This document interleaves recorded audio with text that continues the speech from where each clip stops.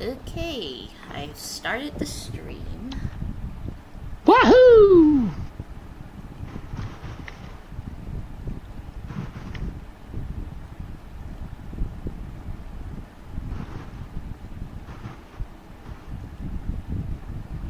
Also, the reason, like, the way, like, how I figure out that I can look, like, I can look at Twitter again, like I'm no longer suspended, is because I start getting notifications from my phone again. Ooh. Did you ever find out why you got suspended? I have no clue.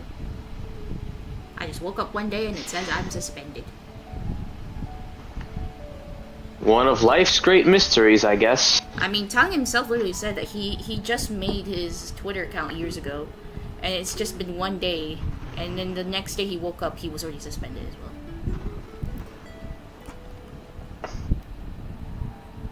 Twitter is very strange. You think? Oh no, mini me. I know. Little me is gone. Where am I? Oh no. Mini me, where are you? Oh no. She's gone! No. Oh, there she is. There she is. Oh. She's back. Balance has been restored. Yes. So now let's rendezvous with Durin. Oh yeah, I should turn off co-op because yeah, there was a weirdo earlier. Reject join request. Let's go. I already did my dailies. I'll live. Woo! Let's keep things for Nod Cry in Nod Cry, and then deal with whatever's going on in Sumeru later in Sumeru. Yes, sand people problems are sand people problems. Don't you get it? Not all Sumerians are sand people, sir. I would like to formally apologize to the great people of Sumeru. I understand I was very insensitive. Please don't plant a tree on me. That depends on Nahida there.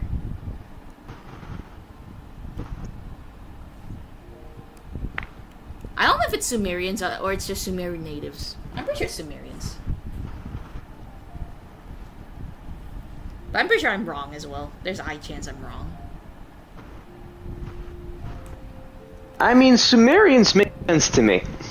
Yeah, okay. Let's do this. I was told, chapter 1's the... sorry, day 1 is the longest.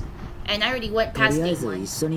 Because, apparently the length of how long I went from Nod Cry to Mondstadt, according to Mom, is 3 anime episodes length. Oh dear.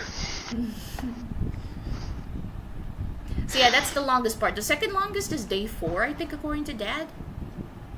But we're on day 2, so it shouldn't be that long. We can just do this for about 10 to 20 minutes, and then we'll go back to Nod Cry.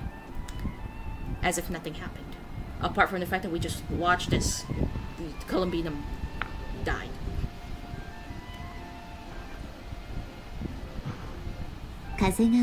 You hate to see it. Yeah.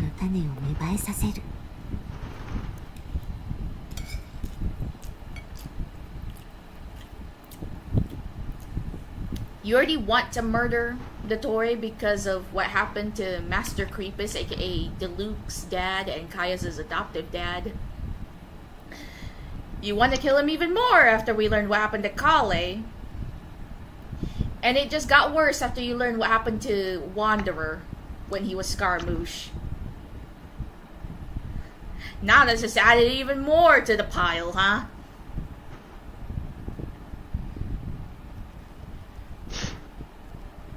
These mad scientists need to be stopped. So here's what we're gonna do. We're gonna find someone and give him the Axel Gaia memory. That's incorrect, sir. Look, it was too easy. It was right there.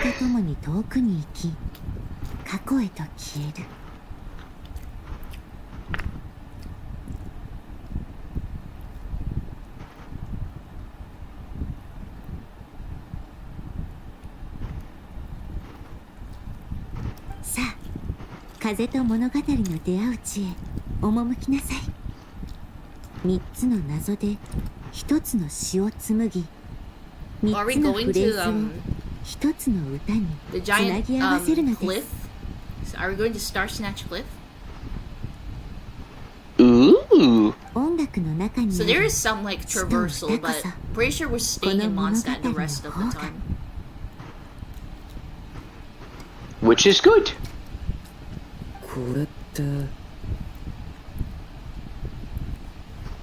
Also, I can't wait. Once we finish during the story quest, we get a slight change on his look. And then does he get anything else? Homework for him. Does he get anything else?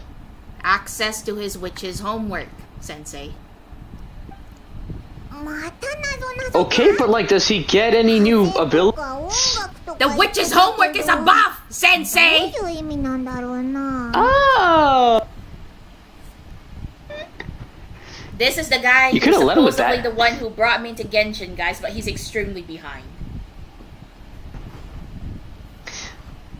He hasn't left Inazuma, apparently. Don't shame me.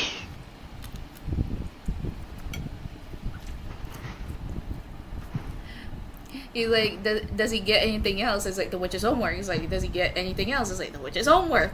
Does he not get any other cool powers or buffs? It's like, the witch's homework is a buff, Sensei. The witch's homework is literally a blessing from the witches, or technically the mages.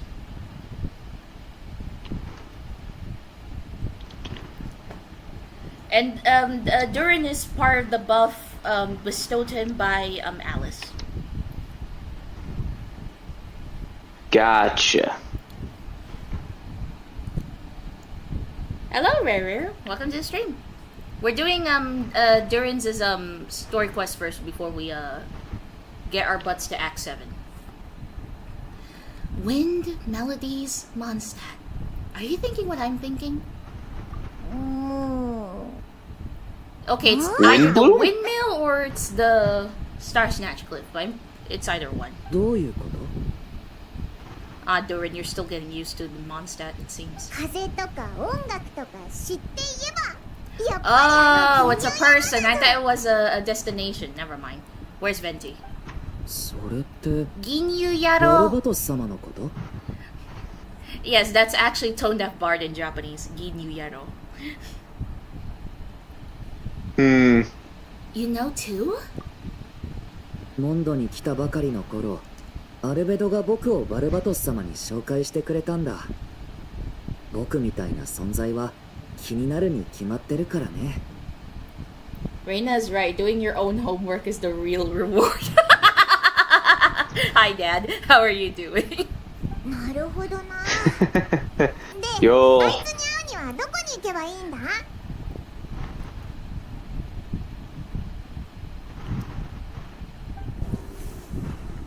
How do we track him down? きっとバルバトス様もこの話を聞いてると思うから。風に従 Oh って進もう。 no! Oh no! Did he met Sino? No! No! No! No! No! No! No! No! No! That was like 18 no's. You good? Okay, the thing is, we're like, okay, how do we track down Venti? And then starts playing the liar from afar. Is like, and then you want to know what Durin said? He literally says, I'm pretty sure he's already caught wind of what's going on here. But Okay, I think I'm going through another set of 5 stages of grief here. Don't mind me. Oh no.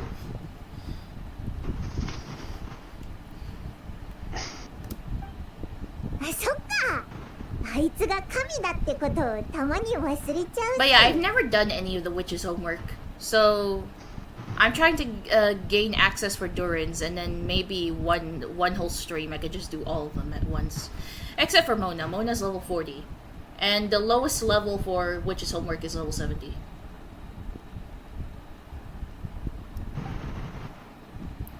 It's funny that Mona's witch's homework is not from Barbaloth or Barbie. It's from, Alice.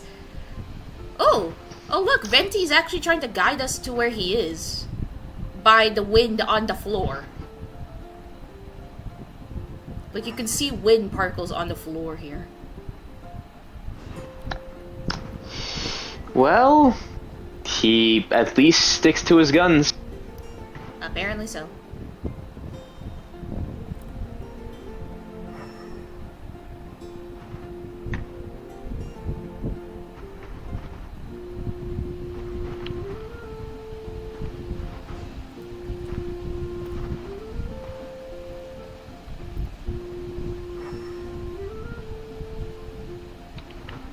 Oh, I went to the wrong way. I was like, wait, where's the wind?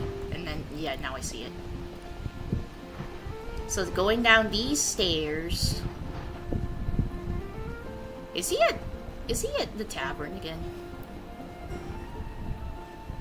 Well, when is he not at the tavern? I mean, there are times where he's not. Oh, we're somewhere back here. 旅人 Oh, he's on the それ wall! に童話の世界から来たリュウ君久しぶりだね風の中から僕を呼ぶ声が聞こえたよ謎解きで困ってるんだってねお邪魔してごめんなさいバルバトス様そう言わないでよ僕もその謎解きには興味があるんだ聞かせて Will くれる Venti か ever get like Act 2 of his own story quest? No. I mean, technically, Reina and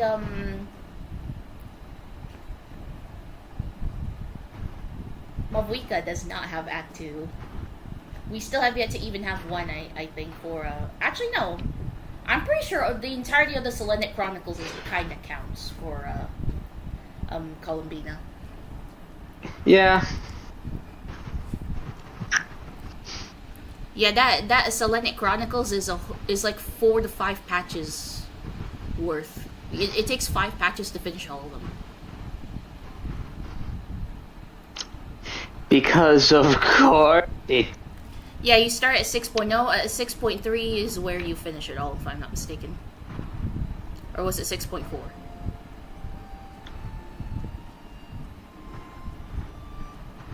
I don't fully remember. It's somewhere there. So it's either 4 patches or 5 patches. Because you have to do it once a week. However, there are times where you can't do it because, you know, Columbina's either a ghost or she's just dead.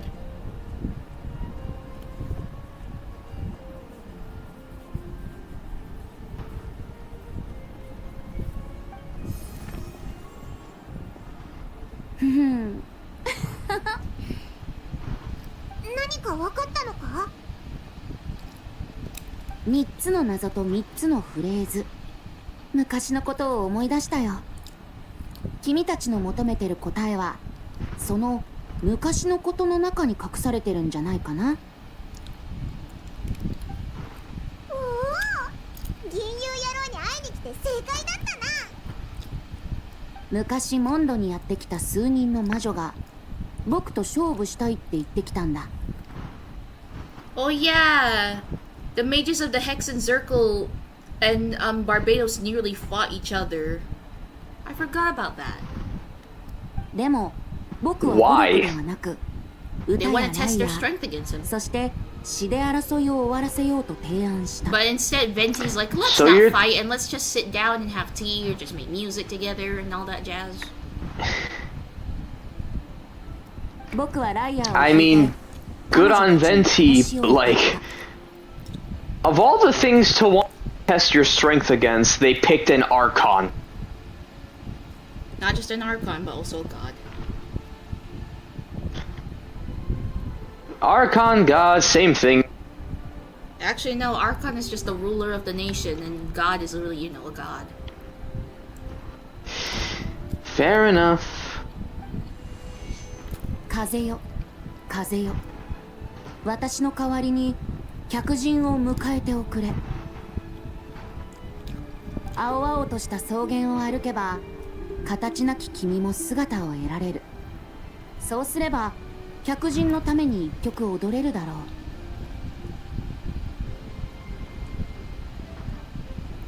It's also cool that they actually asked Venti's voice actor to also voice as the Istaroth, the god of time, the god and shade of time. That just puts in key that Venti and Istaroth are connected in a way.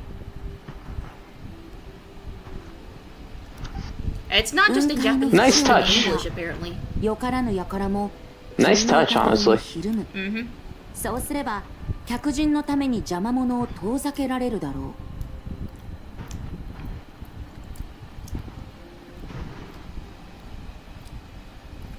う。星々の下を飛べば属性の喧騒も洗い流される。 I wouldn't be surprised Erica actually sing these parts while in the other languages they don't do that. I wouldn't be surprised. Because apparently there was one time in an event, in other languages, Venti just goes along with the poem, but in English apparently Erica actually sings the whole thing. You finish a week before Varka came out. If you unlock it in the week Nod Cry came out, and do it every week. Oh.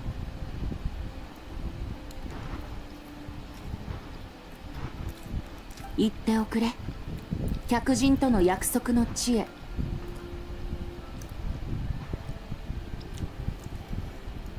そこには争いも戦いもなく、心地よい時間だけがお茶と共にまどろむだろう。With the tea party stuff?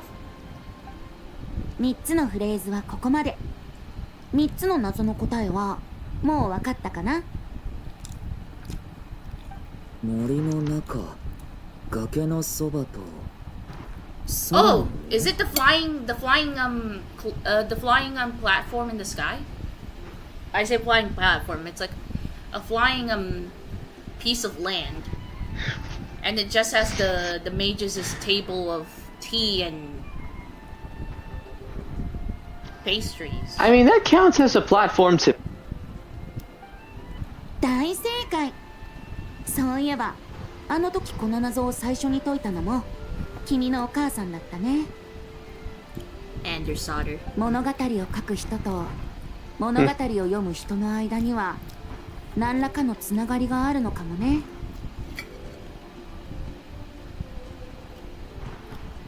Even in the event, Clee says she only knows 5 mages. Her mom, Barbie, Nicole, Andersdaughter, and Reindaughter. She doesn't remember the others. And, well, she didn't meet till, by this game's timeline, very recently. What do you mean? I mean, she didn't meet Mona till her story quest. この答えが示している場所が君たちが No, これ they're から asking 向か her う場 about the 所だよ Hexen ね。 Circle. What does Mona have to do with anything? I guess her teacher is a member of Hexen Yeah. Circle, but other than that, nothing. Yeah, sometimes I forget Mona's 当 not. 時魔女たちは僕の謎々を解い Yeah, て Mona's just a disciple of one of them. She's not actually part of the Hexen そ Circle. して彼女たちはその場所を集会の場所 You に need to 選ん catch だ up, んだ my。guy. Yeah, I know. Beidou and Kazuha are probably sitting there waiting. It's like, where's the traveler? Why isn't he coming back yet? Isn't he supposed to be heading towards Sumeru soon? この本の Meanwhile, me in そこで僕 in のフレーズを Natlan. 演奏してみたら Huh. I think I skipped a few steps. Well, might as well do some flower picking. Everyone in Natlan at that time is like, who is this person? Why is he here? Why is that floating creature next to him? Why does he keep taking all plants? I don't want. さすが風神バルバトス様だぜ。ありがとうバルバトス様。僕は何何まだ僕に聞きたいことがありそうだね。 So yeah, Durin already knew he's Barbados because Albedo brought Durin to Venti when he first arrived in Mondstadt. うん。金融詩人のバルバトス様は数えきれないほどの物語を読んできたでしょ。作者が思う未完成の物語ってどんな物語だと思う？それはまだ叶えられていない願いが物語にあるか。続きはお楽しみにってことで。続きはお楽しみに。To be continued. 頼もしいって言ったそばから。Your helpfulness lasted for like 1 second. Wow, Paimon. 君の欲しい答えはこの物語の中にあるはずだよ。君のお母さんが残した物語 Never change, Paimon. 口出しはできないからね。そうだね。So let's see, where are we going 出発しよ here? Is it the flying tea party island or...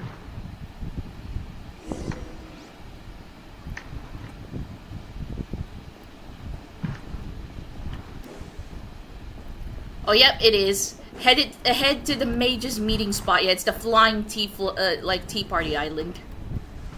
That was there for an event, but then they brought it back as the boss for version 5.6. So now it's a permanent place on the map. Interesting. Yeah, it was part of an event where where Alice was like doing a little thingy, and they all brought themselves there. Like they all found themselves there after they solve a puzzle, and then the island disappeared. But in 5.6 they brought it back. So now one of the weekly bosses is literally there because the weekly boss is a chess. Literally the king. Cool. You need a cryo. You need to freeze the enemies to actually win.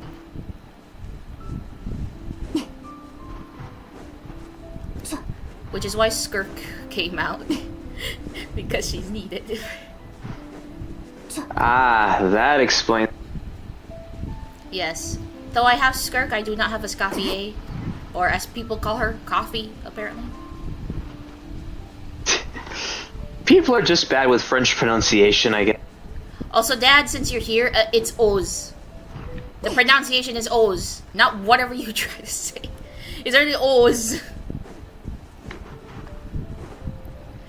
We can't wait for you to actually watch Oz with us. So it's kind of sad that you weren't here for double, but we're actually hoping you're at least there for a couple of episodes of Oz.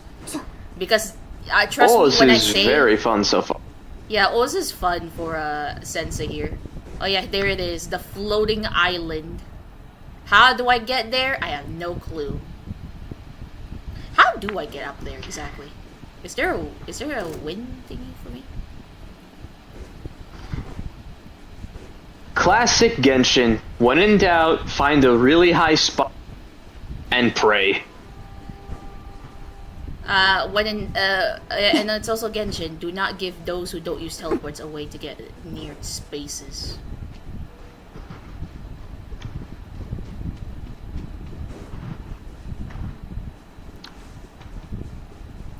Because why should we help you get there?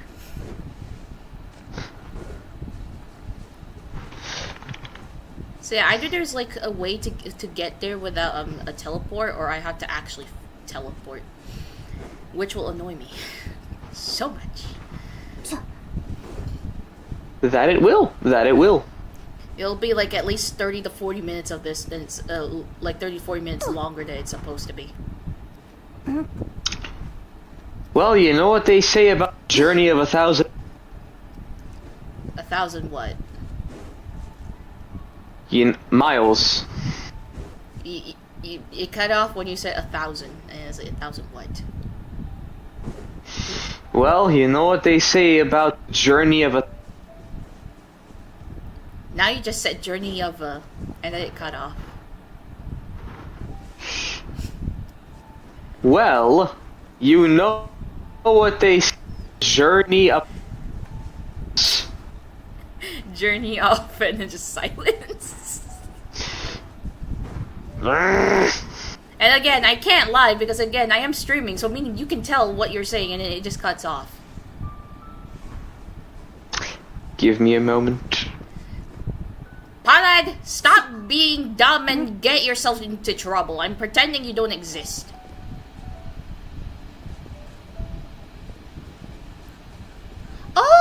is a way up there! Yay! Okay. There is a way up there. So, like I was there's saying, a wind. There's wind there. I can use it. Oh, cool. Anyway, you know what they say about the journey of 1,000 miles? And that is. It begins with a single step.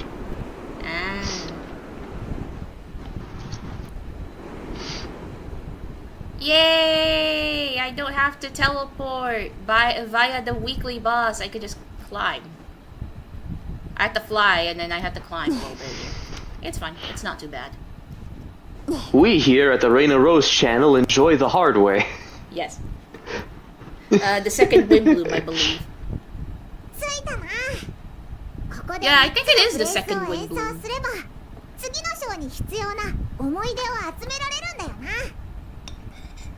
Because I think Kale was also there, if I'm not mistaken. Like, Kale was also part of this. 演奏僕リサ先生の授業の中で演奏が一番苦手なんだ Oh, Lisa actually tried to taught him how to play music. But he's not good at it. Leave it to me.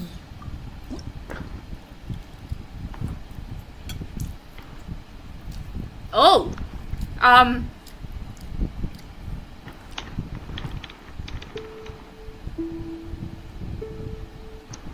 Uh-oh. I mean, I could use the keyboard or just use this. Man, the Traveler's a jack of all trades. She can do anything.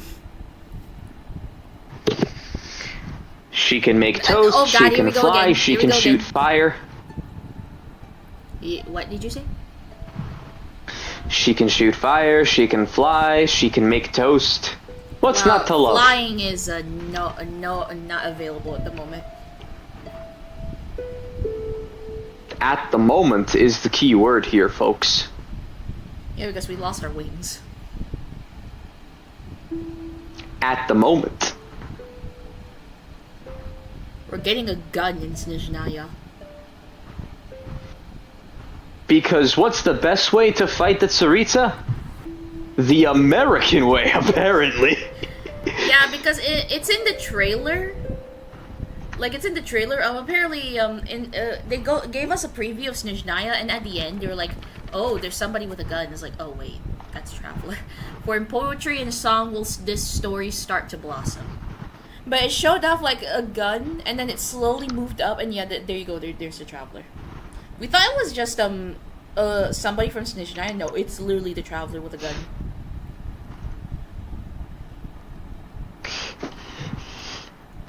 I thought Snezhnaya was Russia, America. Hey, Russians have guns too. That's true, but we're kind of known for them here.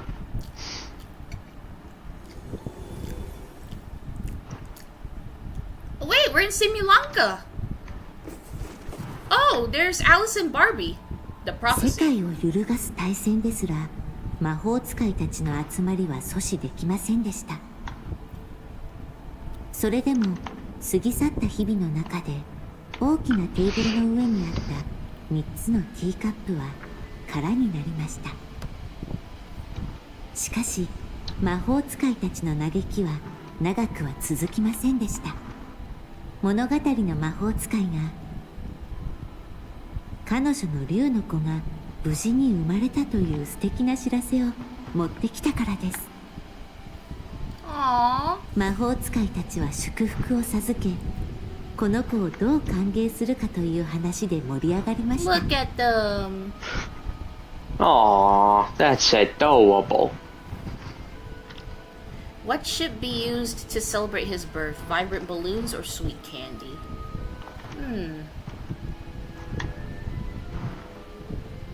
Sweet candy. 新しい命の誕生は甘くて素敵なもの。そこで魔法使いたちは美味しいキャンディーを選びました。そして魔法使いの集まりは竜の子の誕生日パーティーとなったのでした。 That's adorable.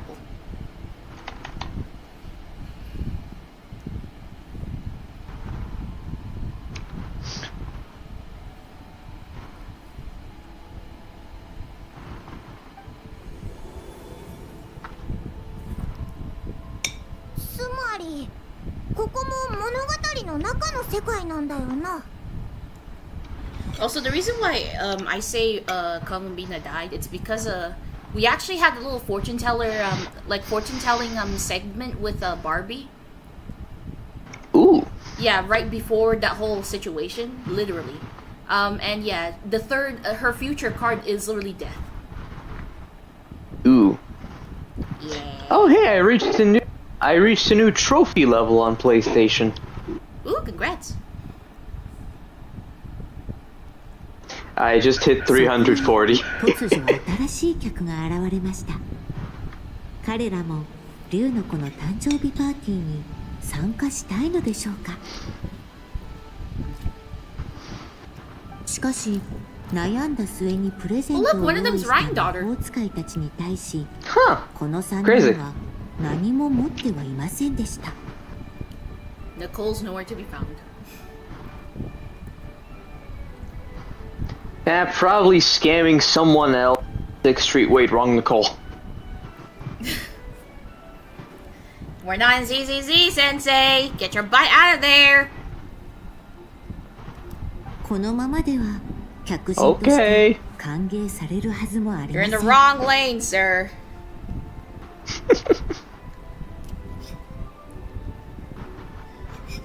I get you're obsessed with the new Billy, but no. Get your butt out of there. Obsessed? プレゼント。そんなのどうすればいいんだよ。オイラたちもさっき知ったばっかりなんだぞ。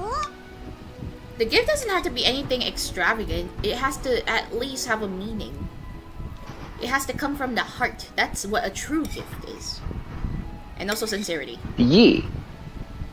客 Yeah. 人は不満の言葉を垂れるよりもどんなプレゼントを贈るか考えるべきなのでした。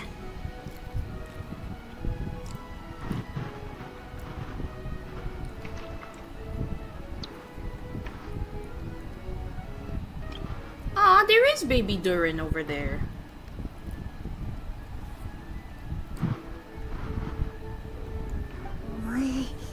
物語を進めるにはプレゼントを用意しないといけないみたいだな。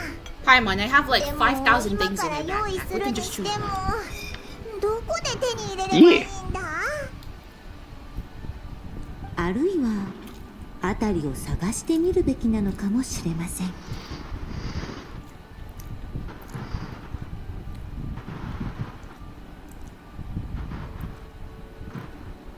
By the way, Persona 4 and 6 goes brr. I can't wait. Hey, the new Billy is it's Same. great though. He is. But still, he got the wrong Nicole. We have to get his butt out of ZZZ and get back to Genshin. You've been hanging around Nicole too much. And by extension, you're hanging around Billy too much.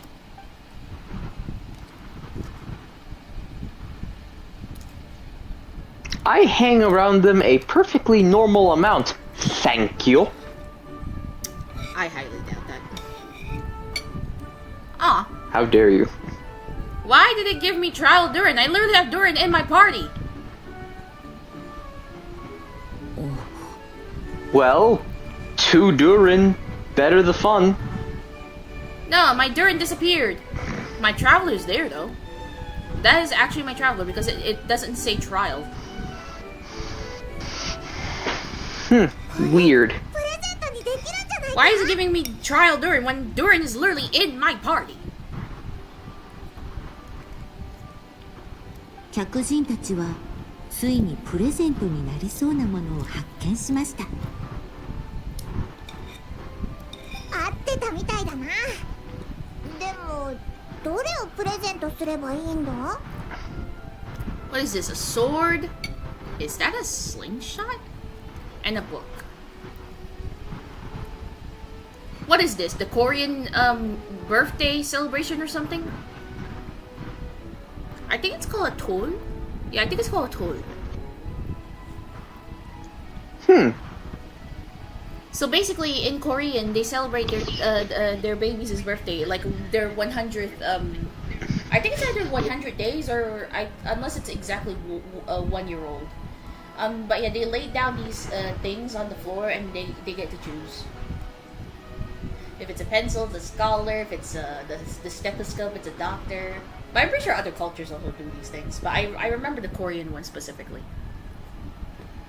I remember reading a cute story once where a dad put down money, pencil, that sort of thing, and the baby went straight to hug him. That's beautiful. That is beautiful. Small interaction. Try selecting the pen first. Wait, there's a pen? Classic Genshin, and the pen is near the table, but not on the table, by the way. God dang it, I'm already at the table. 客人たちは考えました。竜の子はどんなプレゼントが好きなのでしょう。彼は戦士のごとく剣を振って世界を救う道を歩もうとするでしょうか。It's in my dad's home, but I'm pretty sure he's home because he just brought my brother back from classes. それともレンジャーのように弓を引き、さまざまな未知なる冒険に出かけるでしょうか。それとも学者のように本を片手にこの世の全ての謎に挑むのでしょうか。そんなこと言われたらますます迷っちゃうぞ。 What do you think, Durin? 確かにこれはお前のプレゼントだもんな。 I see the pen. どれがいいな？ The feather pen. 僕が選ぶならなんか不思議な感じだな。なんでだ？物心ついた時から僕はお母さんが書いた物語の中で過ごしてきた。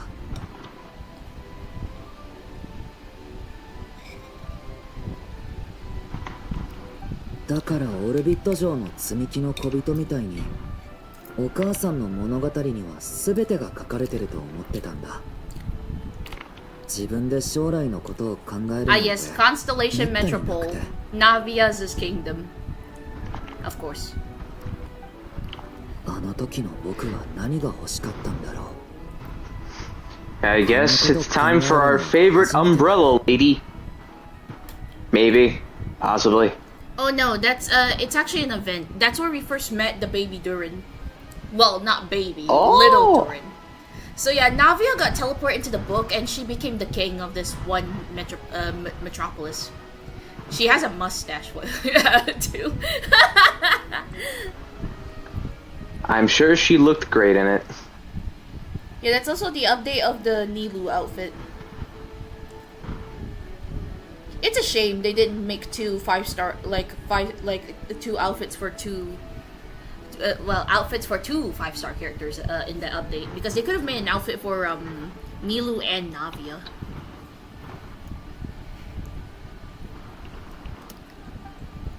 I think the update was in version 4.6, somewhere around there,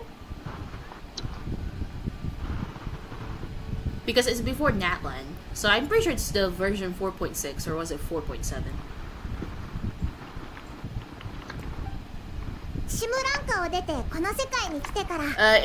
The event takes us to a world inside of a storybook, which is called Simulanga. そろそろ将来について考えてもいいんじゃないか？うん。ちょっと考えさせて。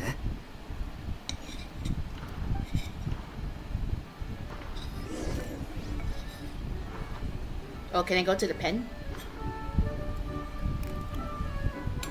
If I had a nickel for every time a game made me traverse a world in a storybook, I'd have 5 nickels, and 2 of them were Sonic. Oh. Yeah. Wait, does this Durin have the witch's homework on him? No, he doesn't. Okay. So why did you give me a trial one? I don't have the witch's homework. Game. That you won't even let me have a taste of power?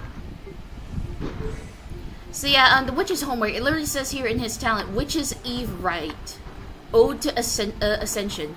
After completing Witch's homework of this world, Durin will become a Hexarai character. When the party includes at least 2 Hexarai characters, you will gain the Hexarai Secret Rite effect, which enhances Hexarai characters. Hexarai Secret Rite increases all effects of the Ascension talent Light Manifest of the Divine Calculus, except for duration, by 75%. So that itself is a buff, sir. Alright then. And it's not only him, there are many other characters who also have this. Cool. Okay, observe the quill.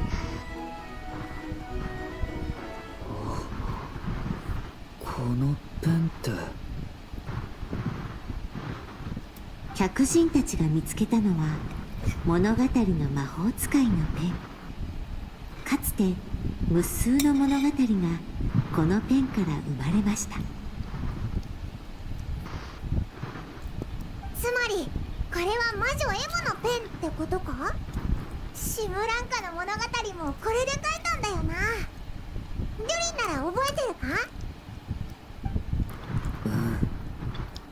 よく文字を書く音で起こされてたな。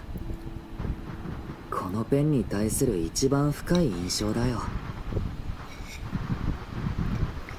亡くなる前の数年間はいつも夜遅くまで。 So yeah, Androsauter is basically just like everyone. Basically, her life is not that 終わ long. らせられないって焦ってるみたいだ。I'm pretty sure she's the only mage that ages like normal people, I think.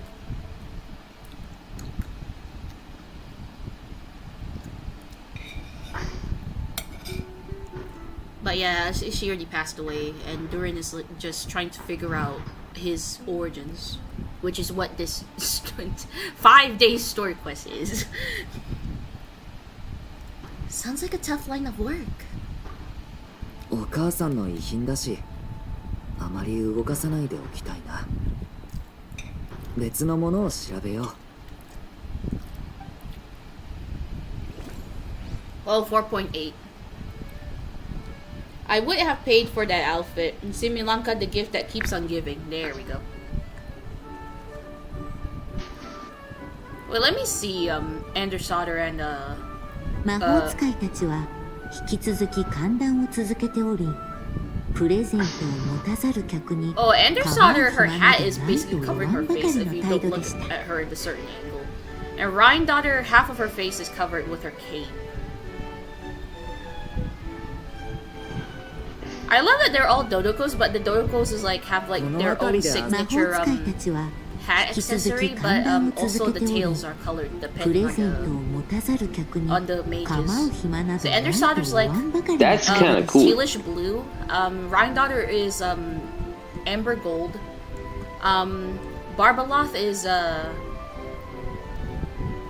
somewhat indigo, and Alice is red. Nicole, I'm pretty sure, is like purple, if I'm not mistaken. Interesting. Yeah. Okay, so observe the scholar's tome. A tome, the ideal gift for a budding scholar. Let's go with this one. Let's keep looking. Let's keep looking. Observe the wandering hero's slingshot. A little slingshot, just the thing for a wandering hero to be. Let's keep looking. I don't know which one to choose though. Observe the warrior's sword. A toy sword, perfect for a little warrior in the making. But the thing is, I feel like Durin is all of these. He's a warrior, he's an adventurer, and he's also a little scholar. So I guess pick the one you think suits him the best. Dad, which one did you choose? I would like to ask the person who already played through this. 客人は悩みました。実際、 Whatever you say. このプレゼントはとても大切なものです。慎重に決めなくては。 Even the narrator understood why I'm like still thinking about it. Like it's like, oh, the guests hesitate to choose a gift, but not with good reason. Oh, not without a reason. It's because this gift has to mean a lot to the little dragon, so there's nothing wrong with being extra careful, basically. Thank you, game, for being cognizant of our hesitation. Actually, I'm pretty sure the narrator is Nicole, or maybe it's Ender Sodders' voice from afar, for all we know. But I'm pretty sure it is Nicole, because Nicole's not even at the table here.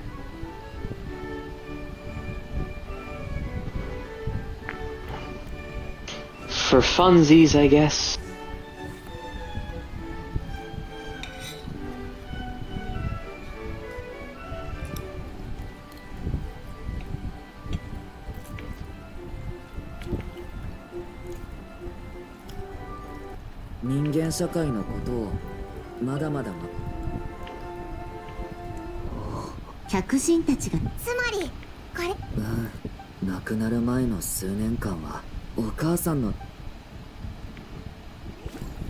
The quill also makes sense because, you know, I feel like he will also be writing stories, but if I were to...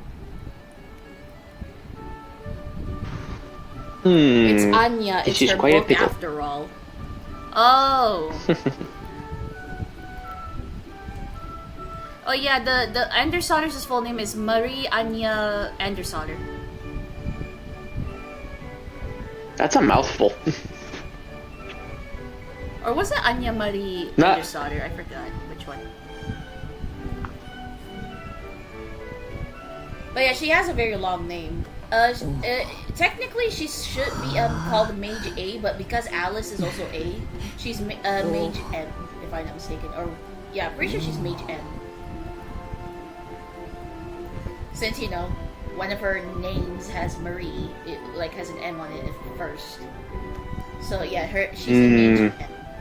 So yeah, hence I thought I made a mistake thinking that it's Ender Sodder. No, it is actually Ender Sodder. It's just that the M is not from like her name Ender Sodder. It's from one of her other names, which is Marie. I feel like I should go with Slingshot because this guy is a wandering person because he's trying to figure out what he is and what he should do with his life.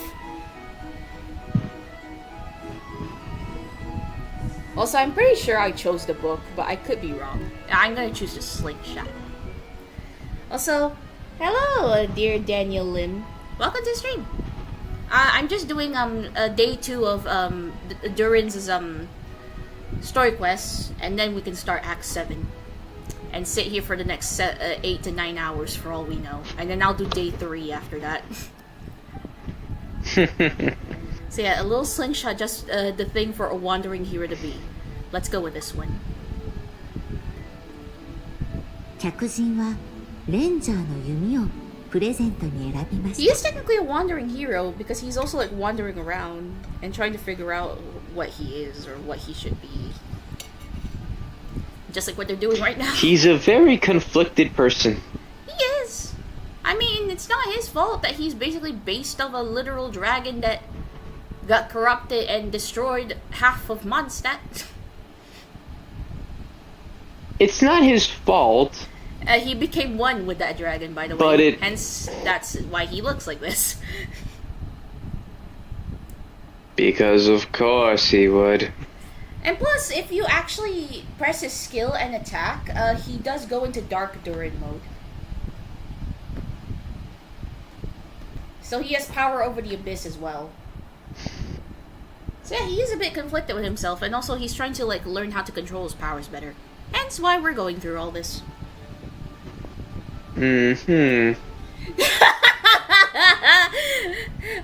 Oh, I just checked. I chose violence that day, apparently. Dang, oh, you really woke up and chose violence that day, apparently. But remember to check the book after the quest is over. Okay. Ranger, Durin もこの世界を冒険したかったのか? 旅人とパイモンの影響を受けたのかもね。モンドからナドくらいまでこれまでいろんな場所を回ってたくさんの人に出会ってきた。During our journey from Mondstadt to Nordcry, meanwhile, day 1 of Durin's story quest.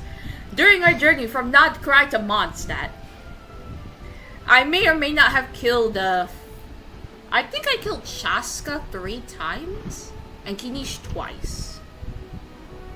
What did they ever do to you? I was tired, sir. I nearly fell asleep. Valid. Yeah, literally, it was late that time, and I was still going because I wanted to finish day 1 right then and there. 一つだけ共通の話題があるって気づいたんだ。二人の話題だよ。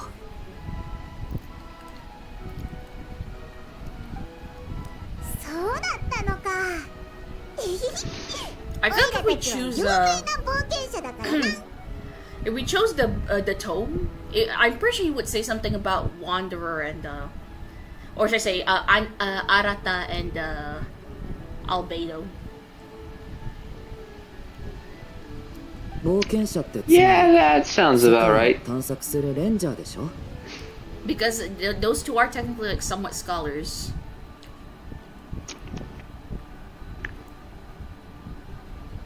That they are. That they are. Albedo's an alchemist, and you know, Arata is a scholar from the academia. Who's literally being tested by the Archon and God of Wisdom herself. Now he does this second story quest where he says, I'll be reading through your thesis myself. Or was that during the Archon Quest in 3.3? Actually, no, I'm pretty sure it was the Archon Quest for 3.3. Like, she basically told him, like, unless that was also a part of an event. I honestly don't remember. It's been too long. Ugh. It's too long. So it's either the Diadem of Knowledge event where I drown myself, that's where it began. Mom and Dad is Mom and Dad. Or the Archon Quest 3.3. Or the he does this second story quest, but I'm pretty sure it's either one of the other two.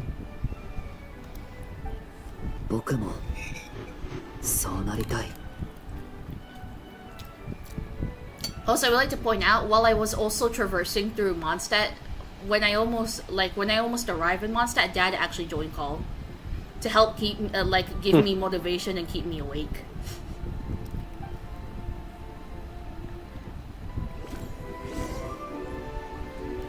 Like he literally got on call to help me motivate me and keep me awake. プレゼントも持ってるし、今度は止められないよな。こんにちは。プレゼントを持ってきたよ。自由なレンジャーになれるようにと、新しい客人たちは竜の子にプレゼントを贈りました。物語の魔法使いは客人たちの祝福を受け入れ、彼らをパーティーに招待しました。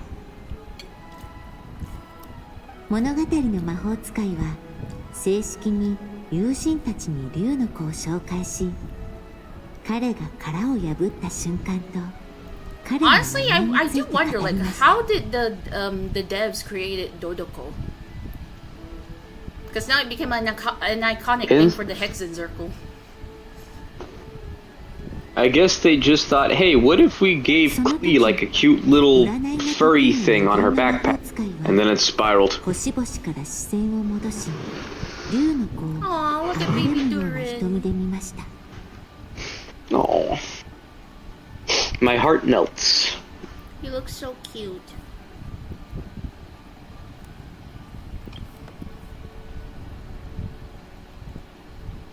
Akuryuと同じ名前をつけたのかい？そう。でも、悪竜とは違う人生を与えたいと思ってる。愚かな愛だね。名前とは運命そのもの。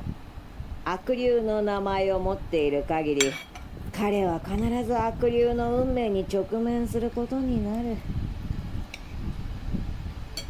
これは予言だよ。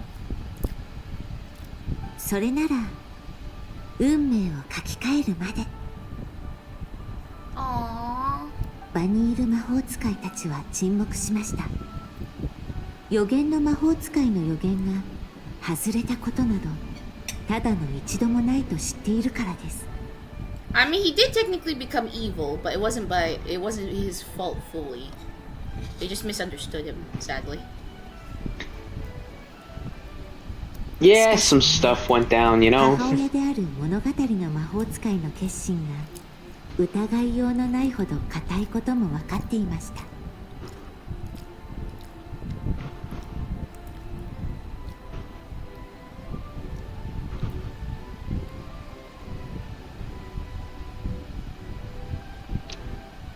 Jobayed Alam. I don't know how to say that name. I'm sorry if I butcher it. But yes, I want to welcome to stream. Where are you from? I'm not gonna answer that. All I'm gonna say is I'm from Asia. That's it.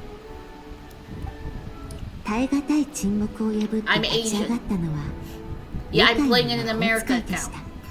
Like an America server, so. Why? Who knows? じゃあみんなで力を合わせ Because て I have friends on that server. Unless you don't consider yourself my friend and everyone else.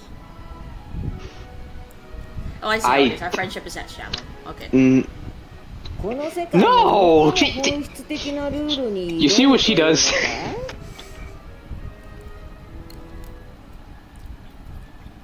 世界のルールに縛られるなんてつまらない。むしろルールに挑戦する方が魔女の集まりにふさわしいでしょ。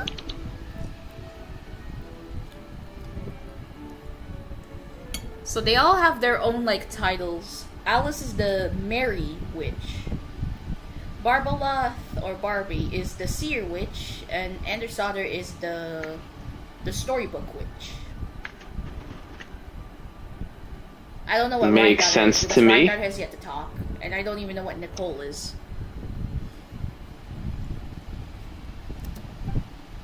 Oh, there we go. There we go. Reinhard just talked. So she's the Sage Witch. 成功すればこの退屈な星空も少しは面白くなるかもしれないね。She literally is one of the 5 sinners, a member of the Hexen Circle, and apparently also a shade now. She's a lot of things. Everyone's a lot of things in this game. Really? 愉快な魔 I 法 mean, I 使 can い understand the は Traveler in Paimon. 今まで何度もそうしてきたように皆を説得しました。彼女は太陽のように強くて暖かくて、彼女の光を受けた者は何も拒めなくなるのです。魔法使いたちはそれぞれプレゼントを準備しました。それはこの宇宙における三重の奇跡でした。I can't wait to beat up the Tory. わしは天のささやきを解き明かし、彼に運命の宝物を Everyone should beat up Dotori at least once in their lives. Well, now we can beat him twice a week because there's 2 Dotori bosses. だったら私は世界の根源を解析する Maybe he likes it when we beat him up. That's weird. もう一つの解を求めよう。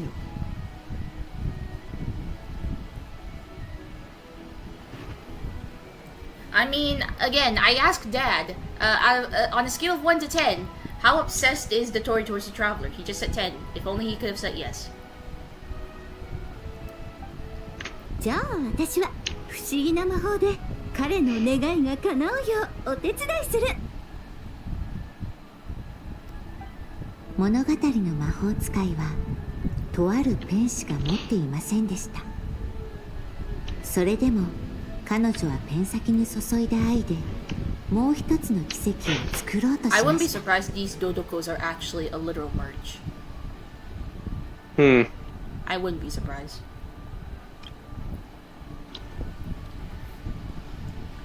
I shall decipher the ravings of the heavens and lay bare before him the trickery of fate. leave a formula powerful enough to unravel the very origins of this world, that he may seek another solution for the conundrum of his life. I shall call upon wondrous magic to make possible his impossible wish. Well then, that is indeed the three wait, what did the narrators call it? 3 marvels of the cosmos. There we go. Those 3 are indeed the 3 marvels of the cosmos. 私は完璧とは言えない結末の続きを書けるよ。Well then. このペンで書く最後の物語を送るよ。I'm just happy they actually gave us a pathway to actually just fly and not teleport up to this island. 魔女たちの祝福を受け、 Unlike 竜の子の certain 運命は places, ようやく回り始めました。 the fortress of Merciful. And sorry to say this, Kombina, but your cave says no.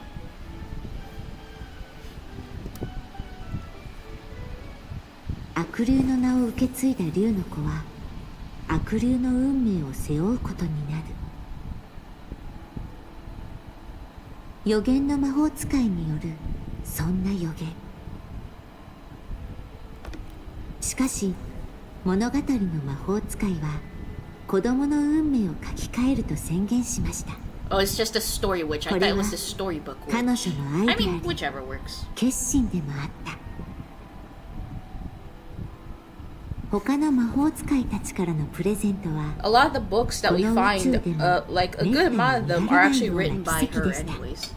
Like the Princess and the Six 彼女たちは Pygmies. 友人の深い愛を I たた think え there are other, 自 like 分たち others. の Like even the 好 ones 奇心を that, the 満たすため one に book that we're reading right こ now の is 世界 also の written ル by ール her. に挑んだのです。おっと、そうそう。新しい客人たちも祝福を送ったことを書き添えなくては。 Yes. May he grow up strong この活力は and in いず peace. れ竜の子の運命を That's 変 my えるこ blessing と for に him. なるかも He しれま grows せん。 strong, at peace, have many companions to always be there to give him a helping hand when he needs it. Those are my blessings for him. What are your blessings for Durin?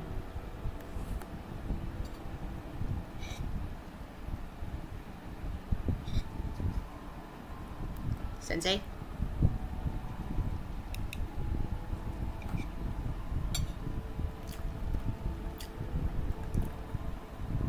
Sensei?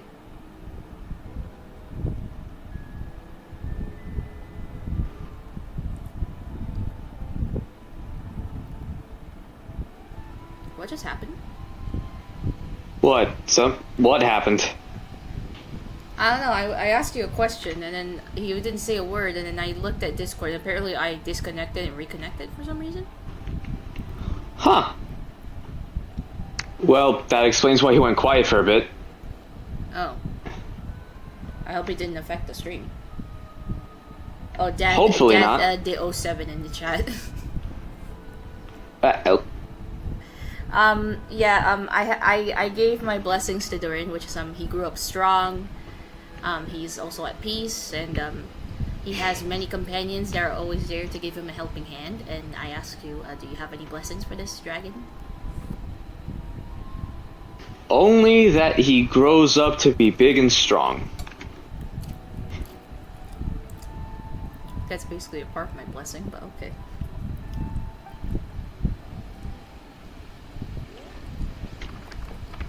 Hey, we can give him the same blessings. The witches ready their gifts, 3 marvels of the cosmos.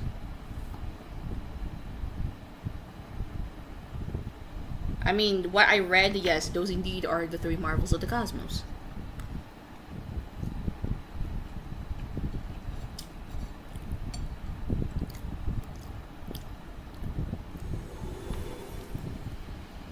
And now we're back on the island. よし、これでこのショーも完成したみたいだな。あの魔法使いたちって魔女会のメンバーだろ。みんなデュリンのことを気にかけてたんだな。でも魔女たちの言ってたことは謎めいててよくわからなかったぞ。悪竜の運命。気になるか？でもそれってすでに解決した話だろ？ Yeah, after what happened in Sri Lanka, with everyone's blessings. きっと魔女のおばさんたちの助けのおかげでもあるんだろうね。 Stream is fine now. I hope he grows big enough to be able to glide with his wings. Yeah, he has wings, but they're not even using them for him as a glider. Or Linnea, because she also has wings. And that itself is not a glider. How disappointing. それと気になったんだけど。 Well, and technically Nicole, because she also has 物語 wings. のどこを保管 And したんだろう。 Colomina. And Arlecchino.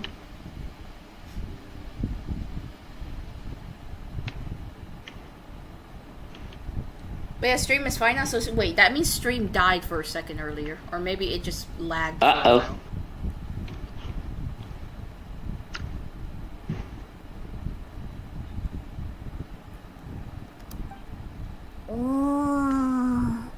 That's a good question. 保管っていうより新しい内容を書き込んだだけっぽかったよな。わかんないぜ。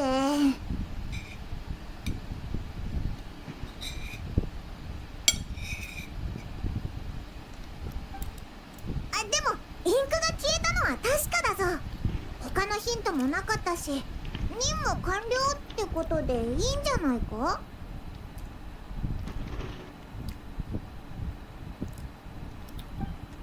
じゃあ順調ってことなのかな。 Don't worry. Even if we run into trouble, we can always go ask Alice. お母さんの残した思いってことでちょっと Durin, 敏 I'm 感 pretty に sure な all って that るだ matters け is か the も。 fact she does love you. 今回もありがとう。 That Yeah. should be what mainly 次の matters 章 here. のヒントが出たらまた連絡するよ。 I could see Dorman Port from here. It's weird. I'm pretty sure back then it used to be just mountains back there, but now that it's literal, now it's a literal place. Yeah, we can see Dorman Port from here. じゃあまた次 Oh の章 dear. だな。 Just goes to show how far the game's come, I guess. Why game sound is Japanese? You are American. No, I literally said I'm Asian. And also, I literally wrote it in the description. Though I play the game in Japanese, I am not good at reading or just straight up, basically, just, I'm not good at reading Japanese. I have heard you say with near perfect pronunciation while we were watching Kamen Rider. Not really. Those are just one word. I never done a full sentence. Fair enough, I guess. So yeah, if it's just simple words, yeah, I can do it. And plus, katakana, it's basically Japanese words, but they try to sound English.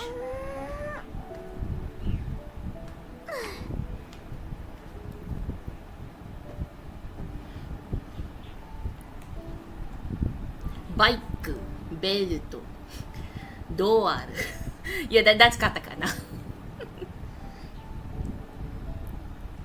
Also, judging by the way they're writing that, I'm pretty sure they're also not, their first language is also not English. ちょっとこの本をじっくり読んでみたいと思っ So I てる think ん the だ。 next time, like after I finish Act 7, it only makes sense I teleport up here because this is where Durin's gonna be. Until day 3 starts. Yeah. もし物語の世界に戻りたくなったら声をかけて。なるほど。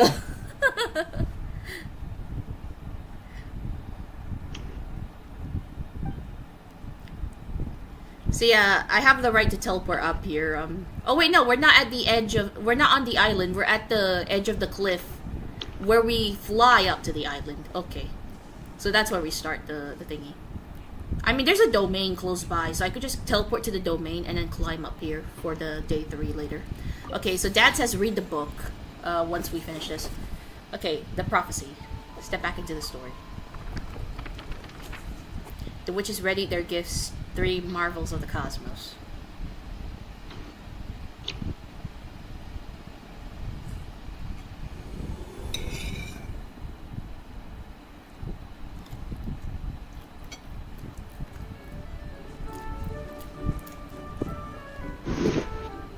So Dad, what am I supposed to do here?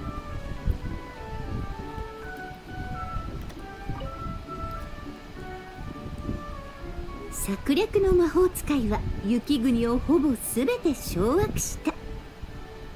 これで皇帝以外彼女に神戸を垂れさせられる人はいないってことね。Wait, the Trixie the Trixie witch? Is that another witch? Sorry, is that another another member of the Hexen Circle? でも残念なことに忙しくなっちゃったせいか集まりに参加してくれなくなっちゃった。 So another member of the Hexen Circle is in Snezhnaya. So we're gonna run into another mage when we get to Snezhnaya. Just talk to him, okay? I think your game's so glitch. Okay, lagging is one thing, but glitch? Do you see what I have to deal with? Yep. When I said this to Tung, he says he'll be here every time I stream. He's not here. I mean, he doesn't have to be. I'm pretty sure he's playing Repo with Chris right now. 流浪の魔法使いは今も星々の間を流浪してる。 The Wander Witch. Oh, that's another witch? Another member of the Hexen Circle? How big is this book club, I swear? Book club? They're not a book club. They're literally a gathering of mages, sir. Yeah, and how do they learn their magic? From books. Therefore, book club. Not really. Not really. This is a whole book thing because this is actually Durin trying to figure out his origins. So all this is from like them following the riddles according to the book that his mom left behind.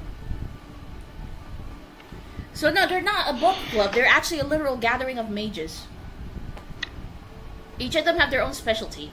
So you have the Trixie witch in Snezhnaya, the wandering witch who apparently wander the stars.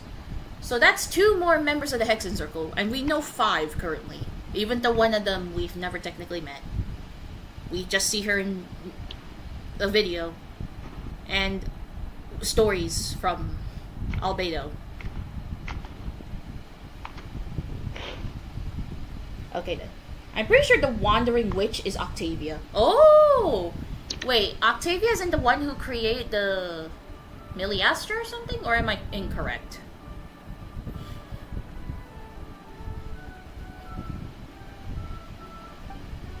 Oh, Memory Witch!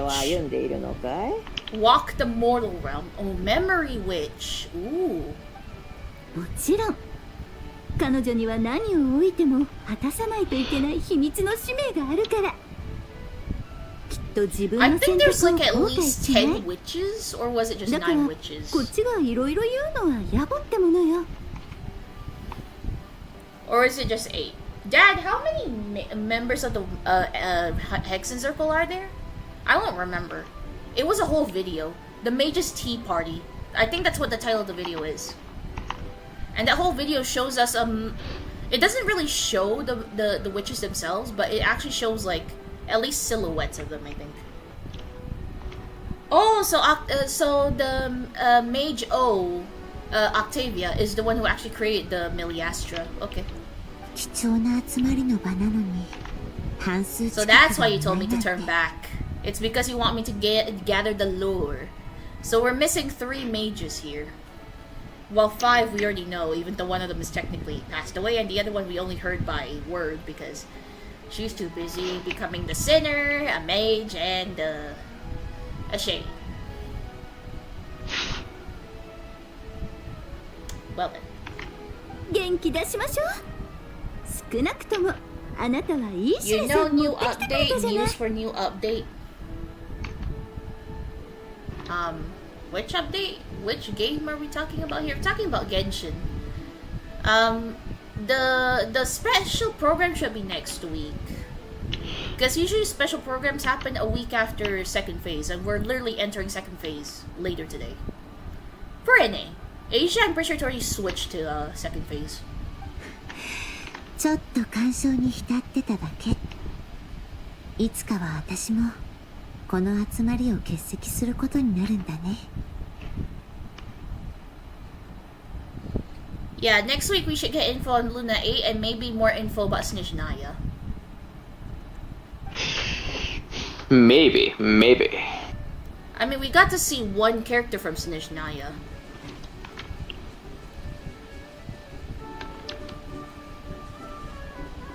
That's it, right? It's just them talking? So when we get to Snezhnaya, we might run into one of the mages. Keyword might, but I'm pretty sure we are gonna run into her. And yes, all mages are actually the ladies. None of them are men.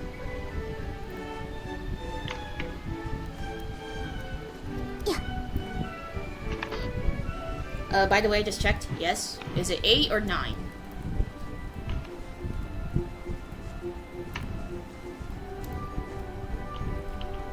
Oh yeah, because we took the slingshot, there's only the tome, the sword, and the feather near this table. And I'm pretty sure that's it. He just told me to go talk to the ladies here. Or the Dodokos, technically.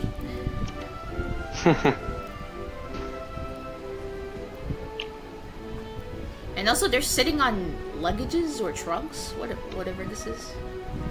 Or boxes. Okay, then.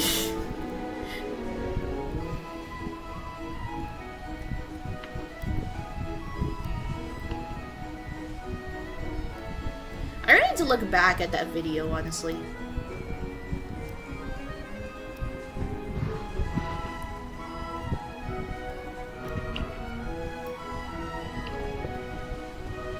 And I kind of like the music here. Whimsical, just like the story of Simulanka. After we saved it.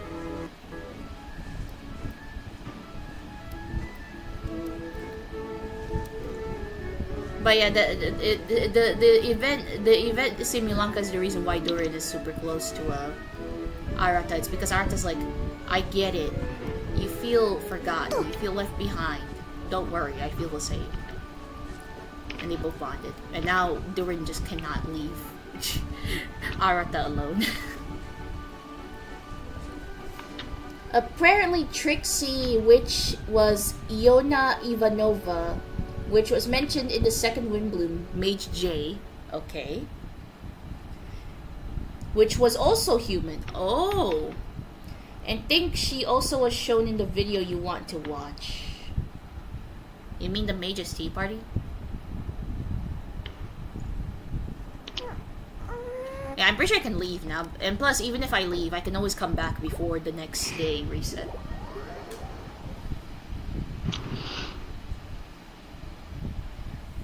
So yeah, not all mages are long living like some of these, like Barbie here, Alice, Nicole, Rhine daughter, Miss I consumed the Dragon King and become a shade. As one casually does, apparently. Apparently so. And I think she also was shown in, yeah, the one from Windbloom, right? Yeah, I'm pretty sure it is, because it showed the witches. Like, it actually is... yeah, I'm pretty sure it is. Like, it's basically the mages at the table, and, like, they're talking about, like, this and that.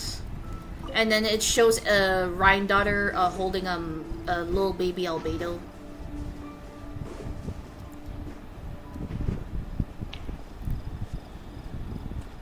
Yeah, it's basically the introduction video for all the mages. Because I'm pretty sure in the event itself, we never actually saw, like, we never actually hear any of them talk apart from Alice. But that video shows us the mages. Okay, now we're technically done here. I can now go and actually start Act 7, for God's sakes. Woohoo!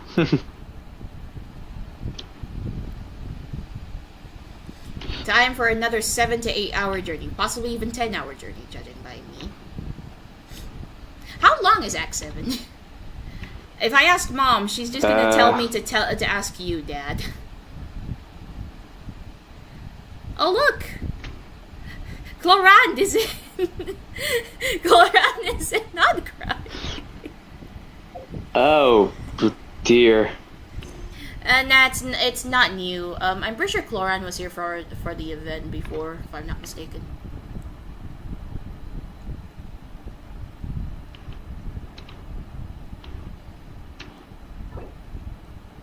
Oh, next chapter unlocks in 3 hours. There you go. It literally says your next chapter unlocks in 3 hours. Okay, now it's time for Act 7. Traveler on a winter's night. Moonless night. That's the first part. Visit the Curatorium of Secrets. Okay. So I could just teleport because it makes sense. During the story quest doesn't literally count me leaving the place. Because technically, at the end of Act 6, we're still in Nasha Town. We're just outside of we're just outside on one of the buildings because we're reminiscing the loss of Columbina. Play sad violin music playing in the background. Do it.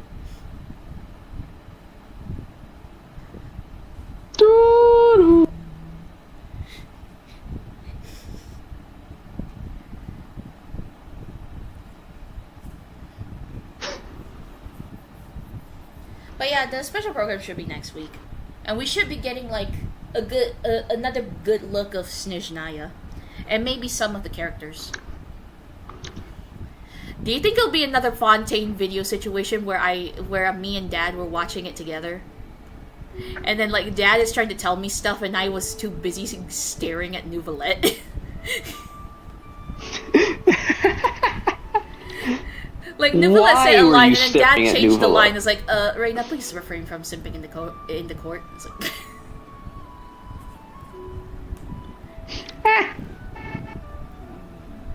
because I think Nouvellette says, please refrain from verity in the court, and then Dad changed the line because I kept nothing. Please continue talking. And then he's like, Reina, please refrain from simping in the court. I got called out. Literally.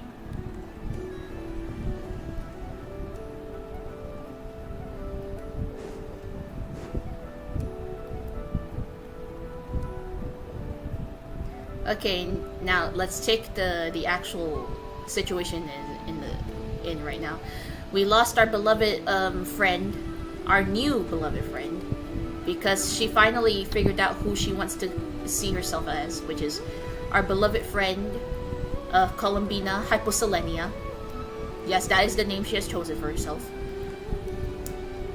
But when she's about to return to the moon, a buffoon just decided to be like, you know what? I want to control all of Teyvat, and I need her because of her power with from the moon, one of the 3 moons. So, ha. Okay, enter the 2nd floor of the Curatorium of Secrets. Let's go! Act 7 starts now.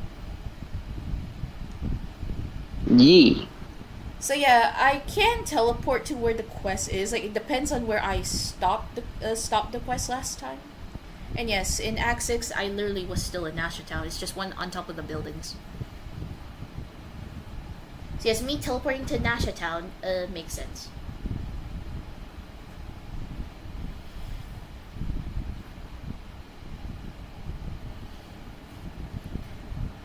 So yeah, that is a rule I have for these teleportations as well.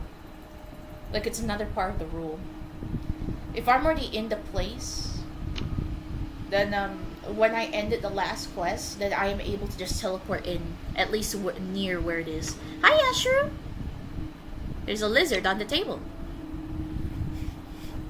Oh? But yeah, hi, Ashru! I might try to make a wanderer for the next thumbnail, aka the thumbnail for in 2 days, because, or should I say the day after tomorrow, basically, because that's when I'll do Act 8, where I will get the outfit for Traveler. Finally, at last. Yeah, and then after that I will start making thumbnails with the outfit. By the way. I mean, it's not going to be that hard. I will say the design is not that far off. It's just that Ether has a bit of a different silhouette. Cause he is long sleeved, and you know, he is just like a bit of a suit. So. Ah, Yeah. But it shouldn't be that hard. Lumine's dress just changes slightly, but apart from, and the color. But apart from that, she doesn't really change much. Maybe a bit of the hairstyle as well.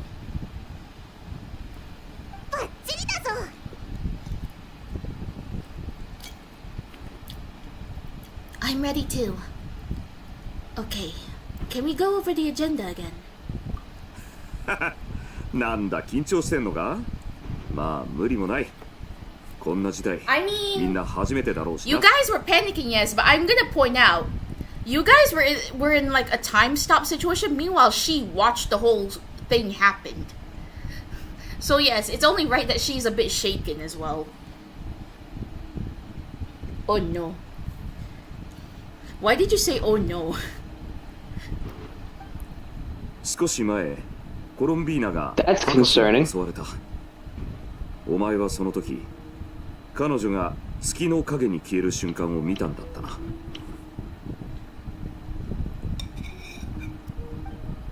当時旅人以外の者は博士が何らかの力を使ったところしか見ておらぬその後コロンビーナさんは I'm pretty sure the going over the agenda is like if you want a recap of the last Archon Quest, because technically Act 6 is version 6.2 and Act 7 is version 6.3, so it's like a recap.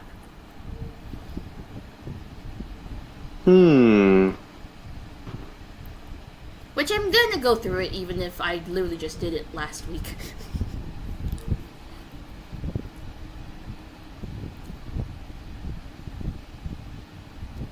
Mokkaの急務はコロンビーナの救出それからファドゥイ執行官博士はなぜ Also, it seems seizing the three moons is kind of impossible after what happened. He decided to go burn down the whole tree in Sumeru. What a baby. I feel like the Tori is basically just a child who wants like everything as his toy. But we're the ones who's stopping him from getting that toy. Like he had it in his hands for a while, but then we took it. And he's wailing like a child because he lost it. That's basically what it is to me. I want to say something, but I'll have to wait. By the way, I did the quest in around 6 hours. Well, I'm on for a ride then. I say I will be finished with Act 7 in at least 7 to 8 hours, knowing me. I mean, compared to how most streams go, that's pretty short.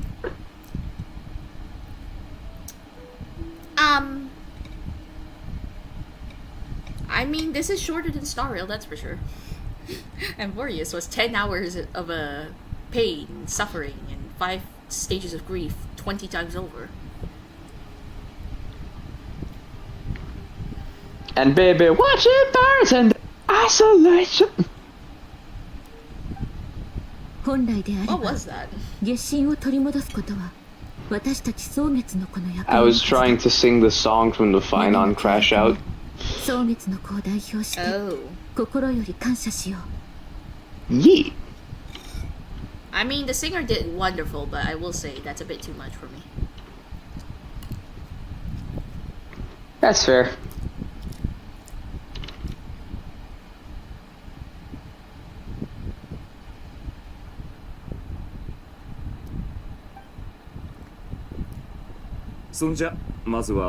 Huh?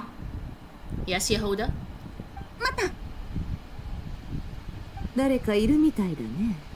Hmm? Who's here? Is it someone we have to murder?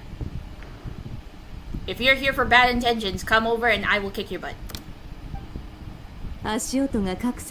Brutally. Also, wow, Varka was about to go over, like maybe like the agenda for the whole thing, but Yehuda and Nefer realized that somebody's there. I mean, it is their place, so it makes sense that they would know if there's somebody here. Oh, so the others also realized. もしや旅人さんについてきたんでしょうか。 Flynn's also says like you've been here for a while. I take it you follow the travelers. Like oh, so they also realized. 入ったらどうだい? Who is this? Oh, who are you? A member of the Fatui. Kill it. Kill it with fire. Did you or kill plants. it, burn it with fire? Or やはり簡単にバレてしまいましたか。 yes, but people burn to death. Therefore. Oh, okay, we don't have to kill him. Wait, what? He's a member of the Fatui, yes, but it literally says here the knave's a subordinate. So yeah, this person follows Arlecchino. Okay, they get to live. For now. If you do something stupid, I'm pretty sure Arlecchino herself would deal with you, but if you do something stupid, I will end you. 召使い様の命により伝言をお届けに参りました。 Okay. ドットーレはスネージナヤに戻ると思われたが、そうではなかった。そして空爆実験設計局にもナシャタウンにも姿を見せていない。ということは、おそらく北にある研究所にいるはずよ。どうして個人で使える場所を申請したのかと思えば、最初から何もかも計画していたってことね。彼らにこう伝えてくれ。私とサンドローネが先行する。もし君たちも気になるようなら、ナドくらいの最北にある研究所で会おうと。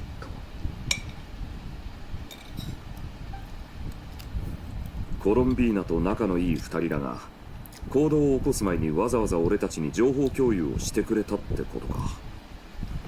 ファドゥイの協力に礼を言わないとな。Well, who follows those who we call friends? But no, they're all just masked fools. You hung around Sparkles too much, sir. Come back here. Or Sparsy, technically, because... Actually, Fatui is derived from the Latin word fatus, which literally means fool. And they all wear masks. So, ha! Arlecchino doesn't wear a mask. Most of them wear masks. Things are fixing that. Also, Sandron doesn't wear a mask. Of Act 8, similar to Act 5, unless you close the game and wait for a bit, I did that so I could do Act 8 another day and still do dailies. Oh, we're stuck at Act 8 in the beginning? Oh.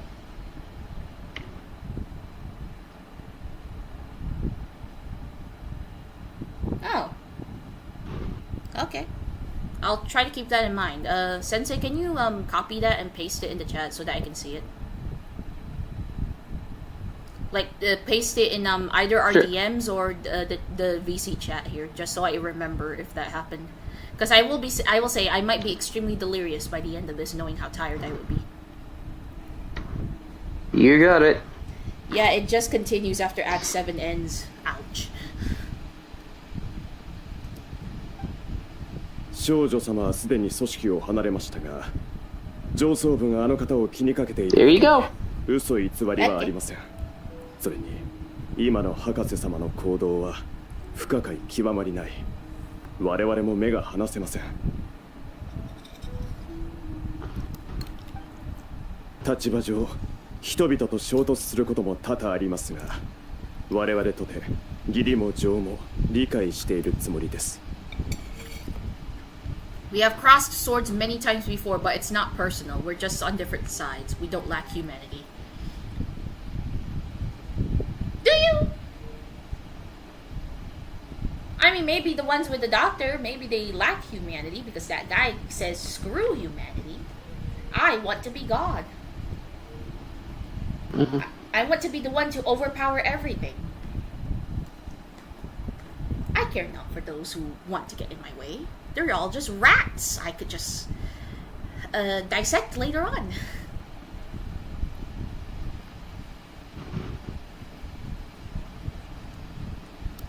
あなたたちは少女様のご友人ですので、もちろん知る権利があります。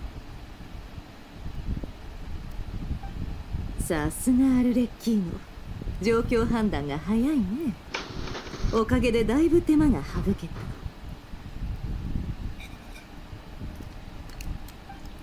地図はここに置いておきます。北の研究所へ向かうのであれば、くれぐれもお気をつけください。どうか忘れないように。少なくともなどくらいでは、召使い様の部下はあなたたちの味方です。Ah, so this is just like the Capitano in Natlan.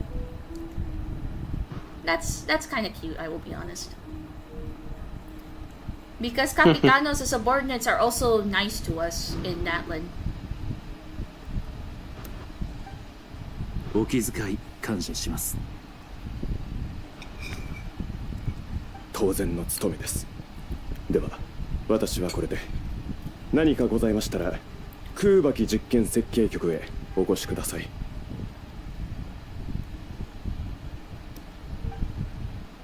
I still need to finish the world quest for these places. Because I'm pretty sure there's one here in the main on the main 3 islands, or was it 4 islands? And then there's one up in the map that came out a bit later. I haven't finished that one though. I have seen Ilua. I haven't talked to him yet.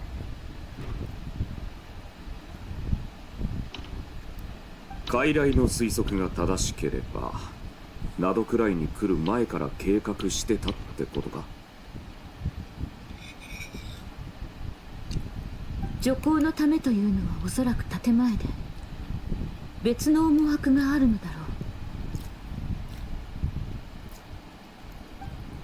う。博士は行動が早く、そのやり方も残忍で悪質なものだ。手を焼かされるだろう。万全の準備をしない。It would indeed be a recipe of disaster. For disaster. 現状、博士の行動は予測しがたいものです。二手に分かれ、一部をナシャタウンの守衛に当てるのが得策かと。愛のもお手伝いしたいけど、研究所への潜入にはあんまり。Your jet's ducky. That's a cute name.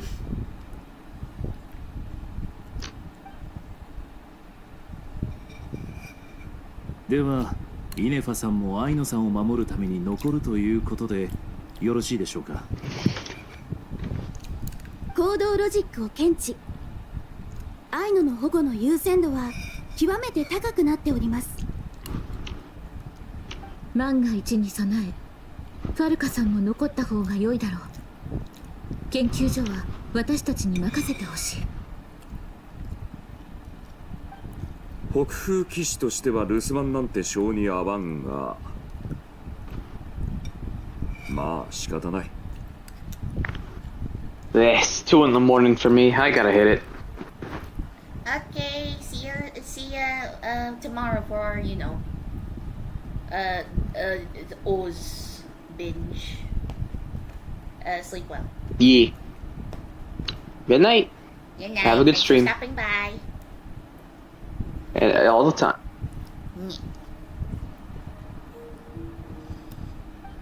ナシャタウンは俺に任せておけ。お前たちも気をつけろよ。手に負えなくなったら There's a lot of すぐ world 撤退 quests しろ。 spread in Not Cry. I totally cannot tell. I did not run into a couple of them as I do the quest or anything. I don't know what you're talking about. What world quest? I don't see anything. ヤフォダにも手伝わせよう。私がいない間の情報収集はこの子に任せるといい。了解、ボス。みんな無事に帰ってきてくれよ。ああ。では早速立つとしましょう。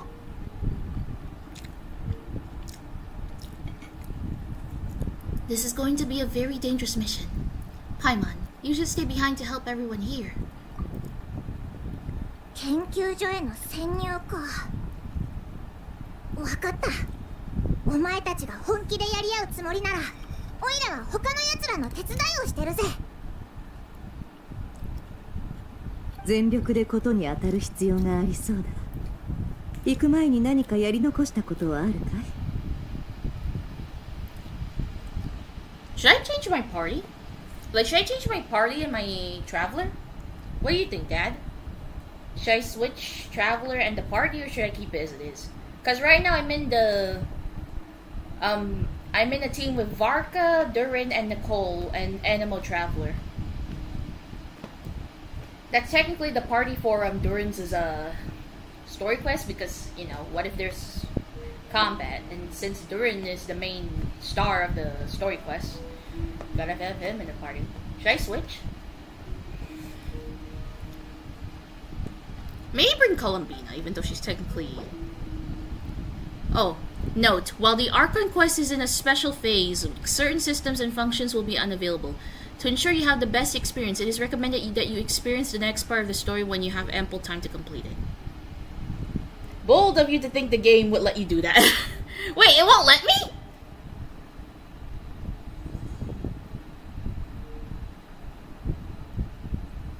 A few things, actually. じゃあ、あんたの準備ができたら出発しよう。 Yeah, I'm gonna go switch. It's all trial characters for this quest. What?! That's mean. That's extremely mean. That is extremely mean.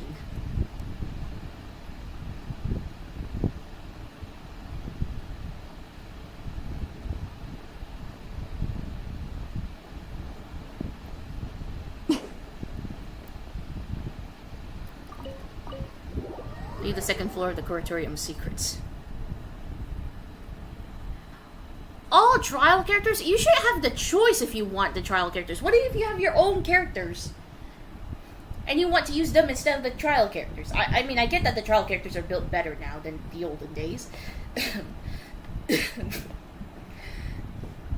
I mean, the trial characters of today, their signature weapons, their signature artifact set, and their C3 R3. Yes, their weapons are R3. I did not notice that until like last Archon Quest, if I'm not mistaken.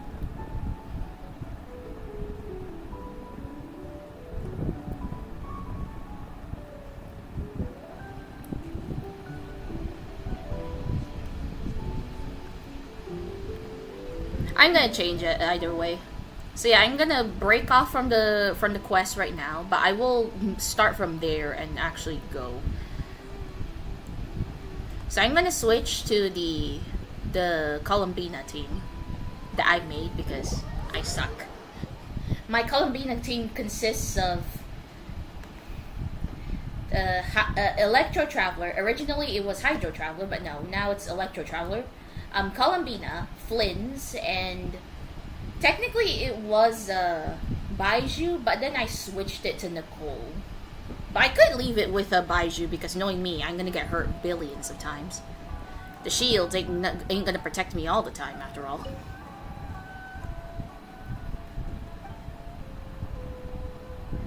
I'm gonna change it either way, even if the story's like, no, you don't need your characters, you only need our trial characters.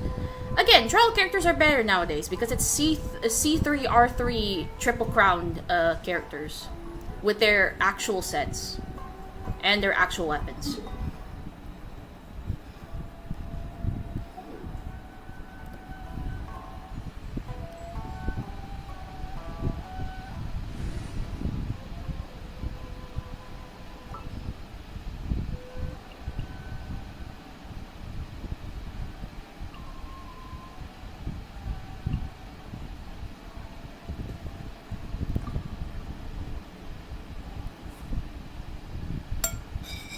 Also, yeah, have we ever thought about when's our next hangout? Because I'm pretty sure the one who has to decide when the next hangout is technically Juvia and you.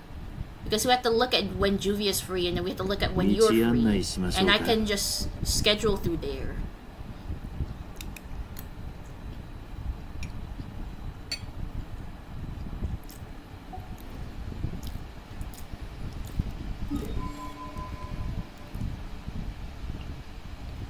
By the way, I cannot wait for you to give the traveler a gun in the thumbnail in the future. you want me to give her? You want me to give her one? Oh, we're going all the way up there. I'm gonna be traversing for a while, guys. This is gonna be at least 40 minutes of traversing. So this is fine. I can ask her. Okay. We need to start watching Fruits Basket Season 2. And then the next hangout, we're watching Season 2 of Slime. Mom gave us a new ultimatum on how to catch up with these shows. So basically, we have to decide what we're gonna watch now, in a way.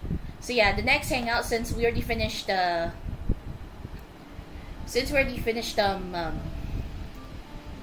yours is a run, which is Mashal.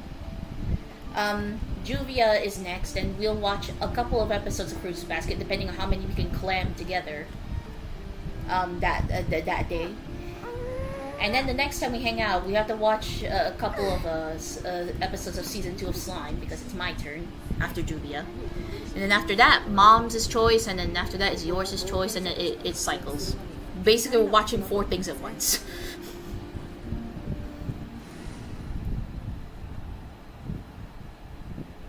We're traversing, guys, and I am so sorry, Kinish and Chaska. I killed you a couple times last time, but let's not talk about it.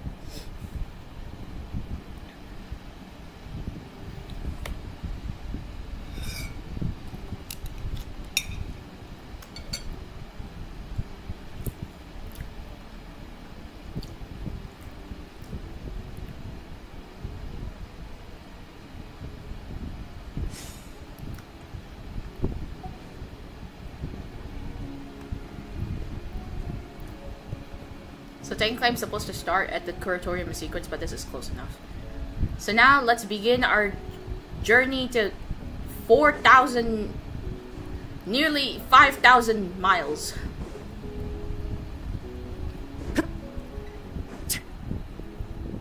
What's Umi's choice? I don't remember. I don't know. I don't think Mom told us. I think she's gonna tell us when we get to her time. Unless she already did say something and I just don't remember. What's your choice then?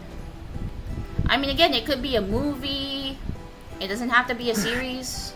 If it's a movie, I'm pretty sure we're gonna watch one, and if we are able to wait to be staying awake, we can watch a second movie if we have access to it.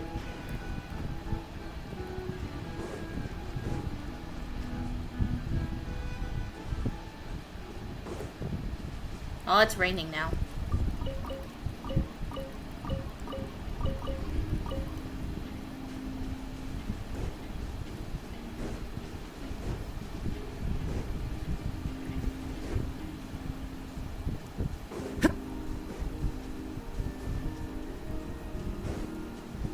Yeah, I'm pretty sure Mom hasn't told us what her choice is. Unless she did and we just forgot.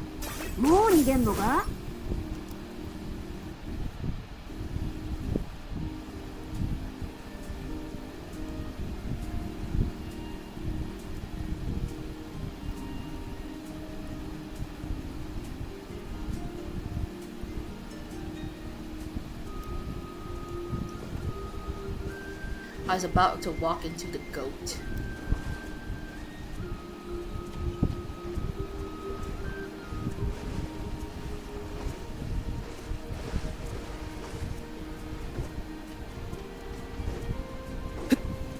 I want to try to download Avatar, but if it doesn't work, it's going to be Haikyuu. Okay. I've never watched Haikyuu, but my sister watches Haikyuu. She really likes Haikyuu.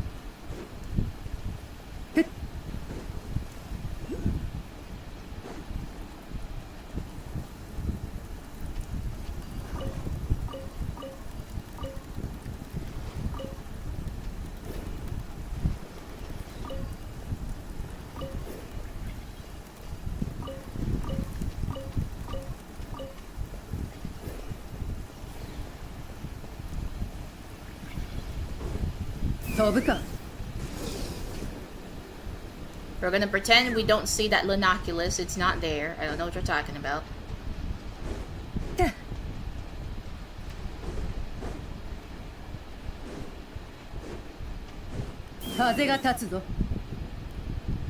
I would help about the avatar thing if I could, but I can't. We tried to screen share Netflix. No, the payment for Netflix was too low to be able to screen share.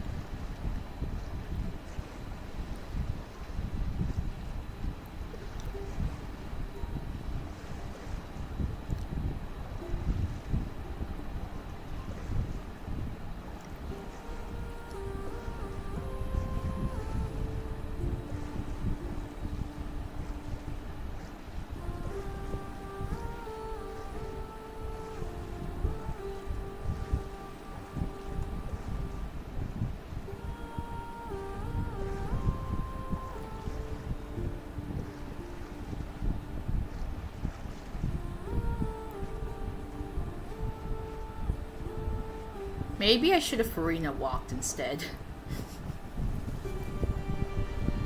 But I'll live.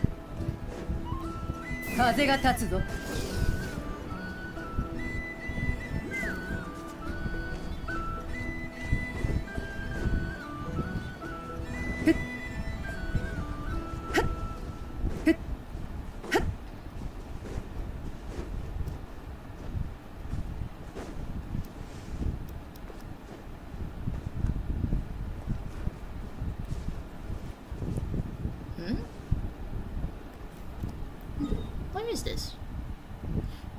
You know what? Maybe I should Reina walk. There is no way I can fly all the way there without drowning.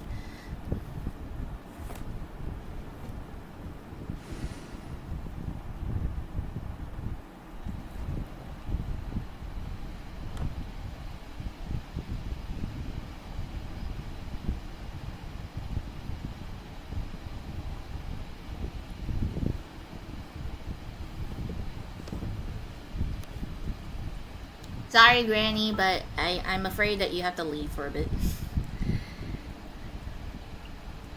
I can tell she's pouting at me. Oh, Lord. Verena, we need help. Look, Dad, it's your granddaughter, apparently. アビスの声にみ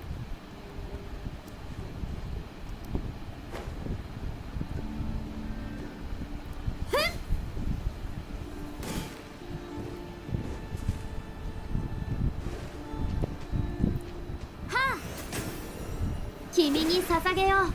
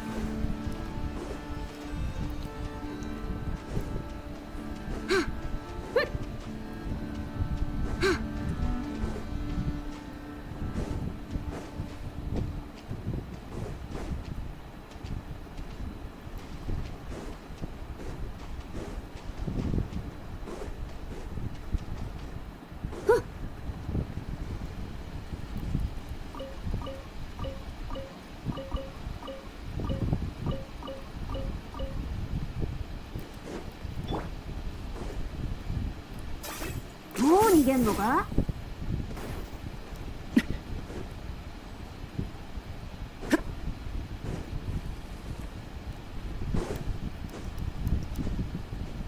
思ったより素早いじゃねえか。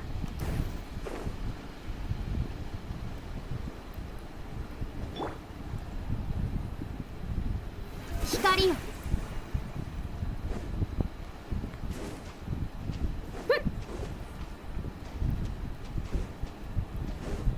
I'm running. I forgot these islands came out in 6.3.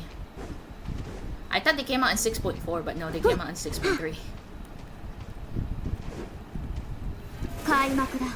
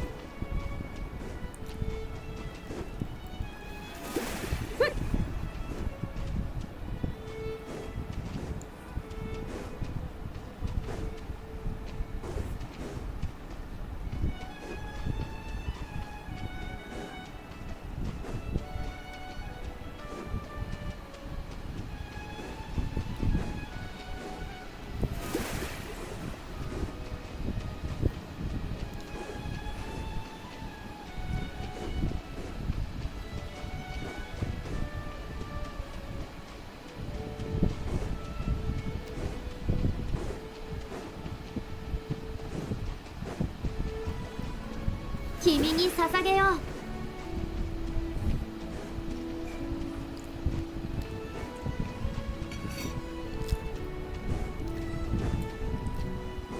I'll be honest, I'm surprised I didn't drown when I was running from not quite to Mondstadt. 開幕だ。 Because I will say I nearly fell asleep a couple of times, but I'm surprised Verena did not fall from her run.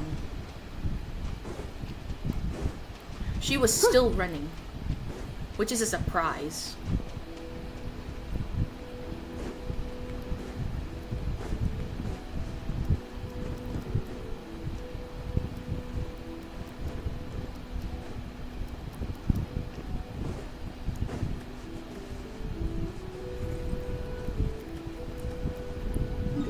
Now it's just running.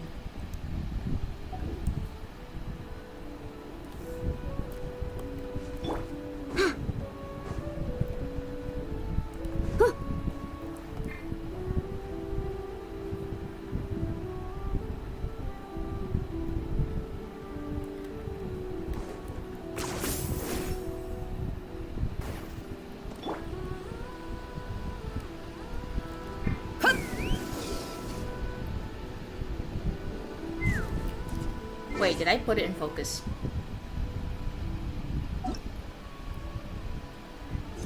Nope, I did not. I nearly screwed up. I nearly screwed up.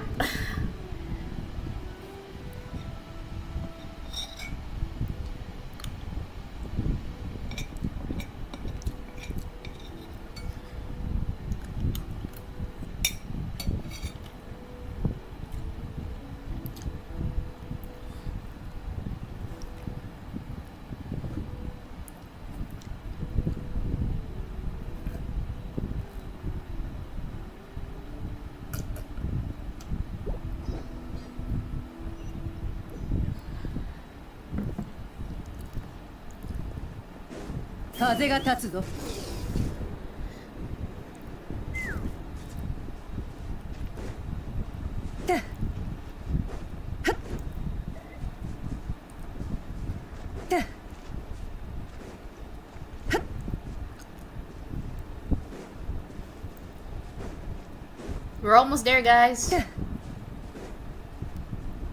So I guess the area where his where the first Dotori boss is actually his lab that was destroyed, I'm guessing. Why is there a wall there? Why is there a wall there?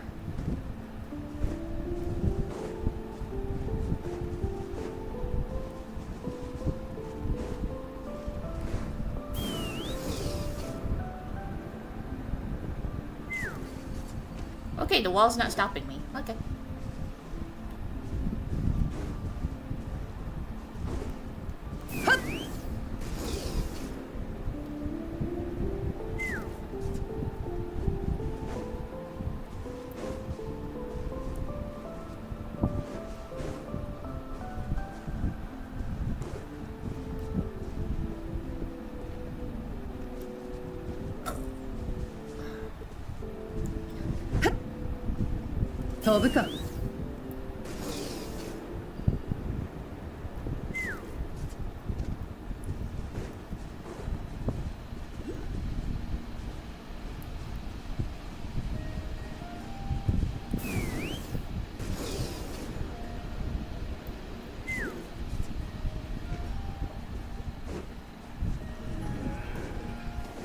I'm sorry, can't help you.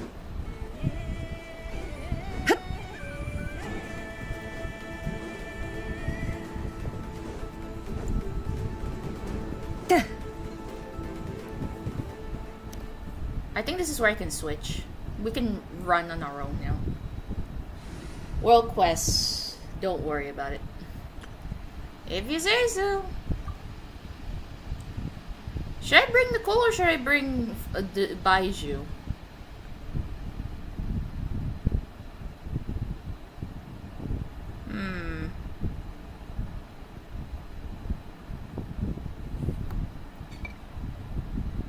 Which is better here? Should I bring Nicole or should I bring Baiju?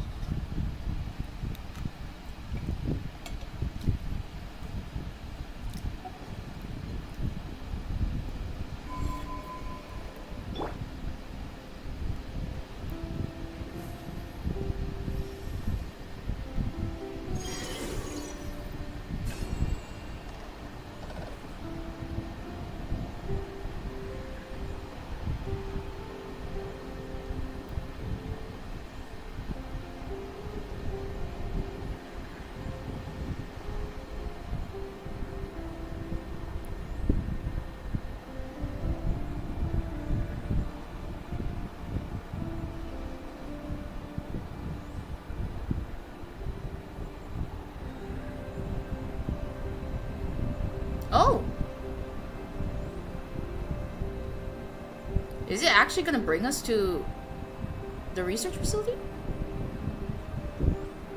Oh no, it just stops us here. But hey, close enough.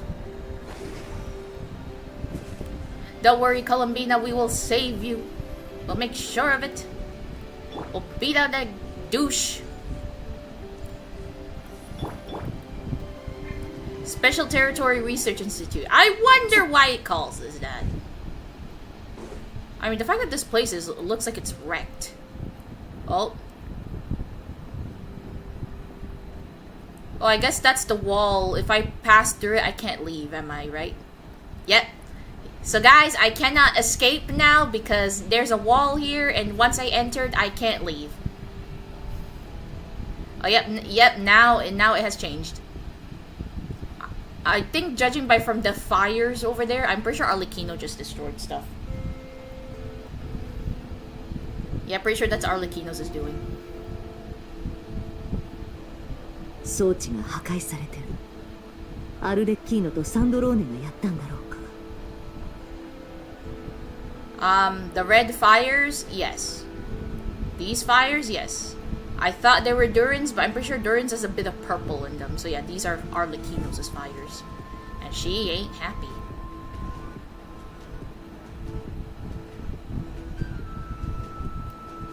Well, good luck in advance. You know what I just realized? I should the Torre world boss, like the second one, so that I could level up, maybe, I could level up maybe Nicole's, alt. Sorry, burst. I could have done that. But then you will watch as, of my failures, so I'll deal with it later then. It would have been nice. I mean, technically I could still do it. I could just teleport out of here. Unless it doesn't let me. Oh no, it still lets me. So what should I do? Should I stop and just go fight? Nah. You'll watch my failures, so let's not do that. You'll watch as my characters die. Enter facility.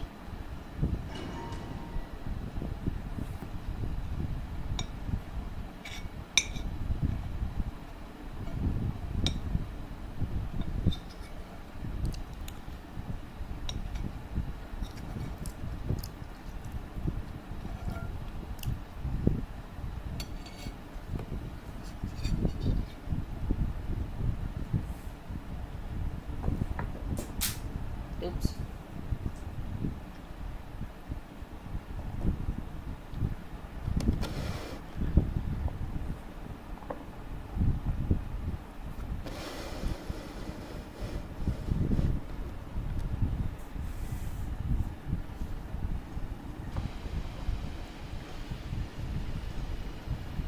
I'm considering crowning her alt. I mean, right now, my Nicole's 797. I want to at least 999 her, but if I ever crown her, I feel like I would also crown the shield and the alt. But for now, let's not think about it, because right now, I can't beat the Torre without dying at least 3 times. Apparently. So yeah, I would love if you guys give me some pointers on how to beat him.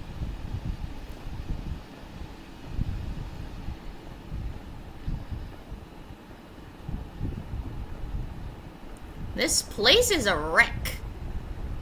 Arlecchino and Sandaron really threw hands.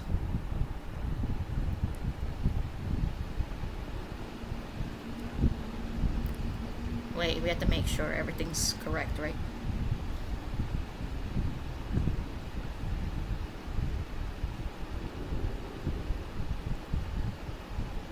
Okay, recording, streaming, audio's fine. Okay, we're going. Charge! Also, remember what I said about Traveler a while back? Wait, what did you say about the Traveler? What about Starlight here?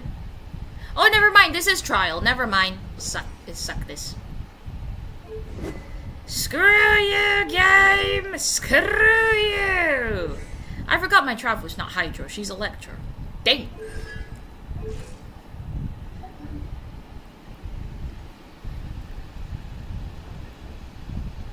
Okay, so all of them are trials. I thought. 熱烈な歓迎だね。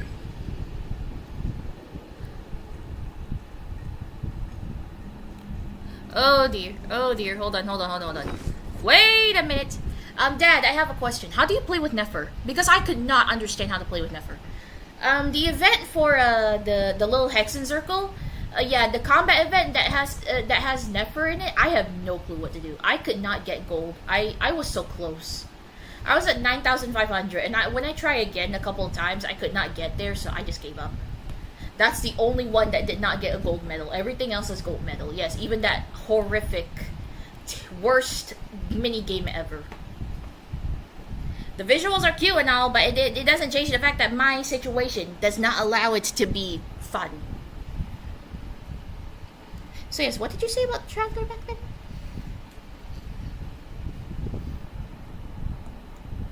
And also yes, I would like to know how to play Nefer because god dang it, I can't do it.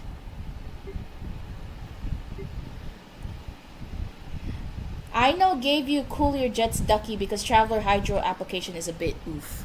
Ah, yes. But yes, please, tell me how to play Nefer, please. Please. I can't do it.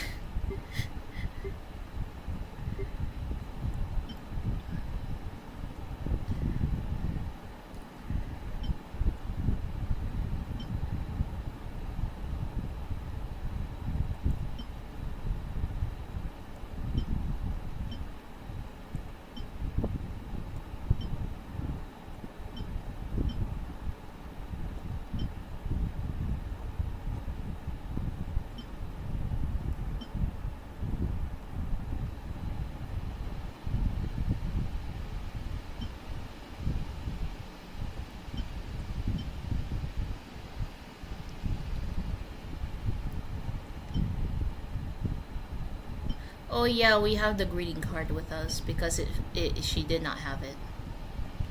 Screw you, Tori. I will kill you myself. Why is this book updated?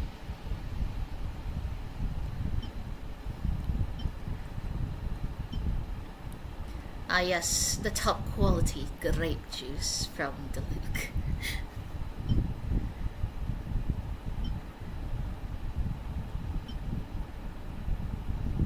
With Nefer, you basically proc blooms with your teammates. Teammates is okay. Teammates, and then you use her skill and then hold basic attack at least 3 times per skill, and you ult whenever. Okay, I'll try my best. Ah!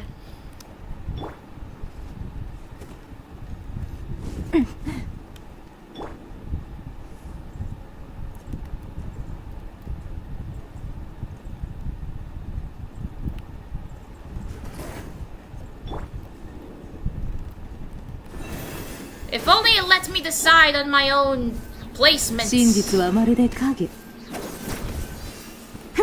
Oh, I forgot to put the thingy.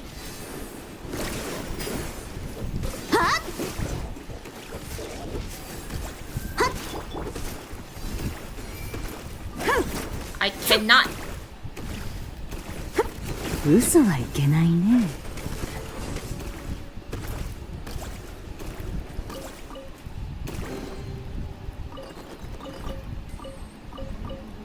So yeah, not only the characters are C3, but their weapons are also R3.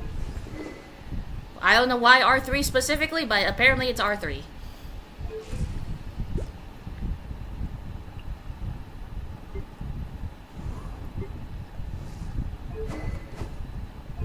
I guess they don't want you to cheat by having C6 characters, but guys, the point of you letting us even pull these characters to begin with is because of that. You guys make money. What's the use of us pulling these characters and you're not even letting us play with them?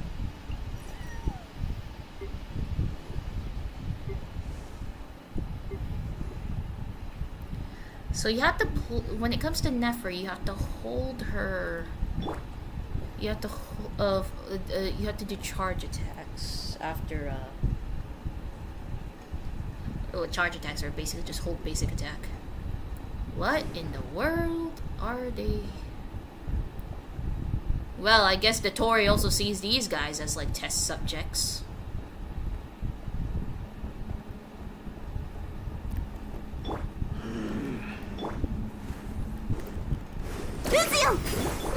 目を閉してお静かに。いや目を閉して。は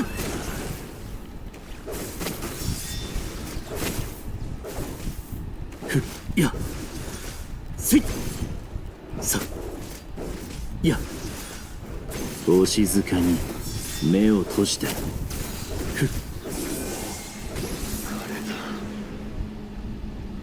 I hope someday I get Flynn's weapon. 下がれ下がれと言ってるだろう。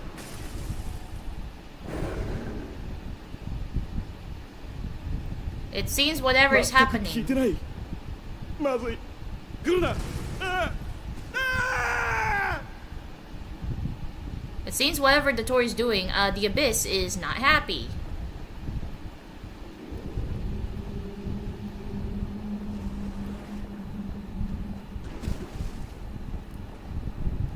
Oh, they're eating that man alive. Oof. But it seems whatever the Tory did, the Abyss is not happy, so they kinda broke through. Because even the Wild Hunt is also here.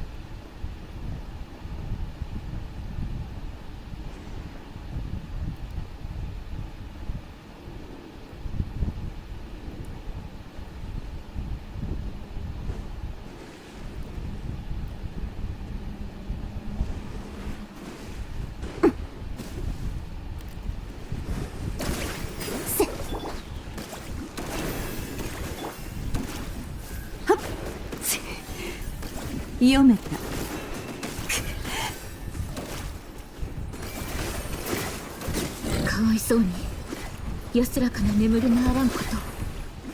鍵が落ちています。この先で使えるかもしれません。Yes, sir. I shall pick it up.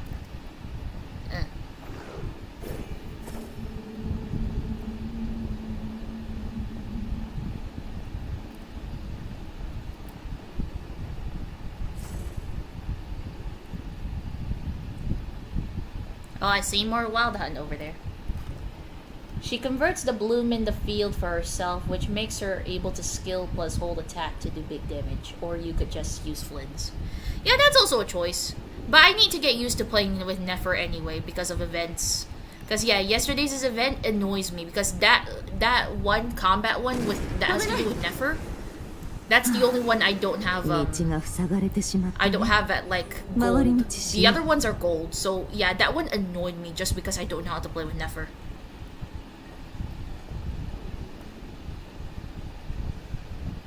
So yeah, I had to learn at some point, just like how I had to learn how to play with Chiori at some point. So yeah, this is no different, but you gave me some good pointers about how to play with a Nefer.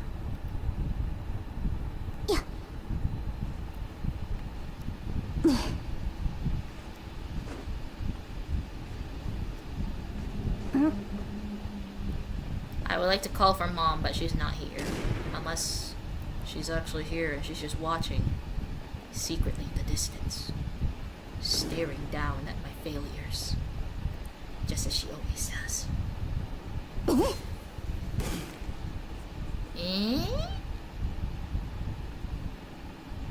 I don't see anything.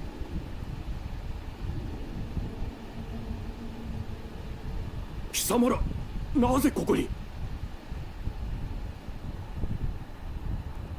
博士は今研究所内にいるはずだが、なぜそなたは逃げようとしておるのだ。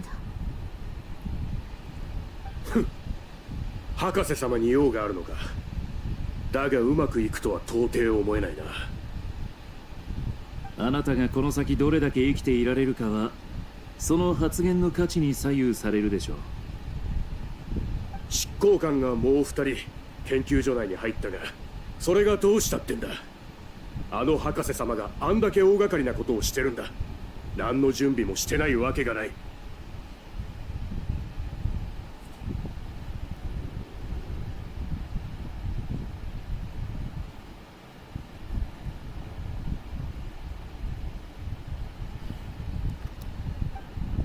でもお前はその部下であることに不満があるようだ。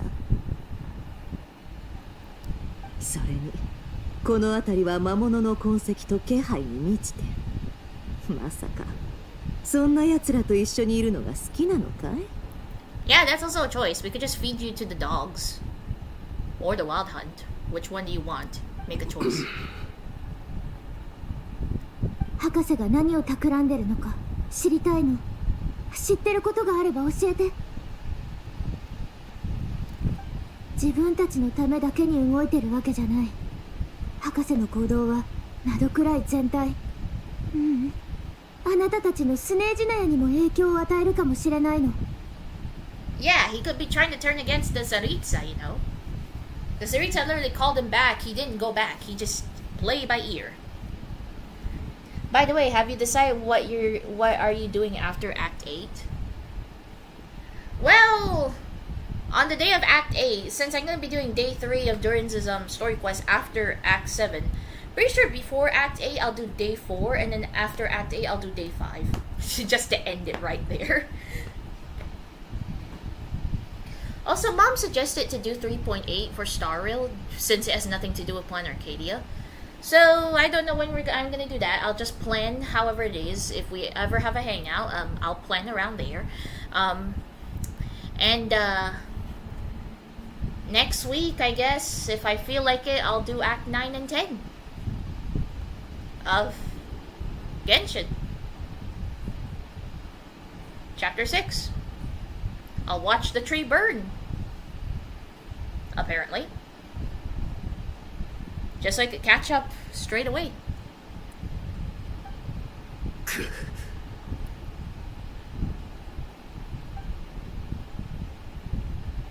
Well, make a choice. Either talk to us or go get yourself fed to the dogs. Or the bishops. とんでもないものを作っている。その計画のために長い年月を費やしてきたようだ。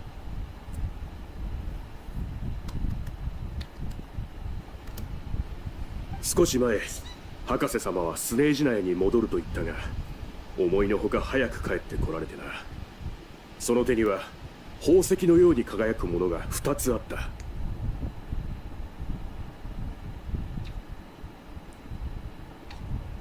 Also, Dad, I will be honest with you, I am tempted to pull for E4 Morty Blade on my account. It is extremely tempting because E4, his heart ad infinitum, the normal amount, it gives like everyone on the field 50% damage, and for the Nihility characters, if you have any, and if you don't have any, Blady himself gets 75% more damage. But with E4, you add 50% more. So yeah, anyone in the field can do up to 100% damage. While the Nihility characters, ultimate damage, or just Blady himself, if you don't have any Nihility characters, you have 125% damage. I would love to get E4, but I don't have that many pulls, but it's extremely tempting, like very, very tempting. 月髄博士はコロンビーナさんからそれを奪ったのだ。少女様から？あの方はもう組織を離れたんだろう。いなくなる前に女皇陛下の命は果たしたから自分のすべきことをすると言っていたらしいが、組織を離れることが必ずしもいいことだとは限らない。俺の尊敬する隊長様だって。 Yeah, but the captain left and sat on the throne forever. 計画を遂行するため、上は博士様、傀儡様、少女様の部隊をこの地に派遣した。俺は当時少女様の隊に所属していたんだ。あの方は俺たちとほとんど会話せず、周りにも無関心だった。かといって心ここにあらずってわけでもなくて、ただこの世界がどうなろうと気にしていないようだった。まるで生きる意味を見つけられず、遠くを眺めるしかないようにいつも空を見上げていた。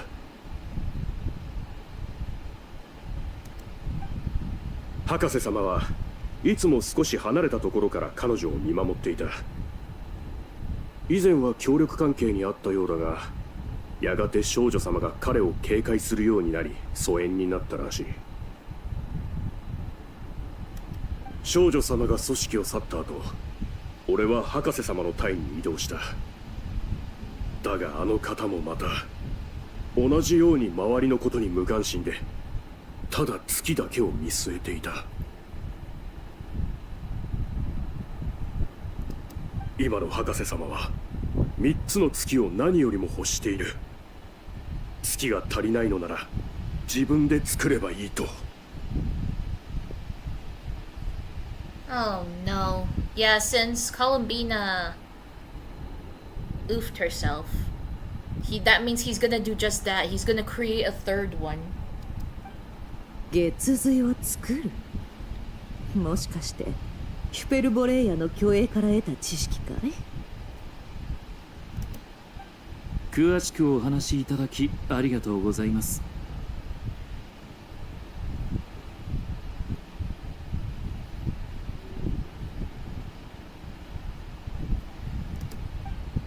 そなた、本当はコロンビーナさんの部下のままでいたかったのではないか？いや、あの方はもう執行官じゃない。それに俺たちファドゥイが忠誠を誓うべきは女皇陛下ただお一人だ。これを貴様らに教えたのは博士様を完全に信じきれなかったからに過ぎない。あの方の行動は俺たちが名戸くらいに来た本来の目的と食い違ってる。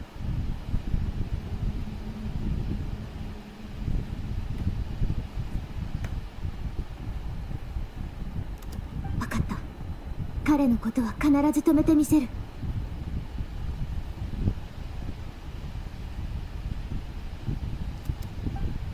召使いの部下が空母機実験設計局にいるから合流するといいよ。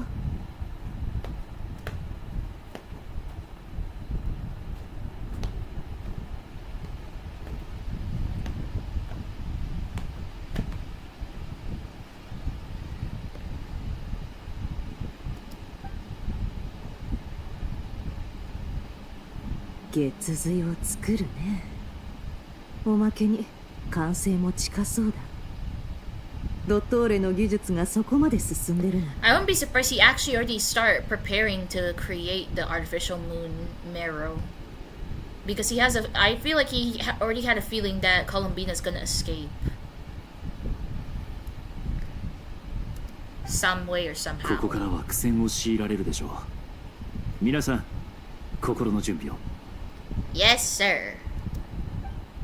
I was gonna say I don't have a healer, but then I remembered a C1 llama is a healer. Don't know how much of a healer she is, but good enough, I guess.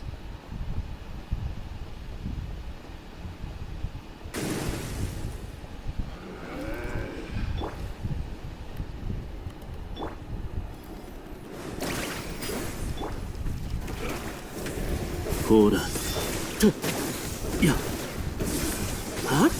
暗闇は怖いですか？目を閉してお静かに。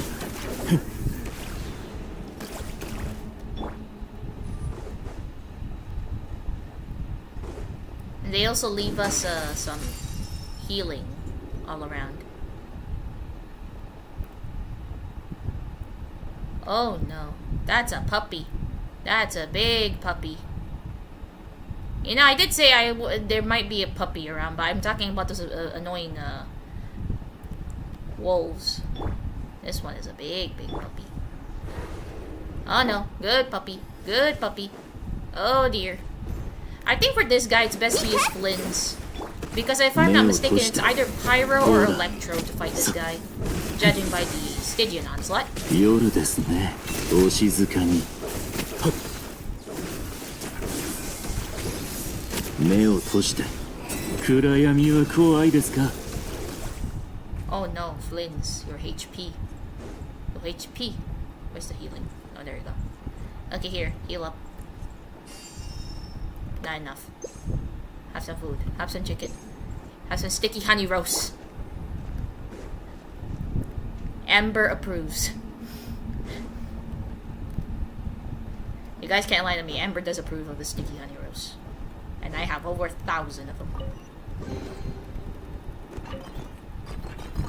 And plus, if I needed more, I could always put out my Adeptus stove.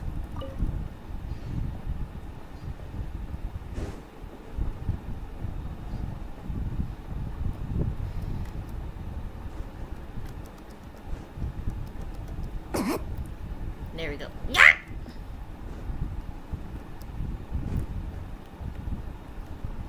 I hate that we can't climb this like a normal person could. Also, what's with the red lines here? What is this? Oh, that is it just reflecting?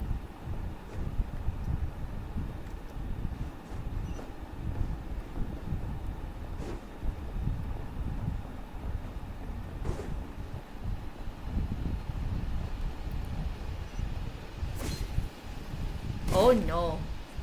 Oh no. I guess this is where everything goes down, huh? Yeah, I'm pretty sure this is where everything goes down.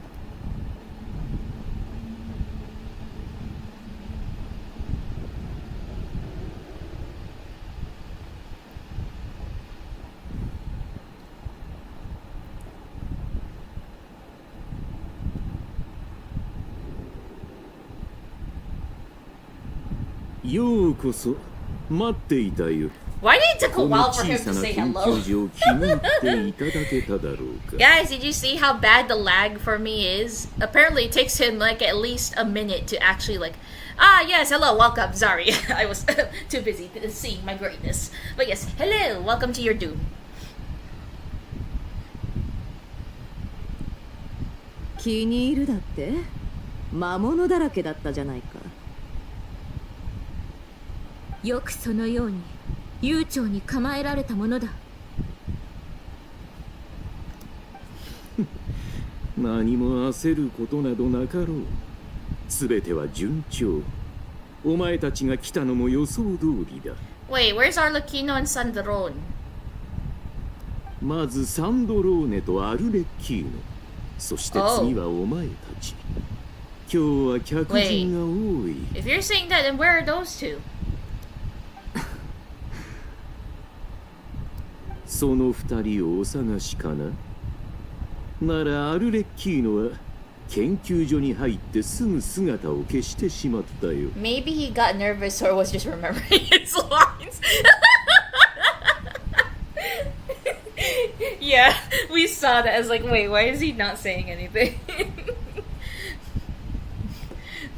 Yeah, he either got nervous or he's just remembering his lines or he's too busy thinking about how his plan is coming to fruition and is like, oh wait, they're already here. Yes, hello, welcome. Yes. サンドローネの方はさっきまでここで大声で私に詰め寄っていた。Really? We didn't hear her if she's actually yelling at you. 彼女はいつもそうだ。礼儀知らずで困ったものだよ。だが他人を気にかけるようになるとは意外だ。Shut up. Shut up, Dottore. Shut up. お前たちと交友のある者は皆そうなってしまうのか？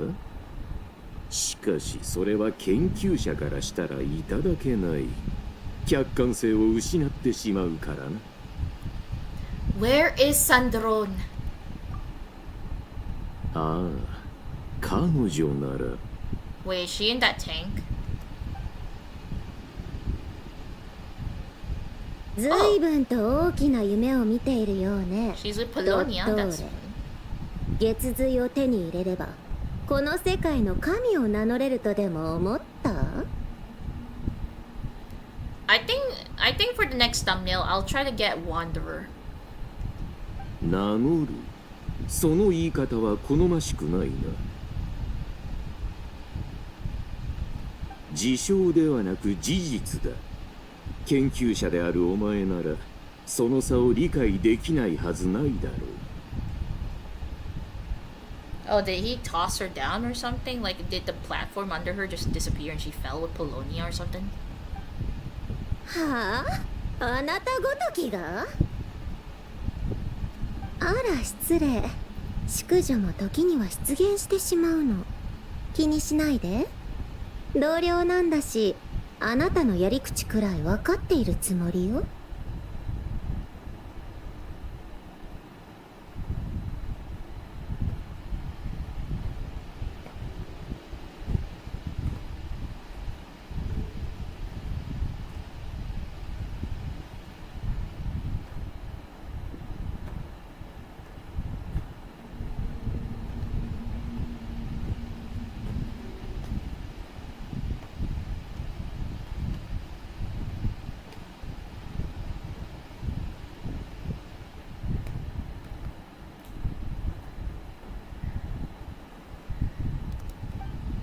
ああ、同僚だからお前ならそう言うと思っていたよ。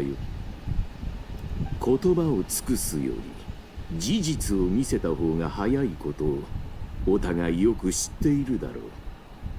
今の私の次元を理解してもらうためにちょっとしたプレゼントを用意した。プレゼント？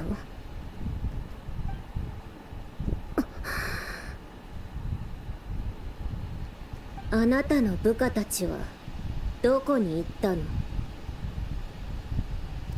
はて、もしかすると未知なる神の足跡を追って新世界へ旅立ったのかもしれないな。 You really think yourself so high and mighty, huh?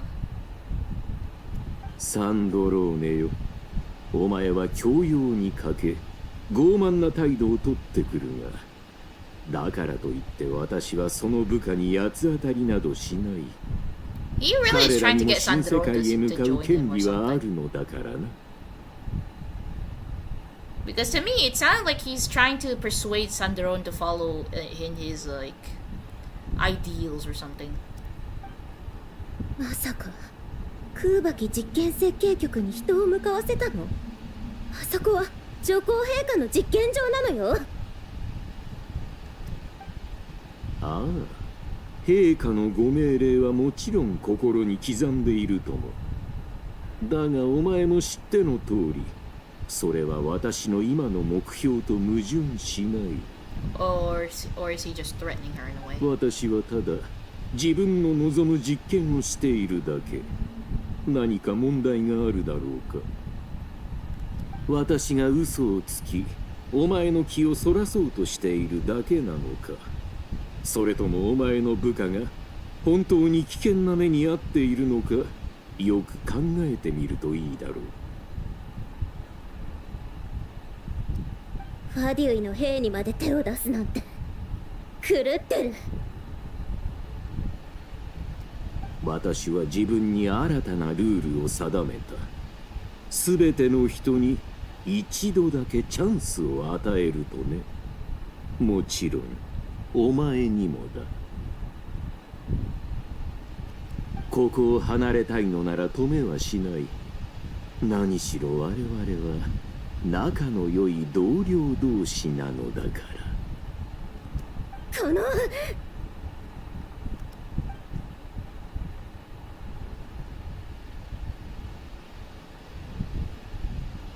まさかサンドローネまでこの世界の人を案じるようになるとはな。実に残念だよ。自己中心的なところが彼女の唯一の長所だったというのに。 So you're saying she's only a good companion and she's always self-centered or something. たかが実験設計局を守るために躍起になる。 Honestly, her actually starting to feel like her starting to open up to other people is honestly great. So you thinking she only think about herself is better? You're just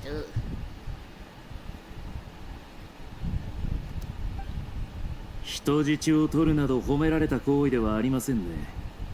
それとも今のあなたにとって対面など重要ではないのでしょうか。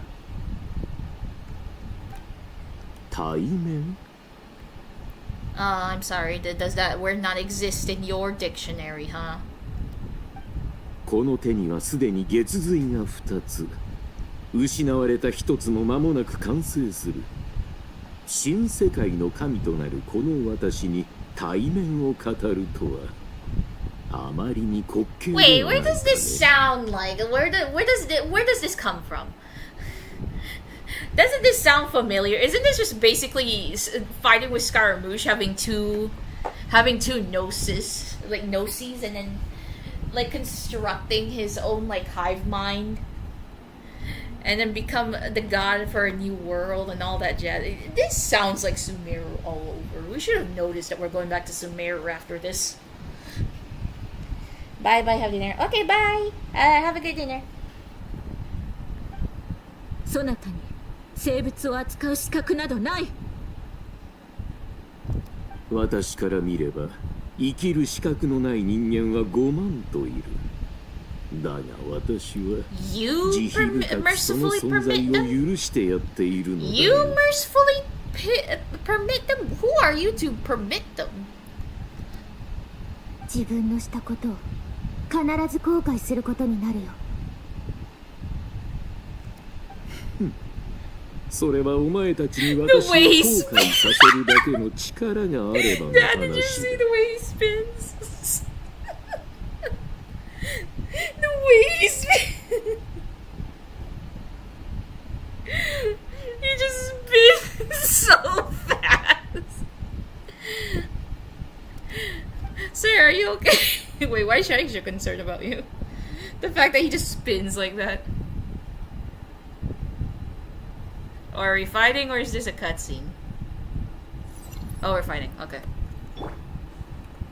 Dang it!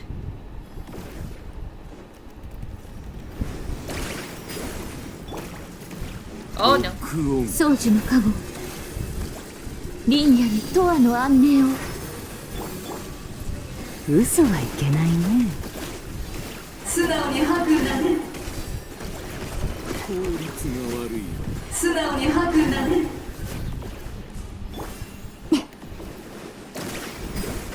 聖地なる行け。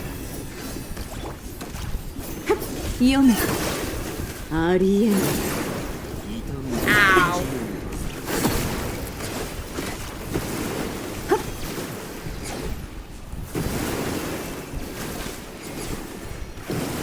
He's not even phased. Oh. アルレッキーノさん。ご助力感謝します。彼らはお前を仲間だと思っているのか。それにお前は私ではなく私の研究を潰したいようだな。ああ、君の研究を潰す方がはるかに意義があるからね。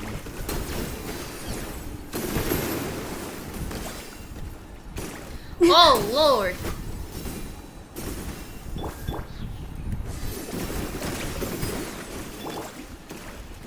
目を閉じて。お静かに。はっさ死の外へ。 Wait, should I be destroying 久 these? しぶりの窮地です。いや、目を閉じて。お静かに。さはっいやさいやはっいや行け。無識の戦いで音を上げるのか。といや浄化せよ。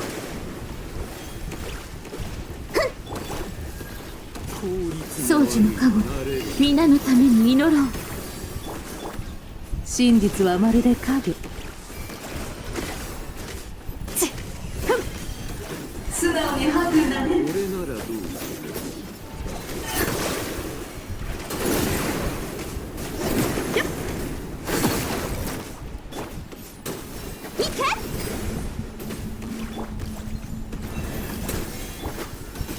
嘘はいけないね。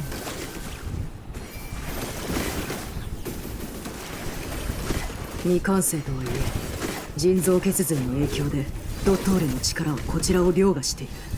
まともにやり合うな。今だ。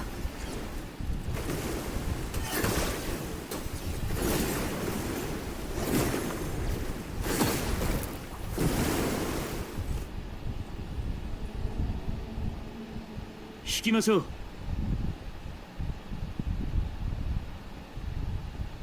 確かに降伏よりも撤退の方が賢明だろう。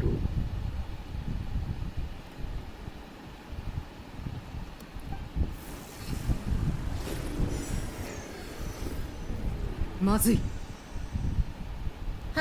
これは。Oh no。私のことはいいからみんな逃げて。 Oh dear。旅人。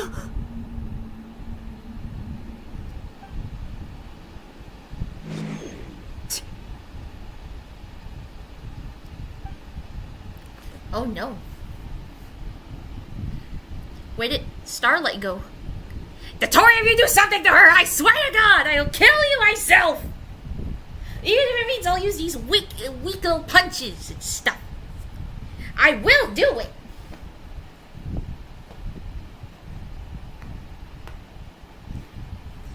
Oh, Sandra, shut that!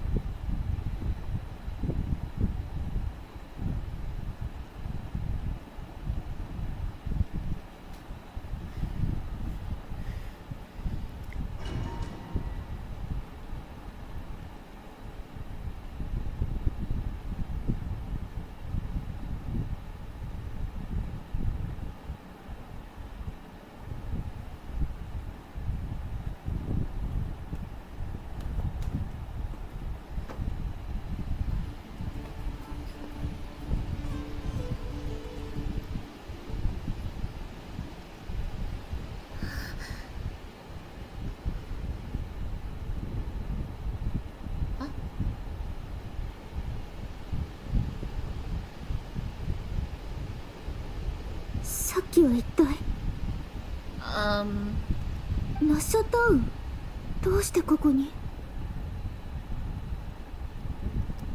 おかしい。戦いでドットーレに捕まったはずなのに、どうしてナッシャタウンに？どういうことか、まずは近くを調べてみよう。おや、旅人じゃないか。こんな時間にどうしたの？今日は何にする？ホットドッグ？それとも違うやつ？最近キャンペーン中でね。どうだい？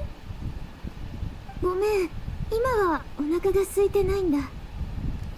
そう。じゃあとりあえず座って。食べたいものが決まったら呼んでちょうだい。みんないつもと変わらない。どうなってるの？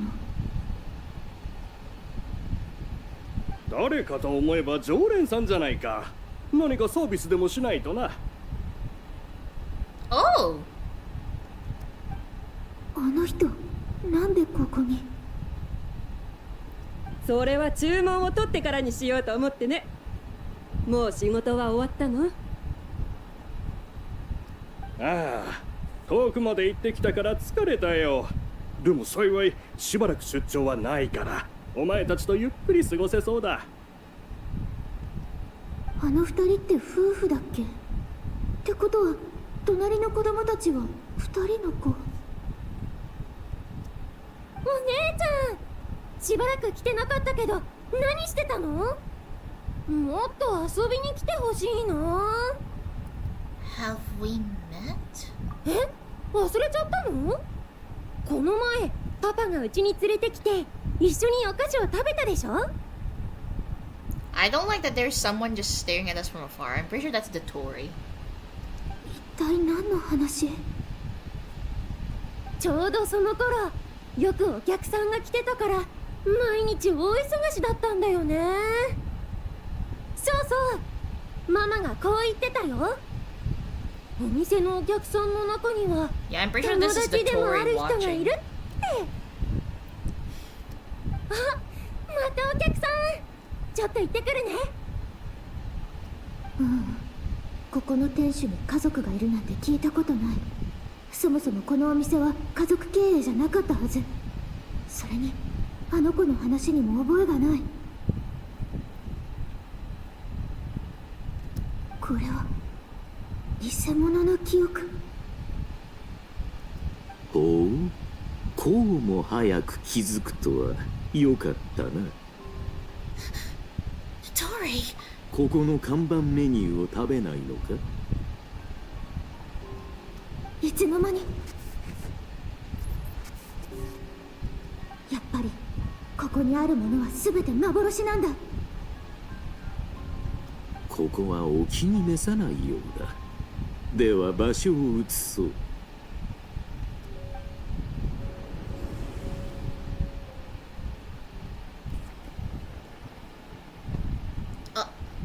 Why is there flower falling here?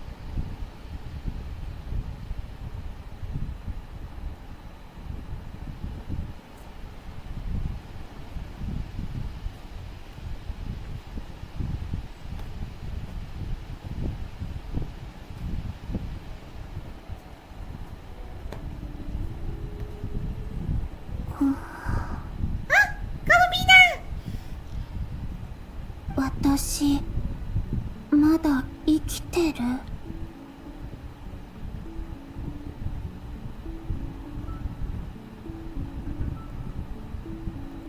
ここはどこ？確か力をすべて使って月の扉を開いた後飛び込んだはずだけど、この謎の空間が月の影の中なのかな。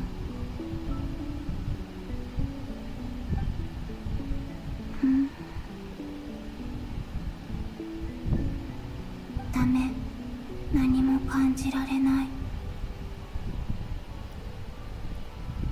She lives, probably. On this note, I'll be going for now. I might come back later and then leave later again. Okay, see you later then.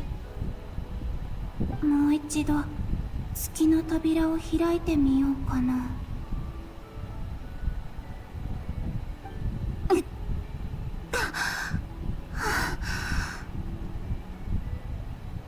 全く反応がない。内側からは開けられないってこと？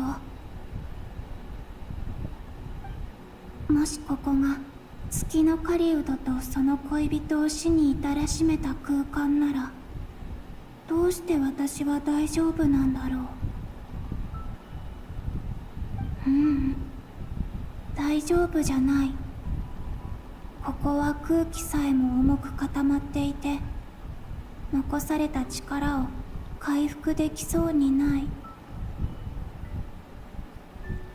力を温存しながら慎重に進もう。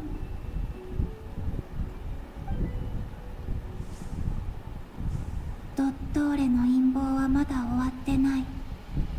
もしまだ希望があるのなら、必ずみんなのもとに戻ってみせる。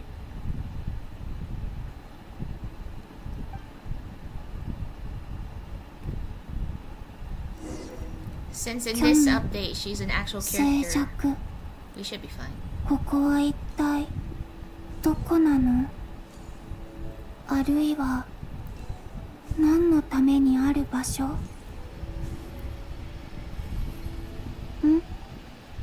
あれは私の力に反応してるみたい。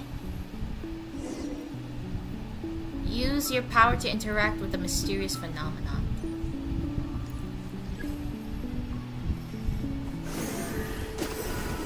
金色の空箔？なんだか導いてるみたい。それに知ってる気配がする。辿ってみよう。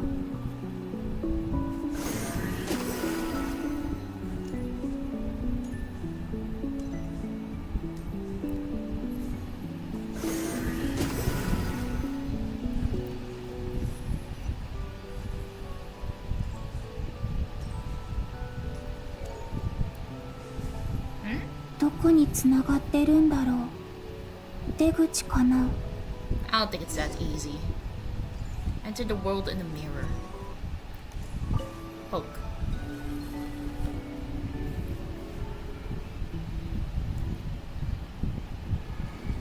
A traveler on a winter's night, where our space and time intersect. Ah.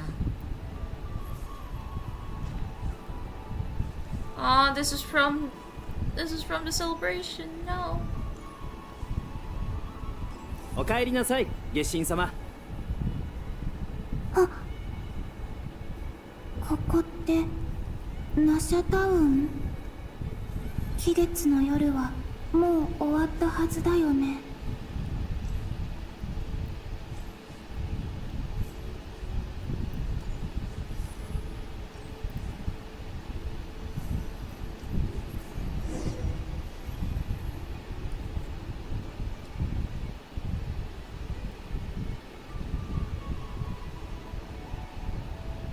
それではコロンビーナさん、この夜を存分に楽しんでくれ。うん、そうする。ラウマ、みんな、それに私。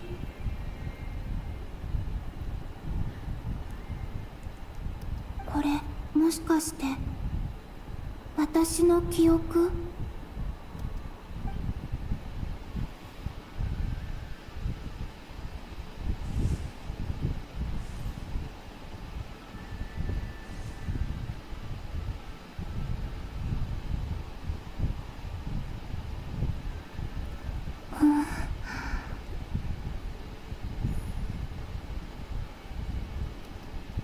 触れない。まるで見えない壁のような力で阻まれてる。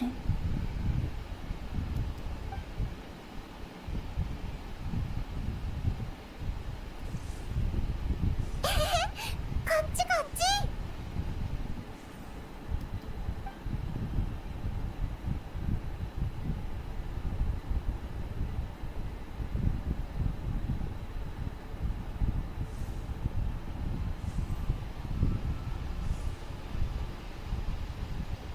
でも記憶の中の人は私をすり抜けていく。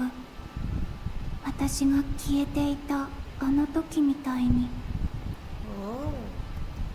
もし期月の夜にこれから起こることを知ってたら。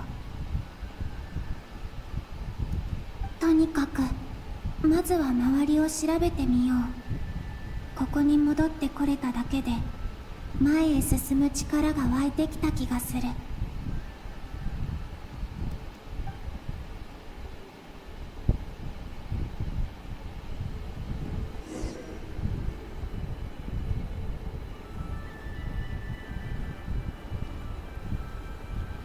Explore the world in the mirror.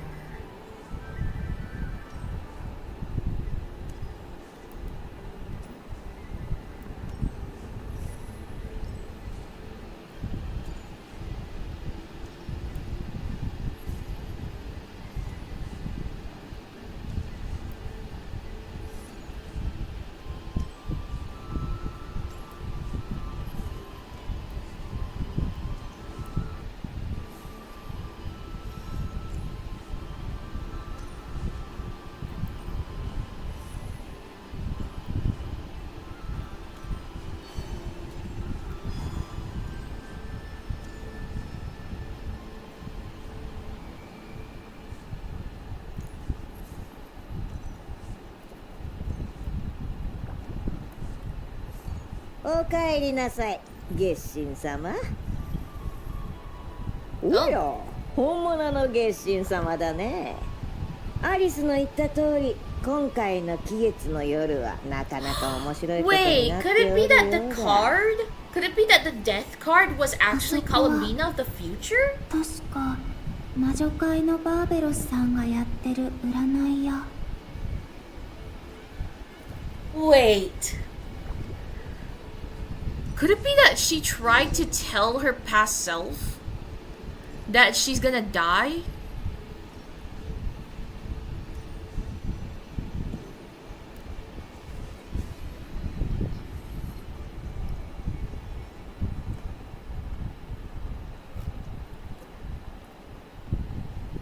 まず1枚目の月油のアルカナを引いとくれ。それを運命の箇所に置いて今回の占いの土台とする。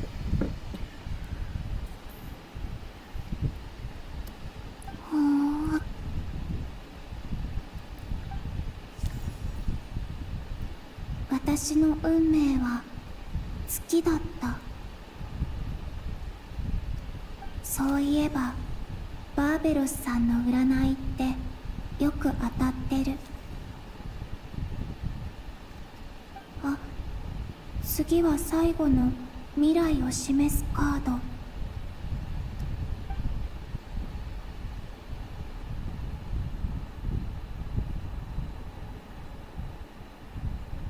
この時カードが勝手に飛び出てきたんだよね。確かこの辺りだったかな。これって空爆の波の影響？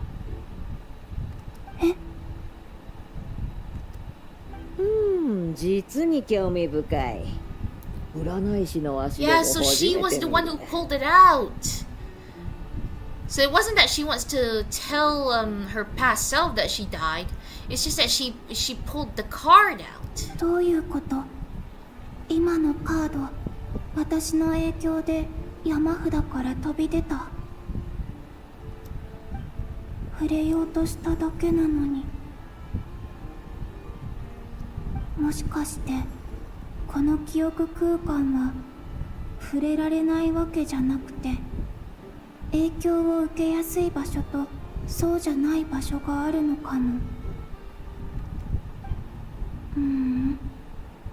この空間って本当に私の記憶なのかな。死神だね。もっと手がかりが必要そう。他のものにも触れてみよう。あれ？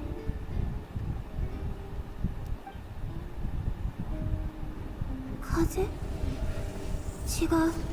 これは引力。引っ張られてる。ダメ。旅人。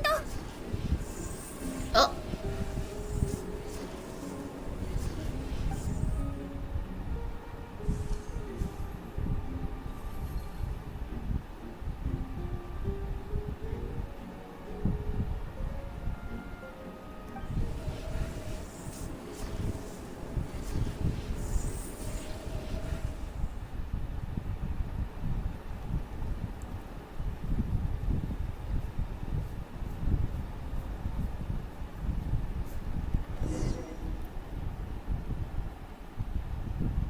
Flower has fallen and dissipated into the surface of the water.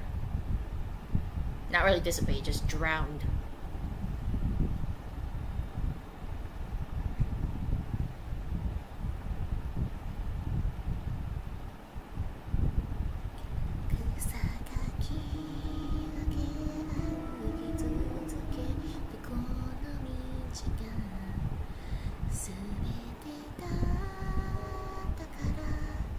Oh no, they came back without her.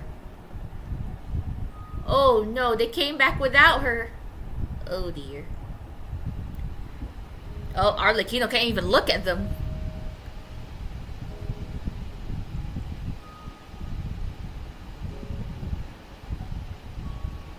You could see the disappointment in their faces because they lost the traveler. Oh god, now everyone's sad. So they already lost Columbina, now they lost a traveler. This is bad. すまない、パイモン。 Oh no. そなたの気持ちは痛いほどわかる。旅人の件は私たちの責任だ。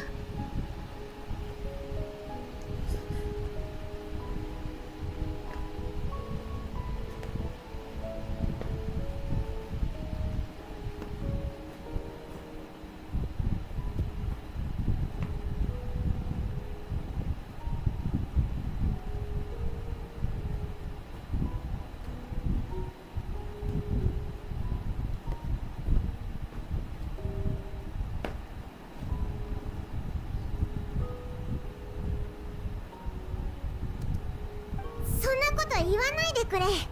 オイラだって子供じゃないんだ。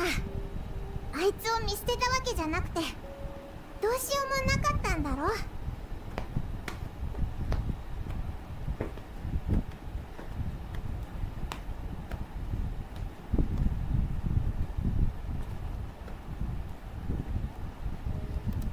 でもno, Paimon, no. あいつは今一人ぼっちだ。もし何かあったら。Oh, Paimon, no, don't cry, no, no. I never liked it when people make fun of Paimon. There are times where I do make fun of her, and there are times where I do get annoyed because, you know, she sometimes get in the way of, like, actually, sentimental moments, but then she's like, alright, we have to go now. It's like, what do you mean? Let them, come on, I want to see more. But seeing Paimon actually get upset or cry because something happened to the traveler, it actually breaks my heart.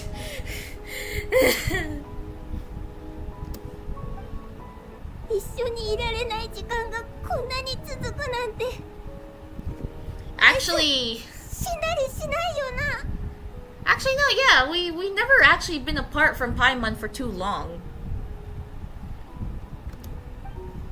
旅人を救出しよう。共に行動したことで窮地に陥ったのだから、私も皆も決して見捨てはしない。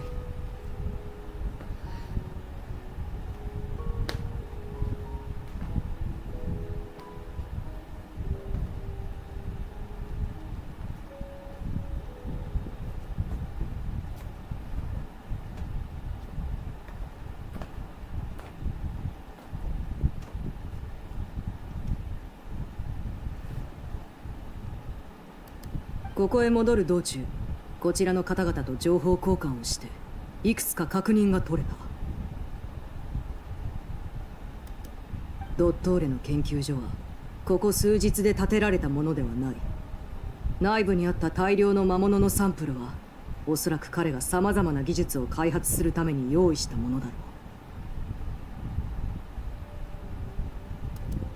ろう。黄金の国ヒュペルボレイアの共栄との接触を通じて、ドットーレは月に関する知識とその地の技術を一部手にした。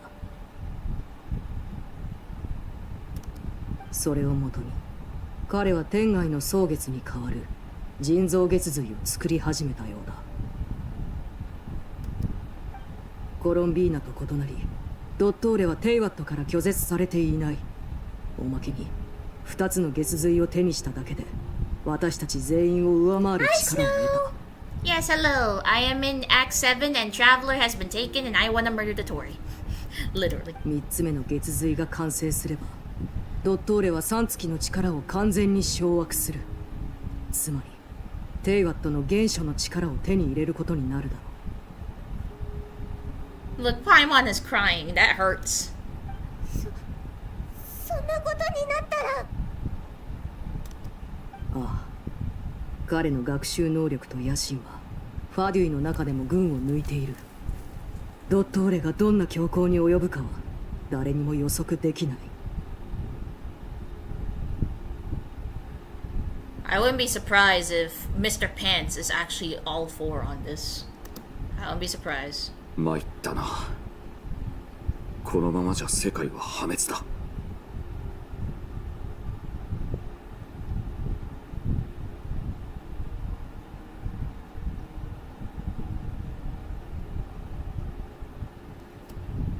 3月の力は時間と空間にも影響を及ぼすことができる。そのようなものがあの悪魔の手に渡れば、考えただけで身の毛がよだつ。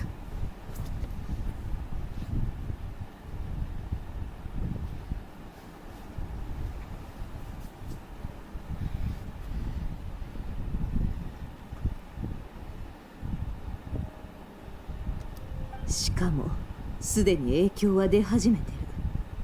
ここに戻る途中、ナドくらいの一部地域が正体不明のエネルギーに包まれててね。内部の様子も確認できない状態になってた。証拠はないけどドットーレの仕業だろう。ただその意図は謎だけど。悪い出来事に直面するよりも必ず起こると知っていながらそれがいつ訪れるかわからないことの方がよほど心を疲弊させるものです。 Snow, how are you doing today? I'm pretty sure it's pretty late for you, but apart from that, how are you doing?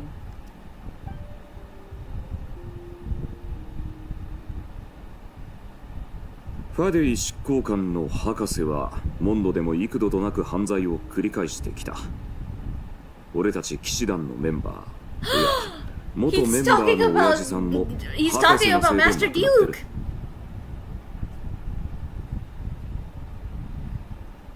Yeah, this part was very interesting. I'm good. Yeah, that's nice. You are recovering well, right? I still remember you talking about your surgery. That is not fun. ドットーレ。奴の思想と行動は一般人はもちろんどの国にとっても危険だ。仲間にすら容赦なく手を下す男だからな。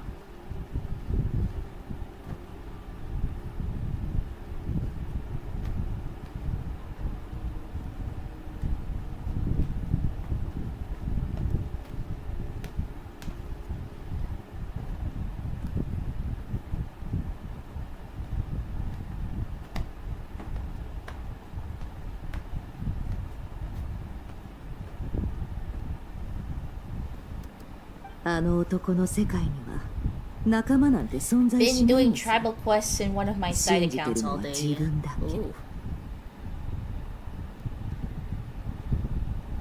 そして利益にしか興味がない。ドットーレの人間関係は全てが利得の上で成り立っている。執行官たちは各々の利益を追求してきた。女皇陛下の慈悲によりそれらを保有することも許されている。しかしその慈悲も無尽蔵というわけではない。 Recovering really well. The incision spot are scabs that I accidentally picked from scratching too close, but otherwise, please be careful. Please be careful. ドットーレのこたびの行動はファデュイの枠をはるかに超えたものだ。力を奪い神になろうとするなど女皇陛下の進化としてこれほどの不忠と僭越があるだろうか。 To the point I have yet to log in to any of my other accounts for Dailyism or the Welkin in my main. Oof. 三月の力を有したまま女皇陛下に忠誠を誓うわけもない。執行官の中でもドットーレは最も利己的な人物だからな。Yeah, I will be no worries there. If you say so. よりによってそんな奴に捕まるなんて。ダメだ、早く助けないと。お願いだ、オイラと一緒にあいつを助けに行ってくれ。 I want them heal fast. Yeah, me too. タイも必ず共に行く。だから今は冷静になってほしい。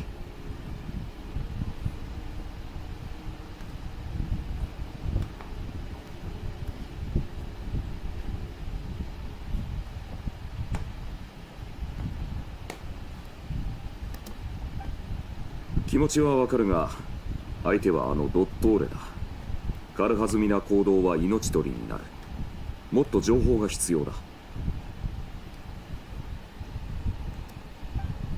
それに博士が研究所にまだいるとも限らない。助けに行くにしてもまずは旅人の居場所を突き止 I める。 got my most recent Temu purchase in the mail today.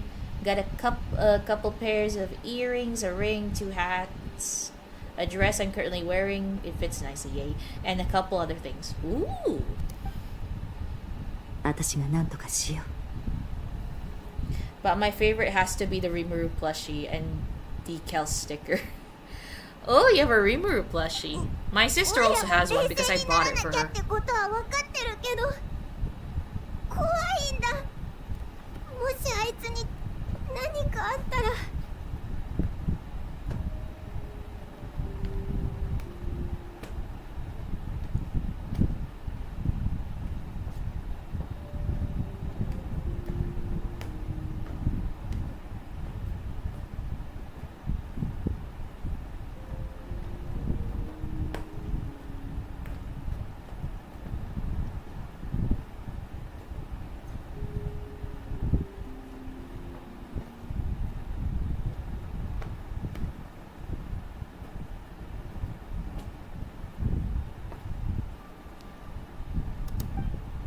旅人は強い。でも人間だ。怪我すれば血が出るし、痛みだって感じる。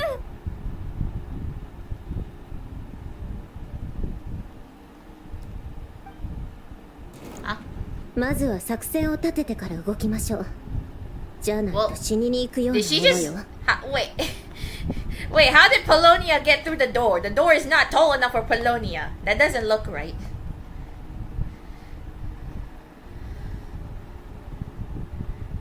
サンドローネ。サンドローネ。サンドローネの嬢ちゃん、大丈夫だったのか？ One, is the door okay? Because she just walked in. 荷物はそこに置いて気をつけてよ。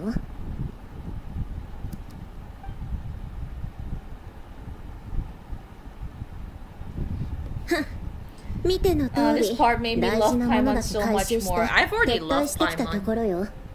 実験設計局がドットーラのエネルギー領域に飲み込まれてしまった。あと少し遅れてたら閉じ込められてたかもしれない。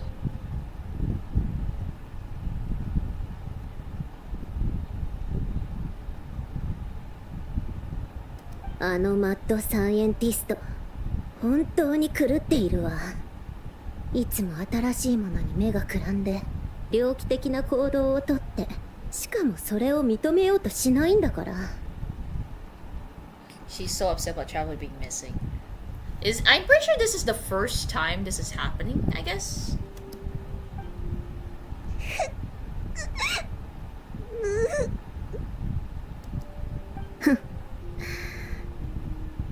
泣きたいなら好きなだけ泣きなさい。Same, I left her already. Even when I chose the teasing option, it's emergency food, like emergency food, etc. I never actually called her emergency food unless there's no other option. Oof. ごめん、うるさいって分かってるけど、我慢できなくて。This just made me love her even more. I'm just, my heart is just broken right now. Don't mind me. This is pain. パイも。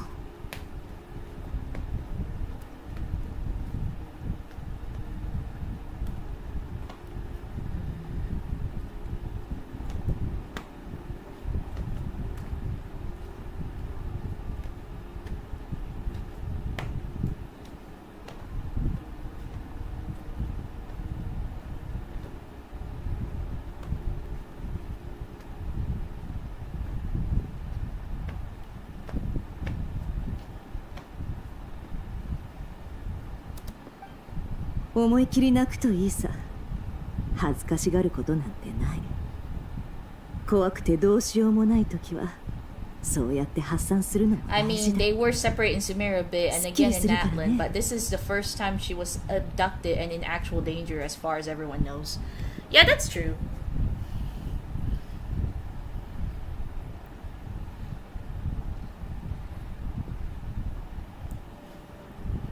Yeah, technically in Sumeru, they were in a dream, but she decided to go off on her own. Because, like, to see, like, if them leaving Sumeru City would do anything. And, in Natlan, it's because we're going to fight the Abyss with Mavuika, so she stayed behind with everyone else in Natlan. So yeah, this time, this is actually us getting abducted. I wonder how bad is it when we go into the literal den of the lions, or just decide to go down the snake pit. Because right now, after this, we are going to Snezhnaya. Like at least after 6.7. 6.7. Yeah, so in 6.7, we're still going through this, but I'm pretty sure we're getting ready to leave to Snezhnaya. Because I think after 6.7, we go straight to 7.0, or is there 6.8? この子が涙を流している間に、大人の私たちはやるべきことをやりましょう。ちょっと手を見せてもらえる？何か分かったのか？プロニア、スキャンして。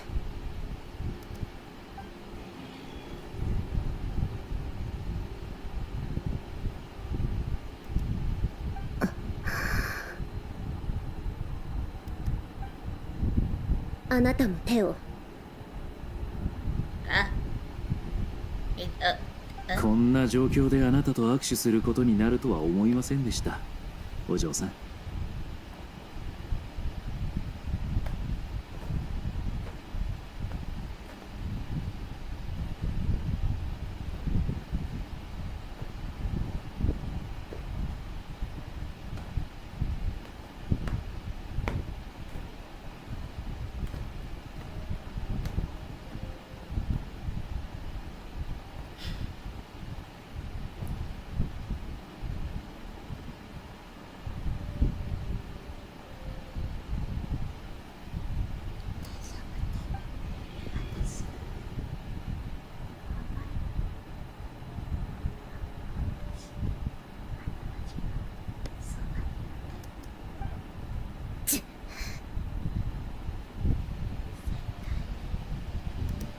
あなたとあなたも。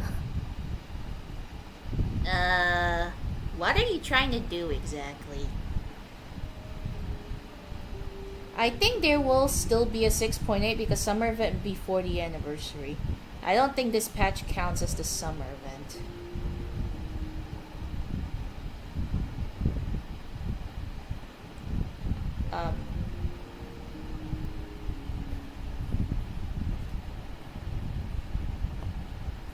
Wouldn't 6.7 be the summer patch?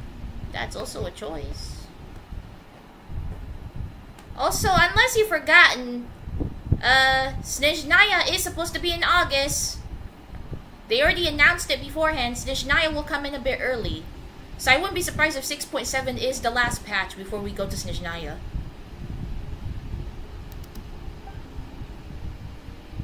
As Sandron scans everyone who took part in the battle against the Torre, her face contorts with... ドレのやつ、私たちに細工したみたい。研究所へ行った人全員に呪いのようなものが植え付けられているわ。Oh no. So these 5 are cursed. These 5 are cursed in a way. Yeah, we're on 6.6 right now. We're on 6.6 right now. So, okay, I think you need to lay down, ma'am.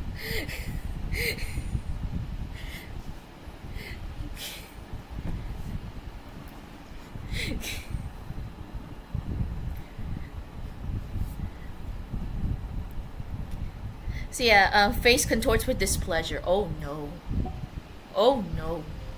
今のところ異常はありませんが、まだ効力を発揮していないということでしょうか。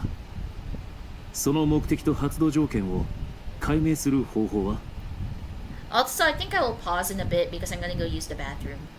But I'll let them talk. おそらくドットーレが月神の力で作ったものね。ちょっと待って、今解析中だから。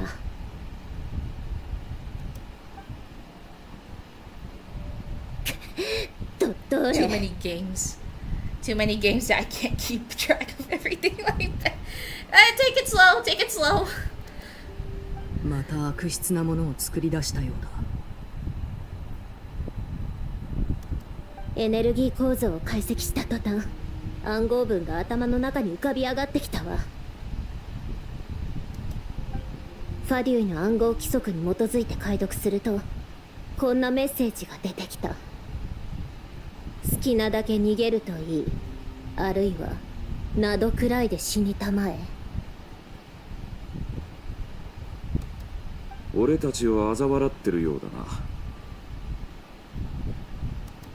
ええ、あいつはそういうやつなのよ。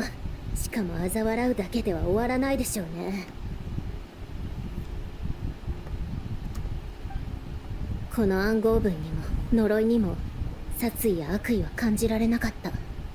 つまり何の感情も持たずに平然とこんなことをやっているのよ。 I also got a little necklace version of the herd as his key. Oh god.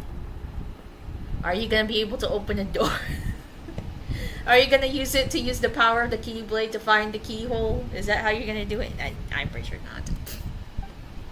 ドットーレには人は誰しも死を恐れているように見えるのだろう。だからこそこのような脅しに効果があると思っているのかもしれない。 I'm pretty sure to him you guys will still have a bit of a backbone, But the traveler getting abducted is like a good hit to the morale here. 虫巣が走るね。しかもそんなやつに旅人が捕まってるなんて。考えてみればドットーレは昔から猟奇的で興味を持ったものにはとことん執着していた。 So you think he has a huge interest on Starlight? I mean, I already asked Dad the question. He says 10. It would have been better if he says yes, but yeah. I asked him how, from a scale of 1 to 10, how obsessed is Dottore towards the traveler? He says 10. He could have said yes. ナドくらいに来たばかりの頃、あいつはこう言っていたわ。この世界はあまりに退屈だ。ただ幸い、そそられるものもある。例えば、神や旅人がそうだ。ってね。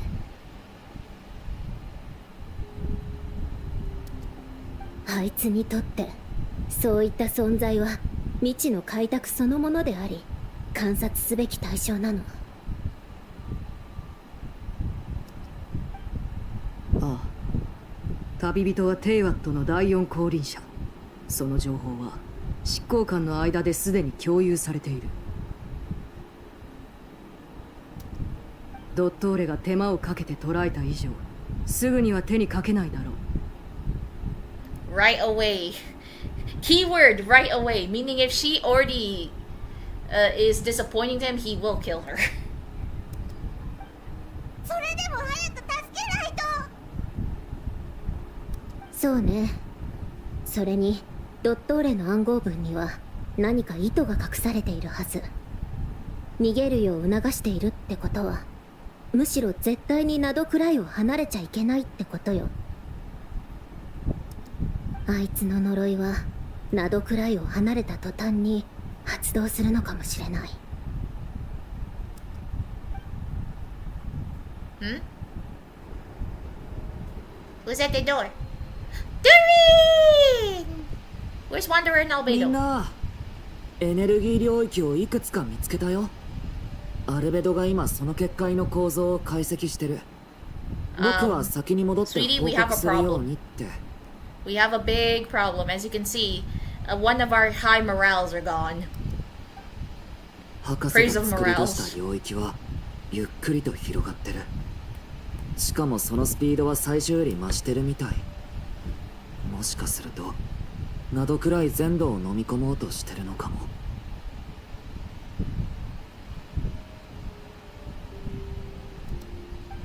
まったくとんでもない野心だな。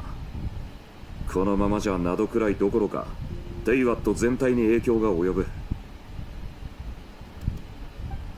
よりによってこんな大事な時にコロンビーナさんまで。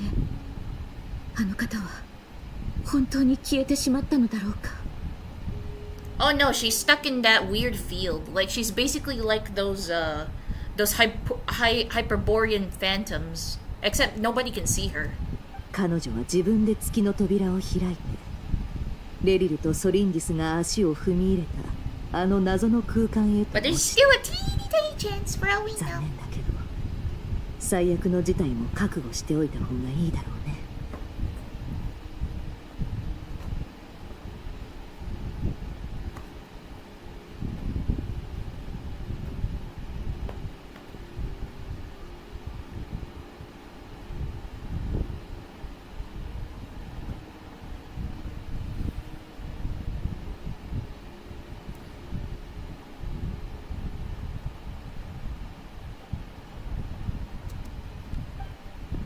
冗談じゃないわ。コロンビーナみたいな面倒な子がそう簡単に死ぬわけないでしょ。そんなの信じないわよ。 Okay, she's not actually wrong. Columbina is actually trying to find a way back. But it's not just so she could annoy you. It's just so she could help. That's all. いずれにせよ大きな戦いを前にしてこちらは要を2人も失ってしまいました。旅人の手がかりを探さなければ。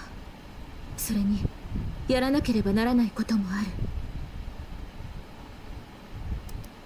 ああ、ドットーレの行動がどんな事態を招こうと住民の避難は必須だ。旅人の救助と避難誘導同時に進めていこう。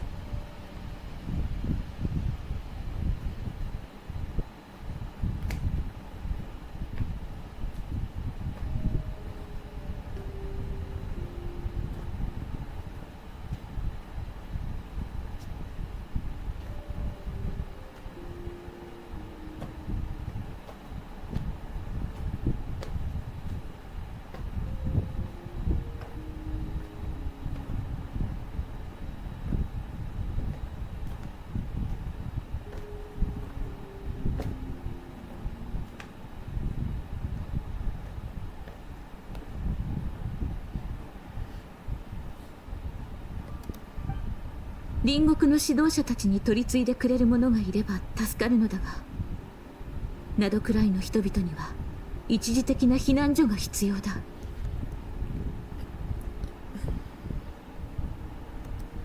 スネージナヤの方は私が最善を尽くそう。旅人がいればもっと簡単に解決できたかもしれないけど、いや、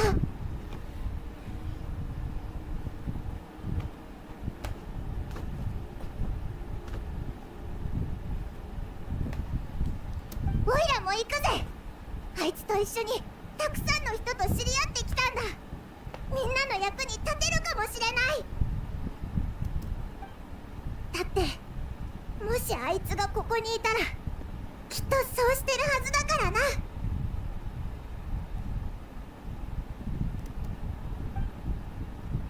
Aww.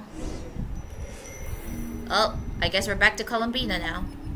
The flower has fallen onto the surface of the water, and I guess once it drowns, we'll go back outside of her point of view.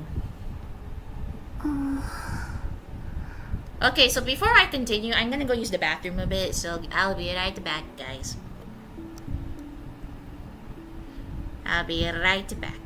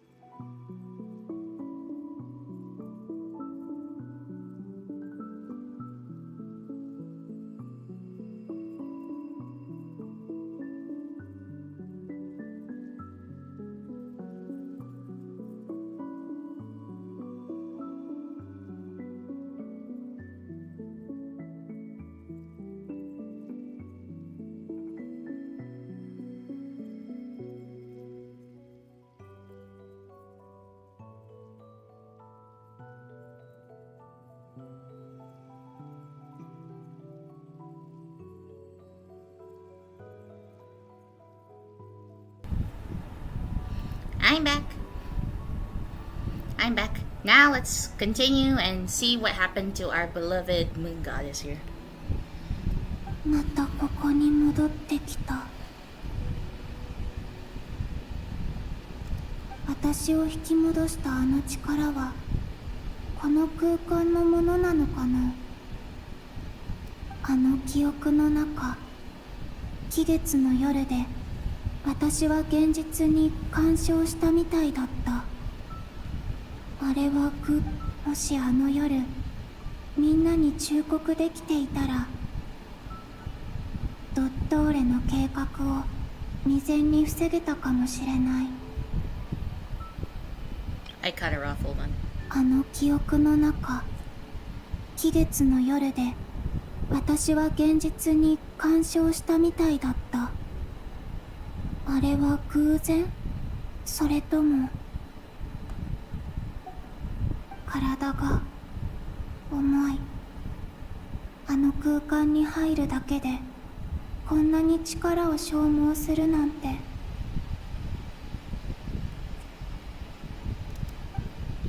それでも前に進まないと。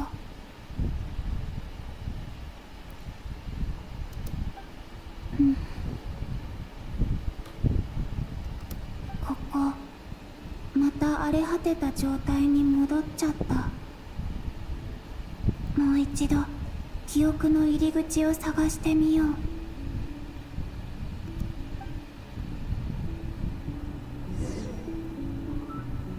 Find the entrance to the memories. There.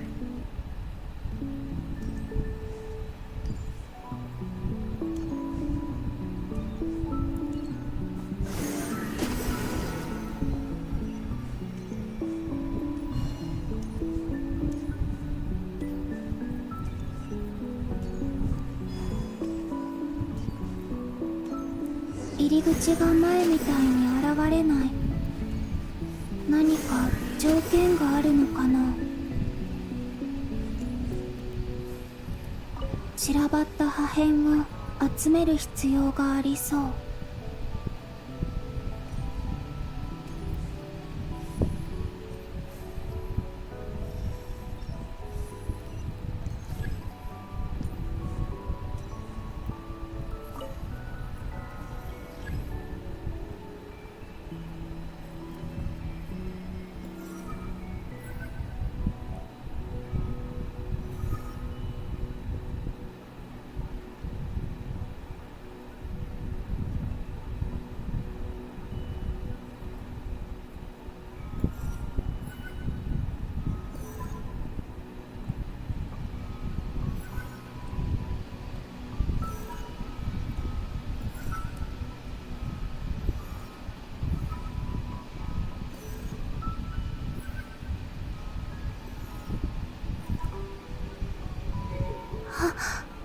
やった。今度はもう少し長くいられるよう頑張ってみよう。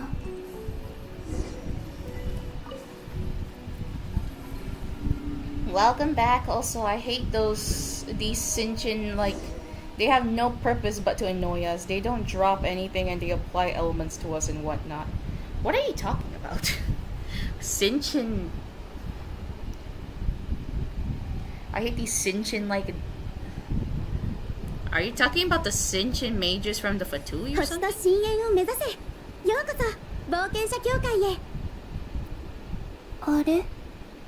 ここ、期月の夜じゃない？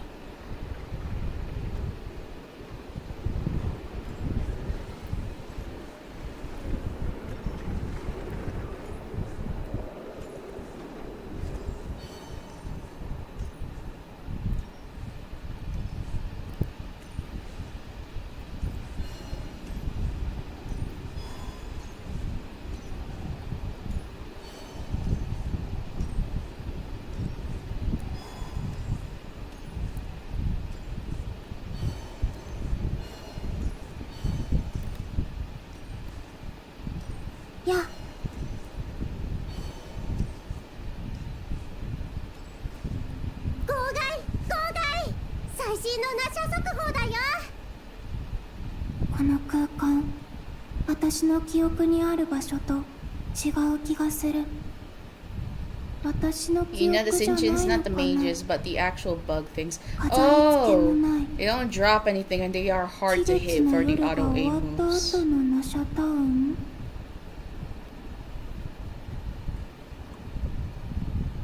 あの計画は町に何の影響も与えなかった？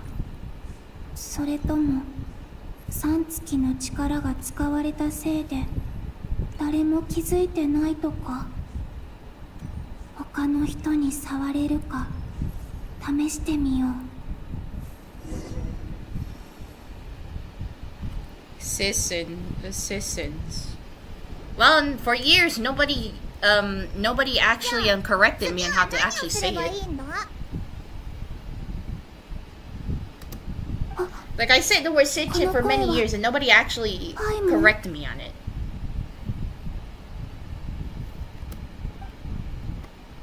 まずは何より魔女を見つけねば。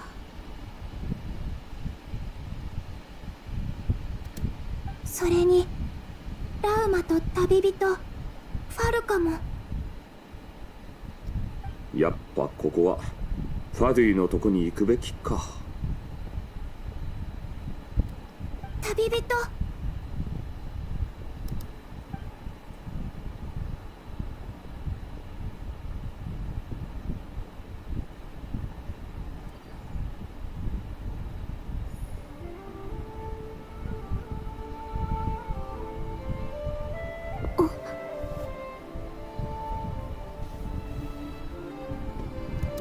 コロンビーナ。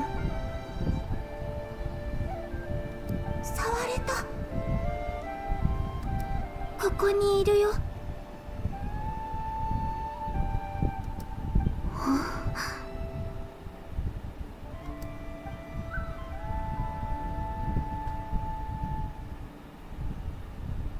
旅人？行こ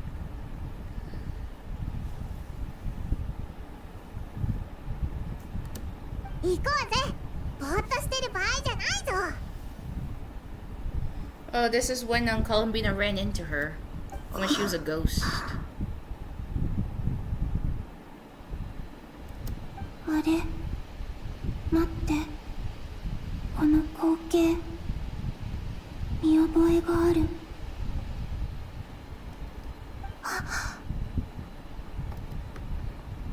これって私が消えていた時に起きたことだよね。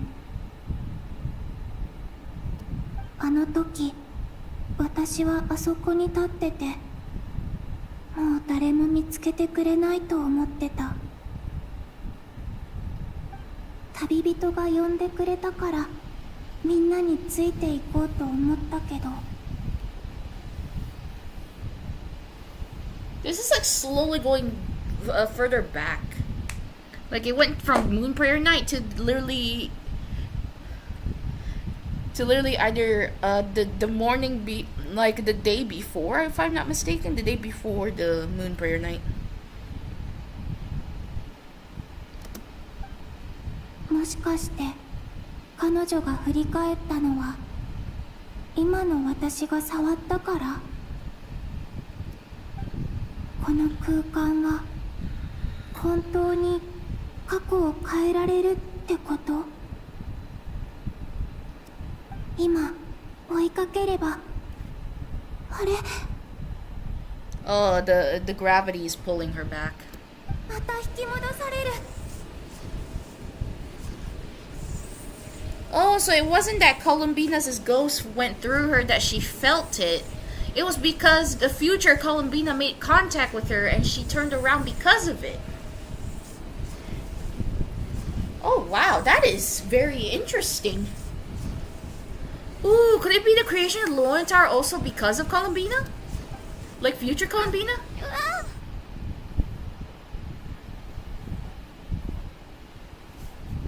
Oh dear. Is the flower gonna drown or... Oh, we're just...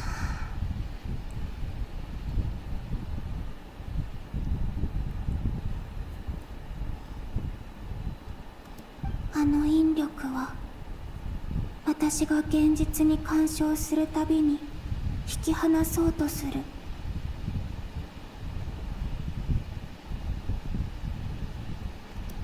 まるでここから出るのを阻むかのように。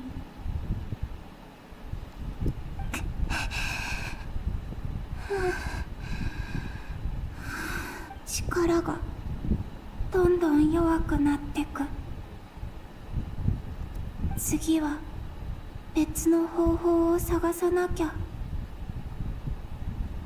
絶対に諦めない。必ずみんなに未来を伝えないと。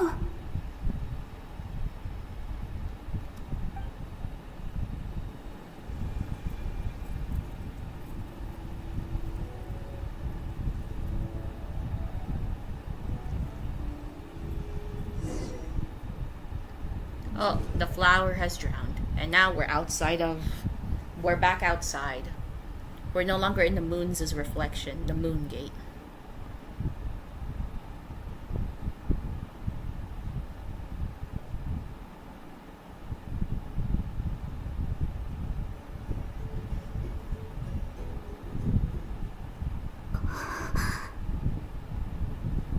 Oh, we're back to Traveler's side of things. Oh no. Starlight, stay calm, stay close. I am right here with you. And I'm also worried about what's going on here. 突然、暗闇の中に取り残された。I still remember that voice line about the nightmares. I don't fully remember how to say it in Japanese because it's been a while since I heard it. どうなってるの？まるで何かに囚われてるような感じ。ドットーレの力がもう空間さえも支配できるようになったってこと。そうやってじっとしているお前は見慣れないな。Shut up. ごきげんよう、旅人。Now we're outside of Nasha Town. ドットーレは機嫌がいいみたい。あれ？後ろにあるのって。ああ、気づいたか。これは完成した3つの月だ。本物の月髄が2つと人造月髄が1つ。警戒しているようだな。よろしい。ぜひその畏敬の念を持ち続けてもらいたい。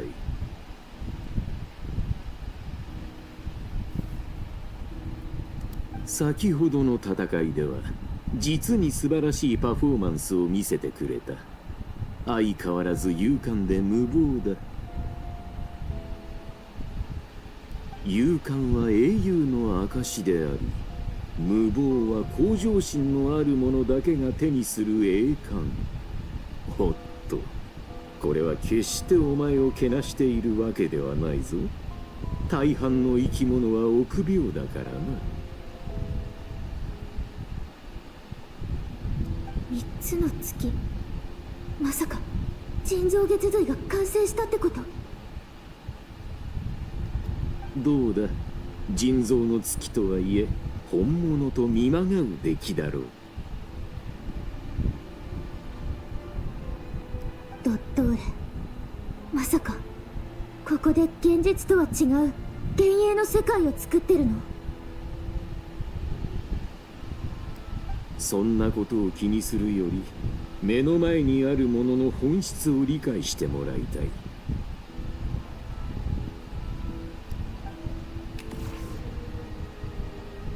この美しい町では人々が平和に暮らしている。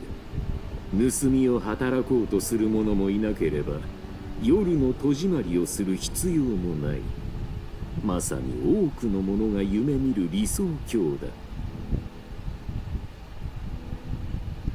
これまでに集めた情報によれば、お前の考え方や認識は一般人の範疇にある。つまりこのような光景を好ましく感じるはずだ。偽りの幸せなんてただのごまかしに過ぎないし、誰も喜びはしない。モラルが高すぎるのか。それとも現実に期待を寄せすぎているのか。 Dude, the Torres VA is also Muzan. I can hear it. And Iruka, Kimetsu no Yaiba Muzan, Naruto's is Iruka Sensei. Well, I never watched Demon Slayer or Naruto, so I don't know about that.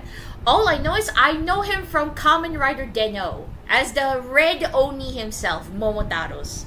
And I just learned that not too long ago, and I'm like, what the heck? Why are you here? Well, technically, good job on getting the part, but still. What the fluff? How come I didn't notice it was you till now? So yes, hi Momotaros, how are you doing? 一つ質問をしよう。もし生まれた瞬間から夢の中にいて、苦しみを知らずに過ごした者がいたとしたら、その人にとって夢と現実、 If someone existed in a sweet dream どち from ら the が幸せだろうか。 moment they were born, a dream in which they never once felt pain, which do you think they would consider severe? What is this, Penacony?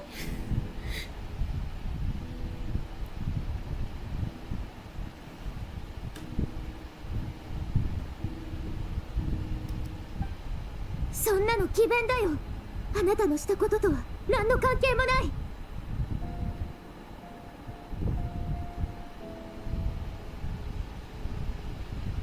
Yeah, I found that out too. I'm not familiar with any other series. Just Iruka Sensei and Muzan Kibutsuji. Yeah. But yeah, at least we know him 予 some 想 things. 通りだな。お前はまだここの本質を分かっていないようだ。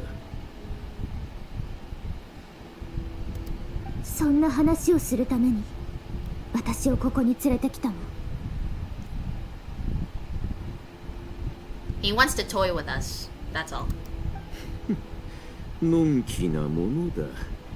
ただ会話をするためだけにお前を捕らえたとそう思っているのか。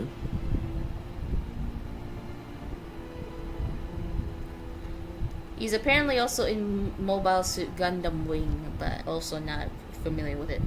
I don't watch those ones. Like, I don't watch the Gundams that have humans in it. I only watch the ones where the Gundams are basically their own people, if you will. Like, they have a whole world of their own and they're moving around their own. Yeah, those are the only Gundams I watch. SD Gundam Sangokuden and SD Gundam World Heroes. Those are the only ones I watch. I don't watch the Gundam where people pilot the Gundam. Not a chance. I don't feel comfortable with it.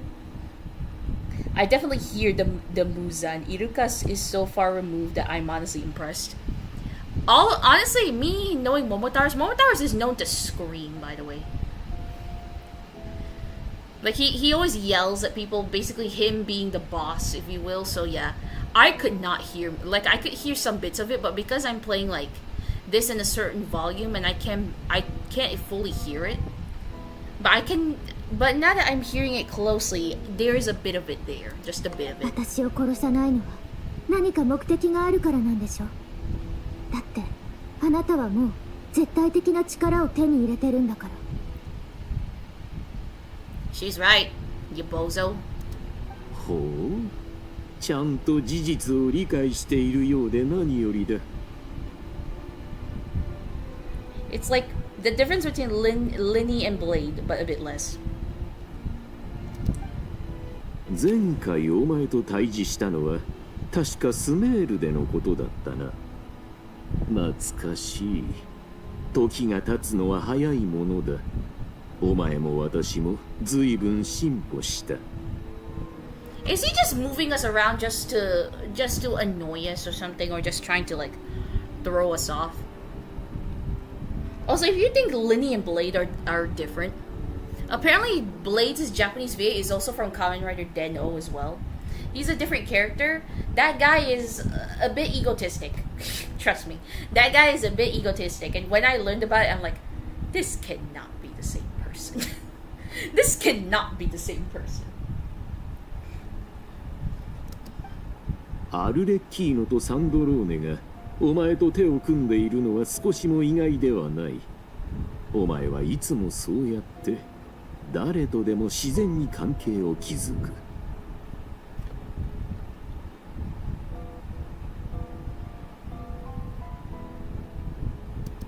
人々はお前を英雄と称えるが、私はそれだけではないように思う。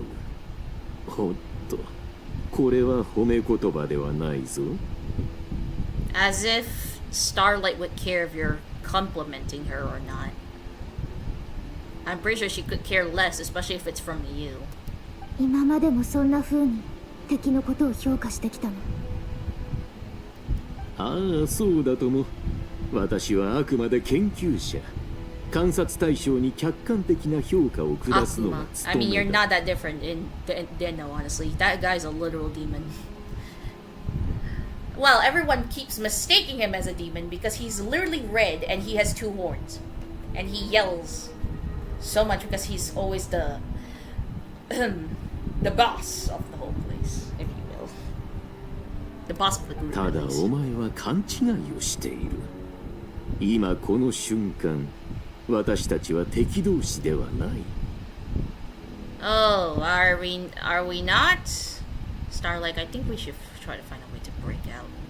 I don't like the way this guy is looking at you, and I really want to murder him, squish him into nothingness. Even his segments are よ going く with 思 it. い出してみてくれ。タルタリア、アルレッキーノ、カピターノ、コロンビーナ、そしてサンドローネまで。You're missing 2, but then again, one of them is inconsolable. She is literally too egotistic for her own good. So, goodbye, I guess. There's another one, but you don't even know he existed, so... yeah, 5. We talked to 5, I guess. 彼らと協力できたのだから、私ともできるはずだ。Work with you? As you try to destroy all of Nodcry? Heck, even all of Teyvat? I don't think so. Starlight, let's just walk away and pretend he's not there. Let's think of ways to get out of here, please. This guy's annoying me. So let's see. So walking around is like them pretending as if we're there. What if he turned all these illusions against us? よくそんなことが言えるね。Yeah, we help them not because they are trying to take over the world, sir. We're helping them because our goals are similar. Right now, you are going against said morals. できないとなぜ言い切れる？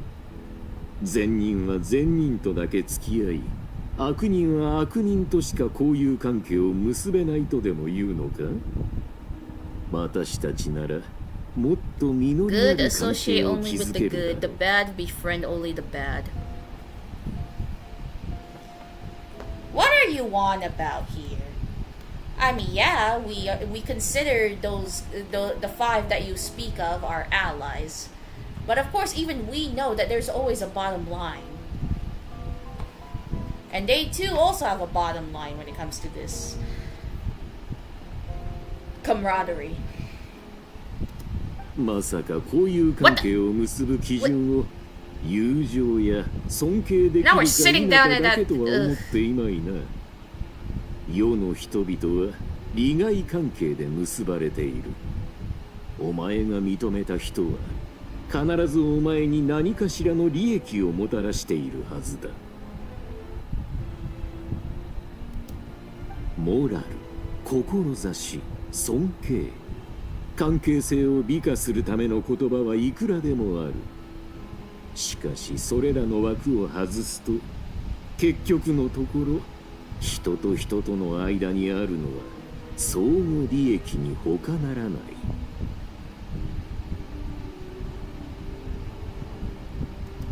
お前とも利益の上で関係を結びたいのだ。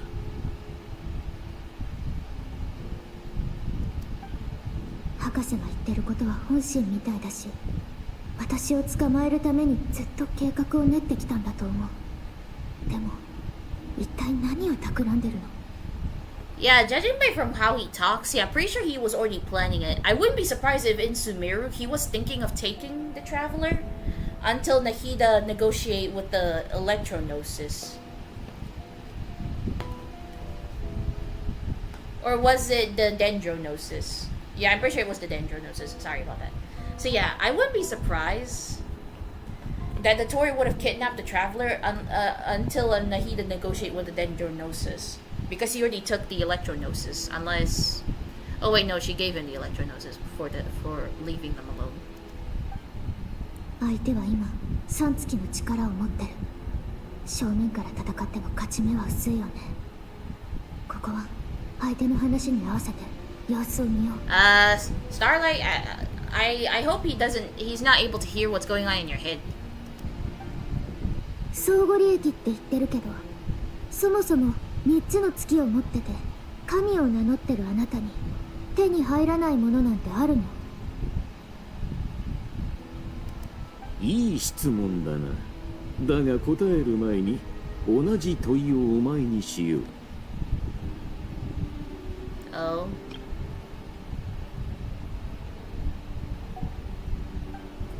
コロンビーナとの協力は確かに得難いものだが、月髄は今私が握っている。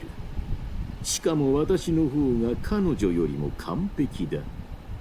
この人造月髄はテイワットに拒絶されていない。その身分と血筋は旧世界の誇りではあるが、それは同時に彼女の枷であり、永遠にテイワットに溶け込めなくしている。だが私は、お前の目に強盗として映っているこの私は、それを超越したのだ。3つの月の神がお前に与えられないものなどあろうか。いや、ないだろう。欲しいものがあるのなら私を頼ればいい。嘘つきの狂人なんかと取引するわけない。I don't make deals with lying psychopaths. You tell him, Starlight! そこまで非難されるとは。もしや怒らせるためにわざとやっているのか？そういえばさっき言った進歩とはまさにそれに関することだよ。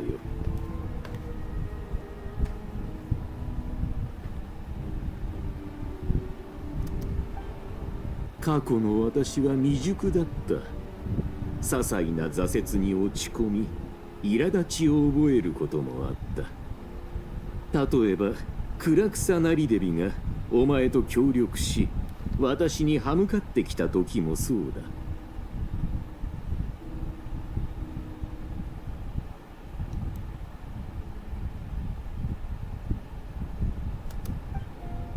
だ。だが今は違う。裕福な者が貧しい者と争うことがないように、私もそんなことで思い悩むことがなくなった。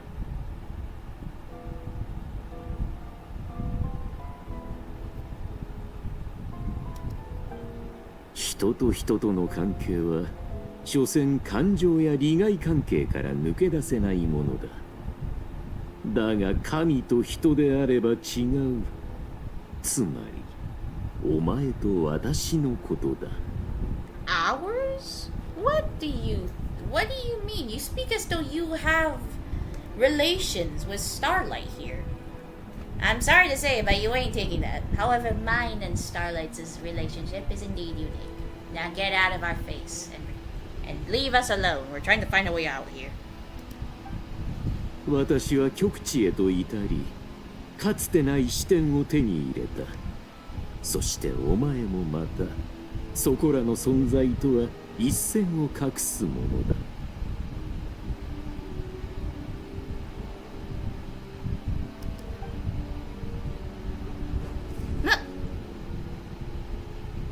降臨者よ、世界を見せてやろう。What the heck is he doing?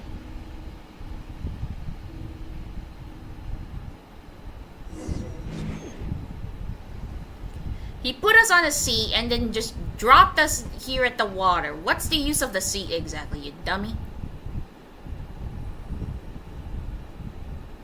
I ain't following you. As if. Starlight, let's walk away from him. Pretend he's not there.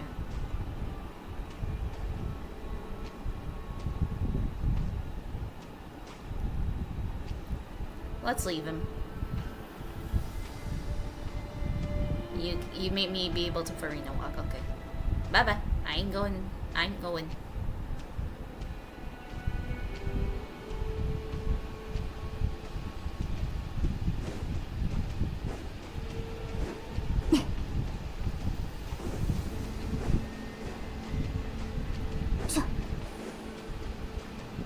Is he just letting me run? Oh, he's gone. Well. Haha! Take that, sucker! I ain't going with you! Dang it, the world! Dang you, world! You know, it would have been cooler if they actually made it so that if you try to run away from the Torii, you would just get teleport right next to him again. That would have been far more, like, intimidating, if you will. Like, you actually walking away and then you got teleported next to the Torii. He's like, apologies, but you going the opposite direction will help me.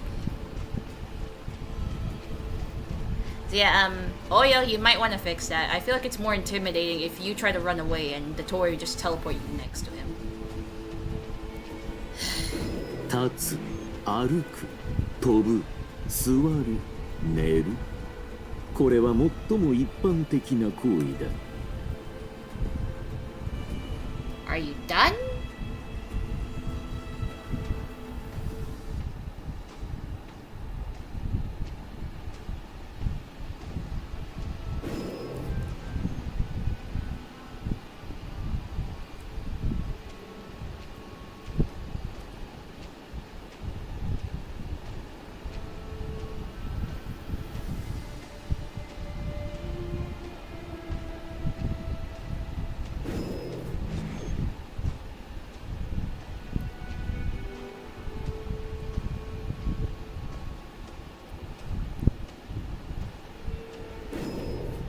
That would have made so much more sense for his character. Like, did you think you could escape from me? 歩く代わりに飛んではいけないと誰が決めた?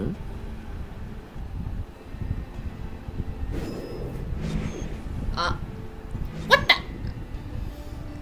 Yeah, that would have made so much more sense for his character. Yeah, they could have just made it so that if the traveler tries to run, they would just get teleported right next to him. And he's like, apologies, but you are unable to move away from me. This guy thinking he's oh so mighty.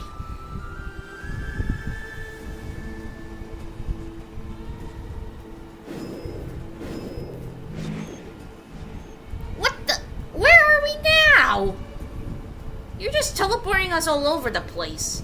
Also, oh, hi, Fontaine. So that's Fontaine, that's Sumeru over there.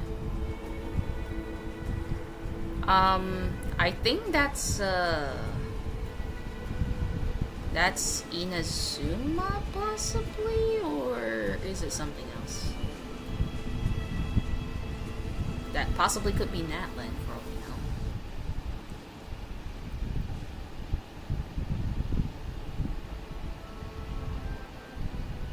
Possibly Natlan, but who knows? I suck at the mapping. What's with all the glitching? Oh my lord. Oh my lord. He's taking us higher and higher as it goes. Oh, there's Natlan. There's Natlan. I see the mountain there. You can see Natlan over the... yeah, I see Natlan over here. I think that's one of the higher mountains. Oh god, my stomach is not okay. So yeah, I'll be right back again. Starry, stay strong. I will be right back.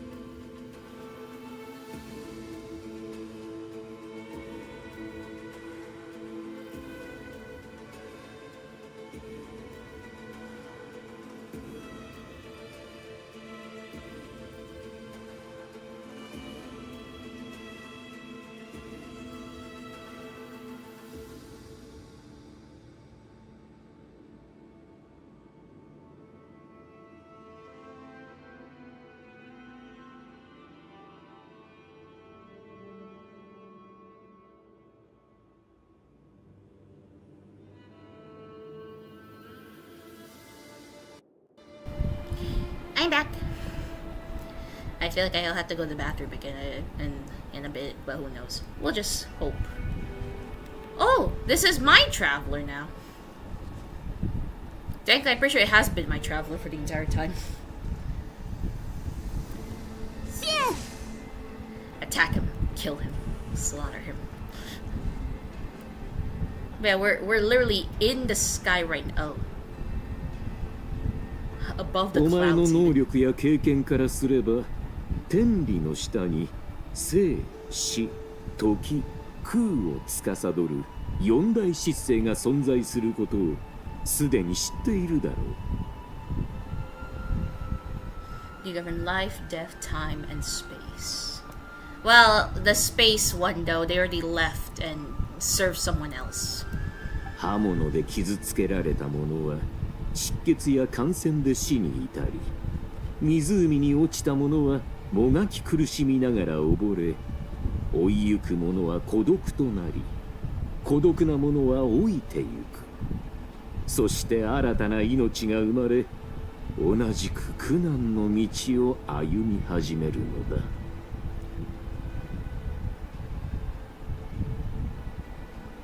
この4つの事象が世界を形作り、人間を束縛する。だがあの者たちはその枠を超え、天より授かった権能を自在に操っている。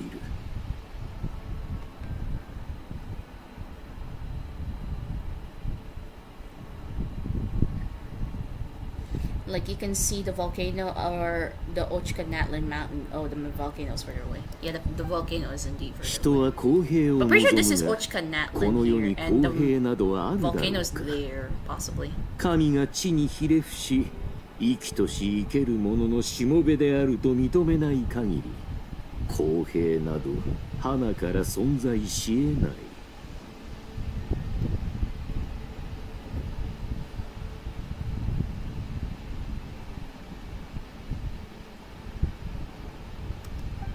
ルールを定めたのは誰か。我々を束縛する権利を持つのは一体誰なのか。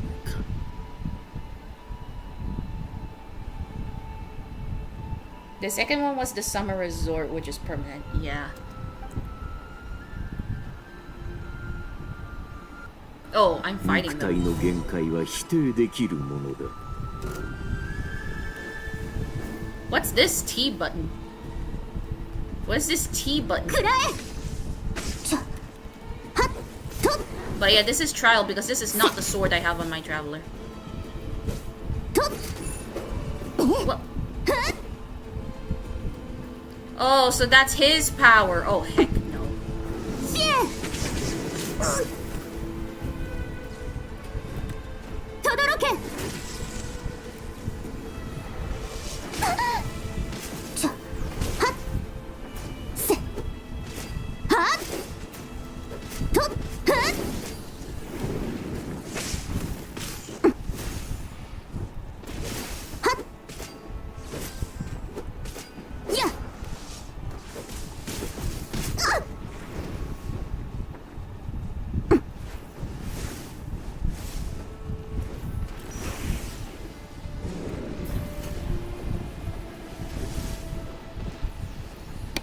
Oh, he's basically trying to get me to use it. He's basically trying to get me to use it. And if I don't, my HP's gonna go down. Like, he put a curse on me. How dare he? Starlight, I'm so sorry. He's forcing us. He's literally forcing us to do this. Starlight, I am so sorry you have to go through this.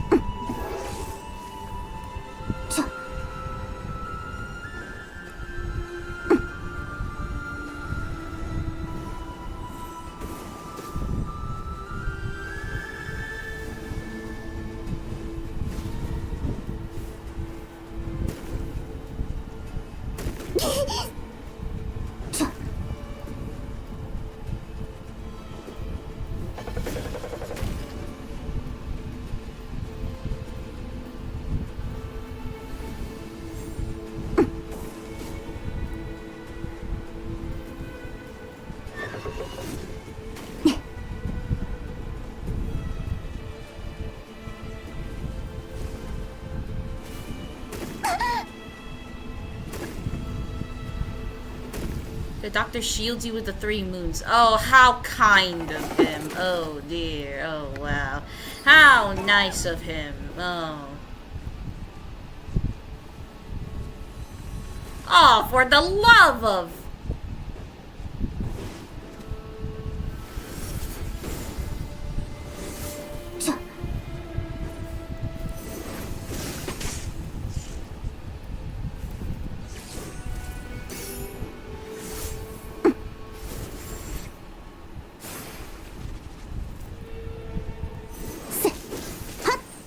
Well, aren't you just a gracious god? Ooh. Shielding me.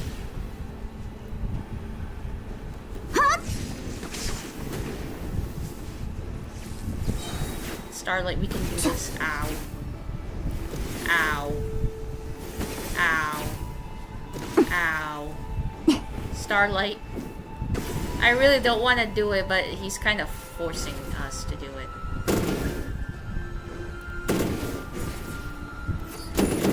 It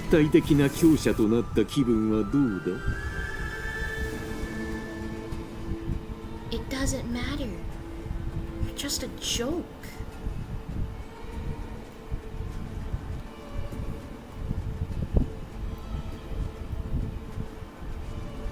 The symbol is an effect of the not-cry enemy, not the Tory. Oh.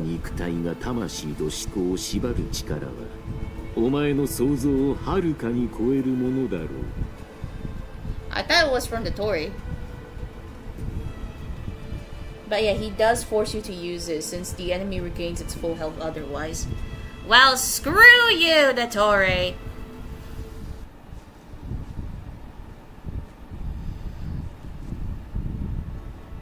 That bit of health gone is gonna annoy me for a while. I always make sure my traveler is always full health. Well, all my characters are full health.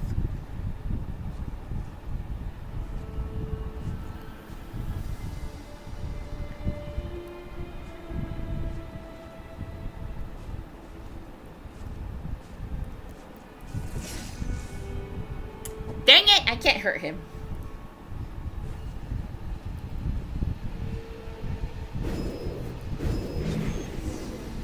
Oh, there you go. He healed. What? We're swimming. 無駄で原始的な目を捨てることで新世界を覗ける。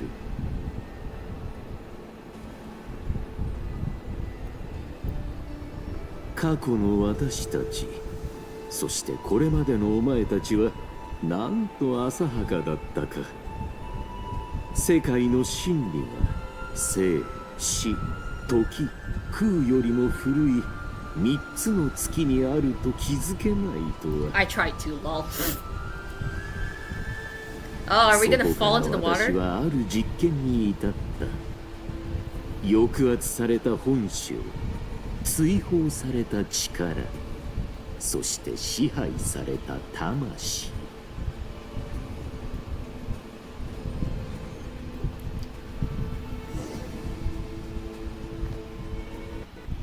I was like, just let me hit you just once. Just once! つい先日、このような話を耳にした。評論家たちが物語を読むうちに、ある事実に気づいたそうだ。絶えず努力を重ね、前へ進み続けるのはいつだって悪役だと。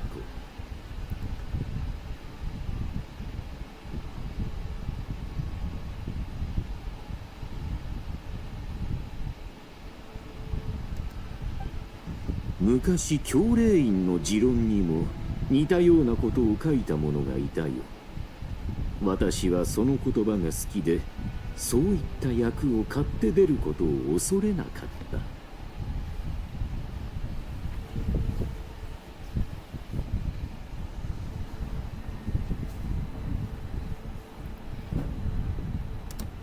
だが狂気に落ちた者はその僭越な行いゆえに踏みにじられ、超越した者はその無礼さゆえに鞭打たれてしまう。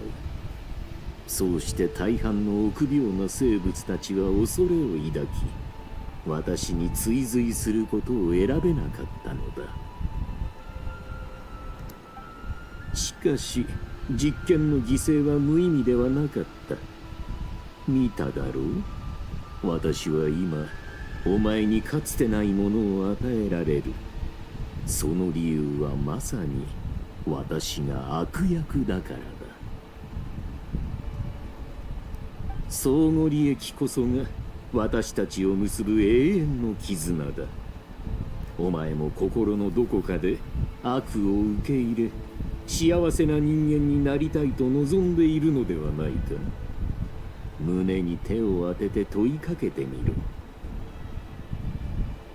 No matter what, you will never be able to give Starlight the life that she wants, the life that she dreams of.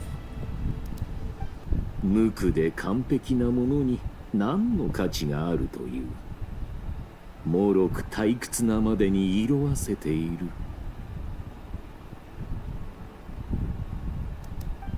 欠陥だらけだった私の断片を神の心と交換したことは賢い選択だった。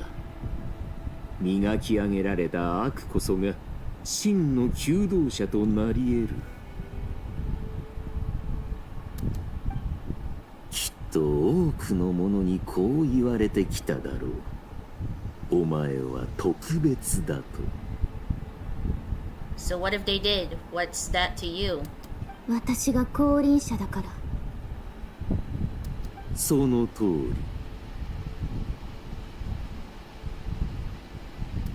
でもそれがあなたに何の関係がある？ Yeah, what does that have to do with you? I think you said it earlier. What does that have to do with you? Or like, what does that have to do with anything? What's it to you? 私は自身の悪行も私心も欲望も隠さない。真の研究者とは私のようであるべきだ。でなければ真実を理解し語ることなどできない。だが私のような求道者でさえテイワットを研究するうちに次第にうんざりしてくるのだ。各地を巡り多くのものと出会ってきたお前は冒険の中でさまざまな瞬間を過ごしてきた。誤解されたり追われたりありふれた仕事を日々こなしたり。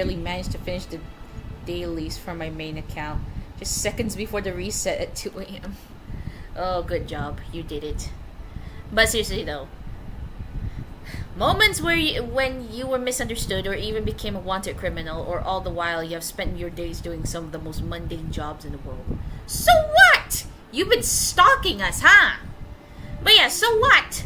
Misunderstandings happen, and yeah, some misunderstandings are worse, but hey, if you don't work your way to try to fix it, then what are you gonna do about it? Stay as a criminal? Honestly, it's normal for us getting a you know, becoming supposed wanted criminals. As Mom would say, Natlan may have hospitality, but in the other nations before that, all we got is hostility. I will still love that line from Mom. Also, most mundane jobs in the world. Sir, how else are we gonna get money? How are we gonna get Mora?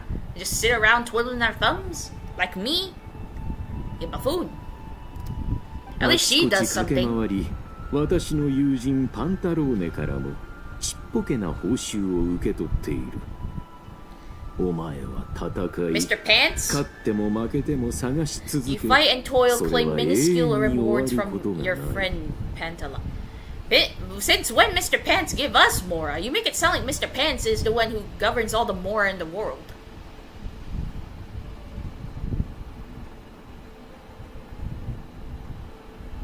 退屈だと思わないのか、この繰り返しの日々を。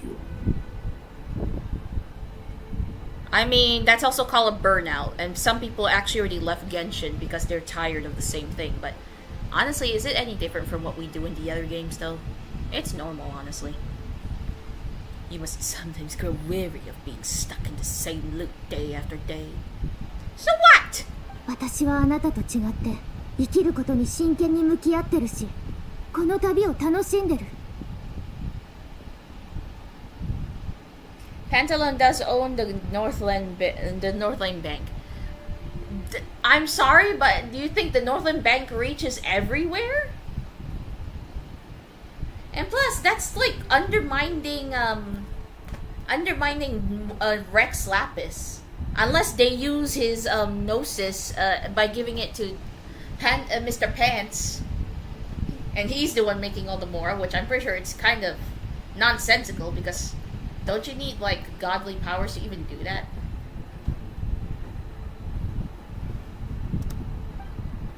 Well,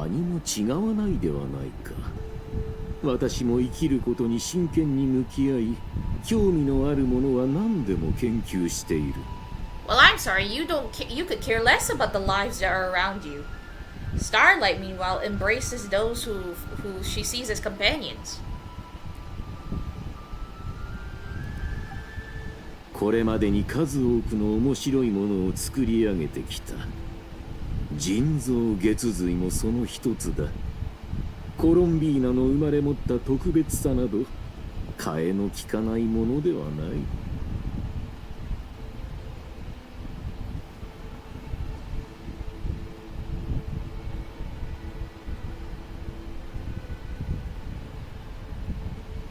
I mean, that is his motivation. No, I saw something like that. Not sure, though. What are you talking about here?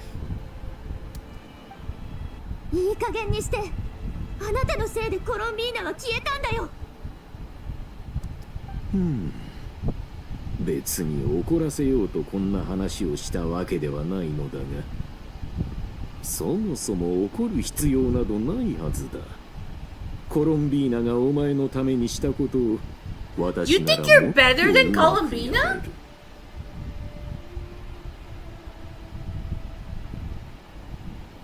I think someone is in the Lululand. So no, I think this guy's stuck in the Lululand. As if he could be better than Columbina. She's a wonderful friend who's been so lost in her life. And now she finally found a way and start opening up to more people. She is far more valuable. Technically, she's priceless, but still. She's far more valuable and far better of a person than you will ever be, the Torre.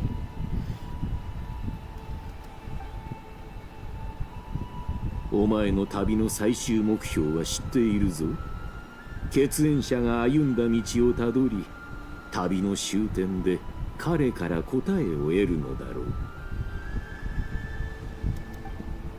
あなたみたいな人に誰かを思う気持ちなんて理解できるわけない。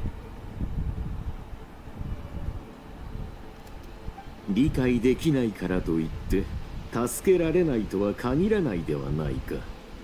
例えば今すぐお前の兄をここに連れてきて目の前で答えを聞かせてやることもできる。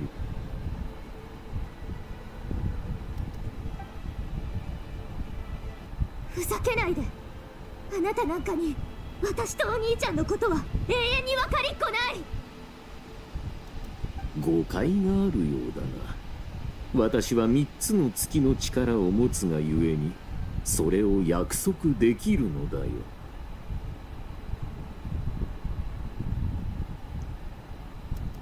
ところでお前はなぜこの世界を旅している？心の底から旅を望んでいるのか？それとも避けようのないものだからか？ I mean, technically she can't escape just by, you know, lounging around, not even caring about anything anymore and just stay close to anyone. これまで費やしてきた時間、乗り越えてきた苦難、それらは本当にお前が望んだことなのか？未知の答えに追い立てられているだけだと考えたことは、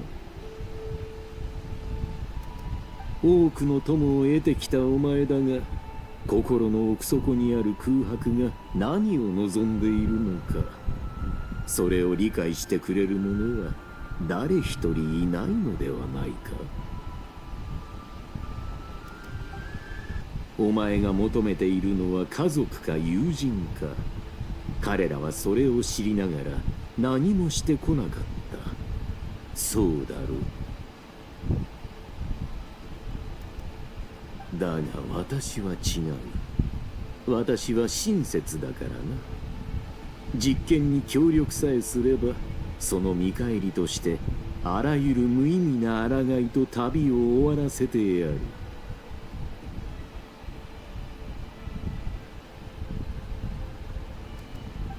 この誘いは悪意に満ちてるけど、博士の言葉は人が望むことを的確についてる。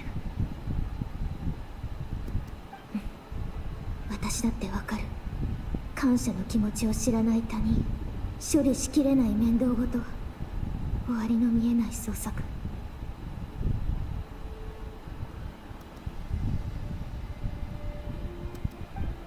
お兄ちゃんに会いたい。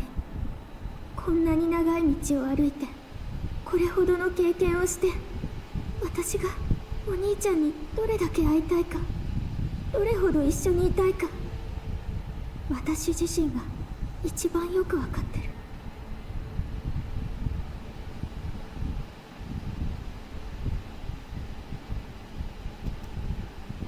今この瞬間、お兄ちゃんもどこか遠くで。 Is he really just sitting in the field, just having the time of his life while we are just here dealing with the Torre?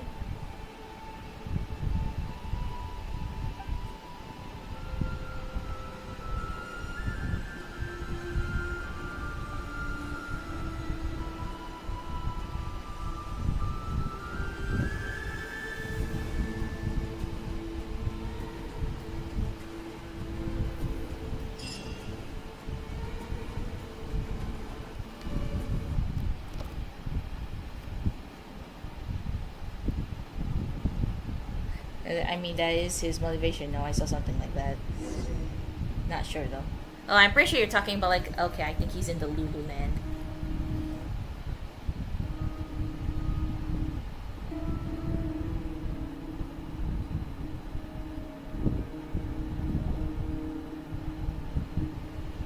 Sate, やるべきことははっきりしたな。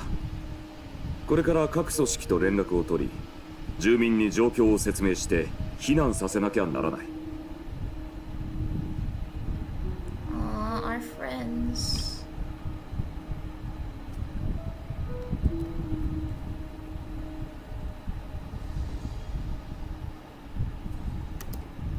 ナドくらいの住民は四方に散っている。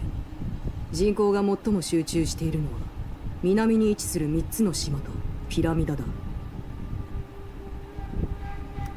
ヒーシ島とナシャタウンはラウマさんに任せていいだろうか。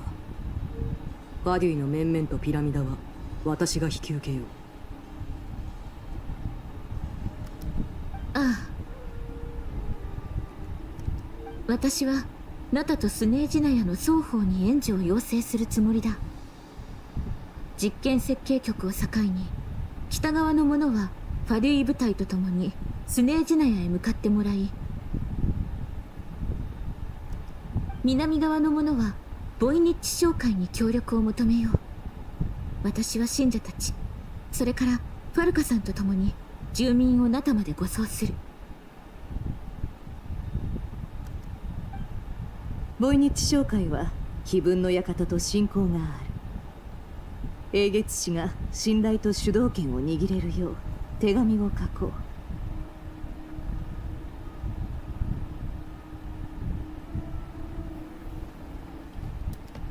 ヤフォだ、あんたも手伝ってやりな。ラウマ一人じゃ手が回らないだろうからね。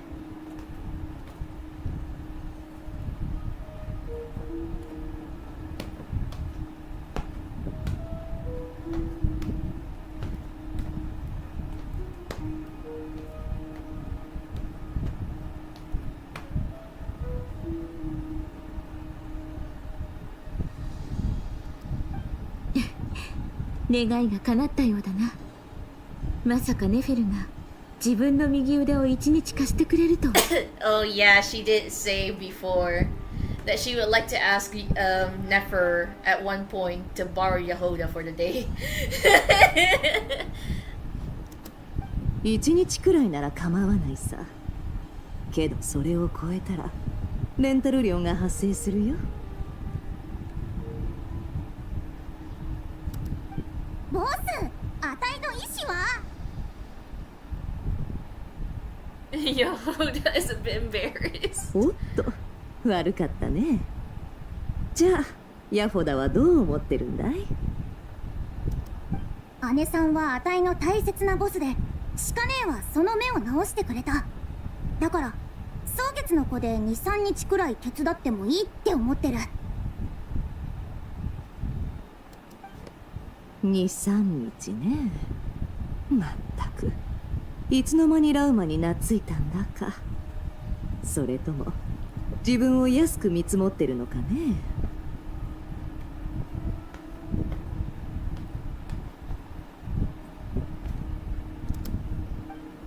ところで姉さんは一緒に来ないのか？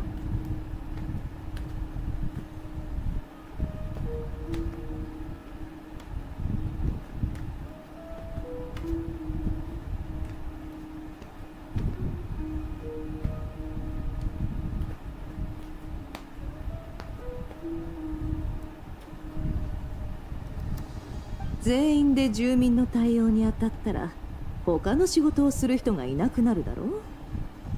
サンドローネはコロンビーナが死ぬわけないって言ってたし、旅人も助けないとならない。困ったもんだよ。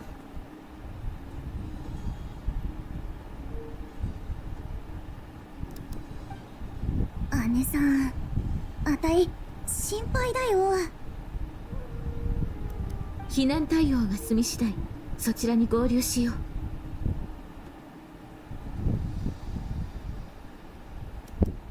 合流？そんな必要があるなんて言ってないけど。私には必要なのだ。それにそなたのやり方を見てきた限り共にいた方が良いだろう。つまりそなたを一人にするのは得策ではない。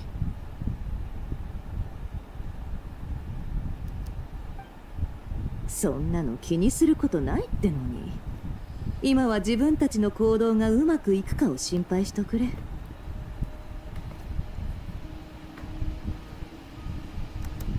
どんなトラブルが起こるかはわからないけど、アイノたちにもできることがあると思うの。アイノとイネハはナシャタウンの住民を手伝って物資の整理や荷造りをするつもりだよ。スケジュール確認。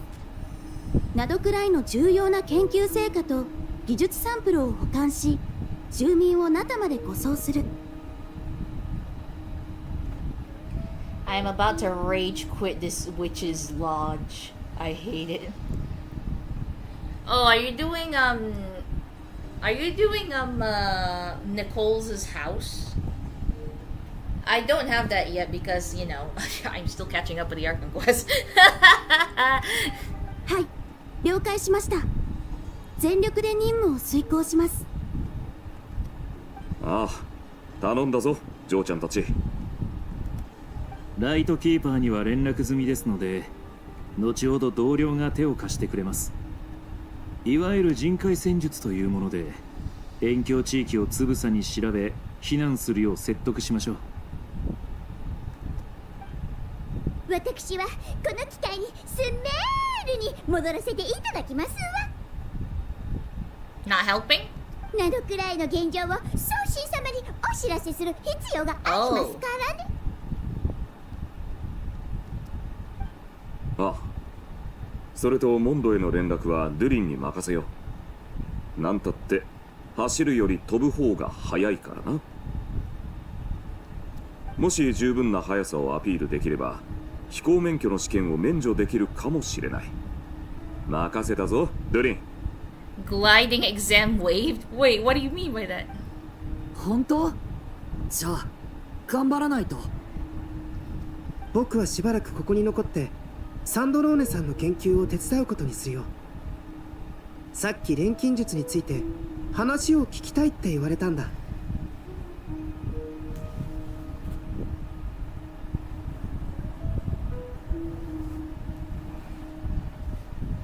サンドローネが君を誘ったということはその知識を認めた証拠だ。二人の協力がうまくいくよう祈っている。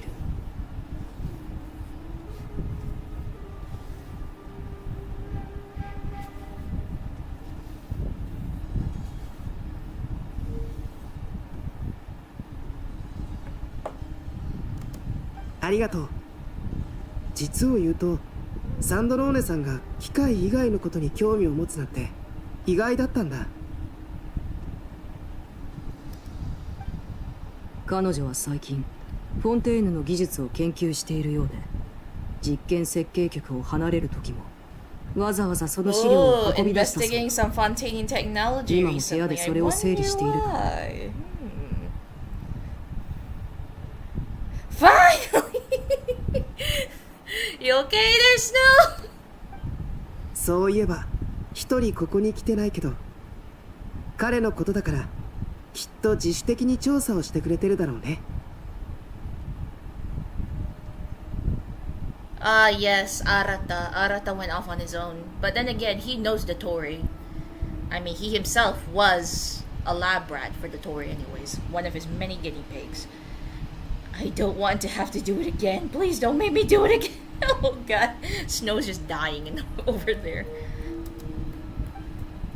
今日のパイモンは物静かだが、旅人と共にナタの人々と絆を結んできたことを生かし、国境まで同行してくれるという。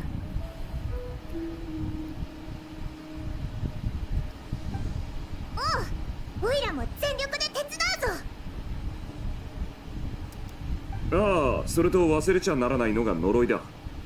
サンドローネが言ったように、一部の者はドットールに呪いをかけられちまってる。絶対に国境を越えるな。などくらいから離れないようにしてくれ。You will see what I mean when you get there. Oh, don't worry. I'm already raging the current update because of one mini game. So don't worry. あと、俺自身はコロンビーナの無事を信じちゃいるが、事態は深刻だ。万が一のことも考えるべきだろう。そして旅人の救出も大事になる。この二人は俺たちにとって大切な仲間だ。ネフェル、情報収集は頼んだぞ。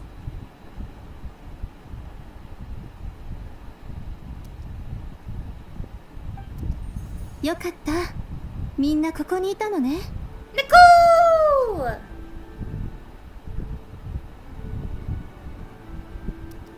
この声、ニコか？ニコ。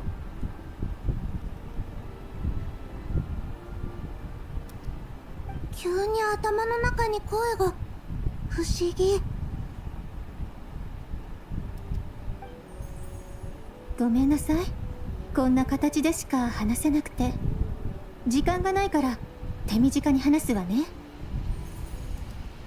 世界の境界で起きている災害は依然として収まりを見せず、アリスは連絡が取れる魔女会のメンバーを雑用として招集したの。私以外ね。ただ早く戻ってみんなの手伝いをするよう言われているけど。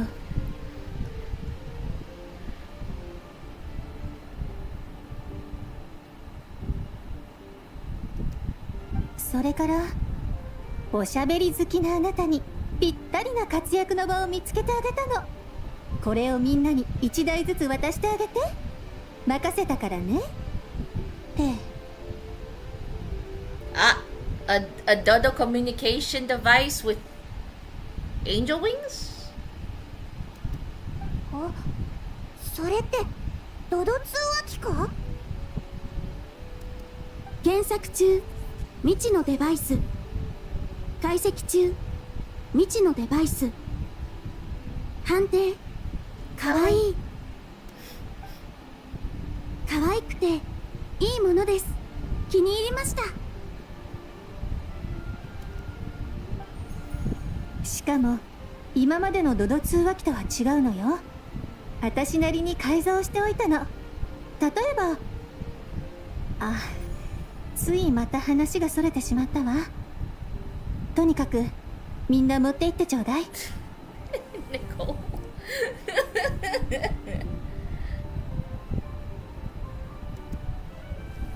この装置があればナドくらいのどこにいても会話ができるようになるわ。もう行ったり来たりする必要がなくなるの。すごい技術だ。ニコさんの力かい？て、そうよ。アルベロったらほんと褒めるのが上手ね。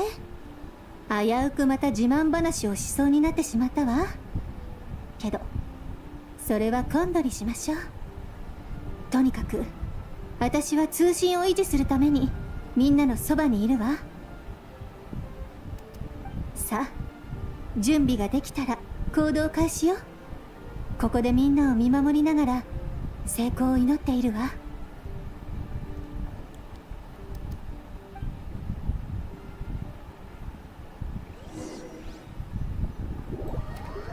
Oh. Contact the Lightkeepers. Ah man, he got no special loading screen. Sedge. And also, I guess the parts where it's like darkened with like technological electrical things, I guess that means like...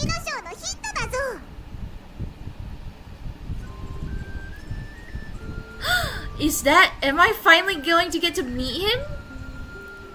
I finally get to meet him!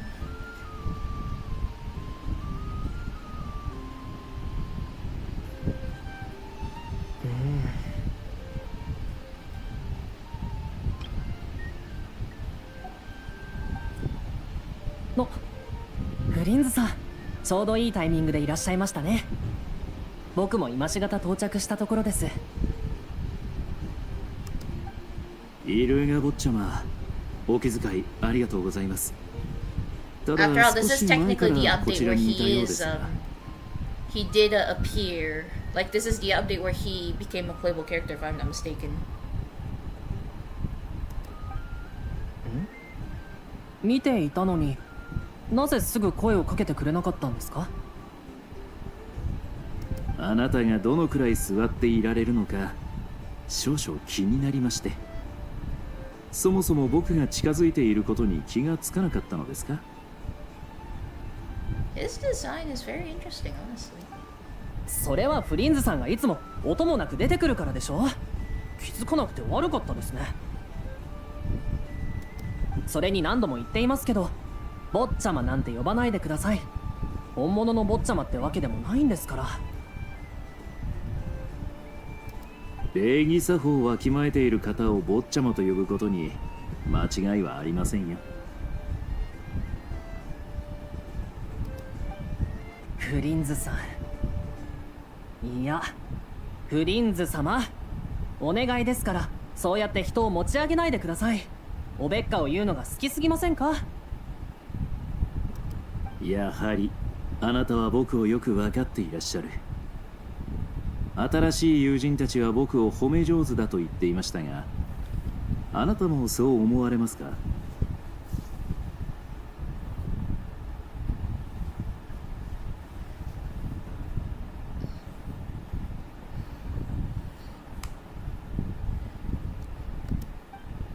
みんな君の性格をまだ把握していないだけですよ。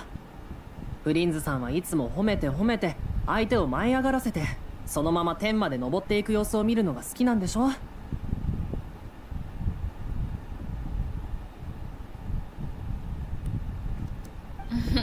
僕は今その人たちが良い知らせを手に戻ってきてくれることを心から願うばかりです。状況はかなりまずいんですか？ Yes, it is indeed that bad. Like, the whole of Teyvat could possibly be turned into nothing bad.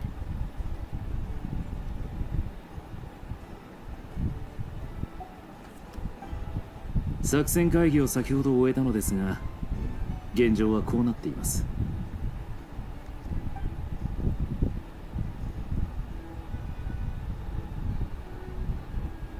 つまりピラミダの住民を全員避難させた上で、ライトキーパーからも人を派遣し、ナドくらいの辺境地域をくまなく見て回るということですね。ライトキーパーにそれだけの余力があればいいのですが。大丈夫です。父さんがきっと全力で助けてくれますから。よそでパトロールしている人たちも一旦呼び戻してこちらの支援に回してくれますよ。ありがとうございます。あなた方がいてくれればきっとうまくいくでしょう。それと任務が終わったら必ず本隊と一緒にスネージナヤかナタへ避難してください。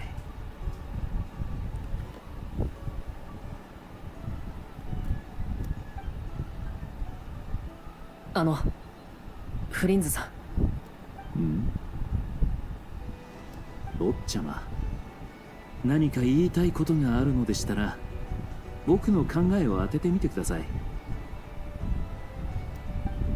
さっき他にやることがあるって言ってましたよね。それはとても大変なことなんですか？ World ending bad. 簡単とは言い難いですね。 Nothing is easy. Even if it's something that you've done a million times, it will never be easy. 君はライトキーパーの一員として危機が迫るたびに立ち上がり、人々を守るべき立場にあります。けど今から直面することはなんだかこれまで以上に危険な気がして。などくらいは住民全員が避難しなければならない事態にこれまで一度も陥ったことがありません。フリンズさん、君は皆さんと一緒に避難するつもりがないんですよね。あまり出過ぎた真似はしたくありませんが、フリンズさんが無理に戦う必要なんてないと思うんです。実は呪いをかけられてしまいましてね。この呪いはナドクライを出た瞬間に発動する可能性が高いと言われていますので、離れることができないんですよ。これを解決するためにも僕は動かなければなりません。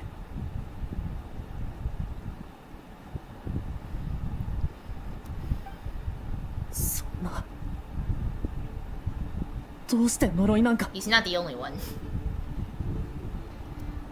自分の理想のために他人を踏みにじる者はこの世に少なくありませんからね。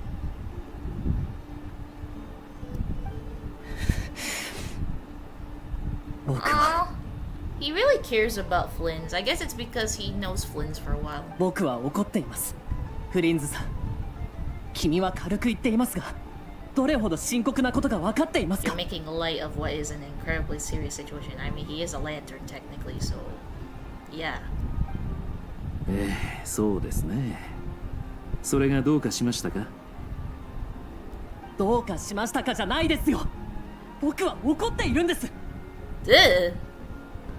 おや、 He's indeed like a young master.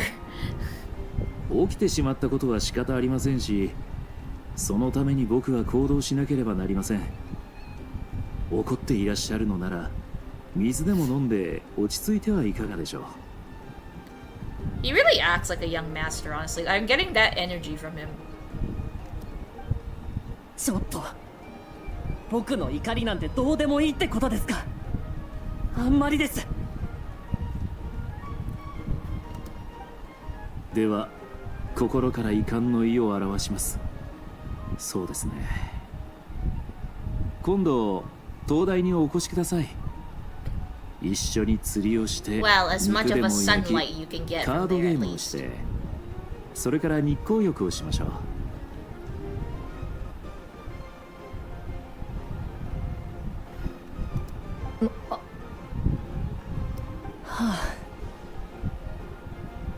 はっきり言った方が良さそうですね。Are you gonna punch him? Make him pass out or something? あまり良い話ではなさそうです Yeah, it ね。 doesn't bode well. You might want to be careful, this.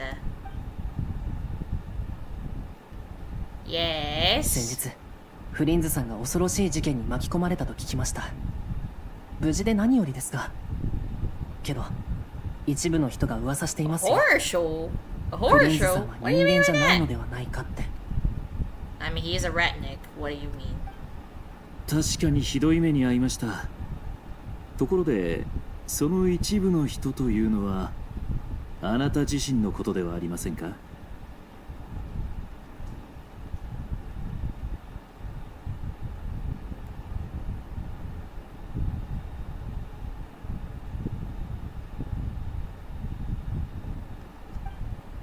この際だから言いますが、フリンズさん、君は人間じゃありませんね。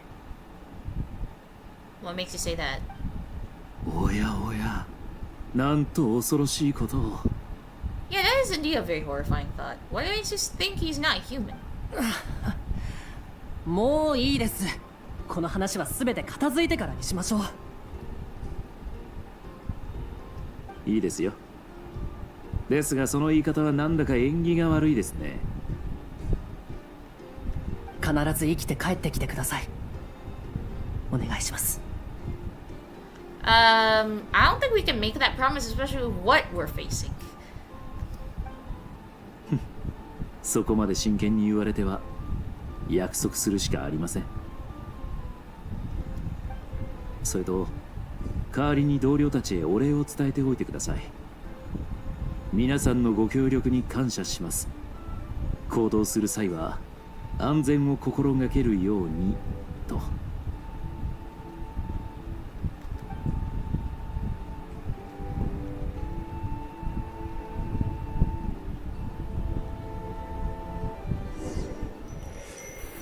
Oh, we're back to Columbina's side of things. I kind of like it though. Also, you can kind of tell that the water, like this is just a small picture in the middle of the whole thing. The fact that there's like little box ends, yeah, that shows.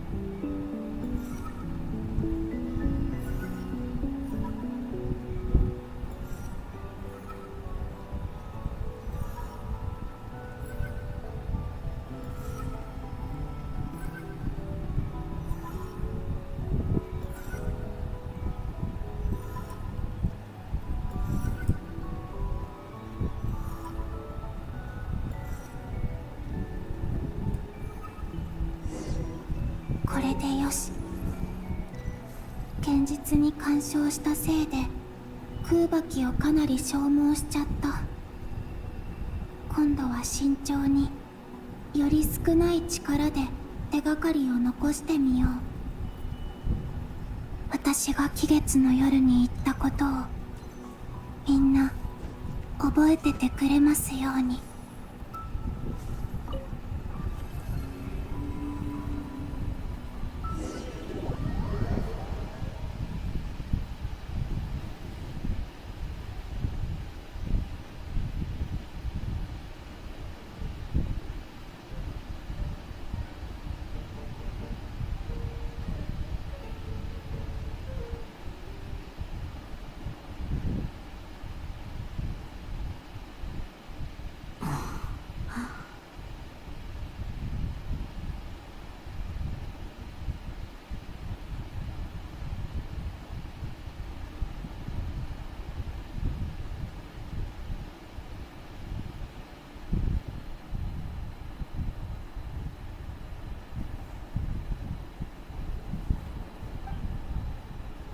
ここにもない。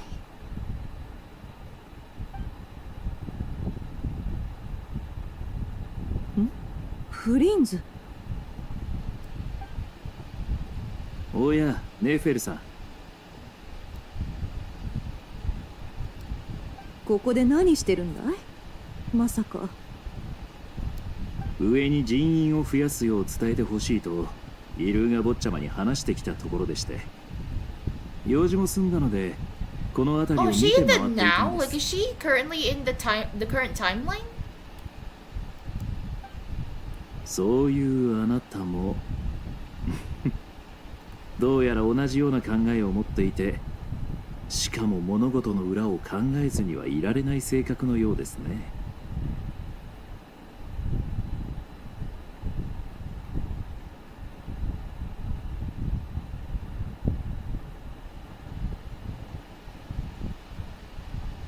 I forgot that this is my first time loading up Wuwa on the PS5 since the update. Dang, now I need to wait for it to finish updating. Well, guess I will log in using my phone. Ugh. ああ、旅人の情報を集めながらいくつか推測を確かめたいと思ってね。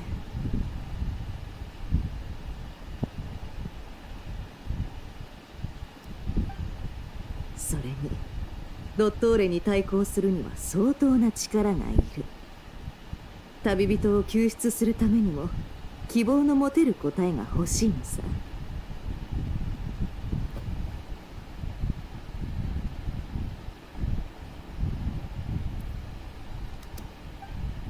あんたもコロンビーナがそう簡単に死ぬはずないって思ってるんだろ。あなたと同じようにその可能性を視野に入れているだけです。ましてや彼女は神。僕たちに神のなすことを予測できるはずもありませんから。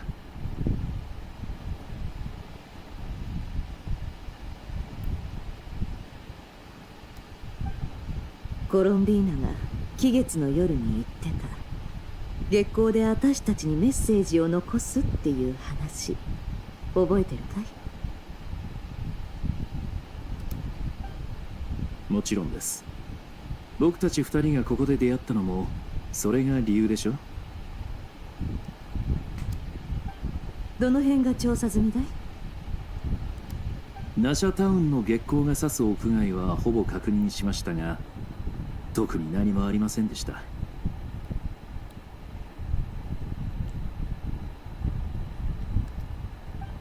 私も碑文の館と手がかりがありそうな屋内をいくつか確認したけど、同じく何もなかった。ナシャタウンで見てないところはフラッグシップの部屋ぐらいかね。でもここに来たのは単なる消去法じゃないよ。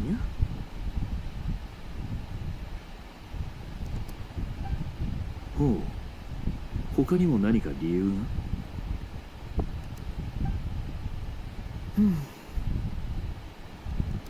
結局例の謎の助っ人が誰か分かんなかったぞ。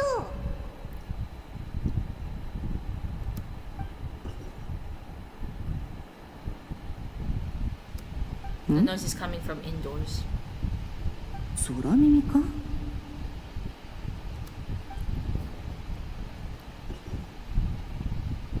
？A noise is coming from indoors. There we go.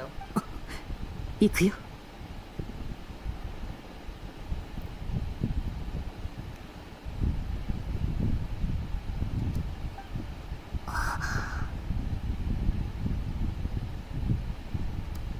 どうしよう。入ってすぐ花瓶を倒しちゃった。この空間に入った時に発生した空爆の波が原因かも。でも私が追い出される気配はまだないみたい。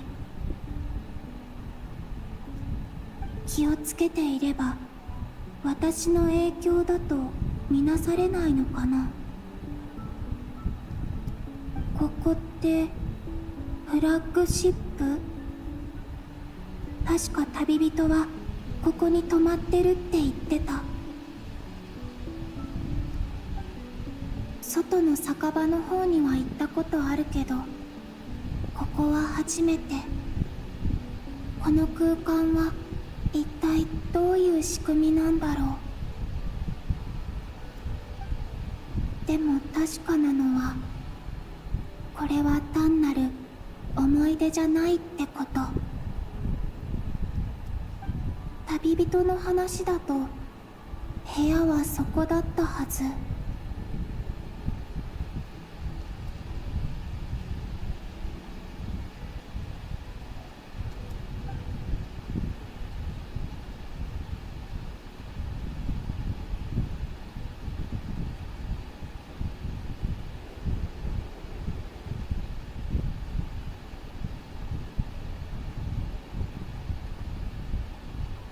ドアが閉まってる。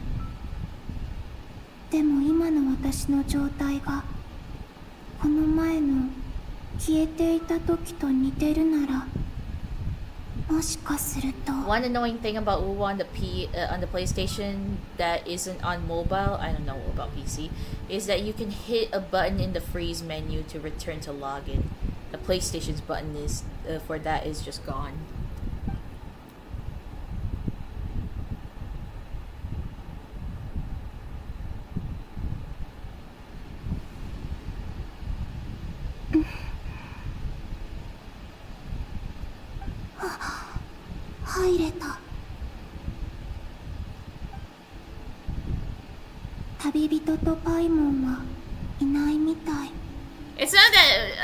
It's not that the Traveler and Paimon are not there. It's just that the Traveler is abducted, and Paimon is trying to assist in evacuation. 旅人ドットーレと戦った後、大丈夫だったかな。今はそれを考えてる場合じゃない。まずは旅人たちに手がかりを残さないと。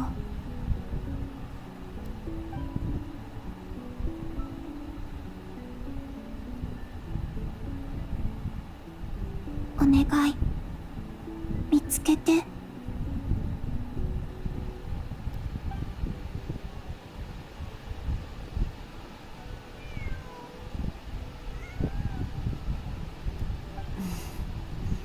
なんだ、猫かい。Is it though? この猫以外、これといったものは見当たりませんね。確かあんた、ここで一晩か二晩過ごしたんだっけ？はい。月の狩人レリルが現れる前のことです。その時に旅人さんと初めて出会いました。ここに泊まった時、何か異常を感じたことは？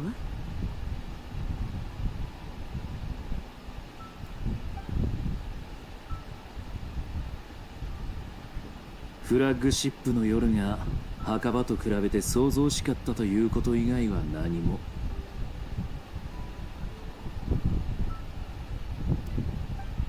そう考えると、旅人さんとパイモンさんは安らぎを与えてくれるお隣さんと言えました。二人の部屋はこっちだね。ええ、そうです。人の部屋に無断で入るのは良くないけど、この状況じゃ仕方ない。You can make it up by hanging out with us, and you guys can escape. Make it up by hanging out with us. 集中して空吐きで壁に文字を書かなきゃ。あの期月の夜に私が言ったように。月が輝く夜に窓を開ければ、月光に自然と私のメッセージが浮かび上がるの。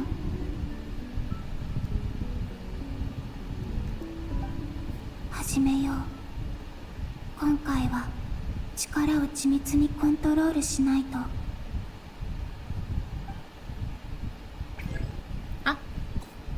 Hold to maintain the power in the target area as you write.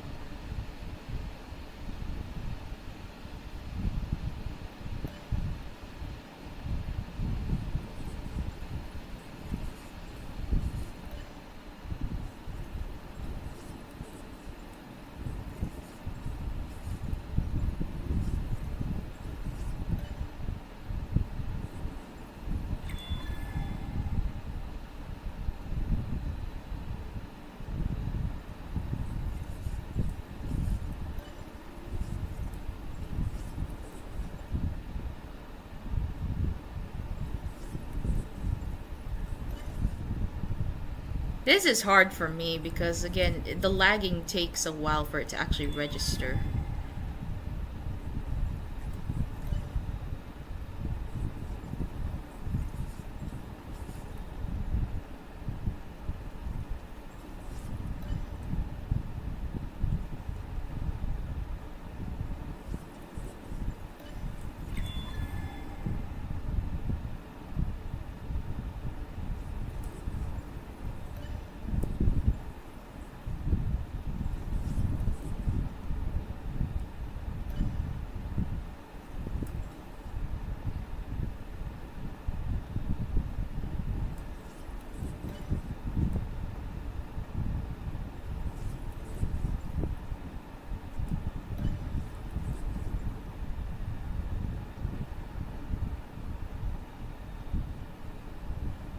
There we go.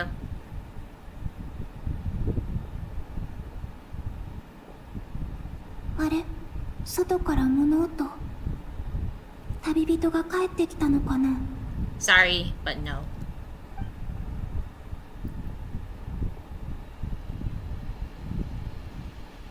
お願い、この文字に気づいて。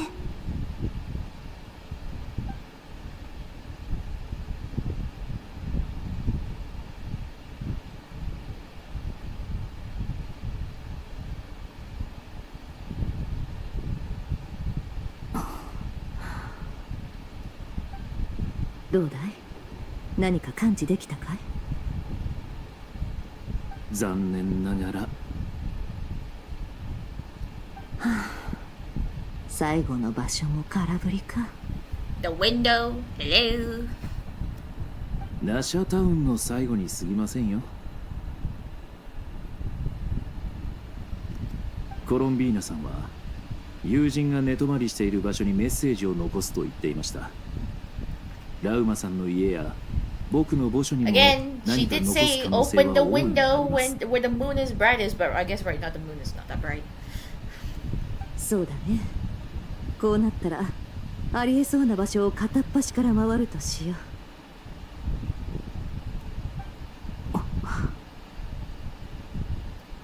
う。待った。何を待つの？おいら食べ過ぎたみたいだ。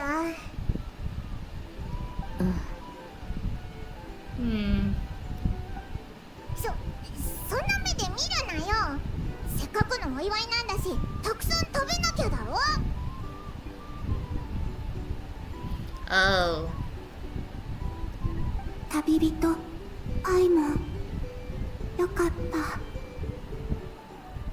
でもお祝い？何の話をしてるんだろう。お前らが月の狩人と戦ってる時、おいらすっごく心配したんだぞ。今ぐらい楽しんだっていいじゃんか。月の狩人？今って月の狩人と戦った後のあの夜なの？こんな前の時間まで戻っちゃったんだ。時間。この空間に入るたびに前回よりもさらに前の現実に戻ってる。しかもどれも私が月の影に落ちるあの時よりも前。私が現実に及ぼした影響は過去で確かに起きてた。まさか月の影の中の時間は私が入った瞬間から過去へ向かって流れてる？もうすぐ期月の夜だな。きっと今夜よりもっと賑やかになるぞ。でもコロンビーナが帰っちゃうのは寂しいよな。あいつ本当はすっごくいいやつだし。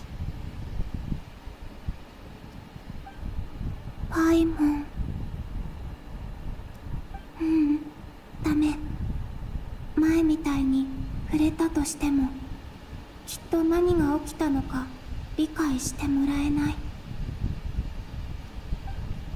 それにまた無理やり引き戻されちゃう。やっぱり月光にメッセージを残してそれを見てもらえるよう工夫しないと。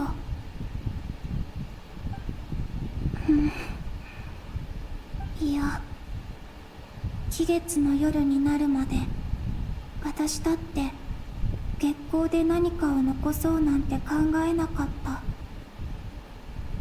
今本当に他に方法はないのかな。いや、期月の夜になるまで私だって月光で何かを残そうなんて考えなかった。今のみんなが思いつくはずない。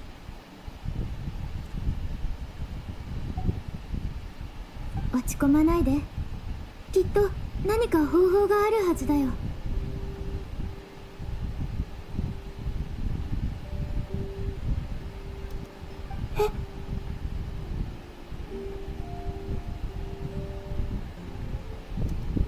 そうは言っても、蒼月は偽りの空の向こうにあるんだぞ。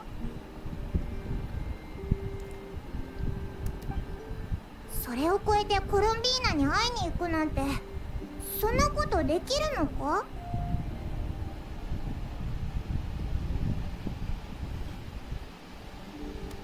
今は無理でも、いつか方法が見つかると思う。そっか。ひひ。お前っていつもポジティブだよな。今、いつか。うん、そうだね。今の私にはまだできることがある。何をするおつもりですか？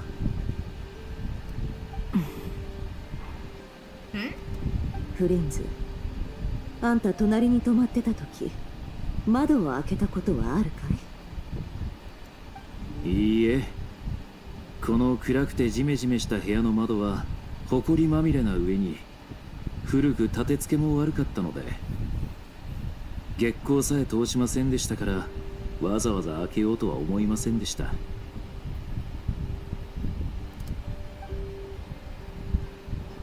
月光。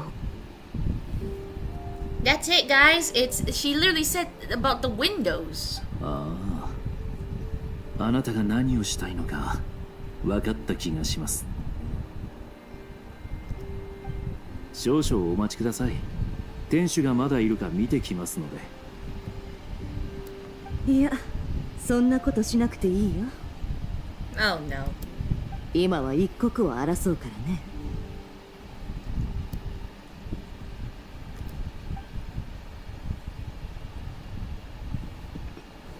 時間。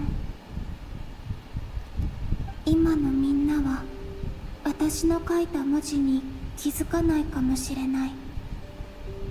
でも期月の夜の後なら私の言葉を思い出してくれる人がいるかも。私の知ってる情報をできる限り書き残さなきゃ。そうすればいつかきっと。う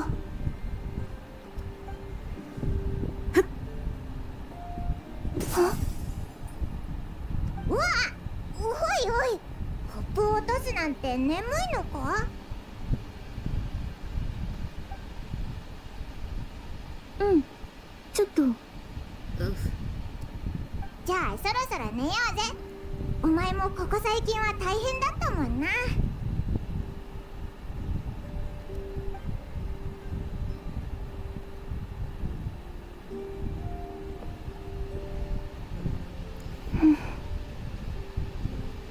本当にお疲れ様。月の狩人に勝って私の名前を取り戻してくれて、みんなと一緒に期月の夜まで準備してくれた。She literally chucked a whole mug into the window, huh? Darn.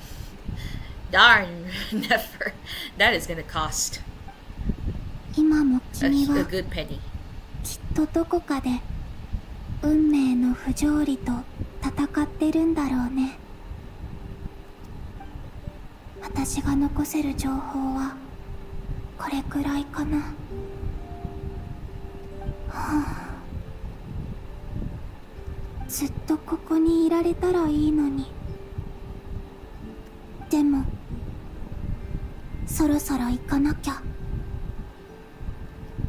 次の時間でもまた君と会えるといいな。もし叶うのなら私きっと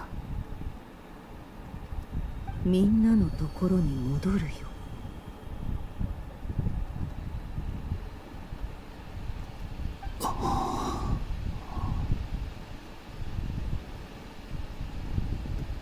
コロンビーナはまだ生きてるんだ。それだけじゃありません。壁一面に我々のために手がかりを残してくれています。Oh, that's a lot. 彼女は期月の夜に起こることまで書き記していたようです。残念ながら僕たちはその時が来る前にこの文字に気づくことができませんでしたが、私はここにいる。この空間は時間が逆行している。私は進み続けている。彼女は空爆を使って過去に干渉する方法を見つけたようですね。しかし彼女にとっての未来は我々の過去。この文字は月の狩人を倒した時からここに存在していた。それなのに誰の目にも止まらなかった。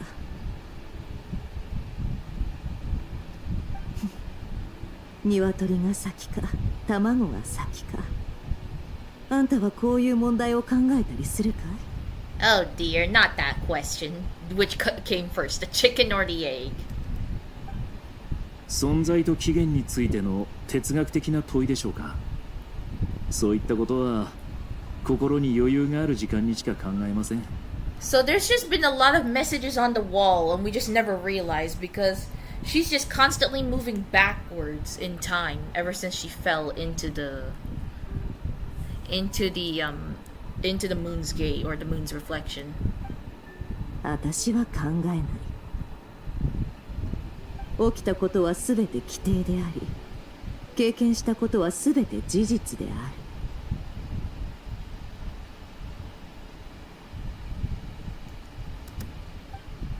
商人、正確に言えば情報屋はその2つから伸びる手がかりを頼りに未来の行方をつかむんだ。参考に値する考え方ですね。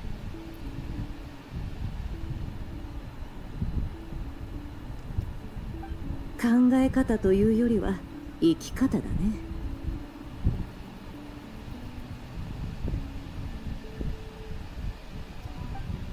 行くよ。みんなと共有すべき情報が壁一面にある。Yeah, and payment to the owner of the place.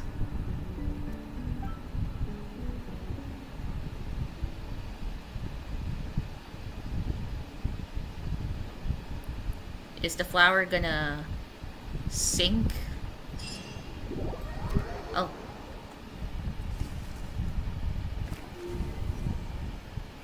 Find a way to make a breakthrough, of course.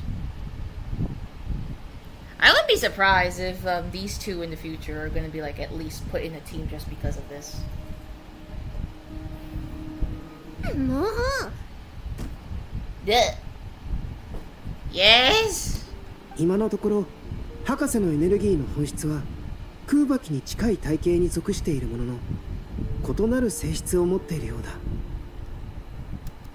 などくらいの空爆装置による影響はほぼ受けないと言ってもいい。君が錬金術に希望を託したくなる気持ちも理解できるよ。しかしこれらの本は実に難解だ。Will they ever fix Albedo's hair? It's kind of sad looking like this. どれも部下たちがフォンテーヌから持ち帰ったばかりのものよ。水仙十字結社のものもあればペトリコール町の事件記録もあるわ。加えてこのゴミのようなマシナリーの実験報告書もね。あと私の術式が今いくつか頭にくるものを検出したわ。頭に来るもの？テイワットの空には複数の月が浮かんでいるでしょ。ずっと前に術式で確認した時は言い伝え通り3つの月が世界に存在していたわ。でも今スキャンしたら4つになっていたのよ。Oh no. 1つ増えた。It's probably that bozo. ええ、最初は月がまだ3つあればコロンビーナも生きていることになるんじゃないかと思ったんだけど、でもその瞬間ある違和感が芽生えたの。3つの月のうち無事なのは蒼月だけ。他はどれも残骸よ。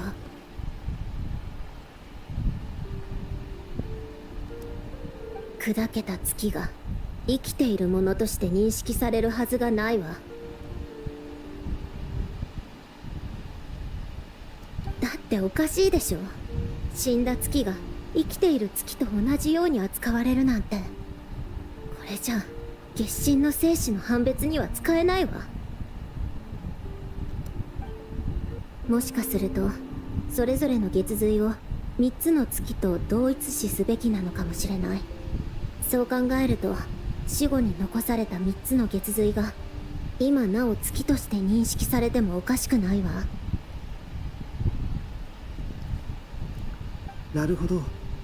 その推測が正しいなら、君が検出した4番目の月はドットーレが作り出した人造月髄なのかもしれない。まったく、そんなものを作るなんて厄介極まりないわ。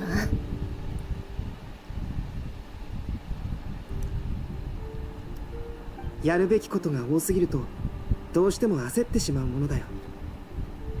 サンドローネさん、少しリラックスしよう。イライラしているのなら気晴らしに散歩や深呼吸をして落ち着くといい。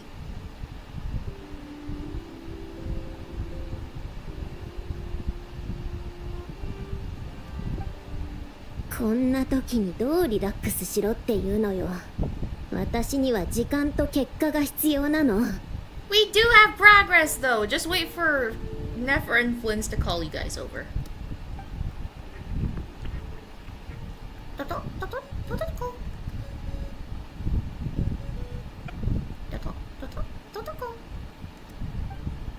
ん？フリンズさんからだ。こいつの音、ほんとイラッとくるわね。ああ、もうそれもこれも全部水仙十字の死証言と血髄のせいよ。 Of the Narcissan Cruised and Moon Marrows. Now what? おや、タイミングが悪かったようですね。淑女がそのように声を荒げるとは、一体何があったのでしょう。 Everything. 何よ、今忙しいんだけど。皆さんまだ碑文の館にいますか？ええ、けど外に出ている人たちはまだ戻っていないし、何か用件があっても急ぐことはないんじゃない？私今とっても忙しいの。ちょっと一人にさせてちょうだい。すごく重要な情報が手に入ったんだけど、聞かなくていいのかい？そう。なら話してみなさい。ドド通話機で共有するのかい？普通の情報だったらそうしてたけど、今回のはちょっと複雑でね。直接会って話すよ。碑文の館で待っといてくれ。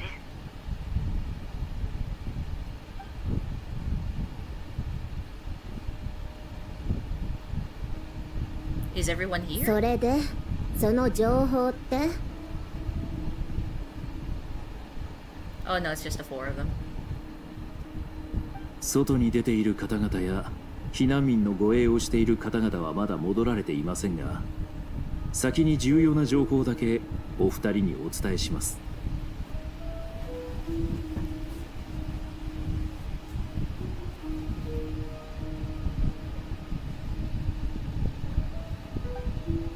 サンドローネ、あんたの考えは正しかったよ。コロンビーナは多分まだ生きてる。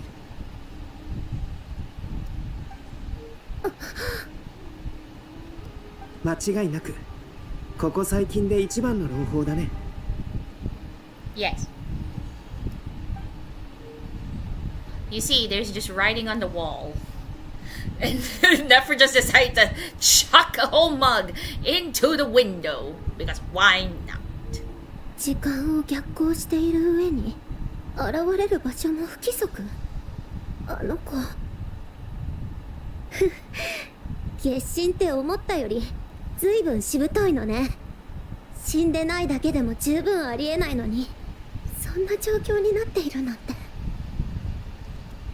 やっぱり血髄であの子の状態を判断できると考えて良さそうね。Aw, she's smiling. サンドローネさん、嬉しい時は素直にそう言えばいい。別に嬉しくなんかないわよ。それにまだ何も解決していないわ。ここからが問題よ。コロンビーナが時間をコントロールできない限り、あの子のいる空間の時間はどんどん過去へ流れていく。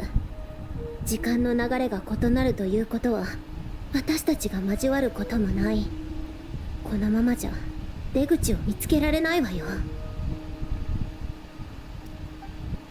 生命が一滴の水から始まったのだとしたら、時はどこから始まったというだろう。星が生まれた瞬間からだろうか。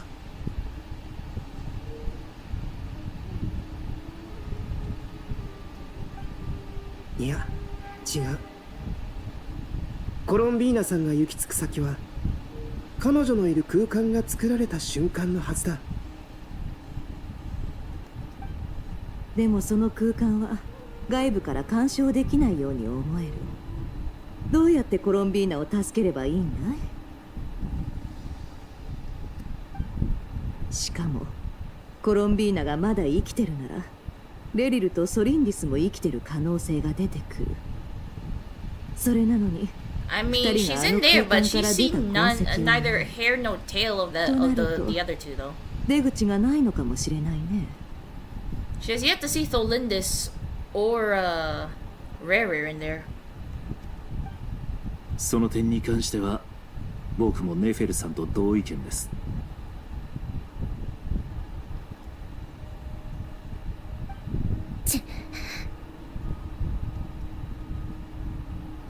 確かにあなたたちの言い分ももっともね。とりあえずさっきの情報は全て記録しておいたわ。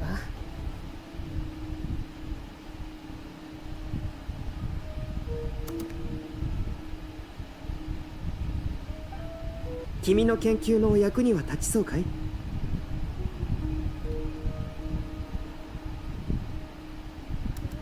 ドットーレのエネルギー領域を突破する役には立たないけど、何がどうなるかは誰にもわからないわ。記憶よりも記録の方が確かなのは事実だし、このぐらいの労力は払うわよ。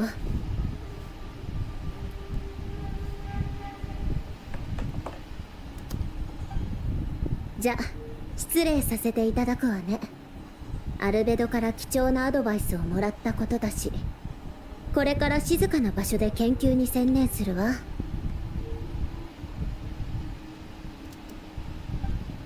ああ、私はここに残るよ。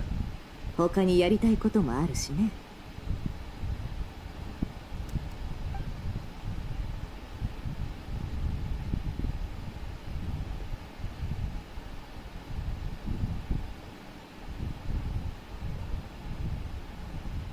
パイモン、いるかい？ああ、そうだった。あの子はファルカたちとナタに行ったんだったね。でも幸い、旅人とパイモンの荷物はここに運んである。Those are our luggage? We don't even see it. 旅人は一体どこにいるんだろうね。ん？これはメッセージ。パイモンが残したものみたいだ。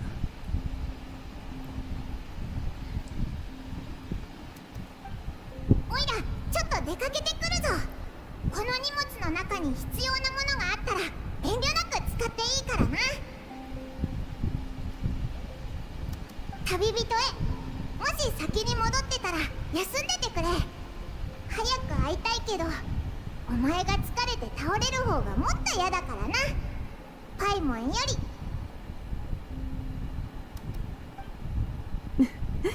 仲がいいね。パイモンの許可もあるし、遠慮なく荷物を見させてもらう。Yeah, we have a lot of things, so please be careful. Some of them are extremely valuable, and some of them are extremely crucial to certain moments. So please be extremely gentle. うん。二人がよく使うものはほとんどここにあるみたいだ。And also my thousands of foods, like thousands of food inventory. Please be careful of those. へえ、丁寧に整理されてるじゃないか。誰がやってるんだろうね。これは。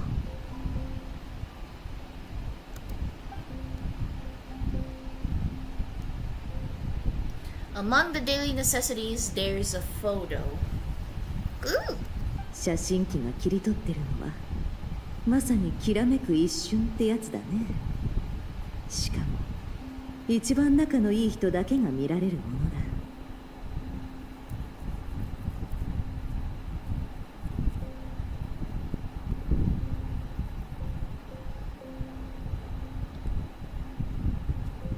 写真は撮影者の思いであふれてる。これが上の方にあったのはパイモンが手に取って眺めてたから。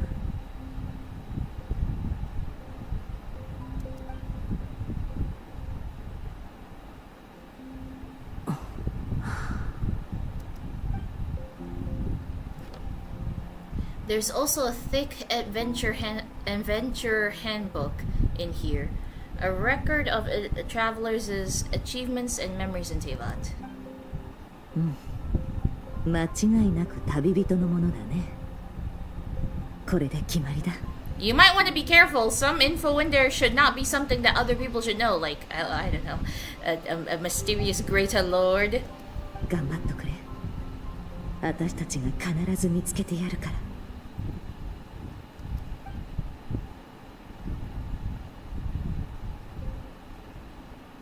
Oh Lord, the world is not loading in.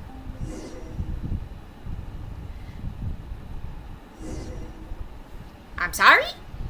ブロンニア、世界式で検索して関連性の高そうな本を持ってきてちょうだい。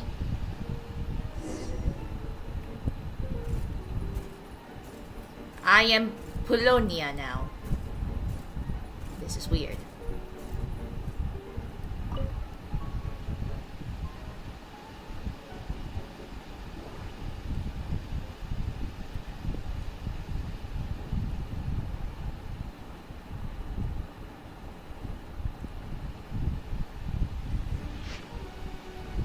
Ancient log, Carter Sherbius. Yeah. We were assigned to the same lab. I was nervous at first, since everyone said that he was a child prodigy. Since the disaster, such people are more precious than ever. I had thought that an institute star recommended by higher-ups might be more full of himself, but he's much better than I expected. He's just not the most social sort. No obvious symptoms. I made a huge mistake and knocked over an ancient geometry machine that took a lot of effort to bring back from the desert ruins. The machine came to life and made a huge mess of things. Though he's a lot younger than me, he's really smart. I can't believe that's how he managed to tame the machine. Maybe taming isn't the right word. Maybe the other engineers will look down on me for using it, but it really did feel like taming. I know modern clockwork machines well enough, so I can see the huge technological gulf between the two. Even disregarding construction, we will make little meaningful progress if we do not resolve the power issue. But I still have to be careful. I've never seen Elaine angry, and I don't want to find out what he looks like when he gets angry. A few minor symptoms. Took the day off. I can hardly believe it. Elaine came to visit me and even brought his sister. She's a lovely little lady and unafraid of strangers. A fine day indeed. We discussed the idea of a thinking machine based on gems and tape circuits. I used the word disgust, but actually I just said that like, oh, or that's really amazing, or how will you do that? Whenever he paused and didn't make any real contributions. He was really into it though, and he behaved very differently than he usually does in the lab. His little sister is probably way smarter than I, a research assistant. It seems there are interesting upsides to having my disease flare up, but I prefer to return to the Institute and help as soon as I can. The additional machines got here. The previous ones are no longer usable since they were completely dismantled, but it did clear up a lot of things, at least according to him. Something about it being driven by the elements in the ley lines and interaction we cannot recreate with our current level of industrial precision and material science. I helped to compile the report, but there's so much I couldn't understand. Apparently, lots of people are secretly unhappy that Elaine is getting more research resources than they are. But if you ask me, everyone's smarter than me, and they should all get along. We'll make the world a better place that way. His sister said that some of their friends will be joining the Institute. I'm looking forward to meeting them. No obvious symptoms. Join the lab as new partners. But now their conversations are doubly confusing. Doubly confused. I don't know.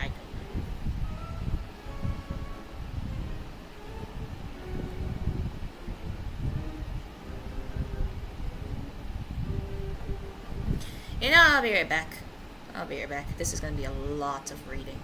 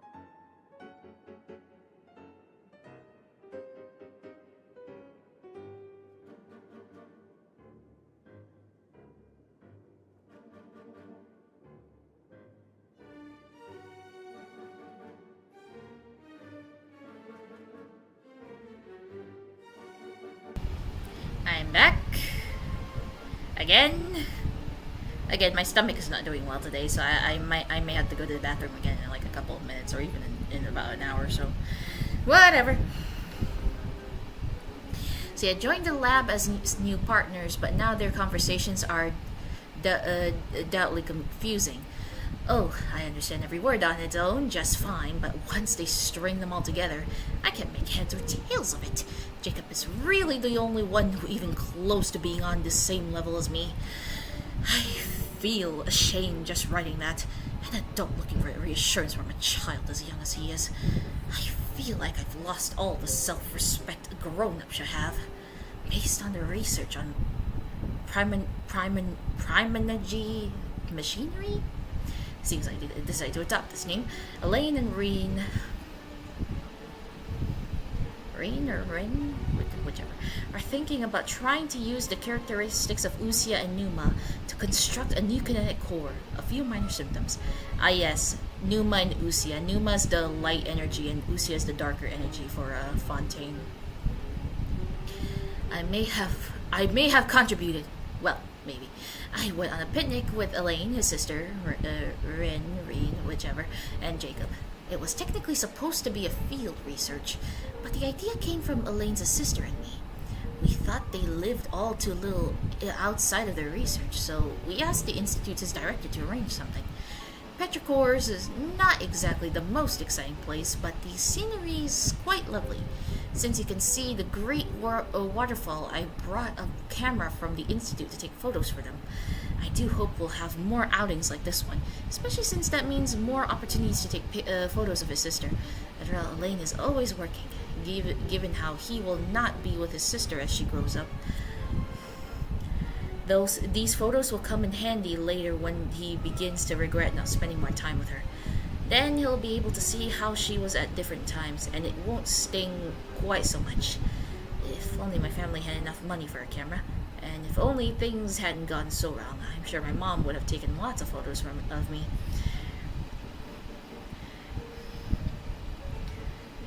Reina and Jacob like Elaine's sister a lot, too. When the four of them hang out, she sometimes acts like an older sister to them. Despite being the youngest, a fascinating dynamic. Seems to be interested in the ruins and the stone statues here. Seriously, is this Ren or Rein? I don't know. Also mentioned something about a troop and seals. Even though we went out there to have a bit of fun for once, they were still thinking about research. No obvious symptoms. Took the day off. Elaine's sister came to see me, along with Jacob. Elaine and Ren couldn't make it because their experiment is at a critical stage. They didn't have to tell me any of that, of course. That I was able to help at all, despite my limited abilities, is already fulfilling. I heard that Elaine and the Institute's director came to see me separately while I was unconscious. I feel bad that they came all this way for nothing. I wasn't even awake. Still taking time off, but I hope to go back and help them again soon.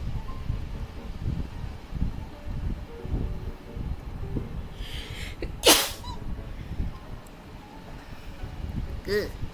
I found out that they were graduates from the Narcissan Cruise Institute, and it made me really happy. They talked about the director and the vice director, as well as their adventures, and it made me feel like a kid again. The only detail that didn't make sense was the cake the vice director made, because it felt like punishment when he had it. After the disaster, I lost contact with pretty much all of my friends. I'm so happy that they were able to find each other again. I know how my friends are doing. They're probably trying to rebuild the Narcissan Cruise Institute. I got to go check it out next time. Talked about the thinking machine again. I had an idea about making a thinking camera so that it would take photos of those precious to him while he's busy. He thought it was kind of pointless, but that it had security and surveillance applications.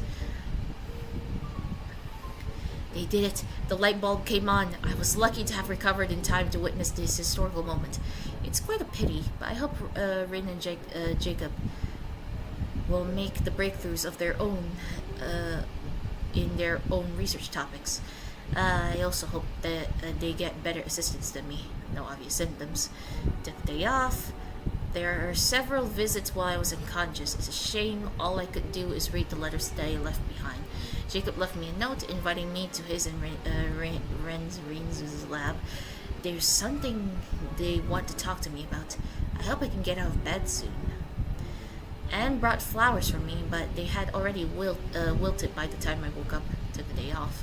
Oof. I was able to get out of bed today. This is where I first met Elaine. Elaine or Elaine? Fonte names are weird, okay? For a time afterwards, I documented the experimental procedures and phenomena based on his oral descriptions while standing here for the first time. He was trying to start up the machinery below in an ill-fitting lab coat.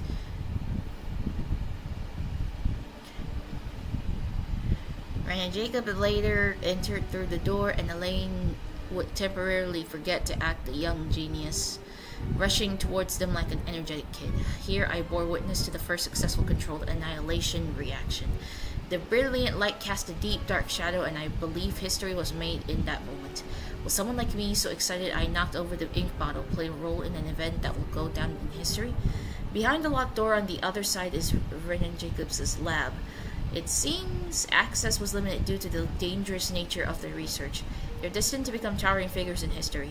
I guess Elaine moved to another lab. Based on his plan, once the energy problem was solved, he would study kinematics. I'll go greet him later. I wonder how Anne is doing now. What manner of beauty will she grow up to be? I'll stop writing here. I don't have much time left. I hope everything goes well. Hello, or you're in this part. Yes, I am. Keyword not located. Okay. Polonia found nothing here, so let's move on.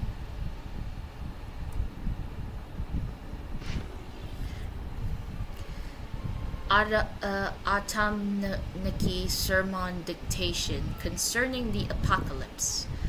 In light of the formal and rigorous proof outlined above, I believe that the correct term for this situation is fortuna. Of course, it is an ancient Remurian technology, a wisdom unparalleled.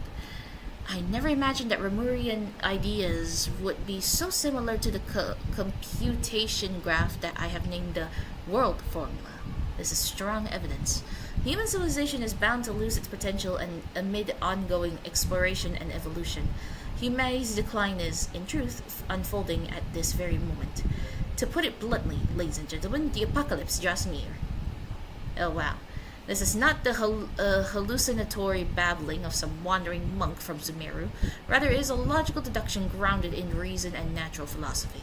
Please, take a look at this diagram. Beneath the most hidden of all hidden, the number of cycles, that is, the number of higher particles, can now only be 4. No new world cycle can be generated through reconciliation. In other words, the end of this current samsara is the end of infinite light. The sparks of civilization are all but extinguished unless we begin to consider introducing variables beyond the existing system. After all, the world is itself the external manifestation of a dream, and therefore...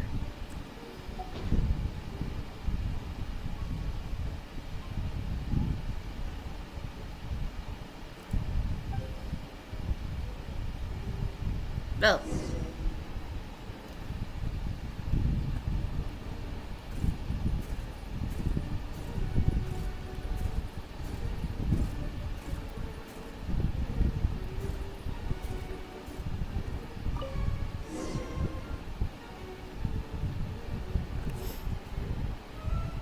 どれどれタイトルはモン・オトンヌキに関する記録世界の滅亡について Also yes, welcome back, Dad. How are you doing? 僕の見解によればこの現象はフォルトゥナと呼ぶべきである。これは古代王国レムリアの技術であり思考の英知だ。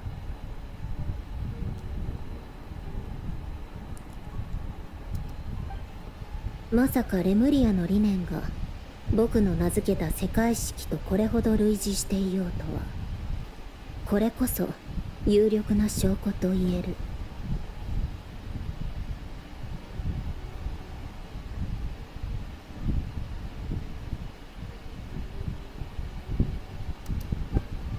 人類の文明は絶え間ない探求と進化の中で可能性を失っていくものなのだろう。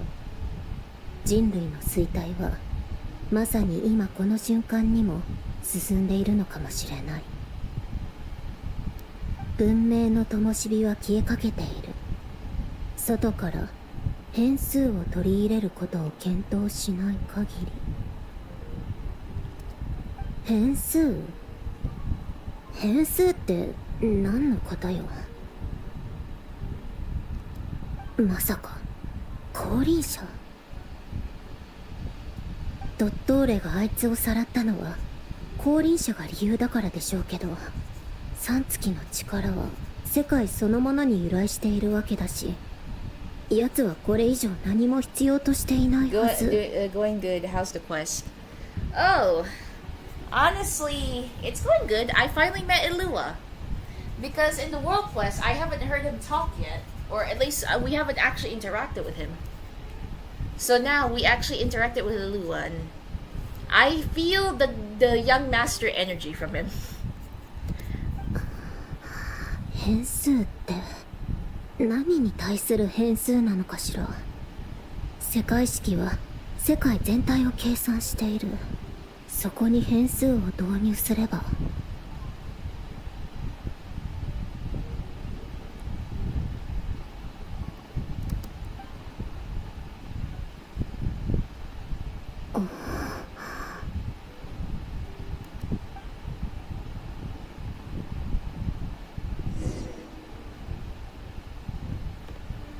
プロンニア、キーワード、ルートで関連する本を持ってきてちょうだい。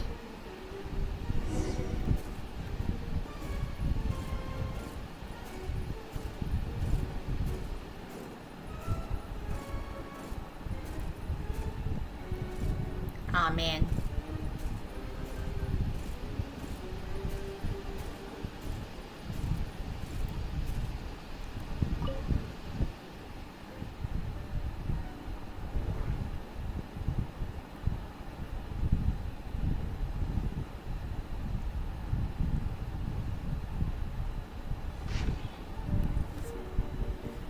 We'll start from that side first.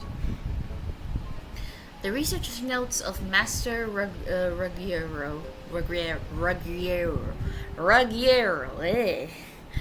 about the Golden Troop. Oh great, it's the artifact set. Let's go. Comparative studies have been conducted on the surviving ruins of ancient orders from across the land.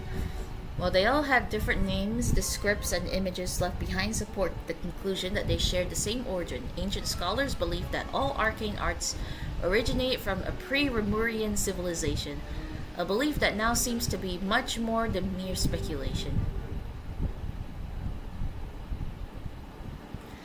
Fortuna seems to be the name of a symphony. Remurian musicians call it the Musica Mundana, or the music of origin. In their eyes, the rise and fall of civilizations, as well as the fates of mortals, are all orchestrated by the movements of a symphony, and when a civilization perishes, a new one is always born in its wake.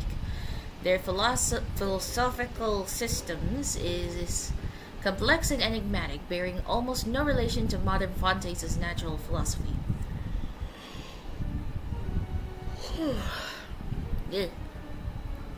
However, this is hardly surprising. According to historical records, after Remuria was brought to ruins, the refugees fell under the Lock Knight Erinese sway. They willingly forsook their ancient faiths, tongues, and writings, embracing a life of devotion to the gods as our forebears once had.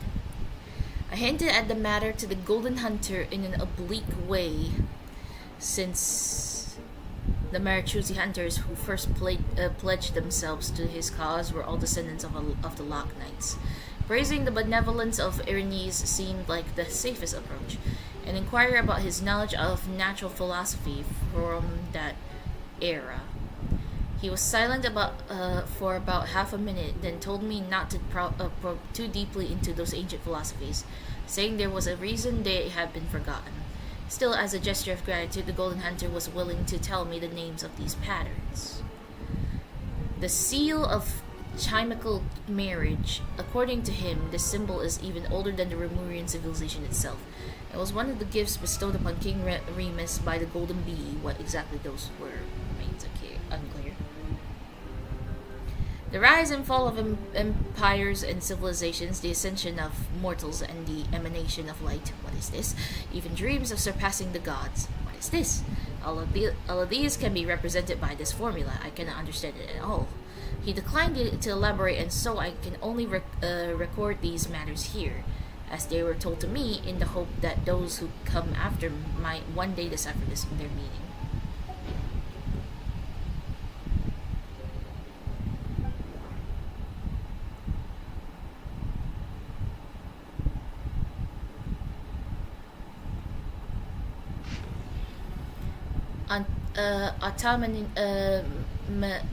Automniki sermon dictation, explications on the chimical marriage. Fundamentally, what the ancient orders designate as marriage was in essence an interpenetration of ontologically distinct orphans. As you can see, it is a magic set in motion by the three particles above the kingdom, yet its metaphysical origin lies in the emanations of the four particles beneath the firmament. The alchemists of Conria are prone to disregard metaphysical sentiment and effect, pursuing instead the gold of the ignorant within the material world. It is for this reason that their crude inquiry cannot be compared to the great undertaking we are to achieve today, one that is founded upon an ancient Remurian style theory. 3 pertains to appearance, while 4 pertains to the intrinsic. 7 obtained through their overlap constitute the number of paths for vertical transcendence. We designate this process of overlap as marriage, for the union of the two through a mediating medium is akin to the matrimonial covenant of those bound in mutual love. Observe and compute the pathway displayed in the guidance diagram. Deconstructing and reversing its effects could generate potential ideas. Nevertheless, there is one thing everyone must keep in mind. Solve the first half of the equation, leave the second unattacked. But you have all in the clear light and some, though not all, in the dark. This is not because they possess any sanctity that renders them untouchable, but because they offer no benefit whatsoever to the world formula. Only mediocre minds, foolish beyond a certain measure,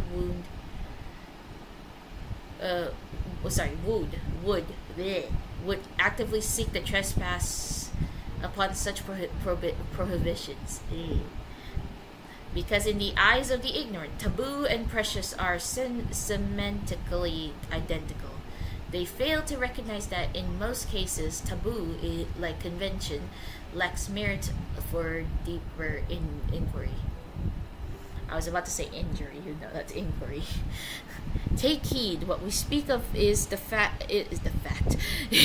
act of overlaying your dream upon the dream of gods, of overlaying your law, your will, and the starry sky upon ineffable sacrifices and despair. We do not speak of following emanations to achieve ascension to the ranks of gods. This is a base dream doomed to perish within an eggshell. What I aim to teach you all is the principle of transcendence, the infinite expanse and the innumerable stars within it. You too must act in this manner, unbound by any constraint to choose division for the sake of convergence in the necessary path of marriage. At its core, magic is the science and art of effecting change according to the consciousness. Marriage is the instrument through which the art is realized. It is neither the subject that creates art nor the object that art is created upon. The subject is always and can only ever be consciousness instead. One who is free from the weakness of consciousness bows neither to the gods nor death.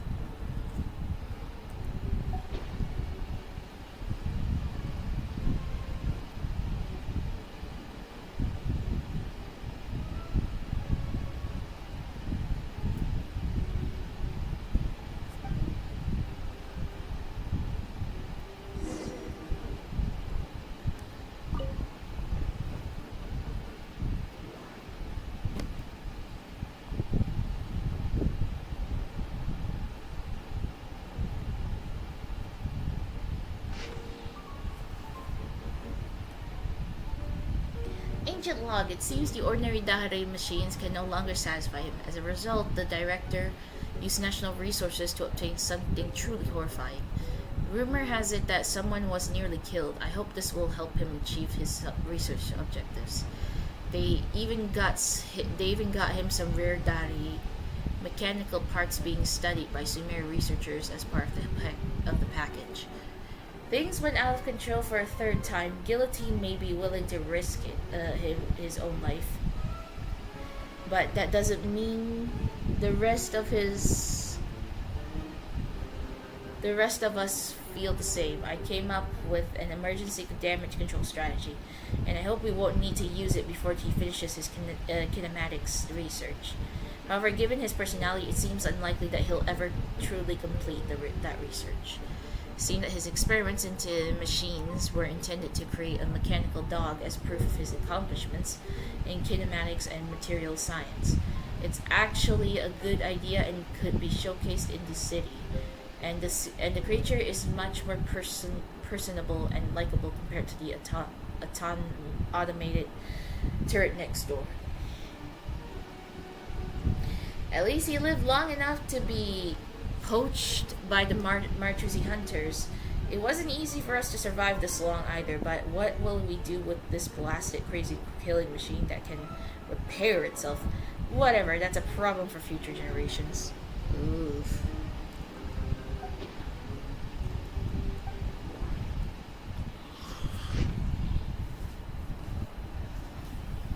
Ancient log of Jacob Ingold. Anyway, when it comes down to it, our research directions are different. So I applied for a new research lab with the director, but there's nothing for it anyway. Elaine is incredibly intelligent, but he only trusts himself and doesn't trust our observations or accomplishments, unless he reaches the same conclusion through his own calculation. Well, it's okay since Elaine is making the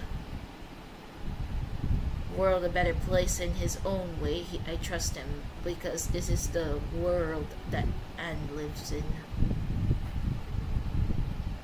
Even though the Institute is full of people, I don't have many friends besides Carter. It feels like everyone kind of dislikes us. Rin managed to acquire something powerful to research. Apparently these appeared after the disaster and are very dangerous for most people, but I feel okay. Maybe my constitution really has gotten the better of me. I'm pretty sure you guys, I think you guys can tell by my voice, I'm starting to get tired.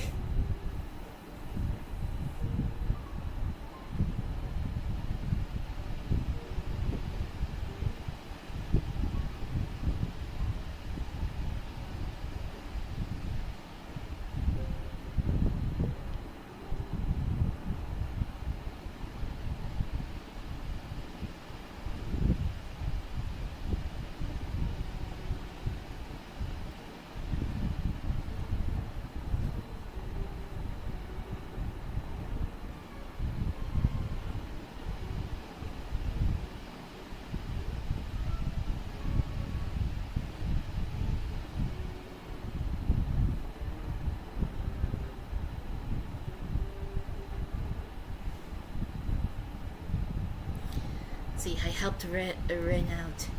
When I visited him, I found out that he also attended Narcissan Cruz Institute. We didn't tell him about the vice director abandoning us, or it would have made him sad. If only we could have helped him just like I was helped. After discussing it with Ren, he finally agreed to give it a try. He said since it's dangerous, everything needs to be made clear to Carter, and he must make the judgment himself as it concerns his own life. But if it's successful, then he'll survive just like I did.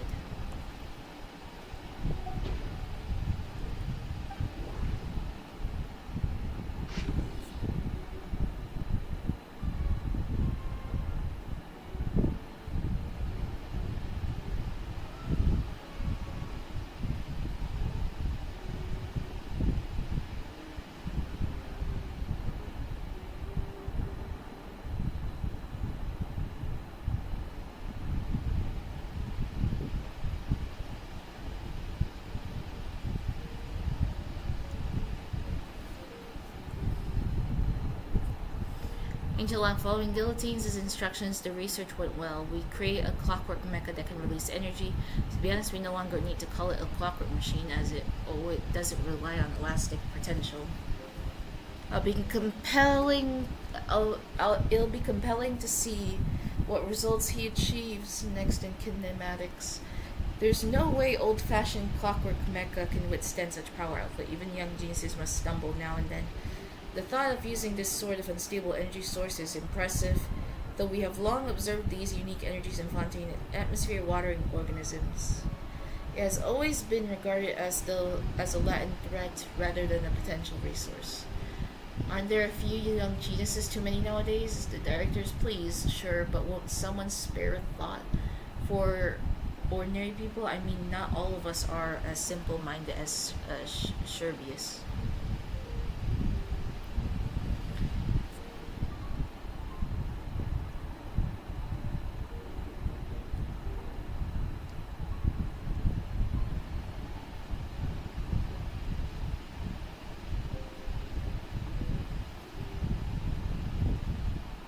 Received a very high rating. If the patent were to be granted, the potential financial gain would be considerable. However, I decided to decline the opportunity because the machine was practically all Guillotine's work, and I can't take no credit there. My family was quite angry about it. But as an engineer, one must have at least a little dignity and self-awareness.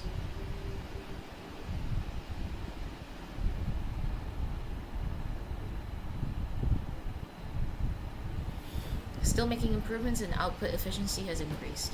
Seems to have been specially recruited. That's good. Had he continued the line of research, who knows what horrors he might have unleashed. At this stage, we have to pull out. The director says everyone will be given a position and resource after construction. But if it were me, I would use this as an excuse for major shakeup. People like you won't get recalled. Anyway, never mind, I've been pretty happy these past few days. I guess I'll consider it my retirement. I'll go to the city and open a small workshop, preparing watches from folks, cameras too, right? I'll see if I can make a waterproof clock.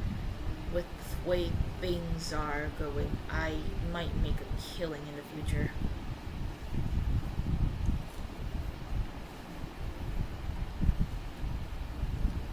That's just concerning, honestly.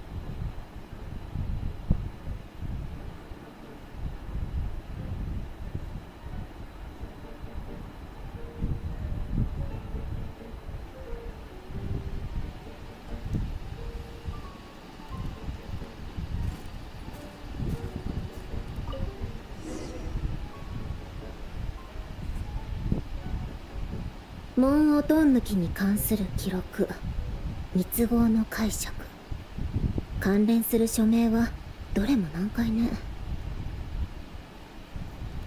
図示したルートを観測し計算する。その用途を解析し転換することで新たな創造の可能性が開けるだろう。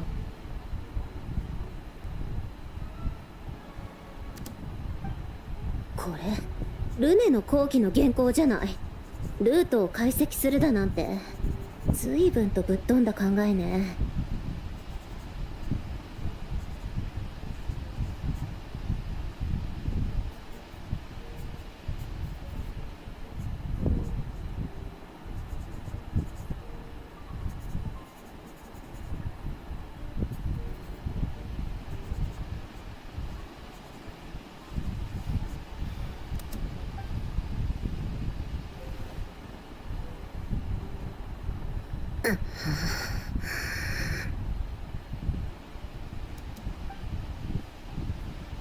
何よ、やけに回りくどいわね。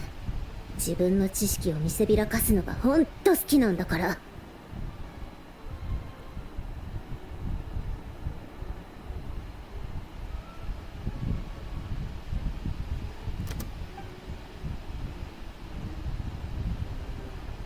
Again?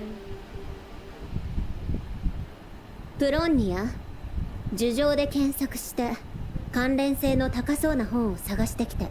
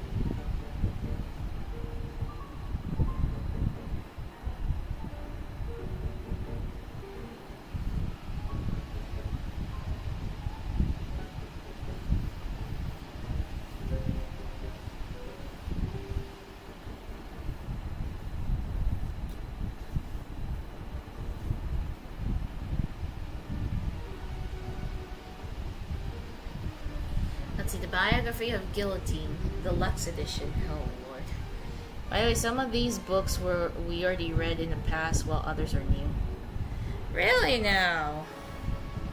I didn't even notice that.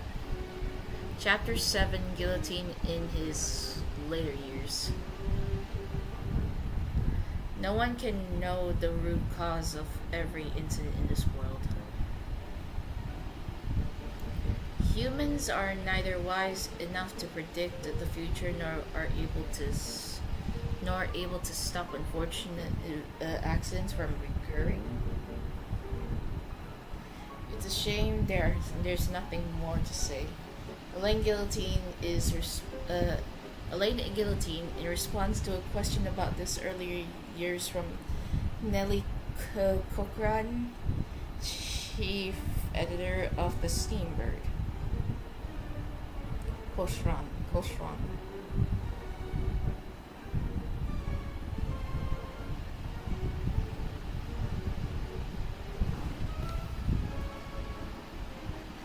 After retiring from the Fontaine Research Institute, Guillotine declined all invitations from the Palais Momonia and civic organizations from the court of Fontaine.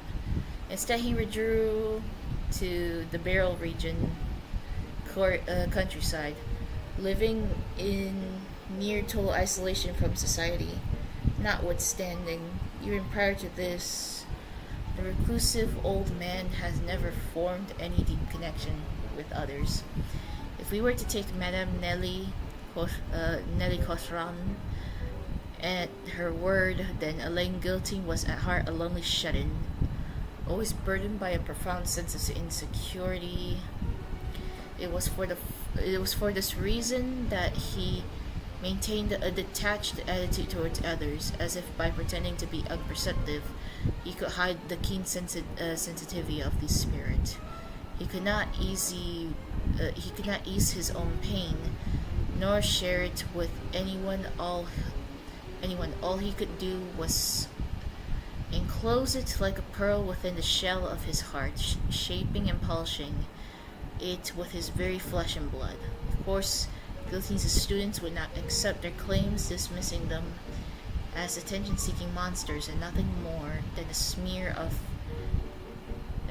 on their master's reputation. This was the main reason why Rogier, their master's reputation, reason why Rogier coats third director of the Fontaine Research Institute, filed a lawsuit against the Steambird. I really should get to bed. Should have been there sooner, honestly, but there is one part I want to see. By the way, oh yeah.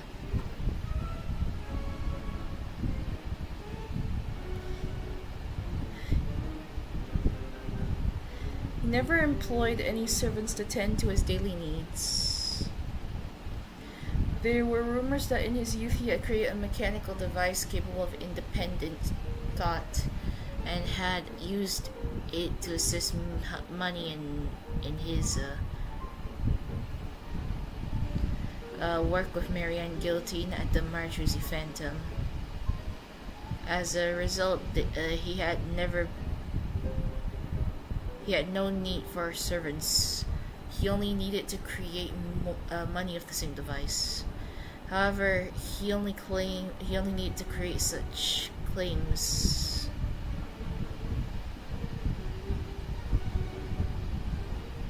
Where is this going exactly?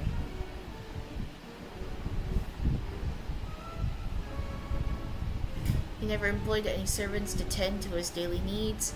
There were rumors that in his youth he had created a mechanical device capable of independent though and had used it to assist him in his work for Gary and Guillotine at the Marchese Hunter.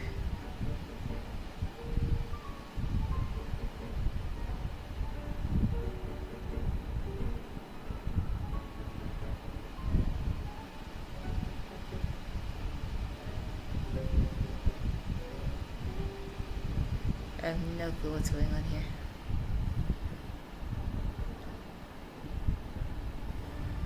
Personal effects of Guillotine left behind after his death include nothing of this nature and so-called mechanical device capable of independent insight.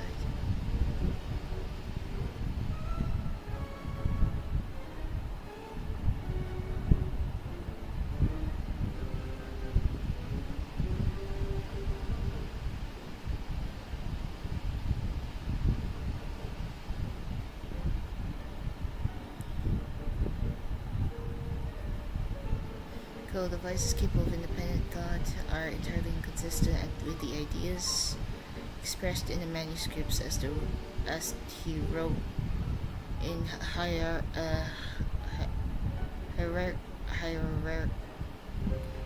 Okay, I can't read that. Calculating machines and intelligence.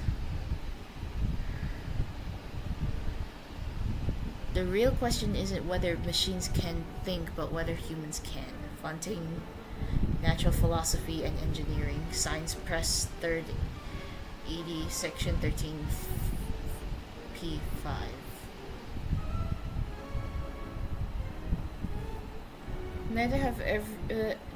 We have every reason to believe that whatever contraptions Guillotine crafted in his workshop in his layers were deliberately destroyed long ago.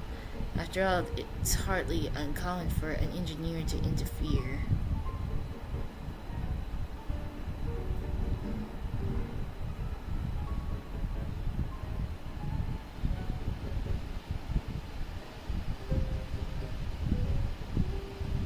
Popular dance. Sorry, I'm tired.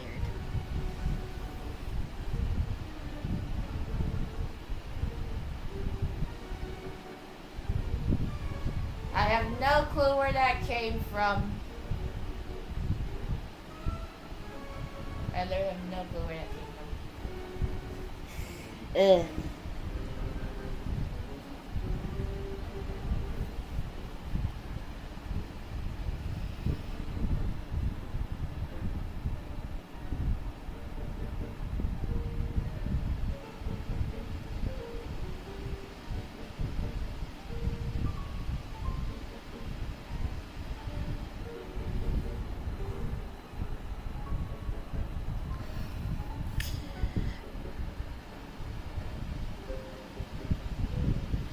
Popular fiction has offered many flights and of fancy about these contraptions, yet all such tales contradict the surviving evidence.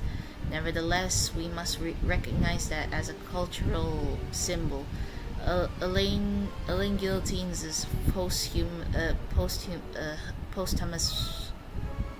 work has been instrumental in stirring the imaginations of the young.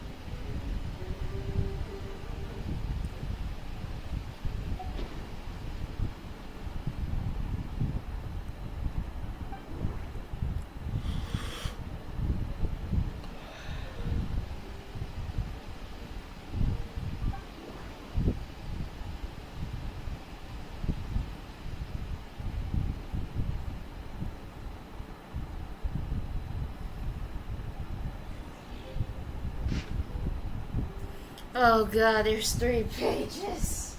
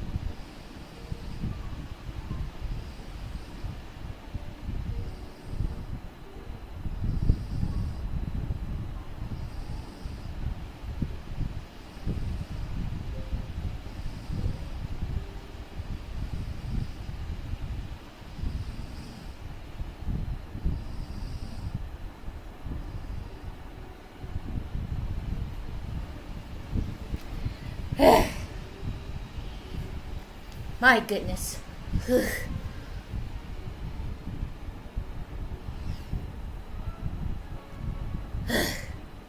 There's so much to read.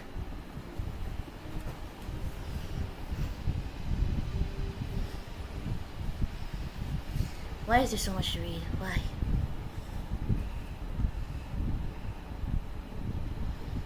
Why must this be 3 pages?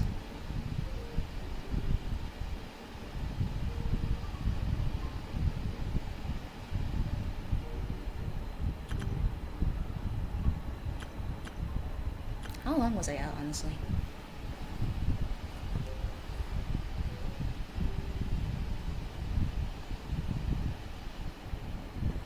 Minutes, 45 minutes.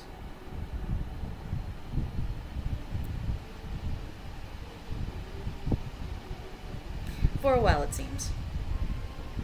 I say for about almost another hour. This is fine.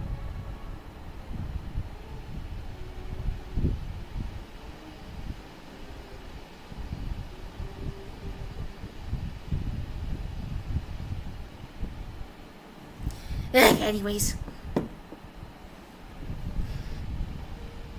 as it is a story from many years ago, after evening banquet, Miss Aviva, who today would be Lady Nanonin, was as always theoretically grousing to us about the all too swift march of science, though her grasp of engineering is even less firm than your knowledge of Watatsumi Island's soil quality, and of course, she knows nothing about the latter either, but self-proclaimed interest in engineering was in vogue amongst some ladies and gentlemen at the time. Ugh.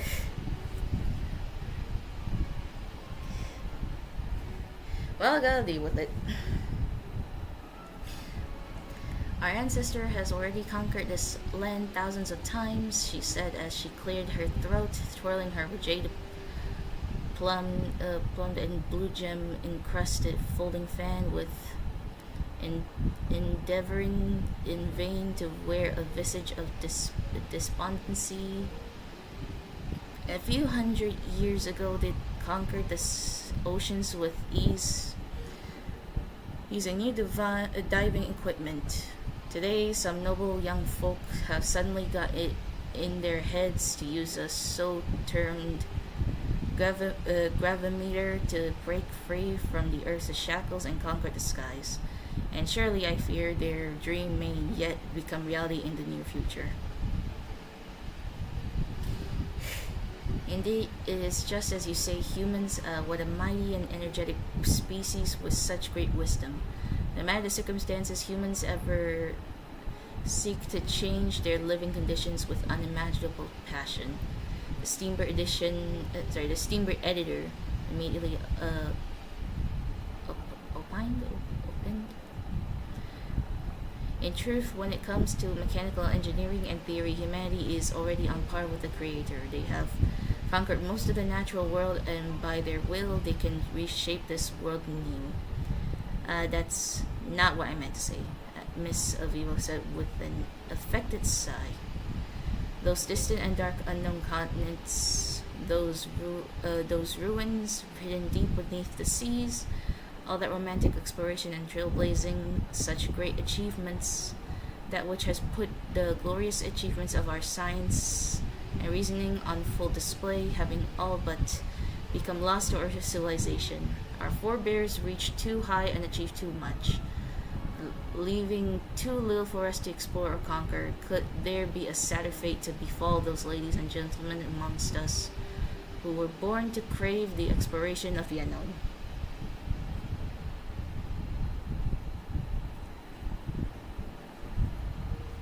Oh dear.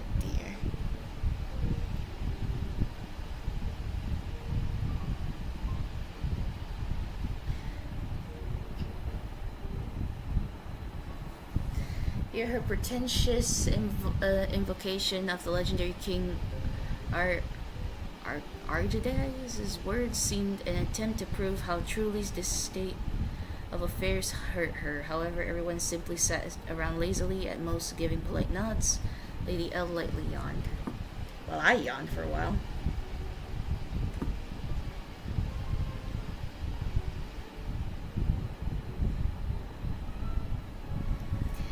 Seeing how no one answered, Miss Aviva's enthusiasm faded and she proceeded to switch the topic to next week's ball.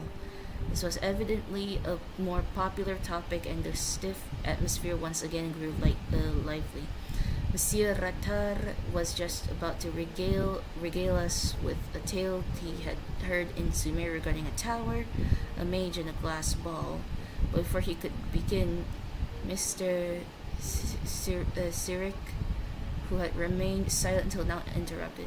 Good Miss Aviva, the things you said certainly left an impression on me. He lit a cigarette. However, you need not worry. There is still one space that has yet to be subdued by humanity.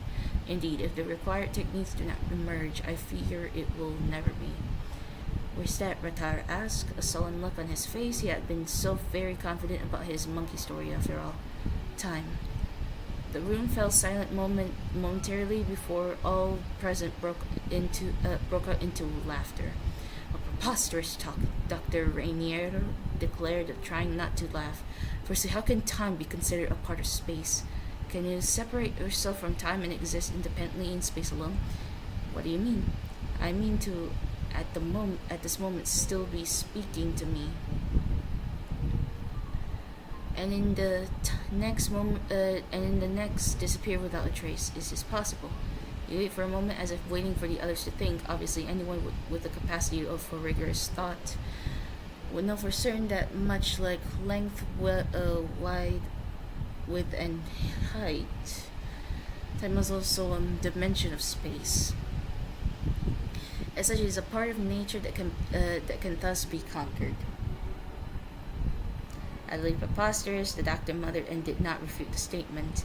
I have been involved in research of this sort for some time, continue, and I have come up with a machine that can allow people to travel through time as they please.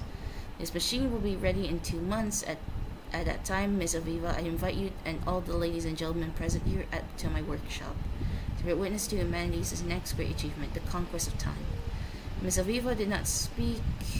In fact, from her expression, our noble friend did not understand Mr. Sirix's words at all. 2 months later, the Steamboat editor, the doctor, Mr. Revilo Oliver, and others who have attended that evening banquet came to Sirix's workshop as agreed.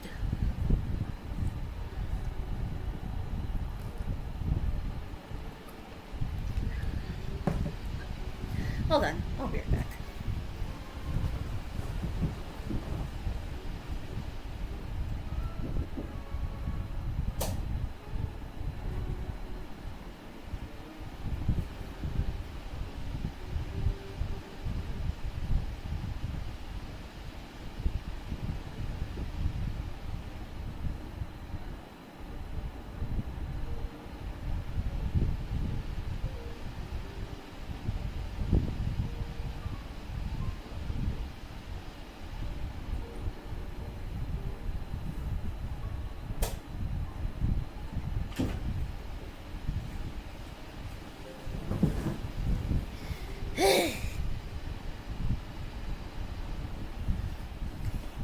Also, thanks, I guess, Dad, for the comment earlier. Bye-bye, sleepyhead, having sweet dreams. This is just normal, honestly. When's the next time I'm gonna fall asleep?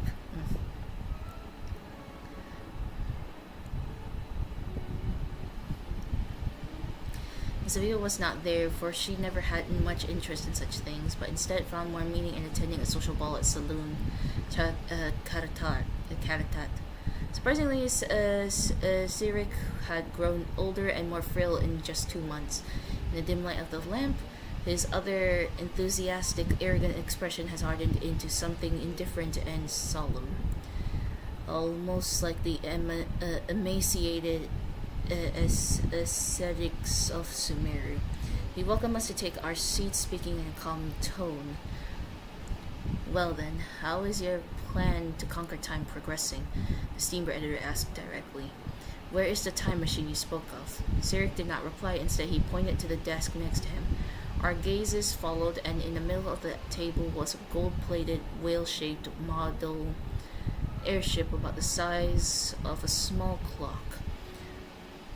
Even a non-professional eye could readily discern that the model was of exquisite craftsmanship. Beneath its clear crystal shell, an indistinguishable and formless color flowed ever so slowly, glowing faintly in the lampshade's shadow. So the doctor said, it took you 2 months to make this little toy that would amaze even Lepotz's artisans? It certainly looks like nothing special, Sarek said, an inscrutable motion shining in his eyes that could almost be called pity. But this is simply a projection the object has left in this moment, just as one can only see a thin line when viewing paper from the side. Blithering nonsense. For some reason, Sarek did not refute that statement, merely asking us in a calm tone to hear him out concerning his time travel experiences. We agreed, and so he began to tell the story I shall not relate below, without interruption from beginning to end. For all of you, it was 2 months ago when I first told you of the idea of a time machine. Similarly, it must have been a week ago when I finished constructing said device and stepped into it, initiating the very first instance of time travel in human history. The strange sensations that came over me as I traveled through time are beyond words, just as there are no words with which one can impress the stars' brightness upon a blind person. About 20 minutes after this, though, describing time travel by using subjective time is quite meaningless, the machine ceased operation. I looked about me then and realized that I was in a Remurian imperial settlement. The grand temples and arenas carved with titanic stone would make the opera epiclese hang its head in shame, while the creations of Elaine Guillotine would be little more than a child's wind-up toy before the towering Remurian golems.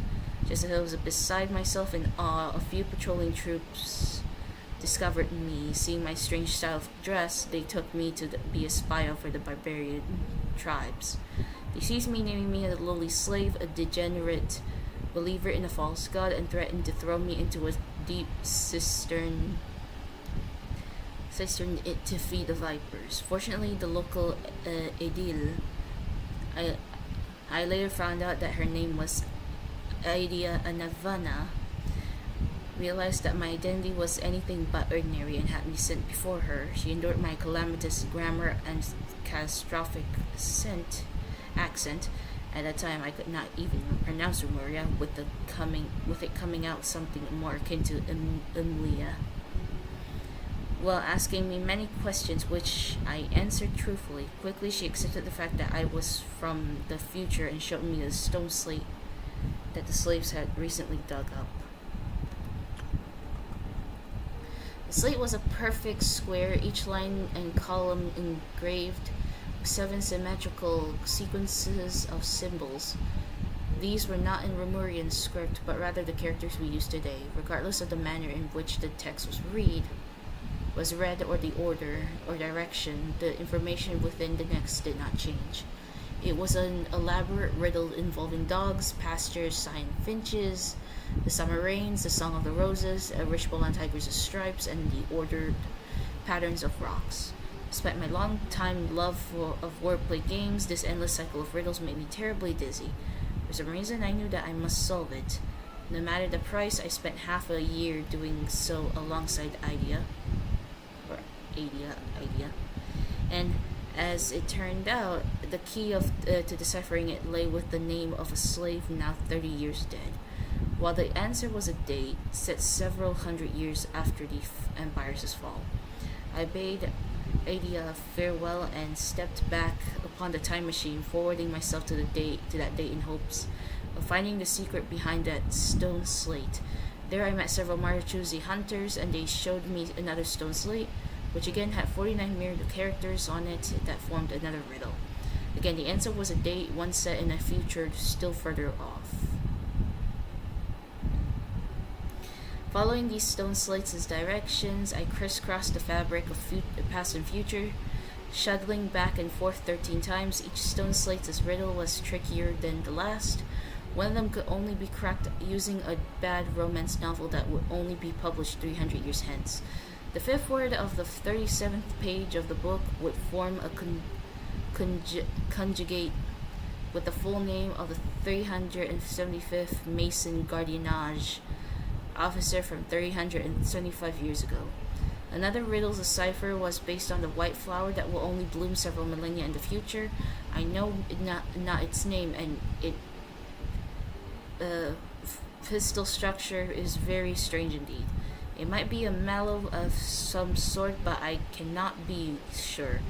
That flower is nourished by skylark calls, and so one of the clues to its cipher was the number of ribs on the skylark during Lemurian times. I suppose that is, generally speaking, just how the riddles worked. The final stone slate came from the underground storeroom of the Basil Elton Memorials Museum, at not but one number on it, 0.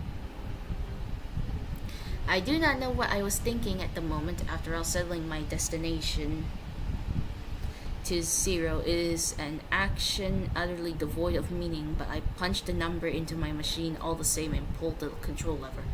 After who knows how long the machine stopped, I sensed that I was floating atop the sea with no waves or tides, for even the wind did not exist at the moment. The sky that loomed overhead was not blue, but a dark red adorned with countless stars, pale and distant like salt frost lining the shore. I stared at this very first of oceans, transfixed, and several minutes passed before I realized that there was something shadowy hidden beneath the placid surface. It was the Palaemonia, which shall not be there. At that moment, I could hear someone call me by name, Neven Sirik. The voice called, I turned, and it was like looking into a mirror, a man identical to myself looking me dead in the eye just as I did to him. Neven Sirik, he continued. You wish to conquer time, no one can do that. It was you who left those riddles behind? It was you who left those riddles behind. He repeated my question as if it was an answer. Those riddles are part of time, and every magic symbol is time itself. So the final answer to the riddle of time is 0. 0 is not an answer. Instead, it is another mystery, for an answer cannot be found in the riddle, he said. The answer to time's riddle is a mirror, or perhaps I should say that this is the answer that the simplest to comprehend. When two mirrors face each other, time is the infinite reflection of light therein. Countless diverging, converging, and parallel lights form the illusion we call time. There is no past or future, for the past is the future. As we stand here at moment 0 and look forward along the gap between two mirrors, all beams of light fall along the same plane, and not one may escape. The Palaemonia had already sunk long before it was even ever built, and the second Palae will be raised anew. Joy, sorrow, tears, and death must infinitely recur, for this is the nature of a mirror. Similarly, you can never conquer time, just as you can never grasp the shadow in your hand. Perhaps it was horror or momentary frenzy, but when he finished, I whipped out the firearm. I kept for self-defense, leveled it at his head, and pulled the trigger. The room was silent. I didn't expect you to believe me, Sirik said as he stood up, his eyes sweeping the room. Just take it as a bunch of bunk that I made up to cover up for my inability to make a time machine. Make of it some lame tale, a dream born purely of delusion. In any case, ladies and gentlemen, I shall take my leave of you. My future self awaits a riddle that I must set him. I never saw Sirik Neven again. My god, that was so long.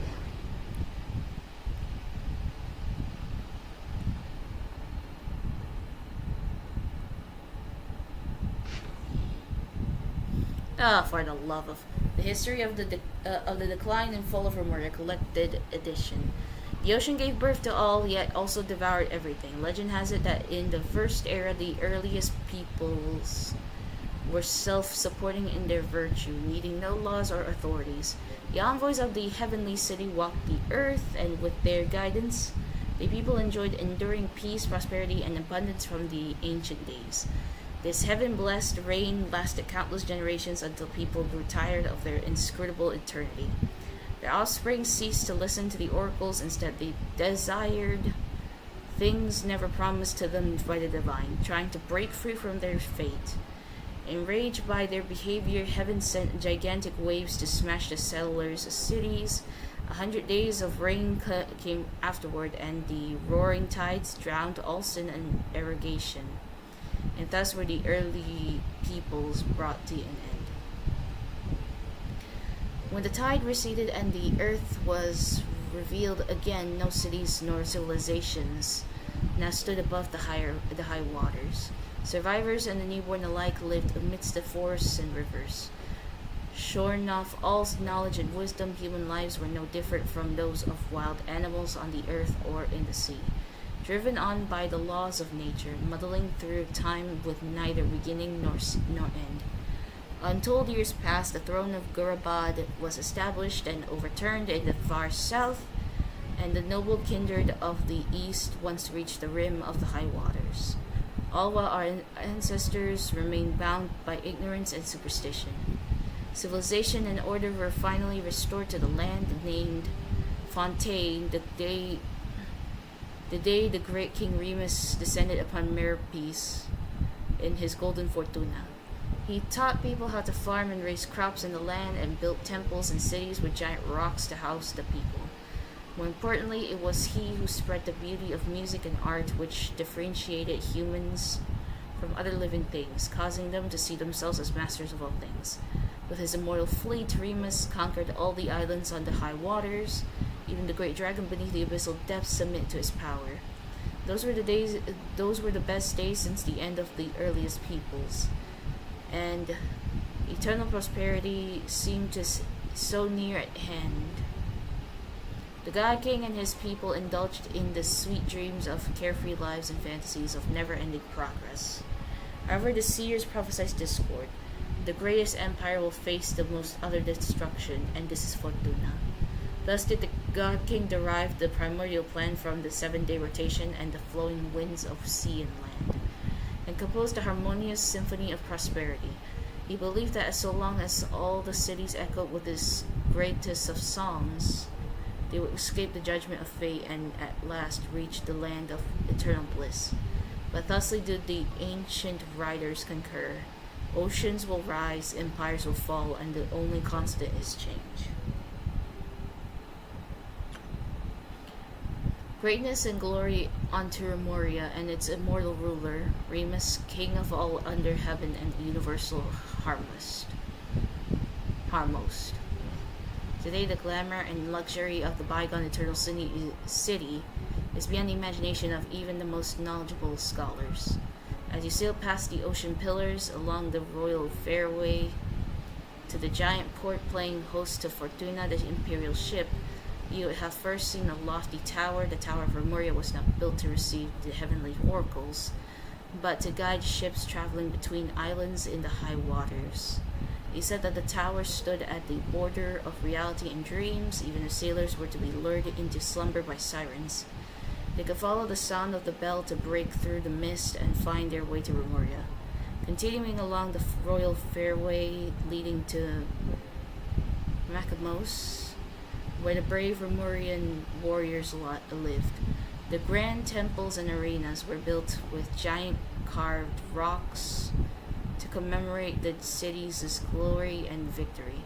The solid and towering walls are decorated with glaze and gold. Bronze and marble statues arrayed the land in gold, spices and specialties from the world over piled in the markets. Traveling through Macamos, you would arrive at Capitolium, the center of Remoria. Overflowing with delightful aromas and beautiful melodies, it was a paradise for artists, where only the most outstanding intellectuals and musicians were allowed. Even among them, however, only a small fraction enjoyed the privilege of serving the God King. Here, all the theaters and palaces were established in shapes the most harmonious, their beams and domes adorned with the most sumptuous and intricate carvings, and center on the golden palace of towering copper pillars.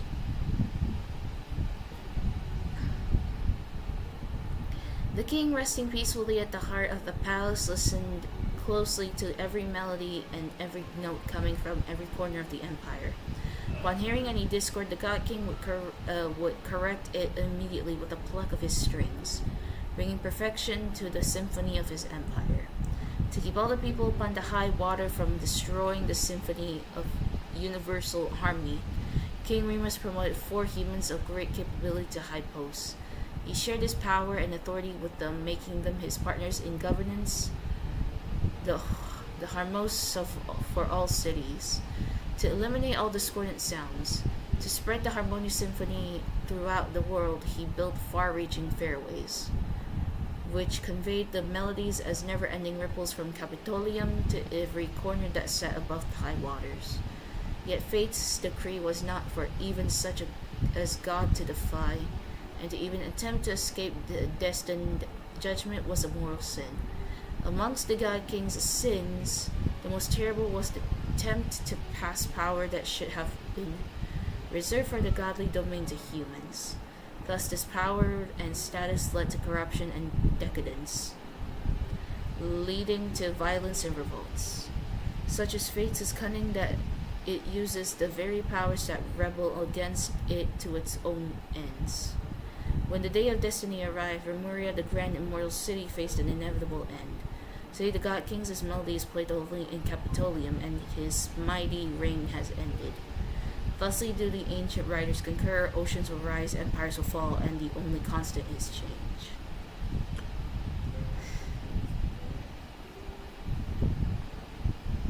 Humans in their naivety once believed that the reign of the King Remus and his eternal city would surpass time and fate to last thousands of years, just like the giant rocks comprising the ringed ritual sites.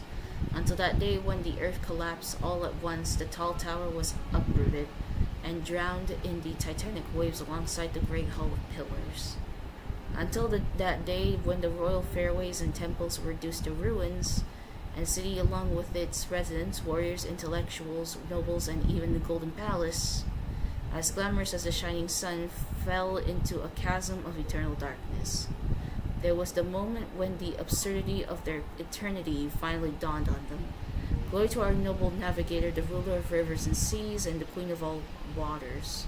May she defend the law, and may her reign be long. Peace be upon all the realms of Fontaine, and all the people under the heavens. When the royal city collapsed, the great power shattered, and the people above the high water were perched on the precipice of barbarism and annihilation. It was our noble queen who settled the conflicts between the tribes. Around the flowing spring, we established cities new and start a world guided by laws that had endured to this day. The tragedy of Remuria occurred merely a century ago, but its history has already become concealed in legends and superstitions. This does partly come down to the fatal catastrophe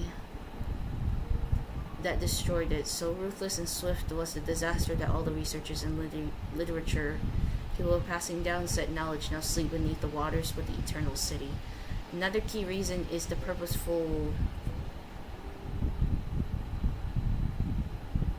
distortions created by the mysterious researchers who claim to be descendants of Remuria. My job is to extract and reproduce the true essential shape of his magnificent ancient civilization with the universal rationality of history. In certain folklore that exists today, even the greatest of ancient scholars have been painted as soul-stealing magisters who entrapped mortal spirits within specially made magical golems, binding them into service to be sure the Remorians did make such terrifying golems, which to this day may be found ruined out in the wild. But this may only be blamed upon the moral degeneration that came upon them in Remoria's latter days. Its people had forsaken their noble duties and embraced hedonism and debauchery, accepting the violence they inflicted on others, and thus were they also violently destroyed. Just as the ancient writers concur, oceans will rise, empires will fall, and the only constant is change. People really love to write all this. Even my eyes are starting to lose it from all the reading.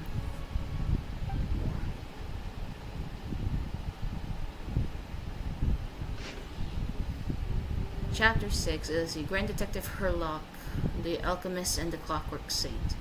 Chapter 6. So the story ends like this. Herlock sat down and lit his pipe. But the rest of us, whether it was Agent Gina, Miss Jacoba, or the Commissioner, Miss Aishi, looked at one another in confusion. You must still remember that the locations of the 4 previous cases were equidistant. There were a symmetrical pattern between the time, space, and even the first letters of the 4 victims' names. Herlock said, "This is also why Gina's deduction was completely off the mark. The murderer knew that she, possessing basic knowledge of the mystic arts, would assume that the followers of the Lelia Crucis Ordo would treat the patient as a necessary ritual sacrifice. So the culprit let her believe that her assumption was entirely correct. But when I forgot what the ST means. Germanus departed, he clearly said that everything was beyond redemption, and the next case would also, Agent Gina protested somewhat reluctantly. He's only a genius. I think this is Sergeant. No, the Sergeant would do something else. He's only a genius when it comes to mechanics, and everything else, he's just an ordinary person." Herlock paused, then continued. He's always been the type to like things he can fully understand, just like you, Gina. "Ah, I get it," Miss Jacoba shouted suddenly.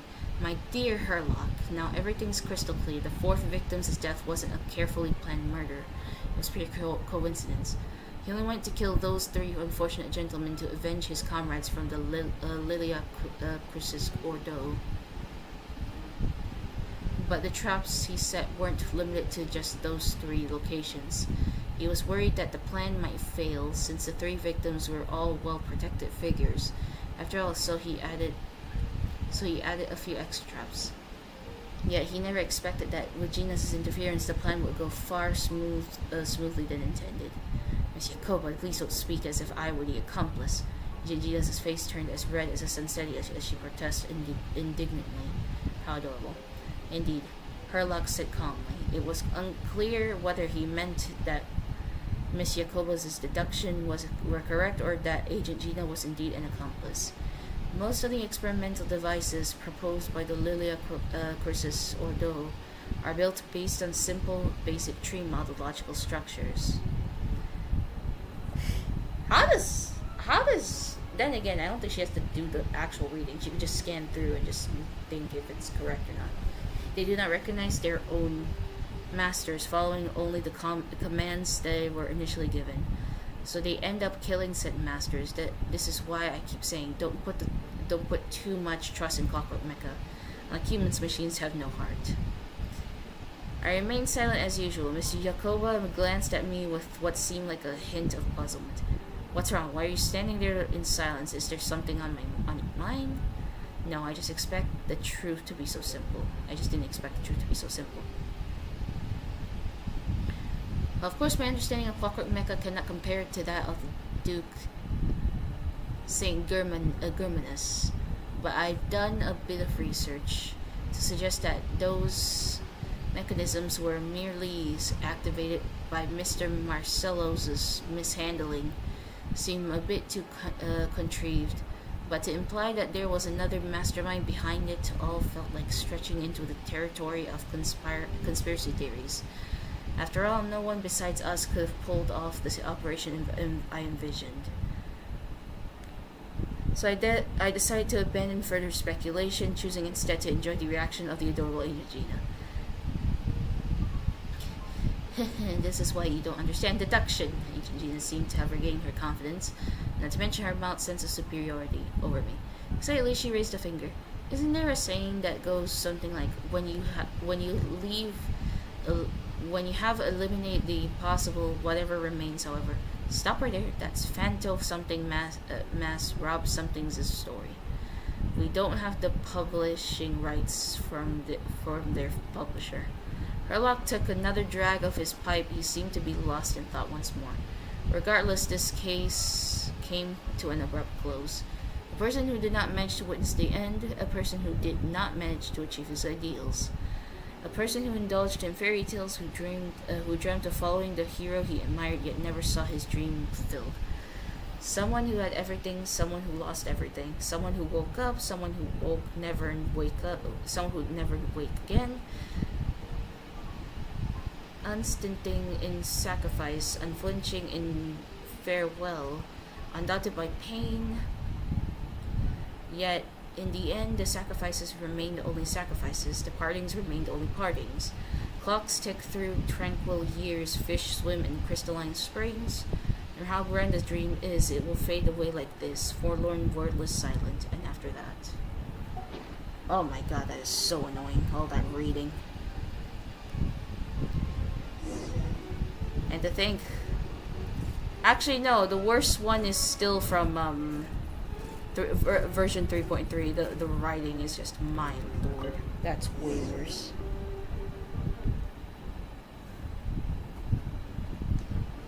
スズラン十字結社が提唱している実験機体の多くは基本的かつシンプルな樹状のロジックで構成されており、スズラン水仙十字結社の本当の名を隠すためかしら。サンジェルマン公爵は去り際にもう取り返しがつかないと言っていたが、やはり彼は機械に関しては天才だったのだ。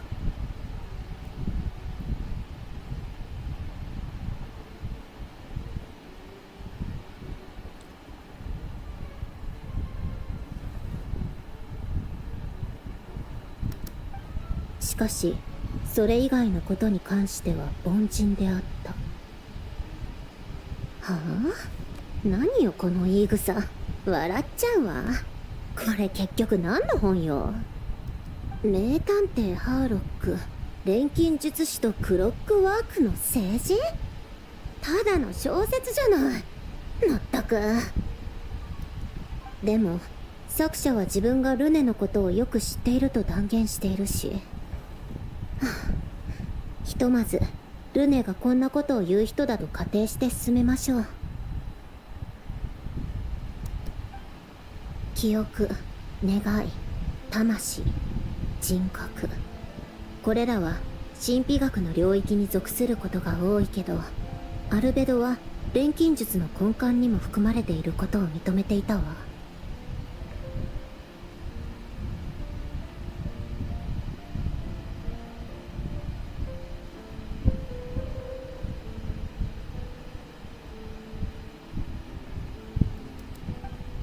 アラン・ギオタンの目に映る世界は機械で構成されていた。宇宙には機械が必要とされているがためにあいつの技術が生まれ、私が生まれた。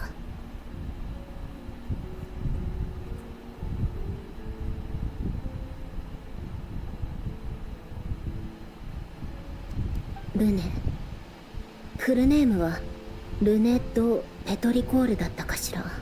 やっぱりペトリコール町とは深い関係があるよね。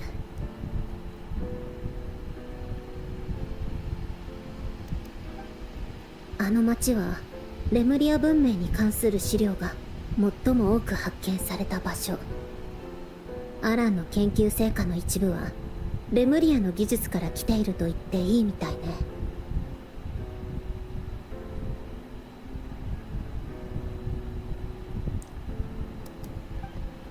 魂を切り離し器に封じ込める。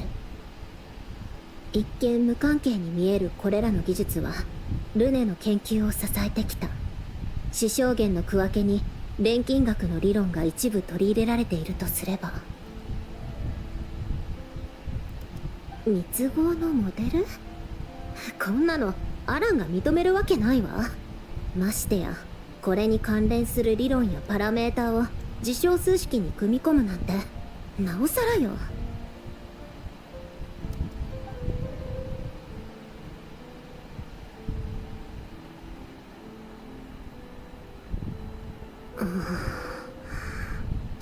そういえばアランはルネのことをどう評価していたかしら。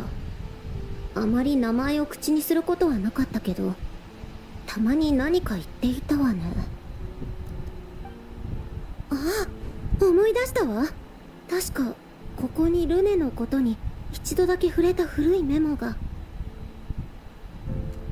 僕にそう言ったルネは様子がおかしかった。最近甘いものを食べていないせいか頭が鈍っているようだ。信用できな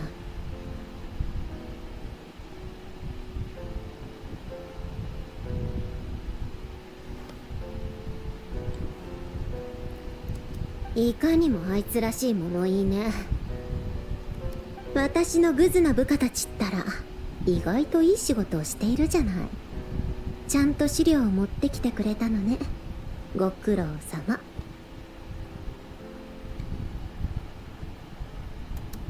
アランの残した資料の一部はこれらの記録と完全に一致しているわ。ゲシュタル島から入手したものみたいだけど、そんな昔からルネの記録を抑えていたのね。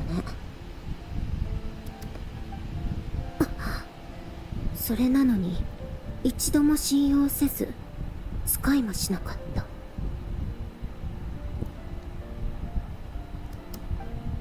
よく考えてみればルネの世界式は定数を扱う計算ばかりね。これは世界の運命が固定されているという決定論を信じていたことの表れかしら。対するアランの理念は随分と昔のことだし、あいつが何を言っていたのかなんて全然覚えていないわ。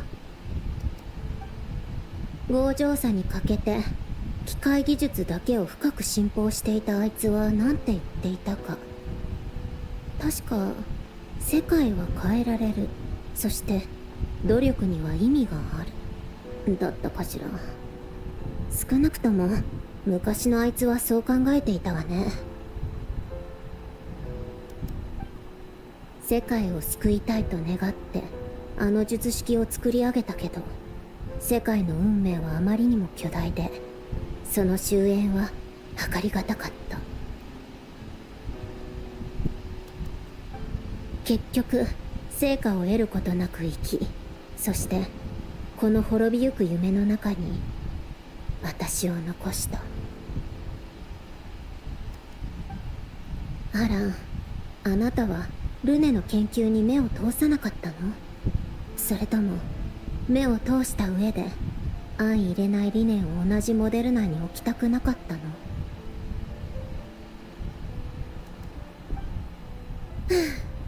の？どれだけ嫌ってたのよ。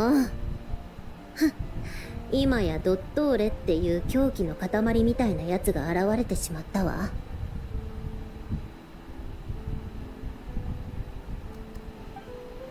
私に願いがあるかなんて聞いてもしょうがないでしょう。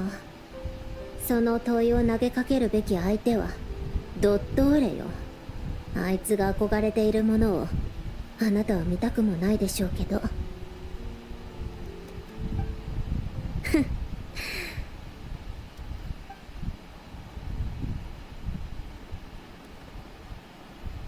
取るに足らない変数にも洪水のような現在を無限に作り出せる。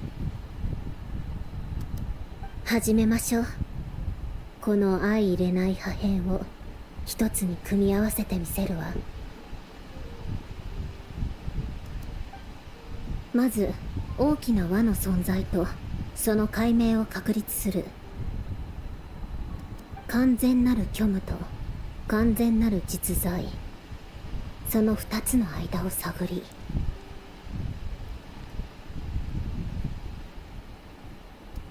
条件を構築する。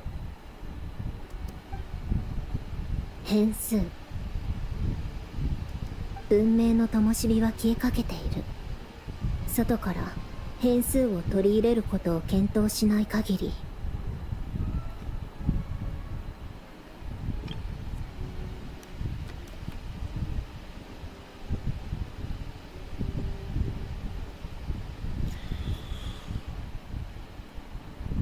変数を代入して世界、時空、文明をめぐり記録から必要な節目を抽出し、それが指し示す変数を明らかにする。虚無から切り離された原初の力、光の力、光。記録ヒュペルボレイヤ。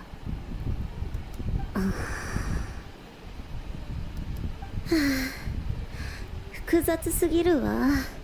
まだいくつかの変数が埋まっていないし、もう少し慎重に考えないと。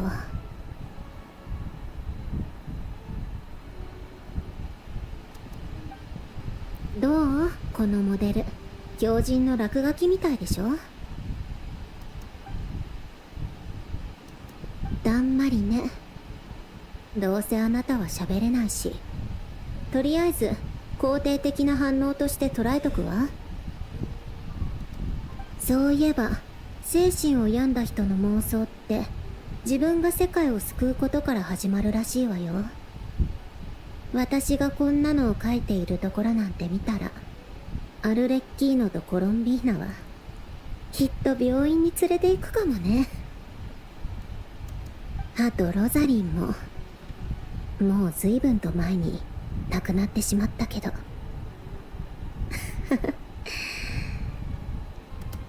目を閉じて思い出すと、彼女の顔とあの大きなドレスが浮かんでくるわ。どうしてロザリンはあんな重たそうなドレスを好んで着ていたのかしらね。加えてあの煩わしいヒールの音ときたら、別に誰にも聞かれていないけど、はっきり言っておくわ。私は世界を救おうなんて思っていない。精神は至って正常だし、非現実的な大それた願望を抱くとか、そういった症状も出ていない。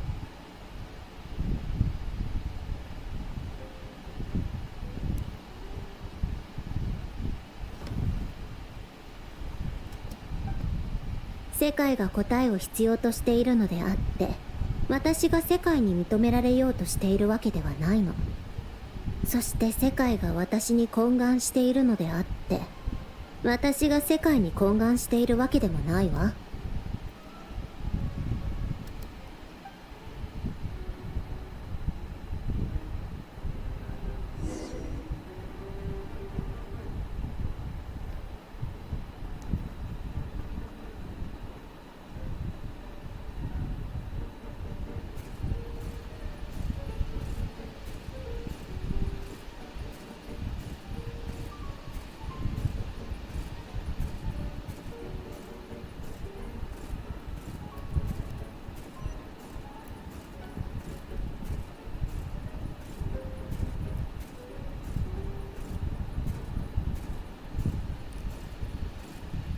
Tea time.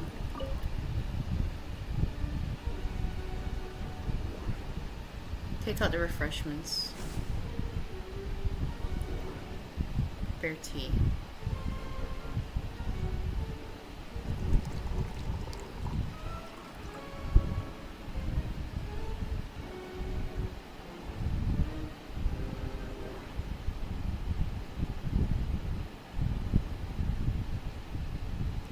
Take refreshments.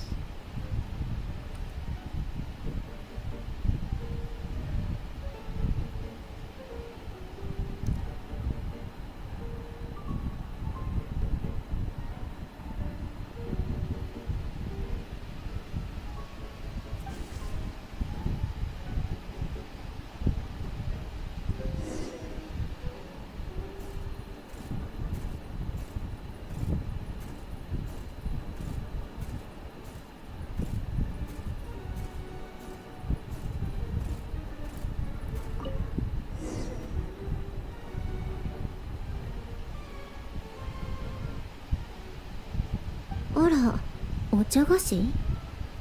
確か書類を持ってきてくれた部下が買ってきたんだったかしら。ホテルドゥボールのお土産ね。箱にはメロピデ要塞の楽しい食事システムに敬意を表してランダムフォーチュンクッキーを皆様にお届け。今日の運勢を占ってみましょう。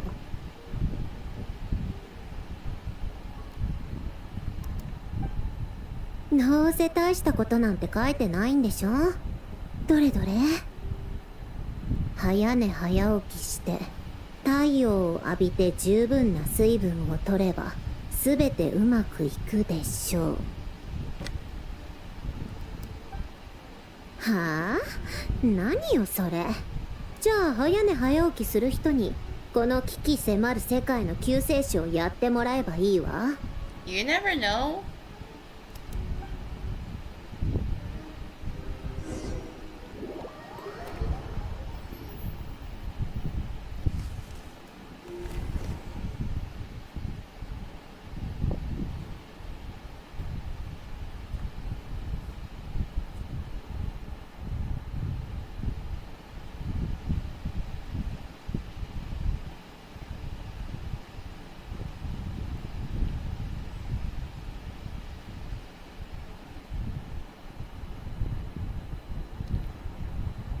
召使い様、傀儡様の配下たちが全員待機中とのことです。いつでも行動に移れます。よろしい。ですが予想よりも人数が少ないようでして、おそらく博士様が放った魔物に多くのものが。仕方あるまい。その者たちを隊に加え常に連絡が取れる状況を保っておけ。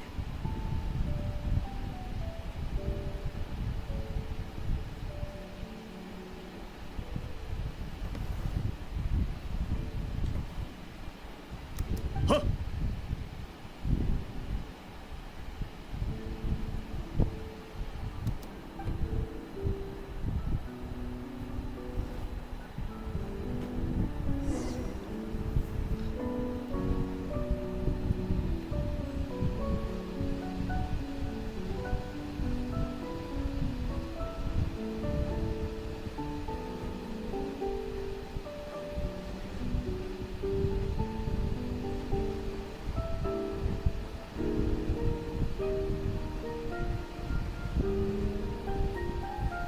Me up a child. I'm surprised he's here.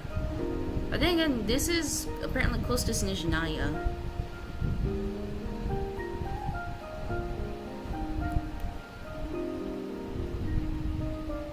久しぶりだね、アルレッキーノ。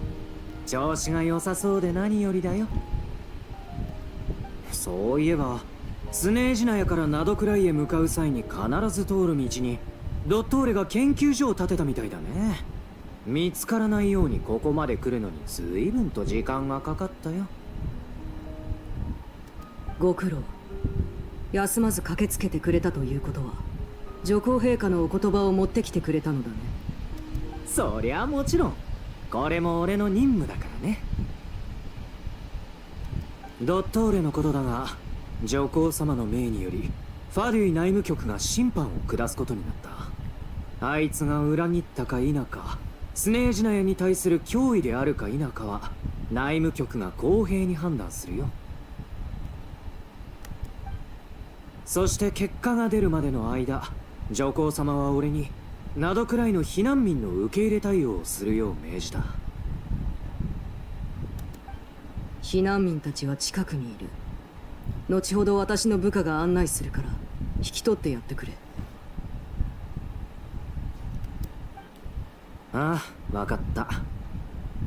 それと陛下から君とサンドローネに伝言があるんだけど。サンドローネはどこに？外で働く者がいれば内務に勤しむ者もいる。君との引き継ぎのために私が来ているということは、もう一人は基地にいるということだよ。サンドローネのやつ、まるで重鎮みたいだね。じゃあ後で上皇様のかっこいいお言葉を伝えておいてくれ。きっとサンドローネも気に入るはずだ。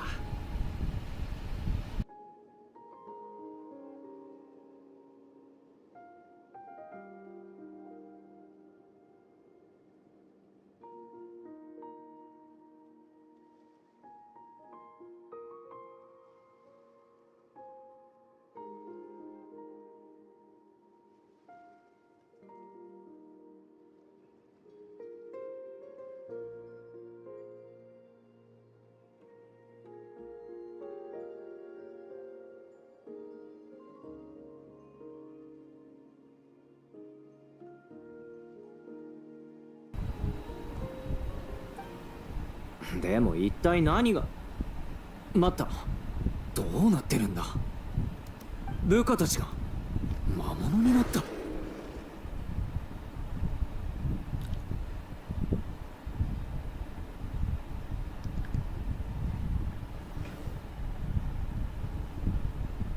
倒すぞ。Oh no.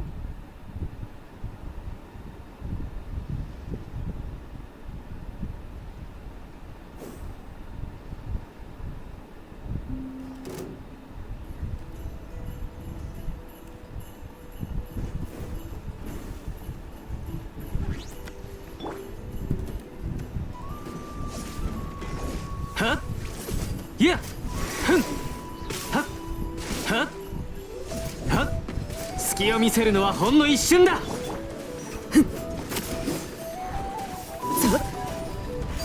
貫こう。せいさはせいはよここより登る。アルレッキーノ、前よりも強くなってるね。ストップ。その称賛はありがたく受け取るが、君の相手はしないよ。ああ、やっぱりね。いやふんいやいやはっ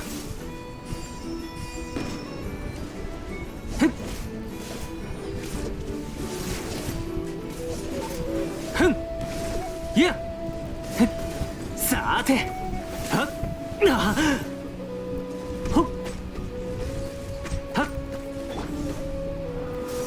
権限せいさっはっさっふっよっさっやはっさっせいよっさっやっさっせいはっと貫こう。さっはっよっさっせいなんてこった。さっきまで生身の人間だったのに一瞬で。きっとこれも我々の素敵な同僚であるドットーレの仕業だろう。などくらいで何が起きているんだ。一言では説明できないが、簡潔に言えば本来コロンビーナのものであった2つの月髄をドットーレが奪い、さらに自分でもう一つ作って3月の力を手中に収めようとしているといったところだ。おいおい、そんなもの人が作れるのか。まるで道路を作るかのように神を作ったって言ってるようなもんじゃないか。信じられるわけないだろう。He already did that. 執行官であればさして驚くことでもないだろう。私たちがやってきたことは神作りさえ霞むほど奇妙なことばかりなのだから。私は君がガンオー帝君と戦いロザリンの作戦における重要な支援者であったと主張し続けてきたが、今の君はまるでただの冒険者のようだ。擁護してくれてありがとう。勝利先生とロザリンには本当にひどい目に遭わされたよ。でもポジティブに考えればあの二人がわざわざ策を仕掛ける冒険者なんてそういない。だってただのなんて言葉とは程遠い存在だろ。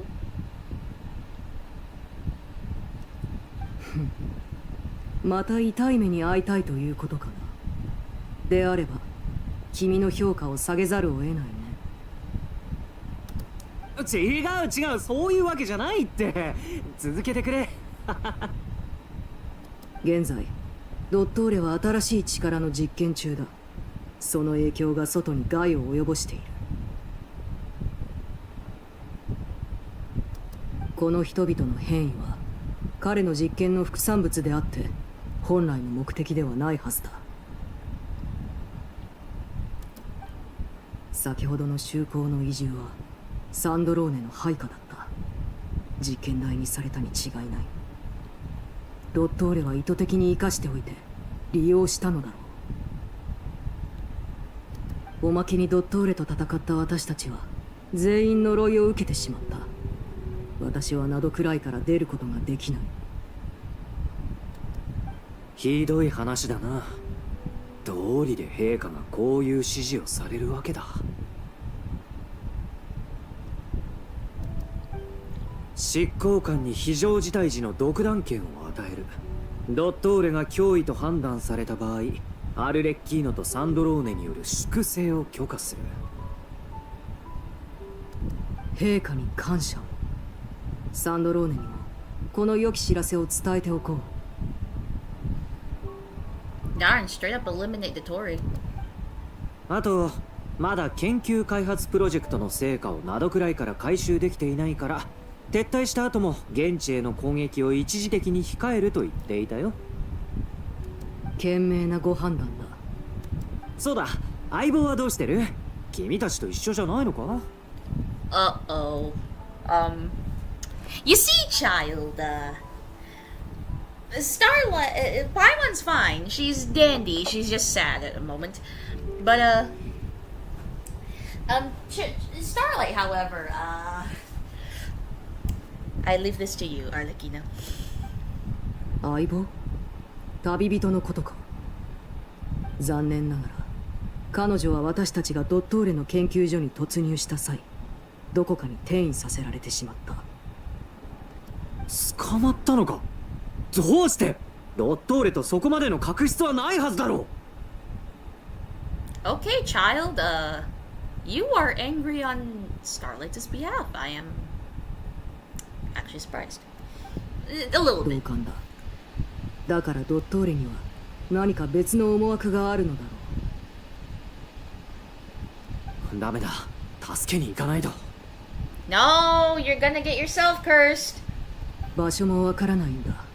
できることは何もない。くそ。けど何もせず手をこまねいているわけにはいかないだろう。He literally was about ready to go rescue Starlight. Aww. サンドローネの方でも対策を講じている。今の君にできる最も意義のあることは任務を完遂することだ。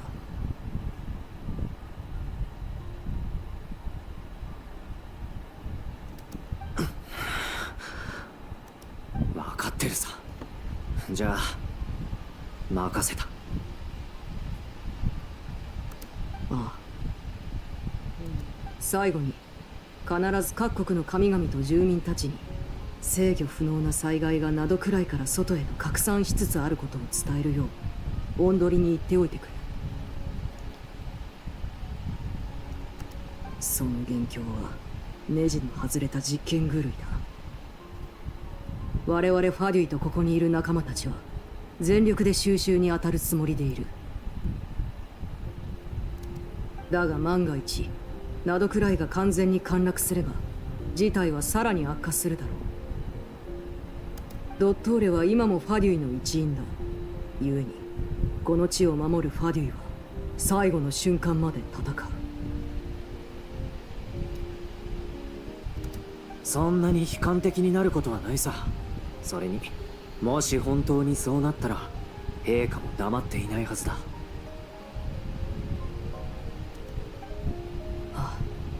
最悪の事態にならないことを祈るばかりだ。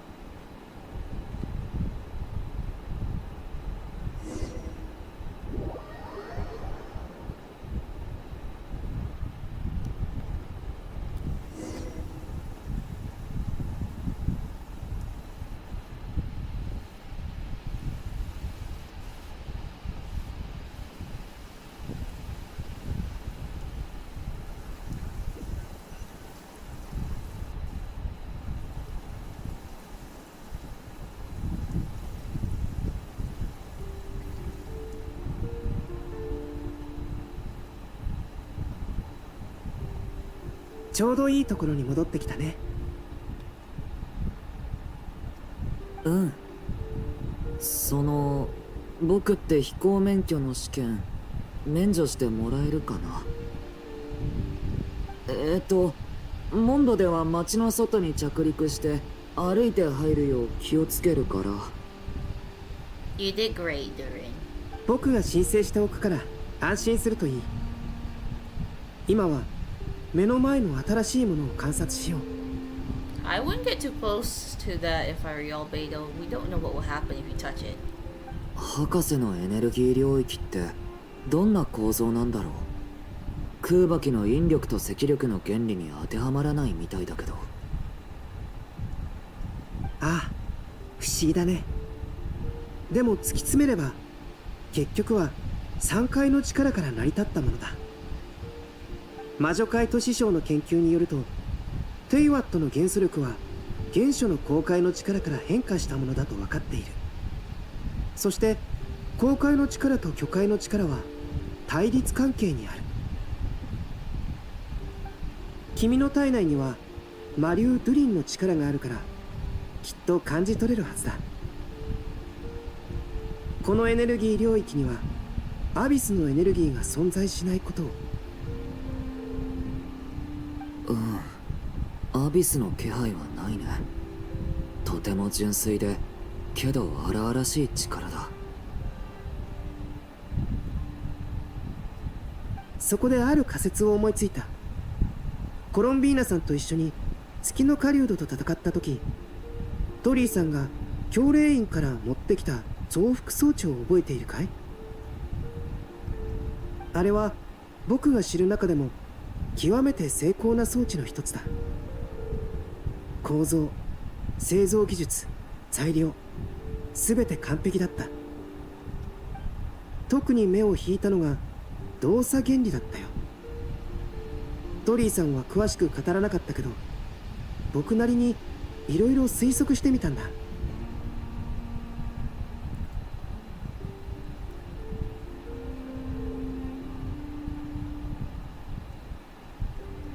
なぜドゥリンの炎の元素力をコロンビーナさんが扱えたんだろうか。決心の彼女は公開の力を使うはずなのに。元素力はもともと公開の力から生まれたものだ。つまりあの装置の機能は元素力を復元することなんだろう。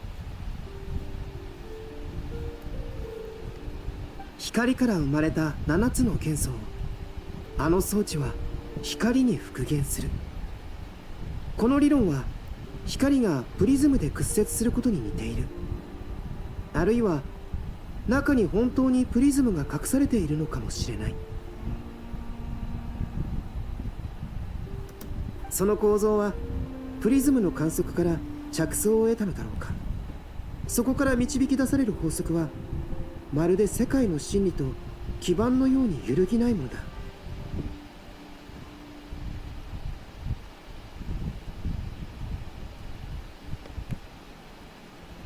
それを成し遂げられるあの装置はスメール教令員の現段階における元素理論と装置構造の最高傑作と言える。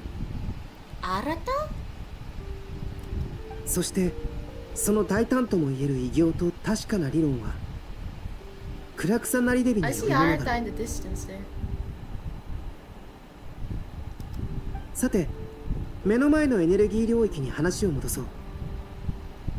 もしこれが純粋な公開の力であるなら、それは元素力との間に融合と分離、内包と外縁の関係があることを意味する。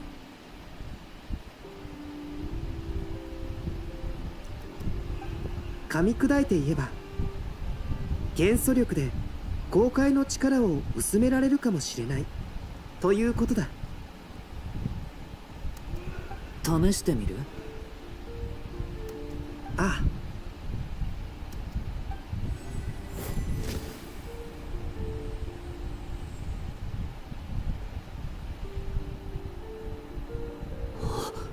聞いた。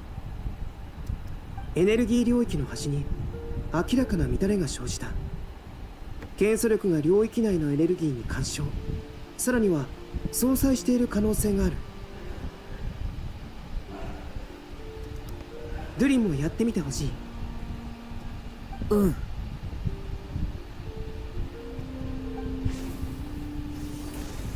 いけた。今度はアビスの力でもう一度。いや、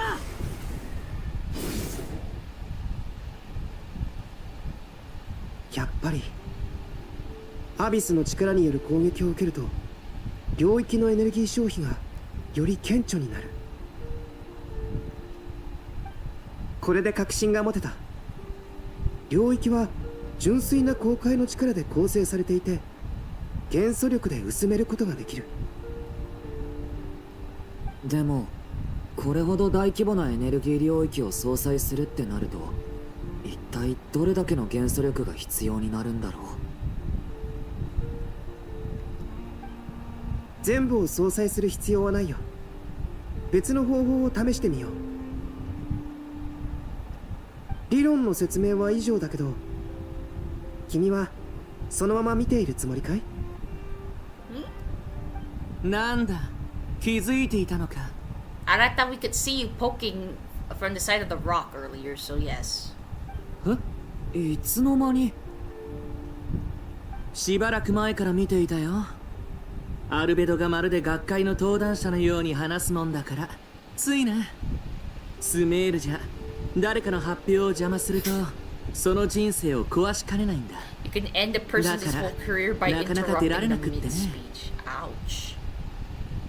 All your life's work, and all of a sudden somebody interrupted you, and now you're failing. お気遣い嬉しいよ。ついでにちょっと手伝ってくれないかい？ You are truly touched. 何をすればいい？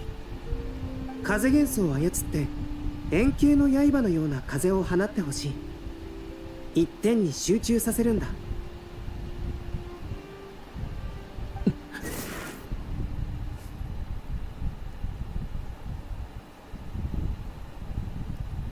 聞いた。しかも引き裂いた。よかった。これで大きく前進した。入るの？ I don't think you guys should go in there. 力が拒み合うかもしれないから、ドゥリン、君はここで入り口を見張っていてくれ。僕とカサッチさんで中を調べてくるよ。それが妥当だね。警戒は任せたよ。うん。二人とも気をつけてね。助けが必要になったら合図を送って、すぐ駆けつけるから。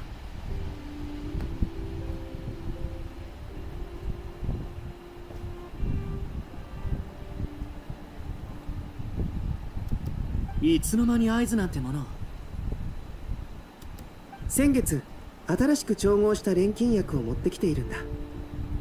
2本一緒に地面に投げると眩しい光が発生する。もし本当にそんな事態になったら傘で目を覆ってほしい。ご忠告どうも。覚えておこう。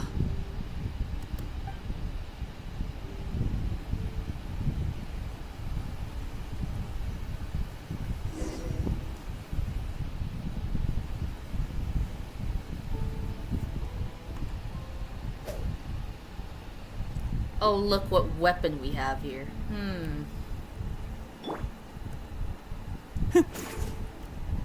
Of course.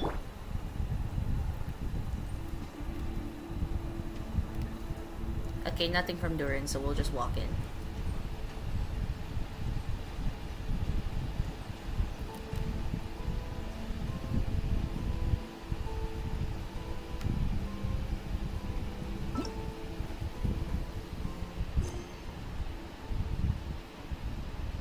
Are you live 8:30 time?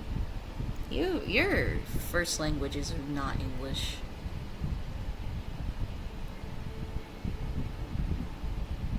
Fate's accursed wiles, tracing the footsteps of the past. Tickle Marshall challenge. Yeah, I'm still live. because I fell asleep for an hour. Well, almost an hour, but I'm pretty sure it's already an hour by then. So yeah, enter the energy field. やはり少し奥まで入ると裂け目が見えなくなる。領域内の人間が逃げられないようにする仕組みだろうか。どっと俺らしい。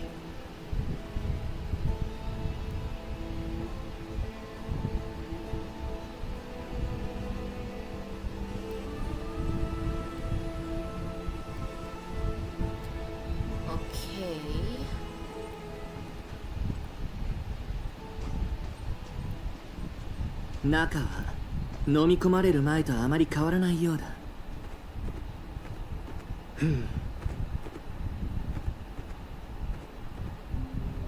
Oh wow, even the map is not okay. .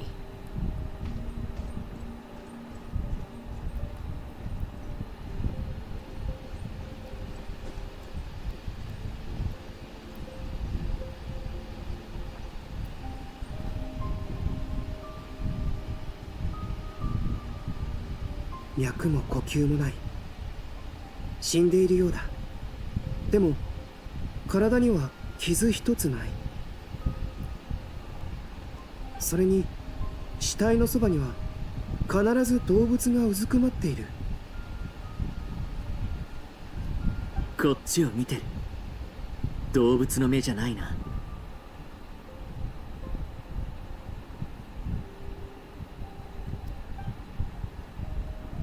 何かを伝えたいのかい？そうでもなさそうだ。それに動物らしさを感じない。他を見てみよう。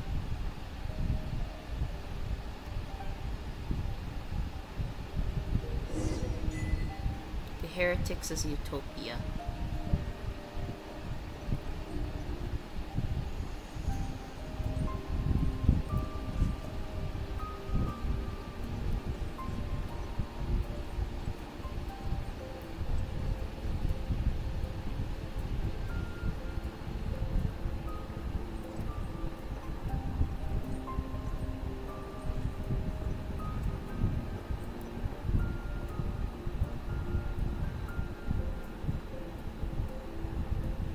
どこも同じだね。生きている人間は一人もいない。ただ無数の死体とそのそばで見守る動物だけがいる。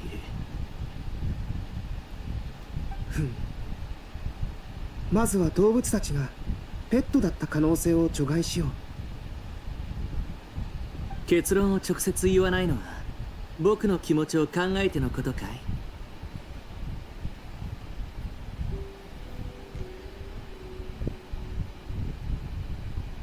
？You look my fast letter? 慎重なだけだよ。Okay, I really have no clue. 君なら真実を受け止められると What letter? 信 Unless じ you're ている talking さ。 about your comments. Or like at least the chat that you're writing in.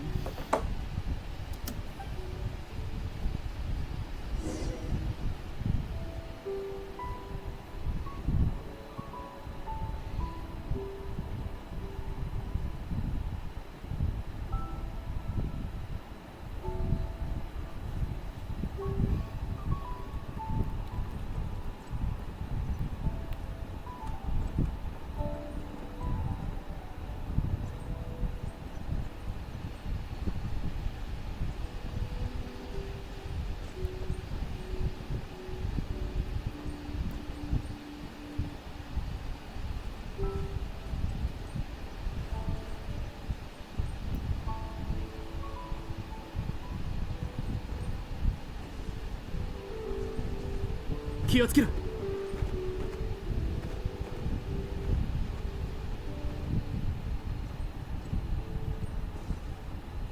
Oh, is the Tory? お願い。助けて。あっちから声が聞こえる。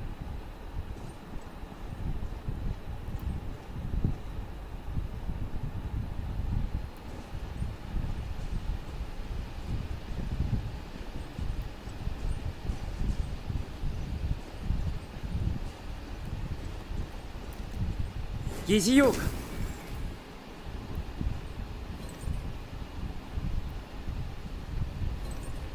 Oh, if it's stuck.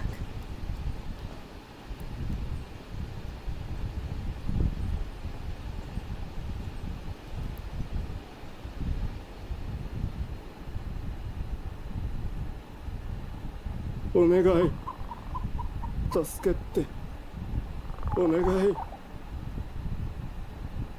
ここで何があったんだい？わからない。突然みんな倒れて目線が低くなって。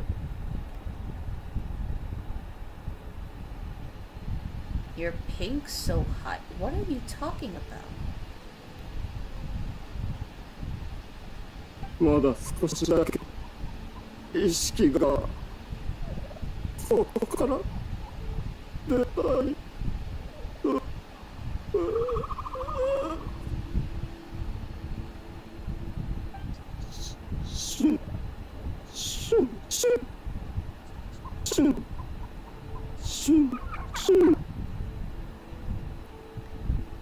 Okay, so these guys technically are not dead. They're dead. Their souls got transferred into the animals, I guess.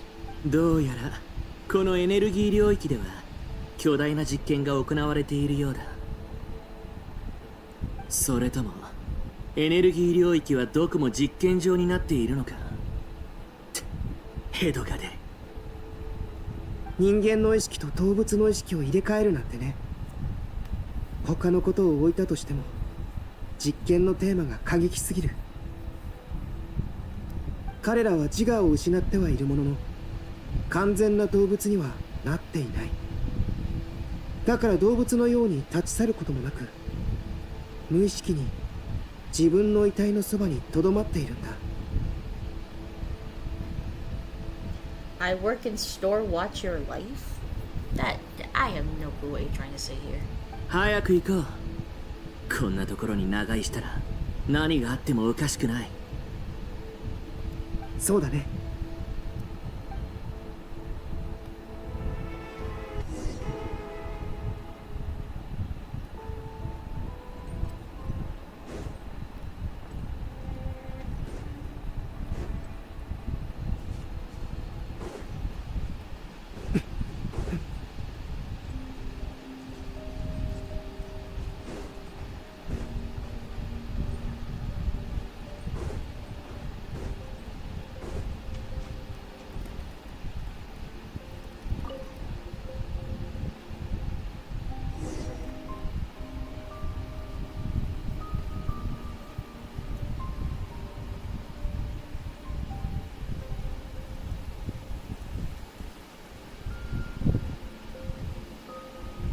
おかえり。大丈夫だった？気持ちの悪いものを見ただけだ。それ以外は特に何も。ここで得た情報は早めに共有すべきだろう。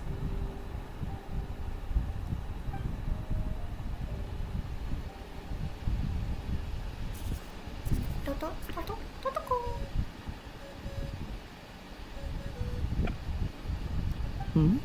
呼び出し？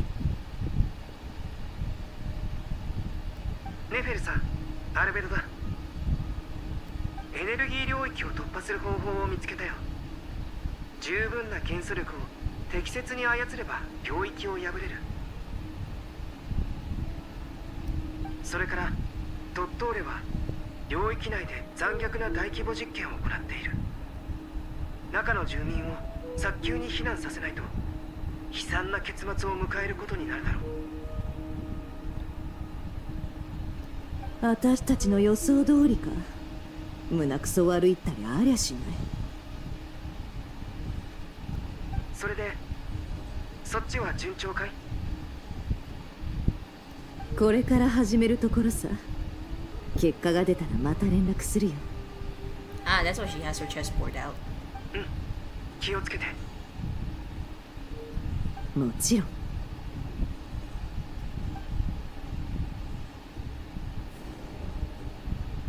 避難対応が済み次第そちらに合流しよう。合流？そんな必要があるなんて言ってないけど。私には必要なのだ。それにそなたのやり方を見てきた限り共にいた方が良いだろう。つまりそなたを一人にするのは得策ではない。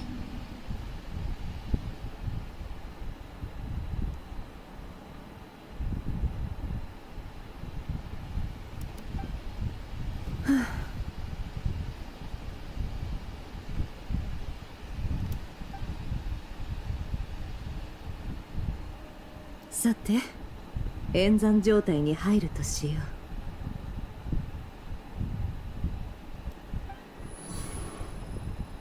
う。だだ広い野原だ。これが旅人の意識空間なのか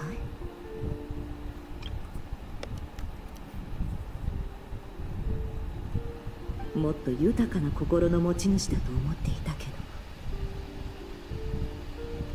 ど、あっちに誰かいる。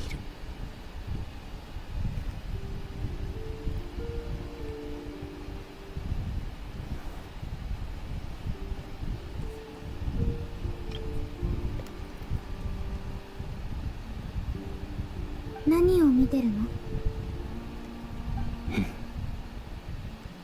いいよ。じゃあ私も一緒に見る。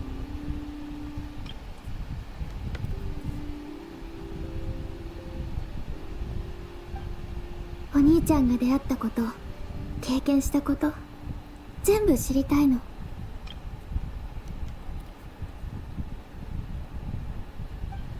私はどこへ戻ったらいいんだろう。それともここに残っていわゆる英雄を続けるべきなのかな。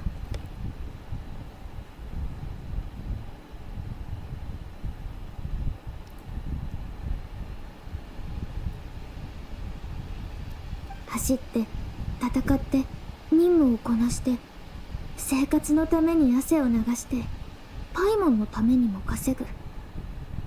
でも今の生活嫌いじゃない。唯一の不満はお兄ちゃんがいないことかな。この意識層は人の本心を映す。旅人の心は思いと優しさで満ちてるようだね。人は生きてる間ずっと誰かを思い続けるものなのかもしれない。大切な人を思ってるからこそ私たちは心臓の鼓動を強く感じられる。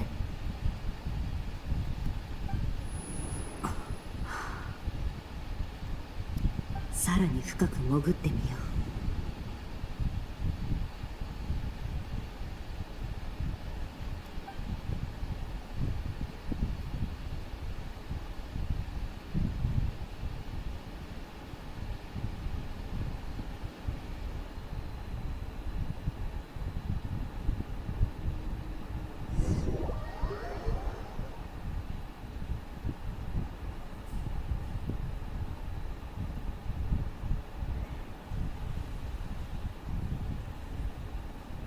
I think I can kind of get an idea of what that person is trying to say.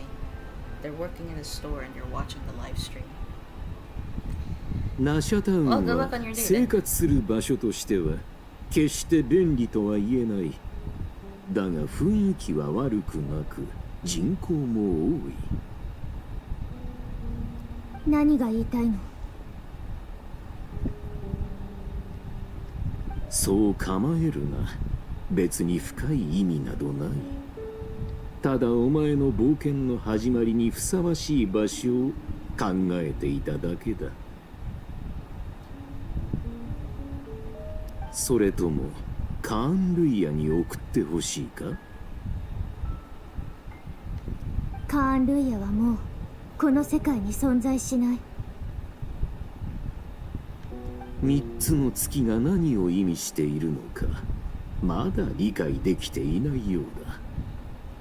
過去に消えたものでも今の私になら再現できるのだよ。お前はただ見たくないだけなのだろう。そこにどんな答えがあり肉親がどう思っているのかを。であるならば私がどうこうするのは控えよう。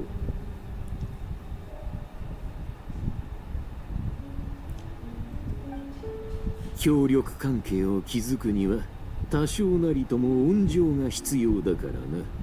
後ほど。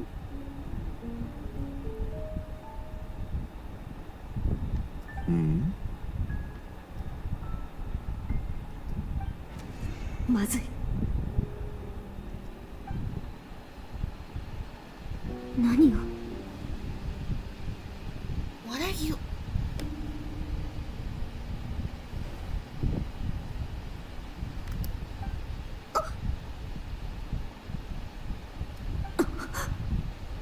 Oh no.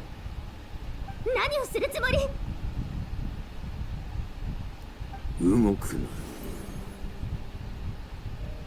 異物がいるようだ。ほう、逃げ足が速い。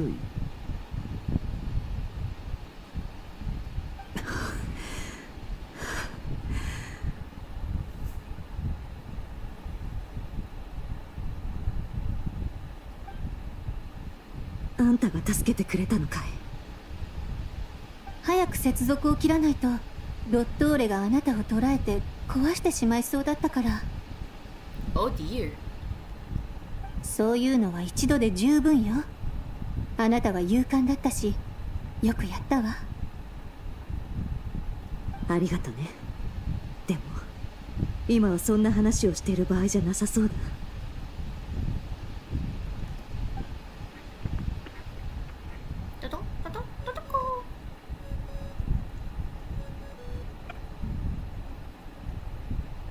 もしもし。旅人の居場所、だいたい見当がついたよ。どうしてずっと真っ暗なの？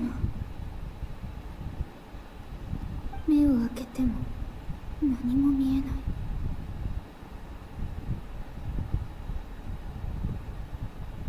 I can't see anything. What is with this? Okay. どうしてずっと真っ暗なの？ Oh. 目を開けても何も見えない。一体何が？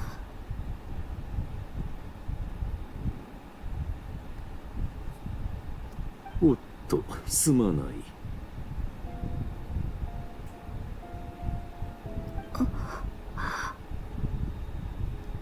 気づかなかったかもしれないが、先ほどまでお前の友人がその脳を覗き見ていたのだよ。もしかしてネフェル？でもどうやって？私と関係あるものを使って覗いたのかな？ Yeah, your whole life's a book of your entire journey. 彼女は今のお前の状況を知っていると思うか？だんまりか。私はただお前の時間を遅くすることで侵入を妨害し、盗み見するような不届き者を捕らえようとしただけなのだがな。時間を操るこの能力は実に面白い。お前が目を閉じた瞬間、時間は厚みを増し、最も重い媒質よりも粘性を帯びた。その目を閉じてから開くまでの間に1ヶ月もの時が過ぎたのだよ。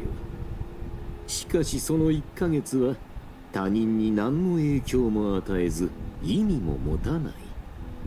これは神のみに許される所業だ。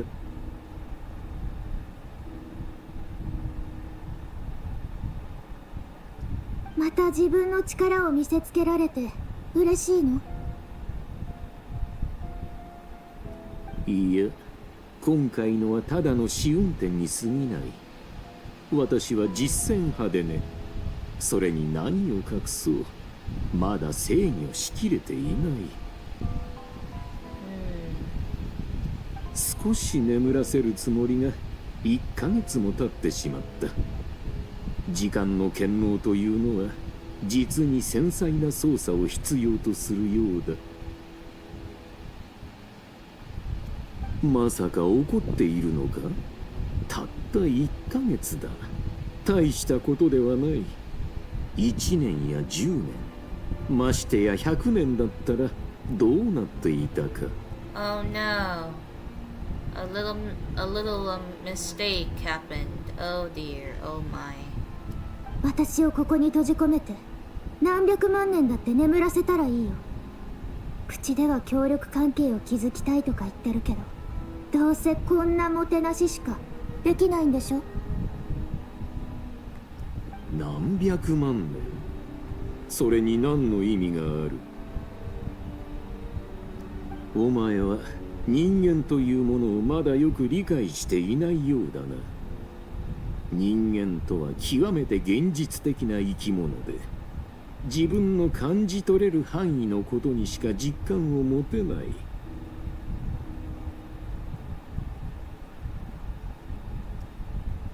私がお前を1週間ここに置いたとして、まだ人々はお前の辛さを理解できるだろう。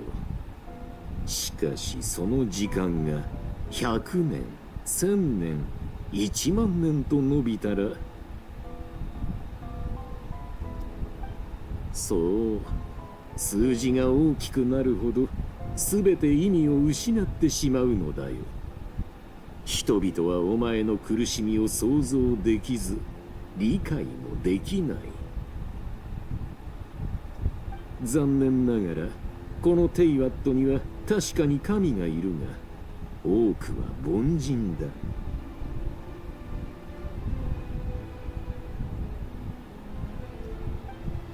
限られた寿命、脆い肉体、そんな存在にお前が理解されると思うか。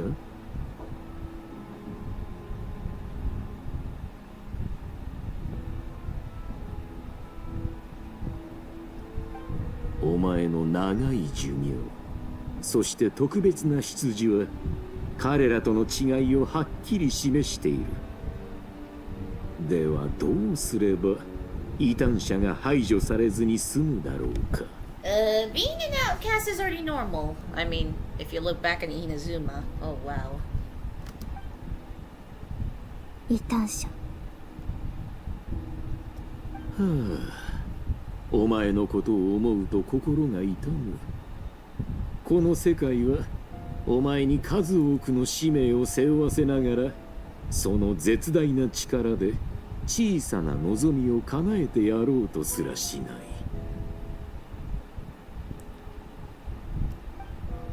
世界はお前にあまりに不公平だ。だから私がお前に特権を与えよう。降臨者であるお前を本来あるべき地位へ戻すために。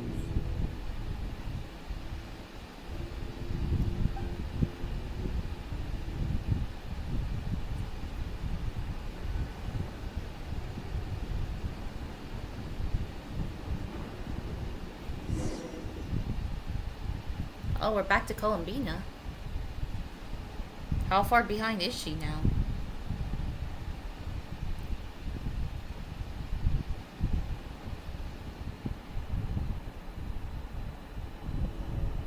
Ano空間には3回入ったけど、まだわからないことだらけ。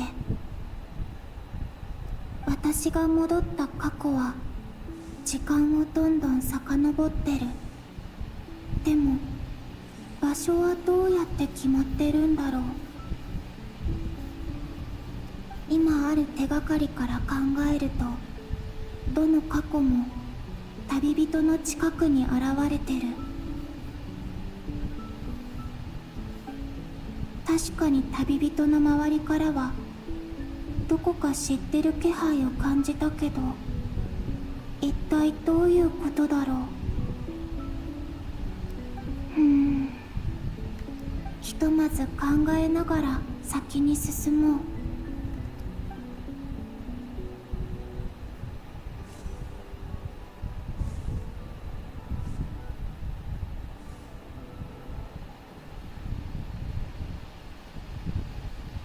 人はいつもそうだ。本質を理解しないまま力を欲す。制御もできないくせにな。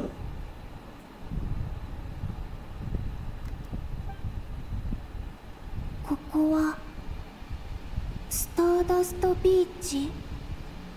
月の狩人が自分の体を取り戻す前かな。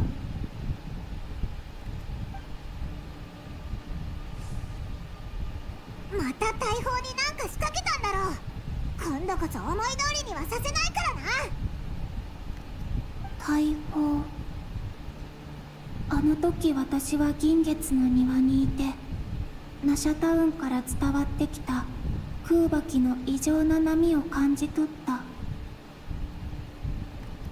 その後スターダストビーチから不穏な力が届いて、かつての俺は幾千万もの破片に分解され、混沌とした時間の中に投げ込まれた。それでも俺の命と意志が消えることはなかった。もしここで月の狩人の復活を阻止できたら。でもどうすれば。今の私にできることを考えなきゃ。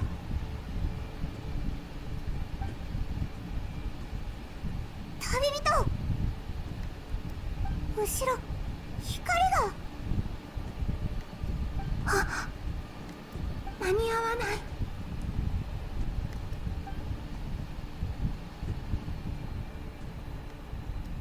あれって私が前に旅人に教えた空爆のシールド。まさか旅人の力なら耐えられるだろうけど、空爆同士がぶつかったら多分他の場所にも影響が出る。Mina's been helping us since the beginning and we didn't even notice. あれって私が前に旅人に教えた空爆のシールド。まさかレーザーを防ごうとしてる。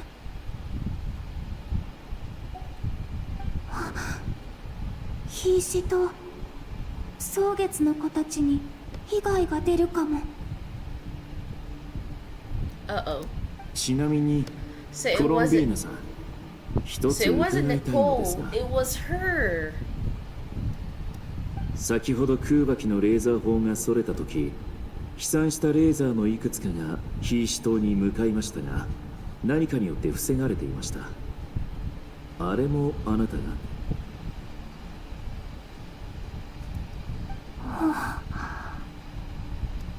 まさかあれって私が、未来の私がやったの？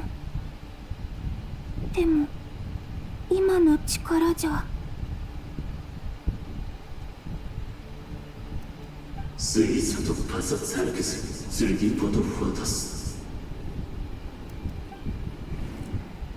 んなこと考えてる場合じゃない。The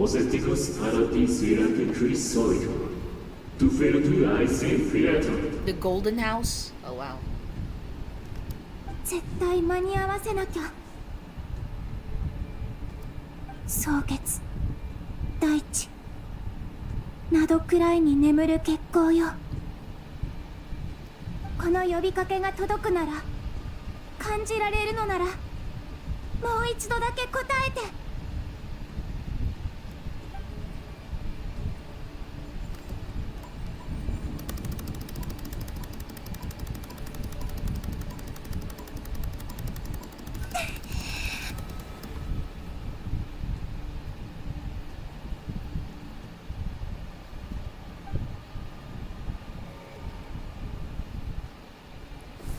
成功した。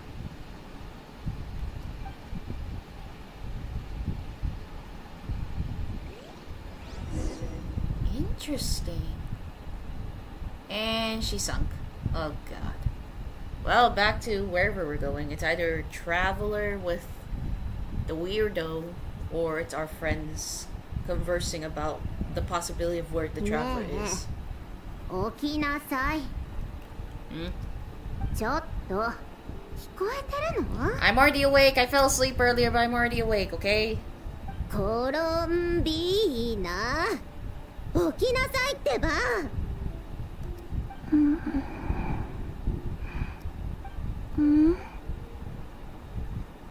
おはよう、サンドローネ。今午後の3時なんだけど、人の部屋で昼寝しないでくれる？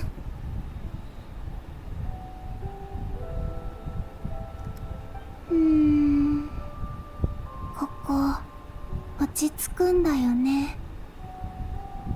君のコーヒーすごく苦くてまずいけどいい香りがするから。ふっ、まるで森で育ったみたいね。あなたがいたところには草を煎じたお茶以外何もなかったの？蒼月のこの暮らしは質素でファドゥイとはだいぶ違うから。ならこれも食べたことないんじゃない？いい香り。これはフォンテーヌでしか買えないお菓子よ。今日は暇だったからちょっと作ってみたの。後でロザリンも来るけど、あなたがどうしても今すぐ食べたいってんなら食べさせ。She didn't even get to finish talking. 後でロザリンも来るけど、あなたがどうしても今すぐ食べたいってんなら食べさせてあげないことも。ちょっと人の話は最後まで聞きなさいよ。その蒼月のことやらはレディーとしての食事作法すら教えてくれなかったの？それとも立派な月神様だからそんなルール関係ないとか？すっごく美味しい。当たり前よ。この私が作ったんだから。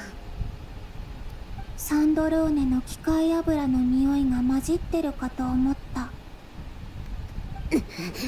ちょっと。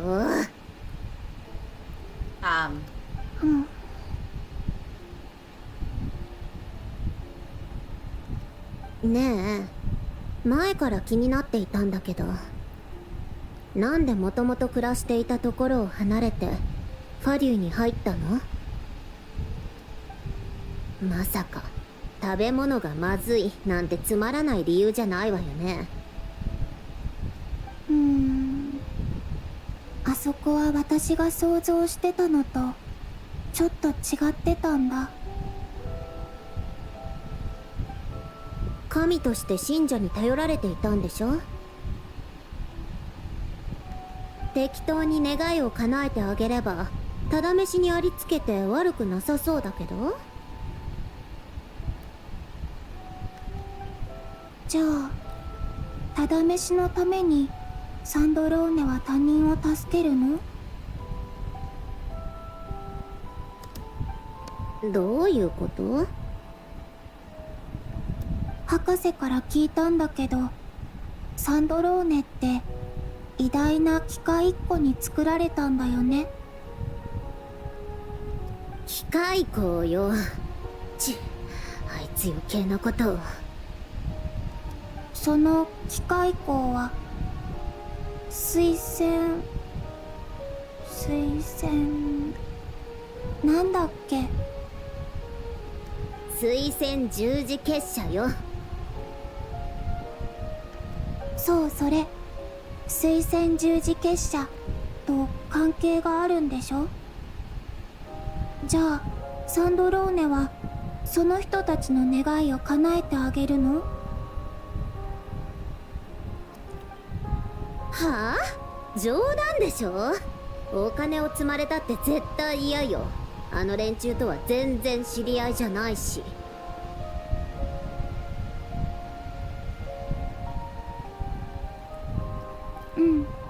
それと同じだよ。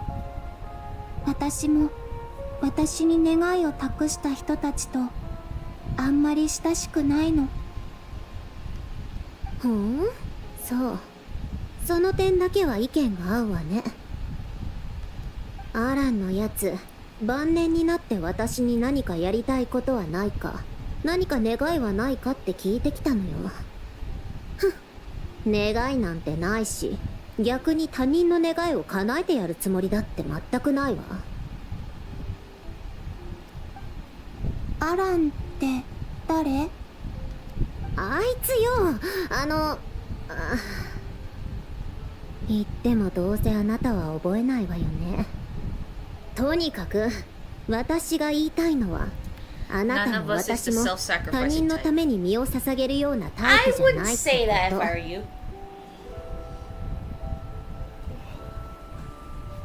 Desperate times call for desperate measures. You're gonna end up being the self-sacrificer sooner or later. ついでに聞くけど、あなたはどんな場所ならずっといたいと思うの？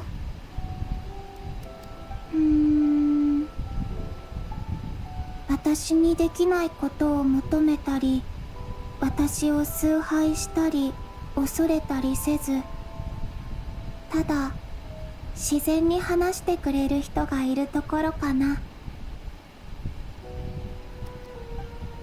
できれば行きたい場所に自由に出入りできて、コーヒーとお菓子の香りが漂ってる場所がいい。残念ね。そんな場所この世界にないわよ。さっさとお菓子を持って自分の部屋に戻ってちょうだい。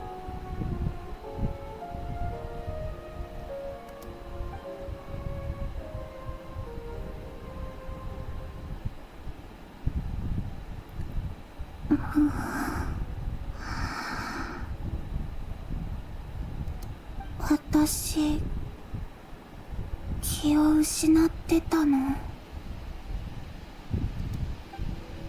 っぱりここに戻されちゃった。それに昔の夢を見た。サンドローネ、旅人、みんなに会いたいな。さっきヒーシ島の空脇を借りることができたみたい。でもなんでそんなことができたんだろう。ここの時間は確かに遡ってる。そしてどこか覚えのある力を借りて過去の空間に入ることができる。みんなが言ってた謎の助っ人って、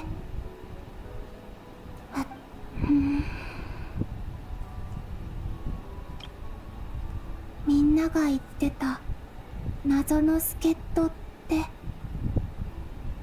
私だったんだ。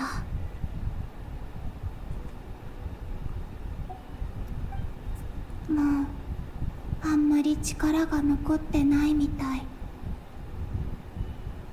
この空間の終点はどこなんだろう。時間は永遠に流れ続けるの？みんなのところへ戻る方法を見つけられるかな。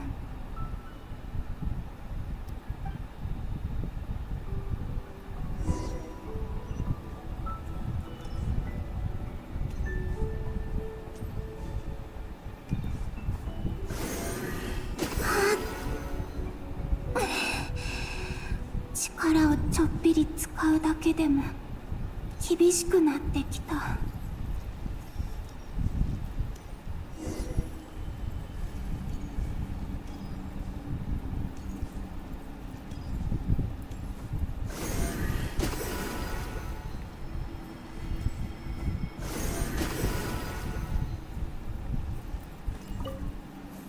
今の私じゃアビスの力は打ち消せない。汚染された破片を避けてかないと。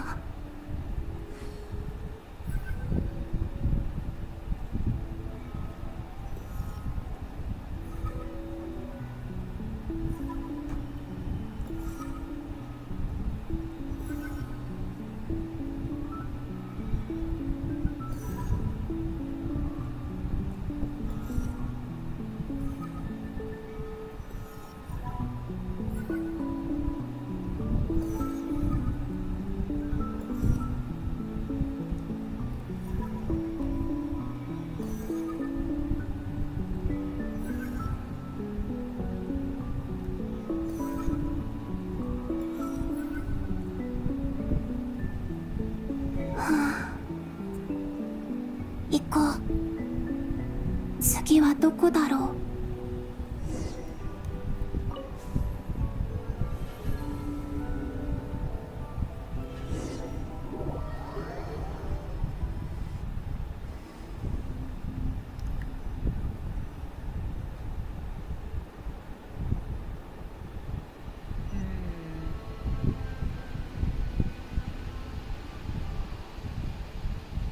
夜明かしの墓。ここってフリンズが普段いる場所だよね。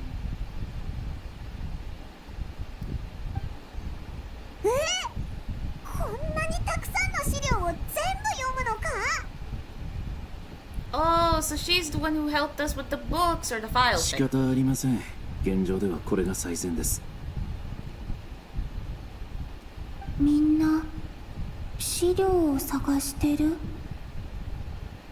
あ、確かフリンズとファルカがワイルドハントの資料について何か言ってた。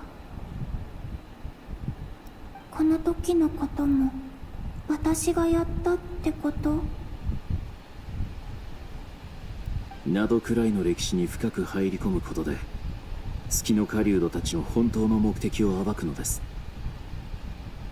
私のしてることは過去を変えられてるのかな。それとも過去をなぞらえてるだけ。これは必然なのか、それとも私が決めてることなのか。もしここでみんなを助けなかったら、この後の物語はどう変わっちゃうんだろう。頭がおかしくなりそうだぜ。それでもやっぱり私は友達の力になりたい。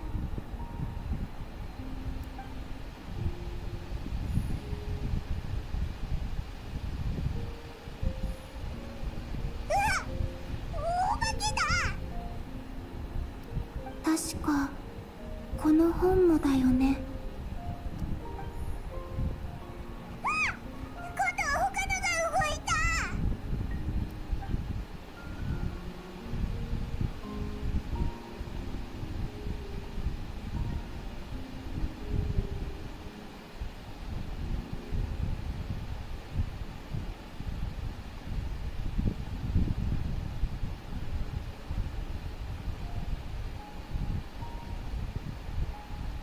これでいいかな。あれ？ルオンヌタル？私の存在を感じることができるの？あ、待って。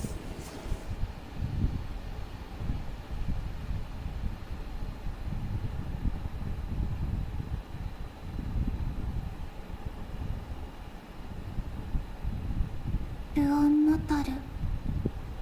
これまで感じてた覚えのある気配はルオンノタルだったんだ。ずっと旅人のそばにいたから、私がたどり着く過去も旅人の近くだったんだね。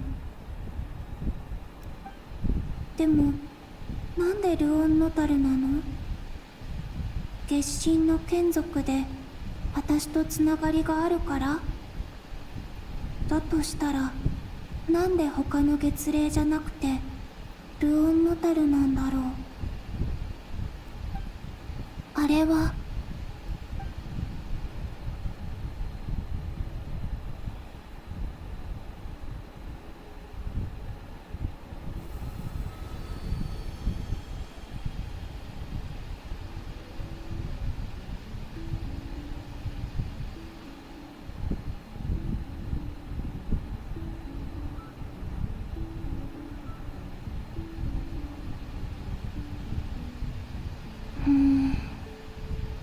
この先からは力を全く感じられない。果てしない虚無が広がってる。多分これが過去へ行く最後のチャンスなのかも。次で戻る方法を見つけないと。 Again, could it be that she's the cause that Lunatar existed in the beginning?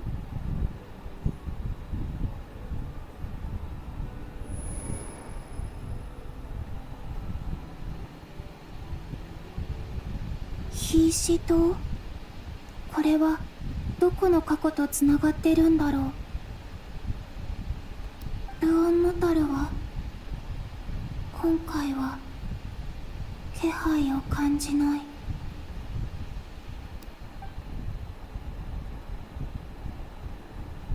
イネファとアイナの生活って見ててなんだかほっこりしたな。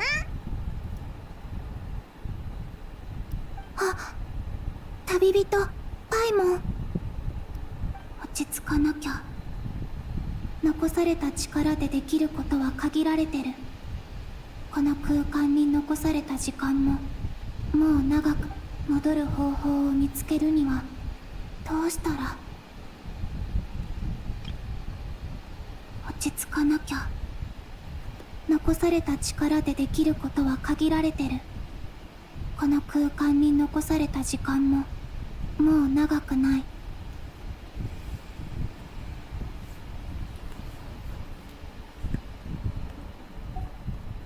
戻る。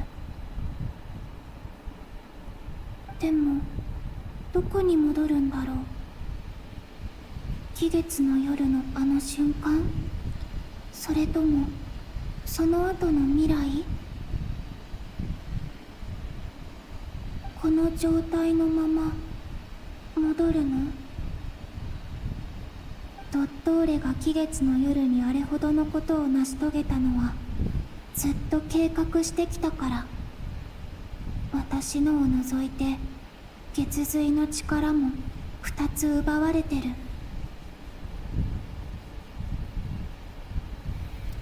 たとえ戻れたとしても今の私じゃ3月の力を手に入れてるだろう彼には太刀打ちできない。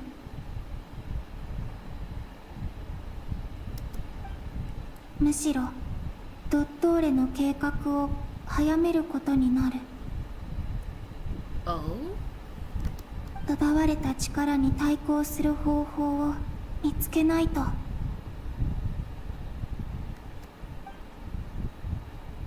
逆行する時間、3月の力。あ、まさか月の影の行き着く先って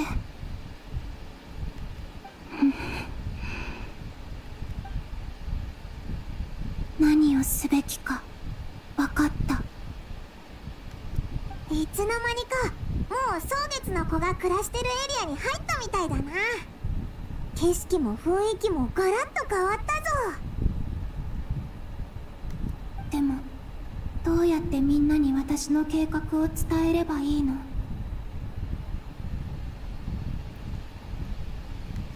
ここに書き残す？ダメ。他の誰かに見られる。何か方法を考えないと。私とつながりがあってみんなに何が起きたのか伝えられる手段を。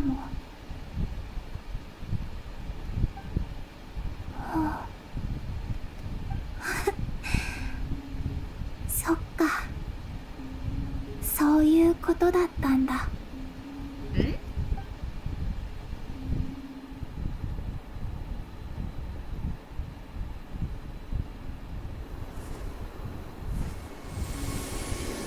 Oh, is she gonna...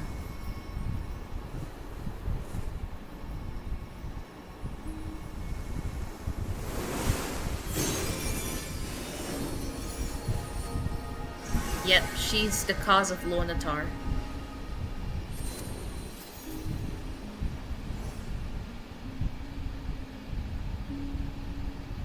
花びらが飛んできたと思ったらどうなってるんだ？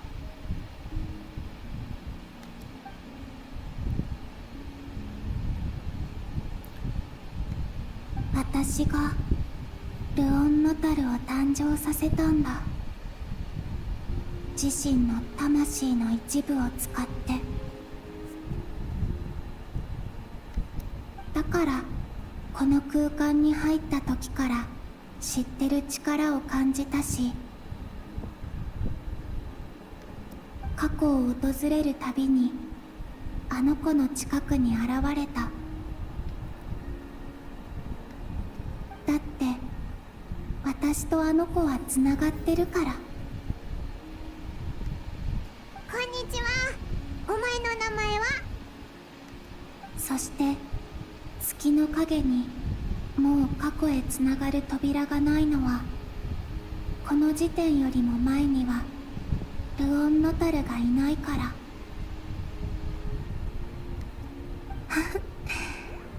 だから君と初めて会った時、祝福の証を感じ取ったのに、その中に宿る魂に気づけなかったんだね。だってあの時の私はコロンビーナ・ハイポセレニアではなく、ただの迷子の小さな鳩だったから。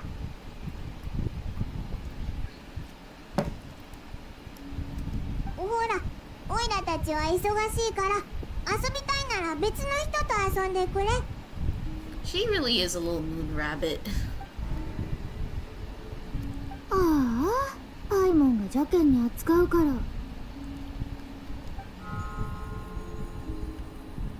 これからのことは任せたからね。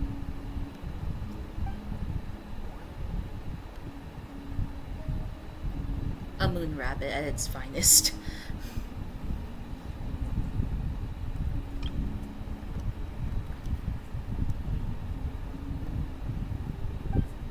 お願い、私の代わりに旅人のそばにいてあげて。彼女を導いて助けてあげて。それから季月の花が咲き誇る庭へ旅人を連れて行ってほしいの。そこで迷子の小さな鳩が旅人の助けを待ってるから。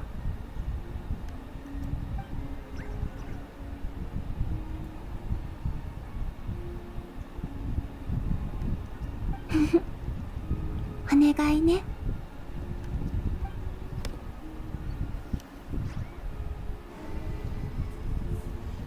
I think that's her spirit animal, a moon maiden rabbit. 君も君の物語を歩むんだよ。私は別の道を歩まなきゃ。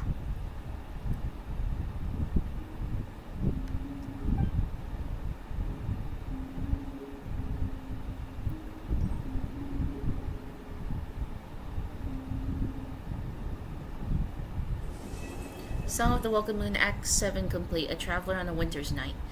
Ah, so this is where it ends, but Dad says we're gonna get locked here. So I think the easiest way of doing this, close the game and open it back up, because I needed Durin's day 3.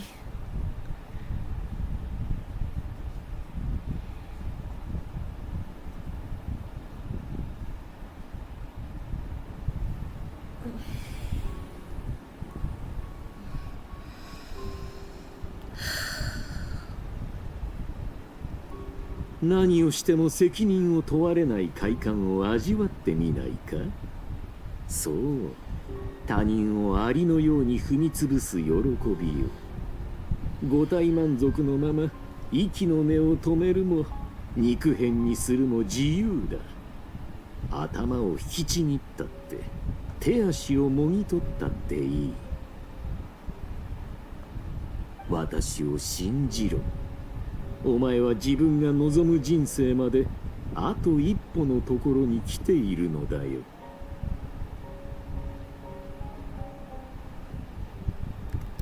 狂ってる。人を殺める自由。それどころかどんな罪を犯しても罰せられない自由なんてなんで私を選んだの？世界を創造することは最高位の実験と言える。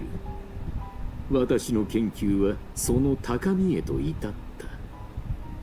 この世界で私は神であり、多くの聖なる魂の奴隷でもある。真理に耳を傾け、神聖な行いを実践できるものだ。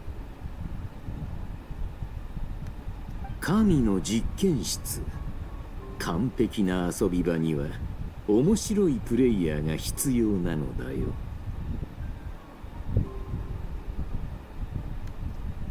凡人は至るところにあふれているが、降臨者はたったの数人。私は身分ある鑑賞者を最初のゲストとして迎えたい。最高のプレイヤーとなってもらうためにね。新世界へ入るための条件は罪のない人を殺すこと。これは月の狩人リリルが抱えてたジレンマでもある。人を殺して自分の願いを叶える。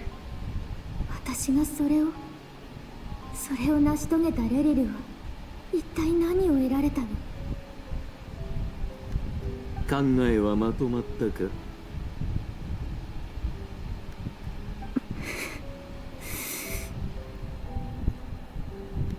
私にはできない。どんなに私に期待したってそれを私の心が否定する。わざとらしく英雄なんて呼ぶ必要もない。この旅路は自分のために歩んできたもので、全て私が望んだことだから。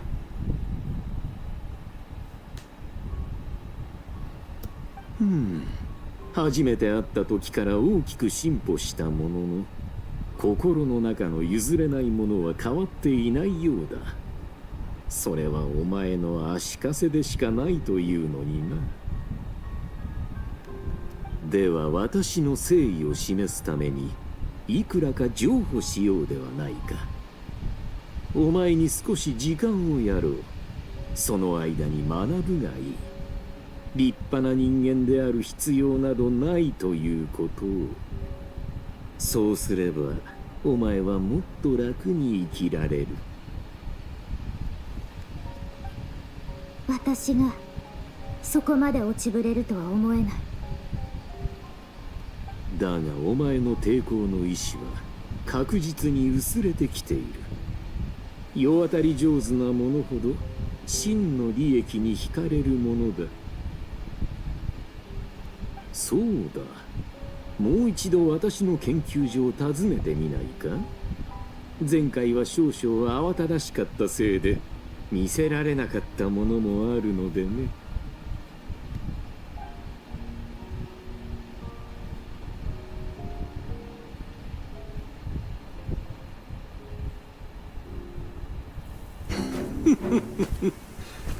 お前のことについて私は背後から襲うなんて英雄ならしないよね。実に嘆かわしい。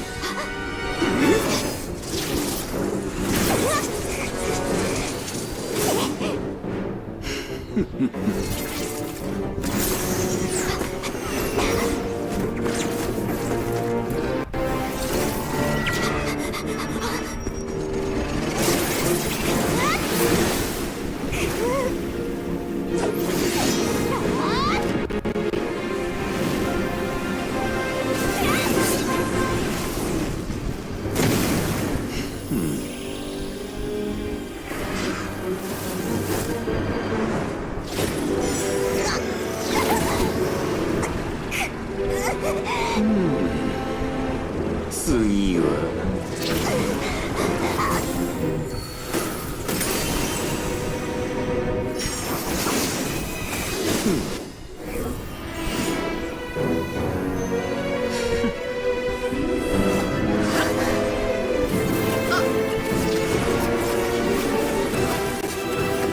新参か。面白い。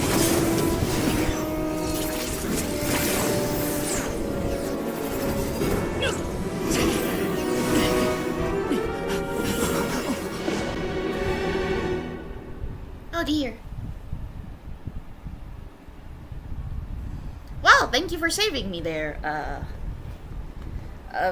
Arata. Thank you very much. Starlight, are you okay? Are you doing well? Oh dear.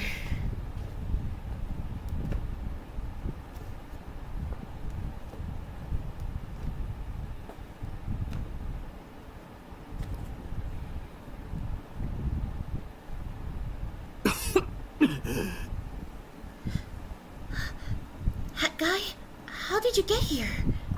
この状況でまだ僕をカサッチなんて呼ぶのかい？ Sorry. You came all this way just to save me? あんなところ君以外に助けるやつなんていないだろ。 Oh wow. Thank you so much. Fair point. You just caught me by surprise. Thank you. Wait, you're injured? 大したことじゃない。なんでそんな顔で僕を見るんだ？僕が君を助けたことがそんなに意外なのかい？ I'm more shocked that you caught the doctor off guard. 以前スネールで君に借りを作ったからね。そろそろ返すべきだと思っただけさ。I mean, you're right. Thank you. まあ、ドットーレの不意をつくことは正直簡単とは言えない。あの技はもう通用しないだろう。本当は奴を倒す時のために温存しておきたかったんだけどね。考えれば考えるほどいても立ってもいられなくなってくる。 I mean, you wanting to obliterate him kind of makes sense. He kind of deserves it anyways. ドットーレは僕の Let me ことを rephrase 知らない that. け He ど deserves it anyways. 彼の断片たちは僕の動作原理をもとに作られていた。少し時間をかければ僕が何者なのか気づくだろう。そっか、世界中から情報を消されたからドットーレは今の放浪者のことを知らないんだ。私を助けるために奥の手まで使ってくれるなんて。なんだその顔は。君を責めるつもりは毛頭ない。誤解しないでくれ。 You could have gotten your wish, but you decide to save Starlight. ただ単に君を救うことはあいつを殺すのと同じくらい重要だったまでだ。君が死ねば他の人に迷惑がかかる。生きていてもらわないとね。 I'm taking that. Thanks, Arata. 大丈夫？何かされなかった？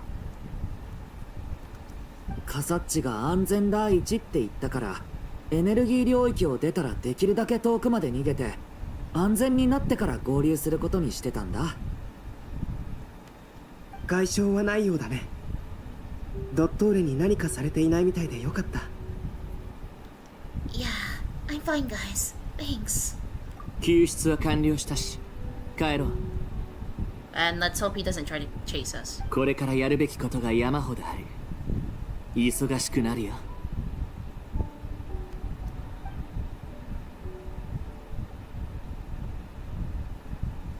Song of the Welkin Moon, Act 8, True Moon. I ain't continuing. Well, as if it cares. Find a way to make a breakthrough. Wow, everyone's there.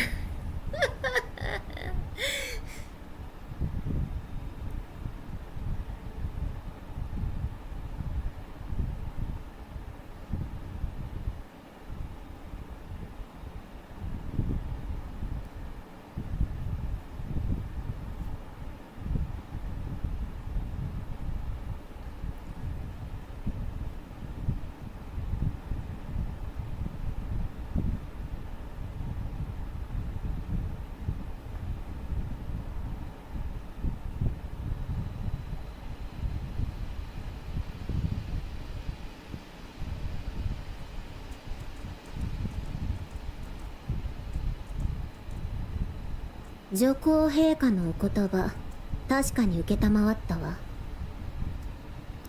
でもタルタリアの言うかっこいいってどういう意味？まさか自分基準で判断した上に私を同レベルだと思っているのかしら。そう言うと思ったよ。それでそちらの進捗は？少し手がかりをつかめたわ。錬金術師のアルベドからいくつかヒントをもらったの。私が調べてほしいって言った水仙十字院ルネ・ド・ペトリコールジェイコブ・インゴルドの資料のことを覚えているかしら。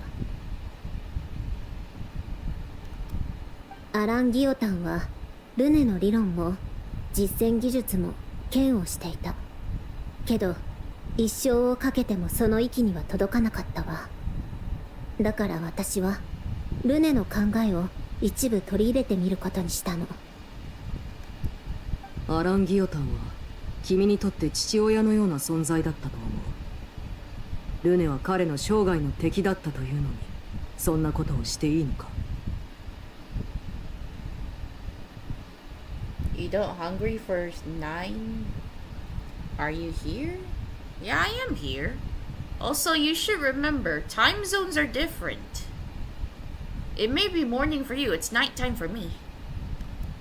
あなたにはこういった憎しみを抱く相手がいないかもしれないけど、もしリネたちがあなたの最も意味嫌う相手から大切なことを学んだら、どう？それはもちろん喜ばしいことだ。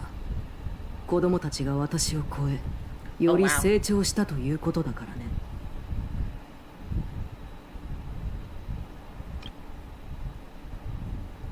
あなたにはこういった憎しみを抱く相手がいないかもしれないけど、もしリネたちがあなたの最も意味嫌う相手から大切なことを学んだらどう思う？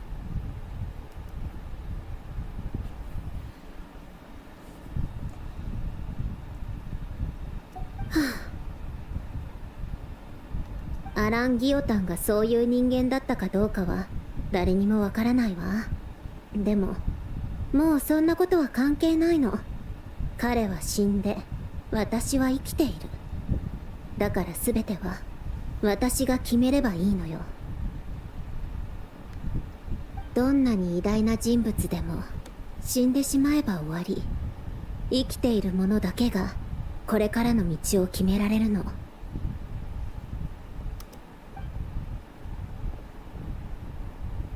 二人とも来とくれ。あの子たちが戻ってきたよ。帰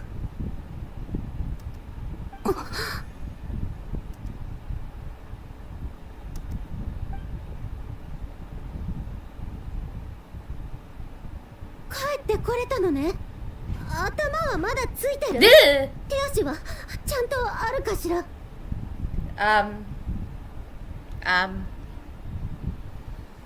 ？Yes? 見ればわかる質問は君の焦りをあらわにするだけだ。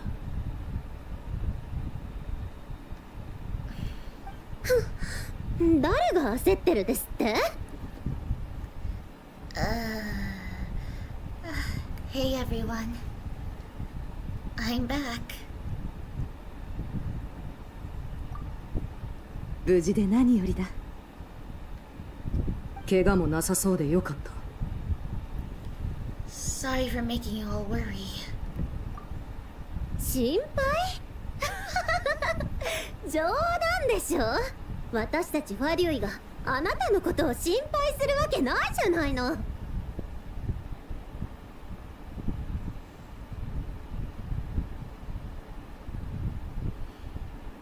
Really? Really?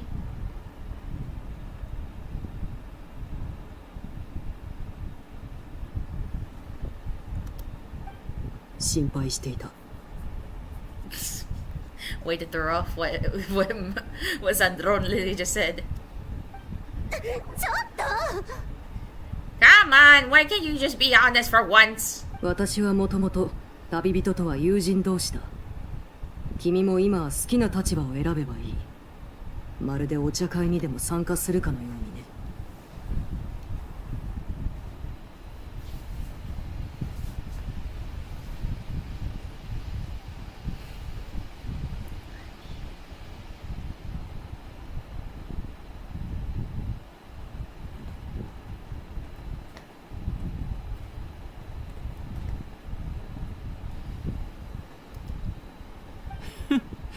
面白い冗談だ。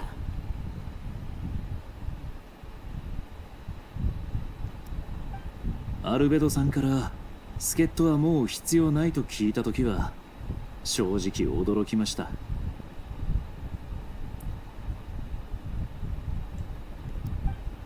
ああ、帰り道でもその話をしたよ。こういうことは僕もめったに言わないけど、今回はカサッチさんを信じていたからね。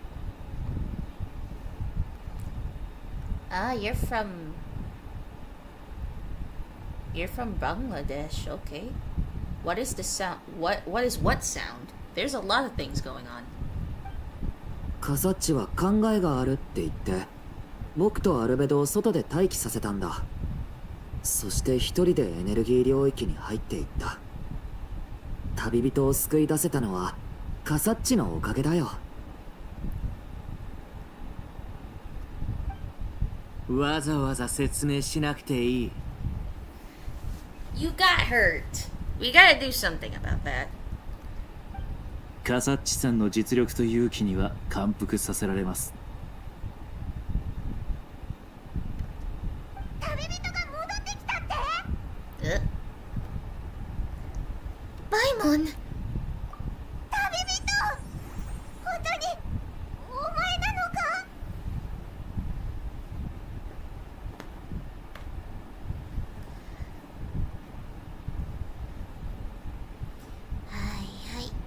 私だってバイモン。ただいま。よかった。おいら、すっごく会いたかったんだぞ。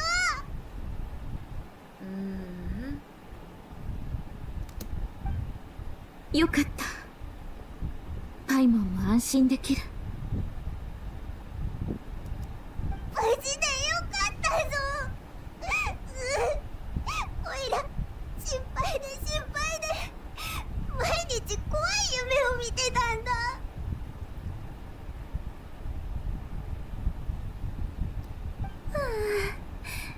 あたいくらいの年のやつって友達同士が抱き合って大泣きしてるシーンに弱いんだよな。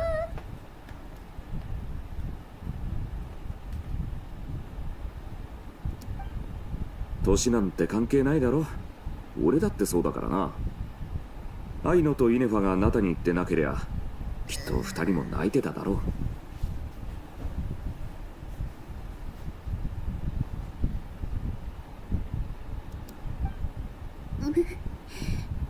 おじさん、イネファは涙なんて流せないだろう。 You never know. Well, she can. I'm going for sleeping. I'm so tired. Okay, have a good night then. おっと、そ Or れ at も least そう have a だ。 good nap. ん？目が赤いぞ。頭を撫でてやろうか。Let's hug it out. いや、それは大丈夫。そういう親父臭いのはいいから。Hey, it's okay to hug it out. We're all friends here. みんな心配かけてごめん。でも何も収穫がなかったわけじゃないよ。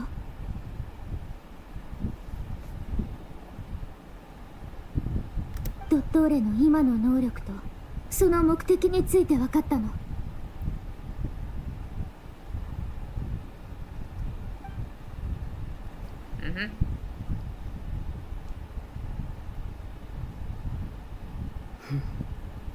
月の三女神の力は私たちの予想をはるかに超えているようだ。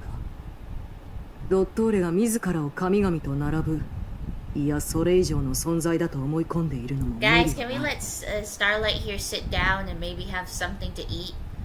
Time moved like a month for her, meaning she hasn't eaten in a month. Or drink! なんと冒涜的な。皆さんが不在の間にこちらでも新たな発見がありました。サンドローネさんからも別に共有したいことがあるようですので、合わせて説明していきましょう。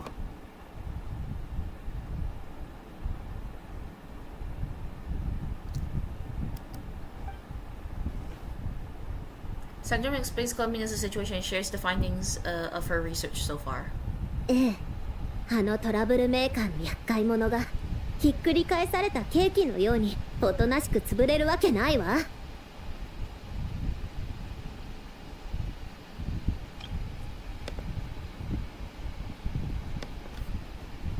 Dang it.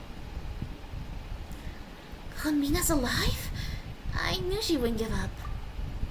次は彼女を連れ戻す方法を考えなければな。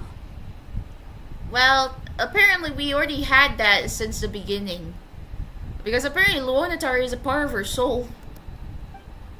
逆行する時間、終わりの見えない先、そういった空間はきっと何か特別な目的のために作られたに違いない。おそらくテイワットの歴史に存在する数々の強大な力と関係があるはずだ。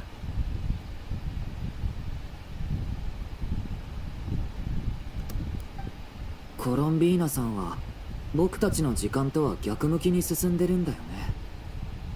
なんだか特別な道を歩んでるみたい。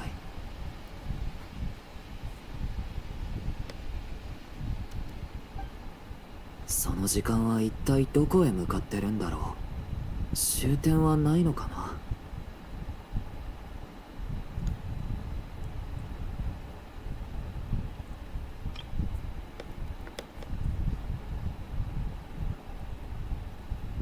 僕たちもそれについて考えていました。時間は無限ではないはずですからね。終点ならあるわよ。ミコ、いつの間に。私はいつもこうやって現れるの。魔女のお茶会でもこんな感じで登場していたわ。静かで神秘的で説得力があるでしょ。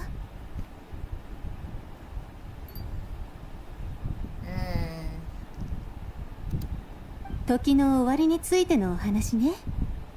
ええ、世界には終わりがつきものよ。そして時の終わりとはテイワットが誕生した瞬間のこと。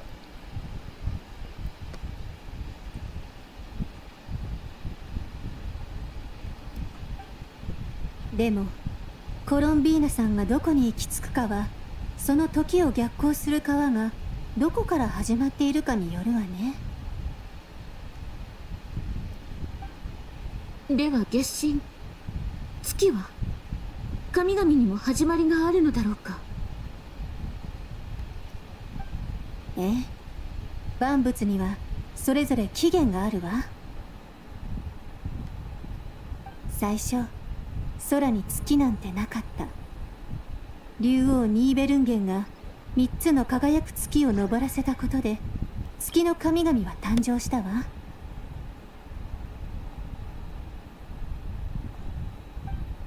星々の影はニーベルンゲンに代わって権能を持ち、世界を司るために生まれたの。彼女たちはニーベルンゲンの意志の延長であり、意向の体現だった。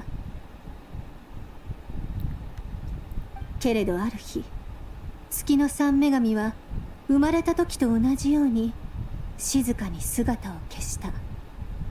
そしてその行方を知る者はいなくなったの。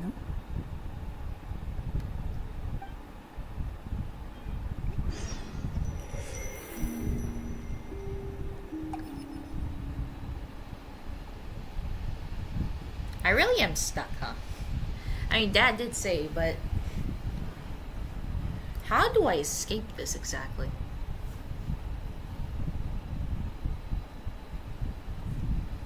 He did say just close the game, but the thing is, does that actually work, though?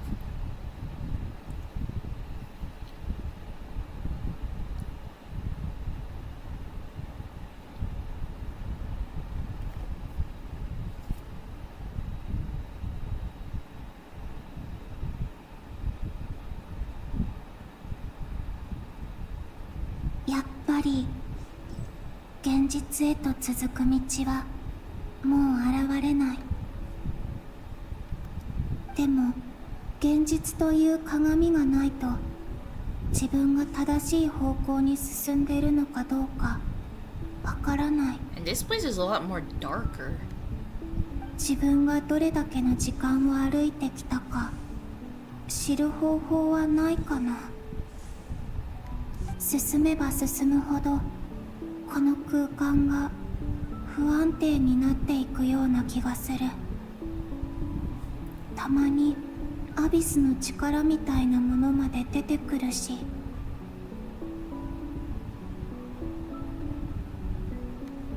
急に現れることもあるから気を緩めないようにしないと。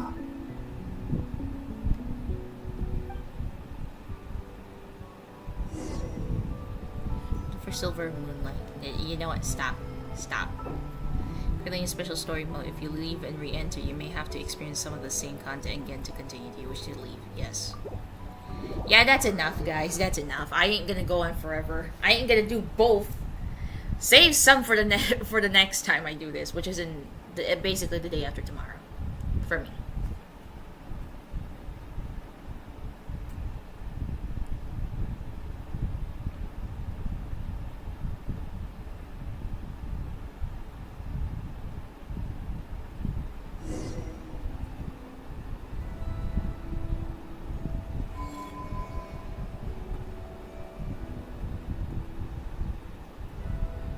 My goodness, that took forever.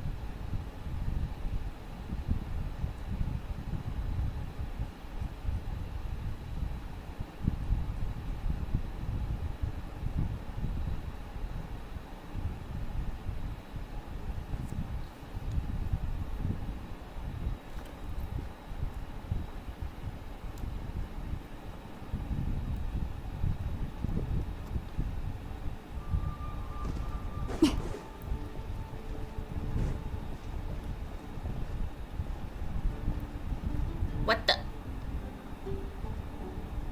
この世は振ったサイコロのデメですら、運命の神によって決められているというものもいる。どんなゲームでも勝つために一番大事なことは、この運命の神様に気に入られることなんだ。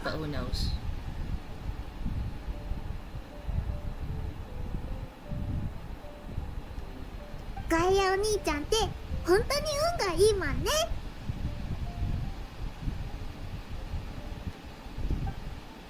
お前の番だぜ。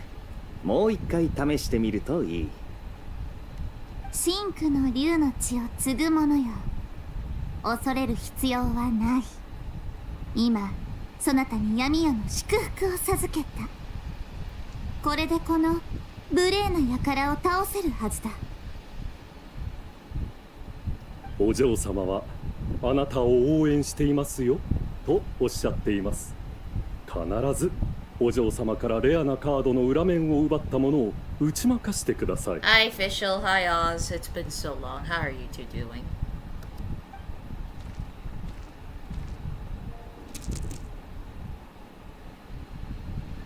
He didn't roll the right dice. Don't worry. I know your pain. おっと、ついてないな。いや、むしろ一周回ってついてるって言うべきか。これは運命のいたずらね。よ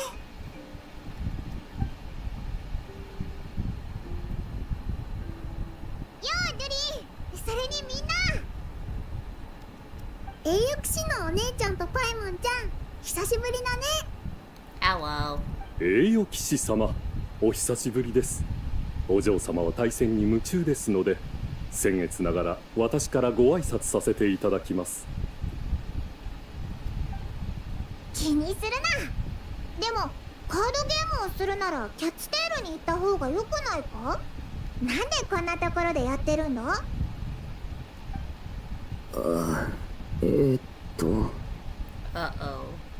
ルリンの気配が動物を怯えさせるんだ。かつて竜だったからかもしれないな。普段なら逃げれば済む話だが、キャッツテールの中じゃ別だ。あそこの猫は酒場を自分たちの縄張りとみなしてる。逃げ場がないと思ったら暴力的な行動をとってもおかしくない。 So, Durin got scratched. ただ巣を借りて寝ようと思っただけだったのに。巣？それってソファーのことか？あのソファーが一番心地いい姿勢で寝れるんだけど、あの黒いボスと仲間たちが厄介で。Oh dear. ディオナさんが間を取り持ってくれて、やっと一つだけ使ってもいいってことになったんだ。でも使えるのは夜だけなんだよね。 Tough luck, huh? ディオナが助けてくれたんだな。あいつ意外と人助けが好きなんだな。 Unless this is the continuation of Durin's story quest, which I am surprised it's right here and not on the mountain. Or at least the cliffside. 一番の理由はドゥリンが酒嫌いだってことさ。ディオナは珍しく気が合う人に出会えたんだ。こんな場所で生きてるくせにもったいない話だぜ。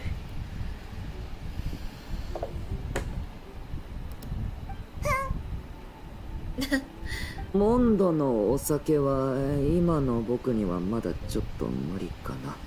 I mean, Durin, you did technically were just reborn in a way. Reborn in this body more, so it's understandable if drinks are a bit too much for you. 無理しなくていいぞ。モンドにいるやつは絶対にお酒を飲まなきゃいけないなんてことはないんだからな。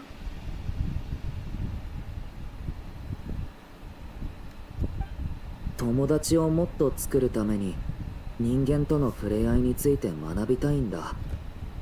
でもそういう場では結構お酒が出てくるのが普通で。 Don't listen to Kaya or Varka. They're bad influence. No. No. だから代わりに七星召喚を学んでるんだ。これも一種の触れ合いだけど、お酒を飲む必要はないし、断罪の皇女様の指導も受けられるしね。 The princess in the Official von Lafschloss Narfadorf and Oswaldo of Harafnavines. おう、七星召喚でも友達はできると思うぜ。テイワットを駆け回ってるやつに頼ってみたらどうだ。こいつならガイアにも勝てるぞ。残念ながらこの運の悪さはスメールの七星召喚チャンピオンでも救えない。 The legendary card master. I wonder who that could be. 確かにあまりいいとは言えないな。でも次こそ運命を変えられるかもしれないぞ。こいつがこのデメを出したのはこれで3回目だ。ずっとこの調子さ。 Seriously? That seems like a very unlikely coincidence. 運命の神が本当にいるならこの少年にもっと目を向けてやるべきだな。サイコロの面を増やしてやった方がいい。はあ、もう負けちゃったのかな。祝福を受けた竜の末裔も運命のいたずらには敗れてしまうというの。ねえ、そんなに落ち込まないで。次は絶対勝てるよ。ほら、ドドク貸してあげる。モモがドドクは幸運をもたらすって言ってたな。 Nighttime 10 hours is just I closed my store. What are you talking about here? ありがとうクレイちゃん。でも僕はこれからもっと大事な用事が Oh, あ is る it ん the だ。 book? Is this actually Durin's the story quest and we accidentally walked into it? そっか、わかった。魔法の本に次の章のヒント Yeah, が it 出た is. のか。 So it is Durin's the story quest. Starting here of all places, but okay. うん。 I mean, it was already part of the plan. I was just about to pick up the もう分か daily った気 stuff. がする。ついてきて。Okay.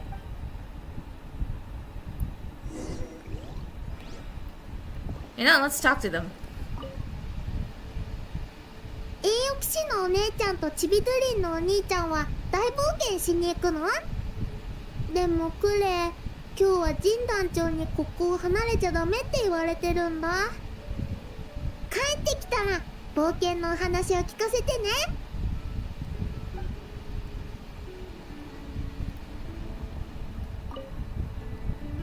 運命のいたずら。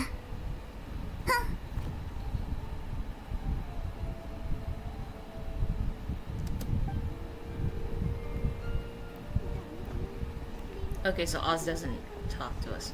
Leona, you got something to say?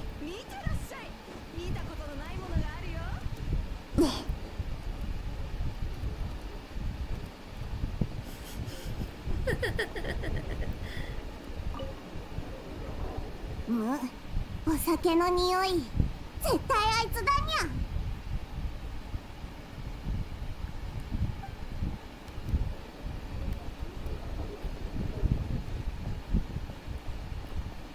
Let's talk to Kaya.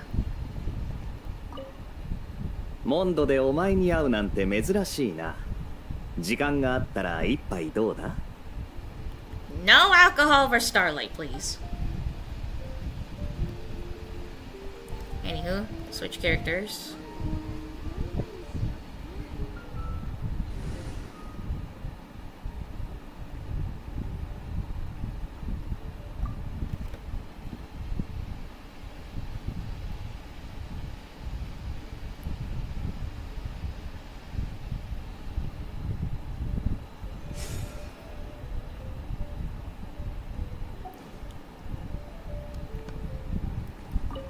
星と深淵を目指せ。ようこそ冒険者協会へ。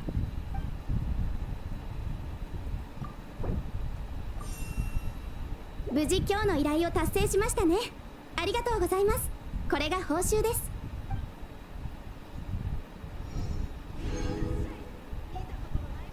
8 and 7. Okay.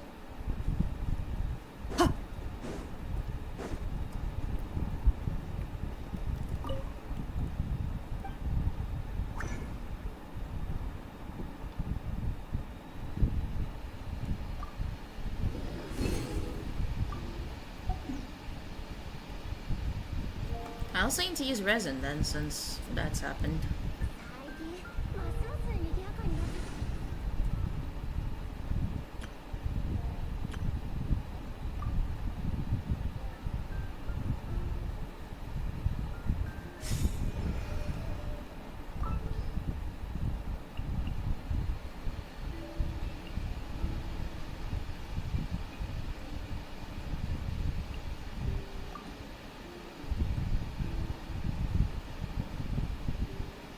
「力になれるように頑張るよ」。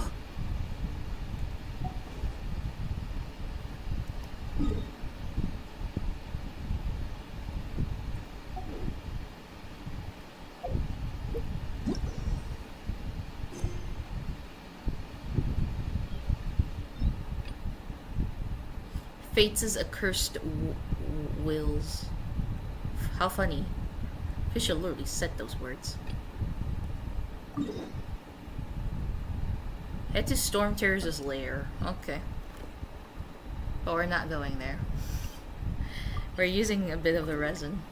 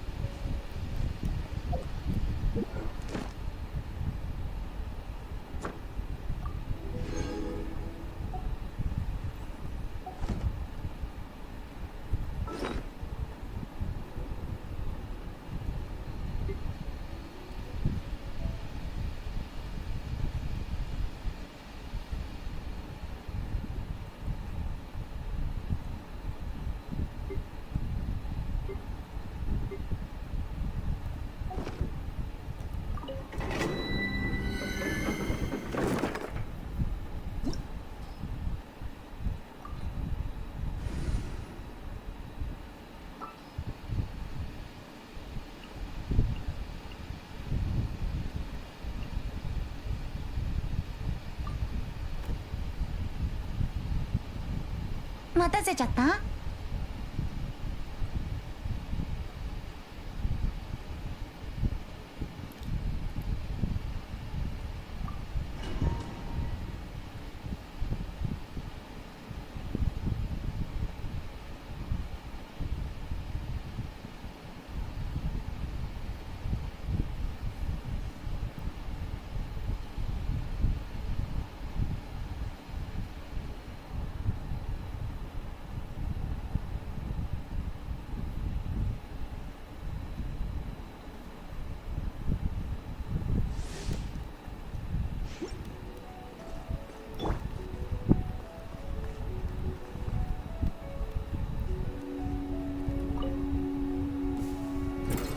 反逆。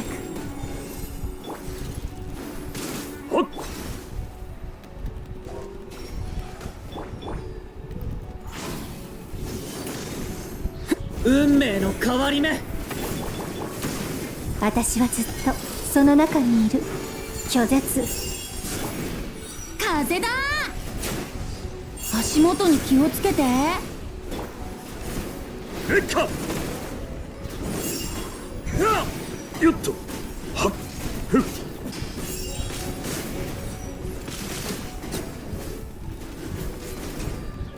ちよっととここだよ。レッカはっよっとふっ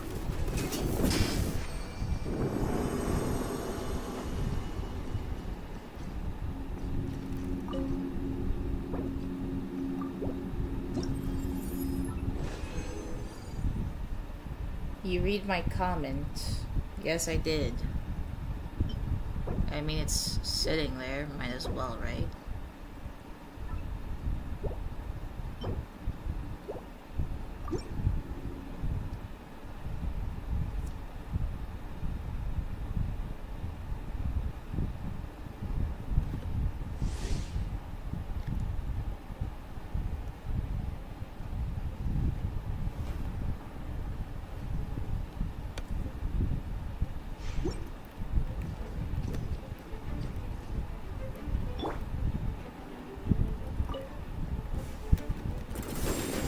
この心を持って天に帰よ。任せて。運命の変わり目。逃げようなんて思わないでよね。レッカと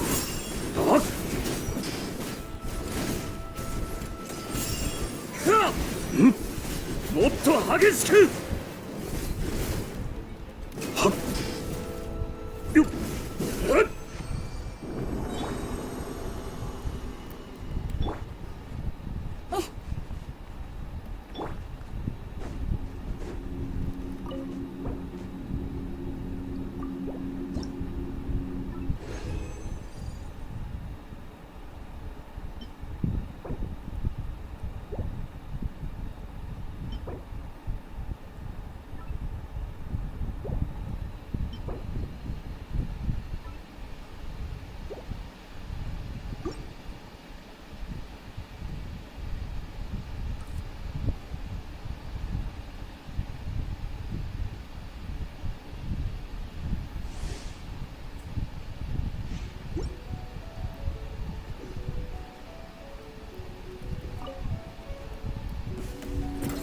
任せて。腐食神聖。私はずっとその中にいる。退却。風だ。足元に気をつけて。も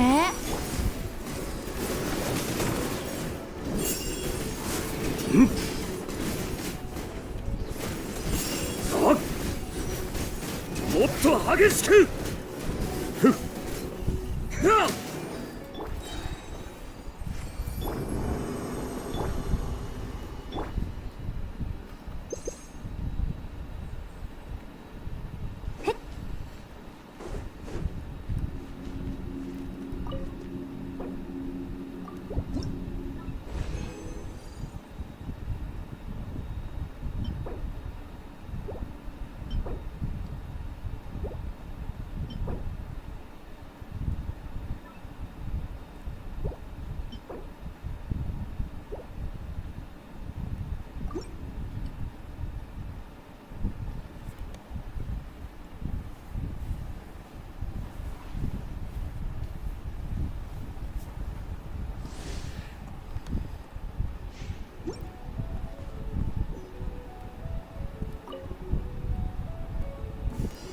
反逆。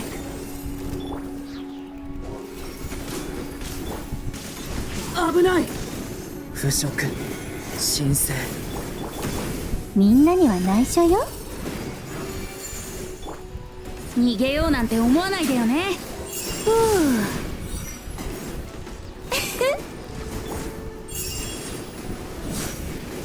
うレッカはっとよっもっと激しく。ふっしっかりついてこいよと。退却。危ない。一緒に遊ぼうよ。よっ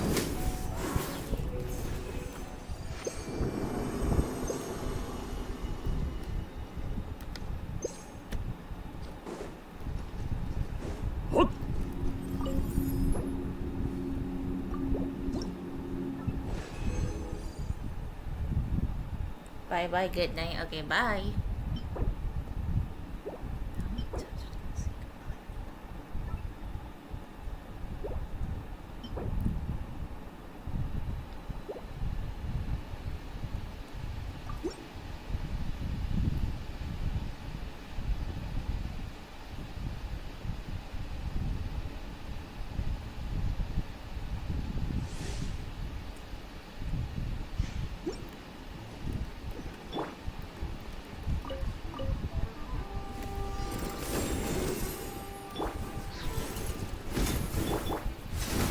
足元に気をつけて。危ない。運命の変わり目。風だ。ふう私はずっとその中にいる。烈火。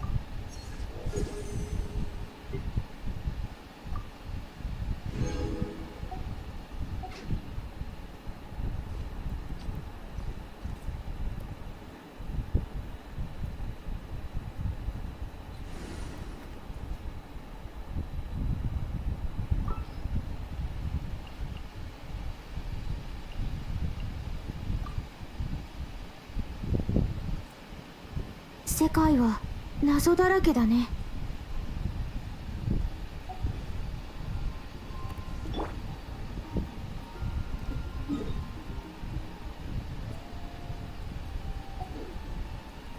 Well, gotta go then.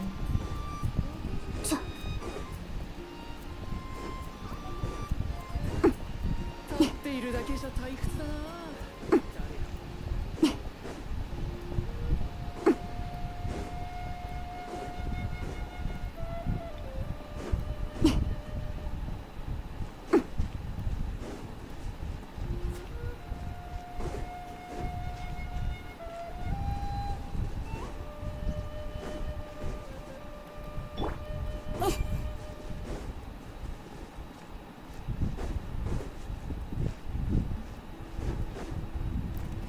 拒絶。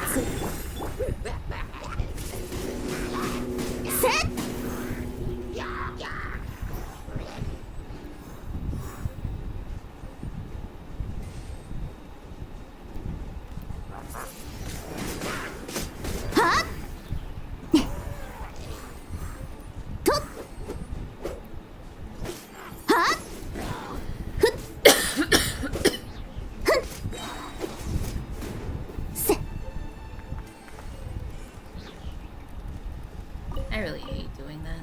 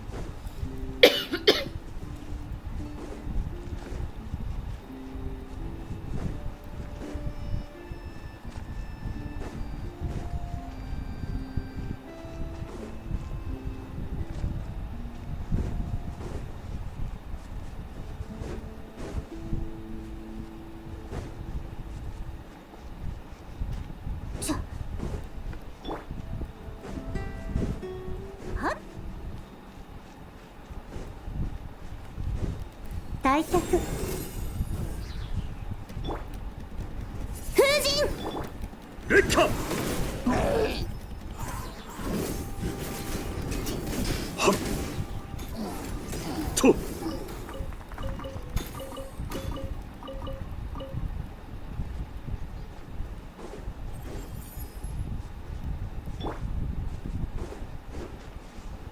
拒絶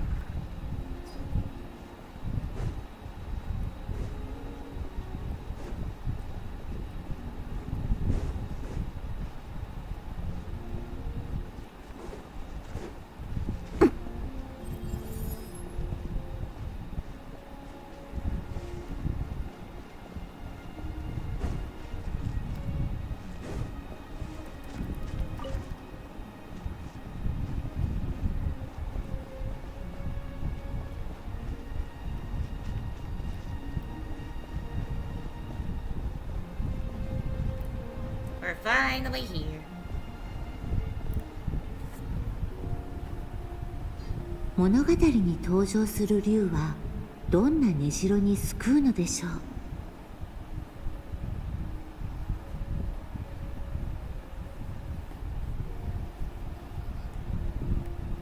魔法使いは風とともにやってきた巨竜に答えを求めました。彼女は巨竜の翼下にポツンとそびえ立つ塔を眺めながら物語の中に高い城壁を築き上げました。高い壁は波風こそ遮っても同時に影を落とすもの。影の中で眠る物語の枝は成長できないものです。これが新しいヒントだよ。現実世界の竜が暮らしてそうな場所に行ってほしいんじゃないかな。聞いた話ではモンドにはちょうどそういう場所があるそうだね。確かにあるな。そこに住んでる竜の名前はトワリンって言うんだって。とても美しい巨竜だって言うし、会えるといいな。そうだな。で、ちょっと待った。トワリンとデュリンを合わせていいのか？だって昔あんなことがあったんだぞ。No, this Durin is different. Yeah, it could be a problem. No, this Durin is different. でも、どう説明すればいいんだ？まあいいか。オイラたちがいるし、なんとかなるよな。お、どうかしたの？ Nothing. It's nothing. なんでもない。出発しようぜ。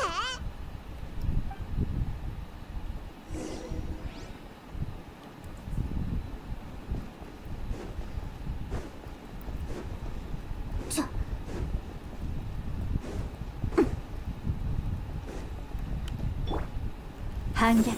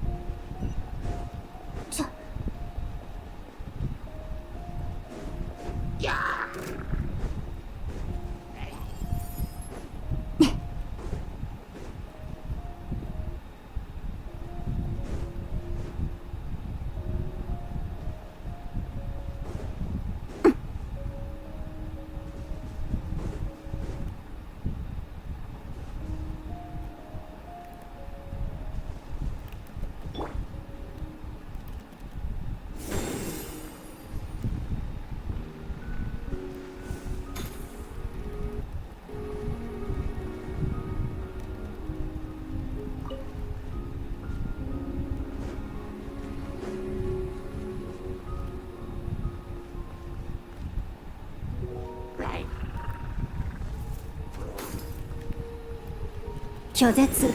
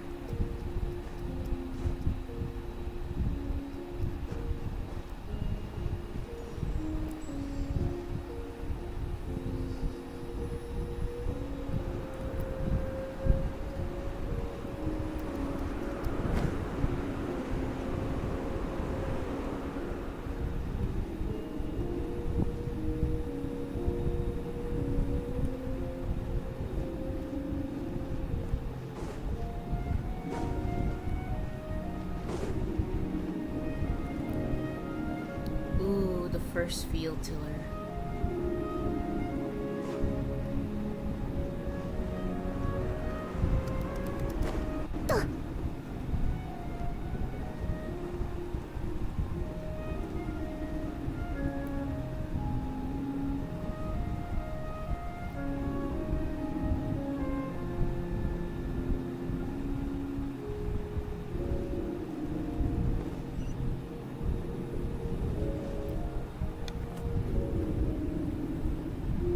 ここがトワリンの住処なの？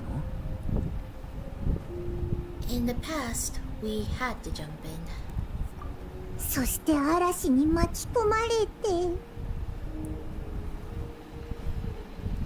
風に吹き飛ばされないか心配なら、僕の服の裾を掴んでていいよ、パイモン。おいらの心配はしなくていいぞ。行こうぜ。Are you fighting the Valen? Oh.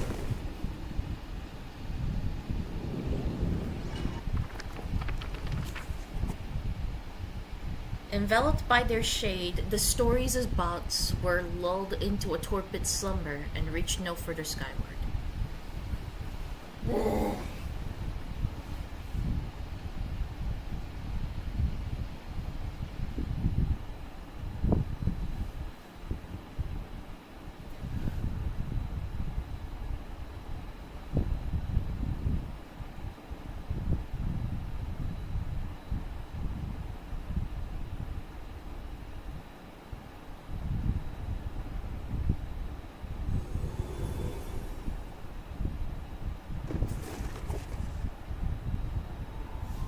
幼い竜は日々成長していきました。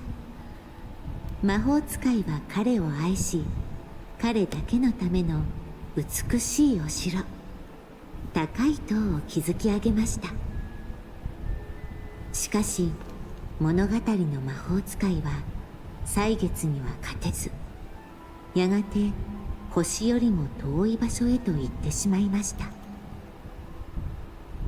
竜の子は突然一りぼっちになったのです。そこで彼は友達を作るために町を出てみました。しかし彼は予言の通り悪竜の爪と牙、そして鱗を持っていました。善良な竜の子は他人を傷つけることを怖がって母の作ってくれた塔に隠れ、二度と出てこなくなりました。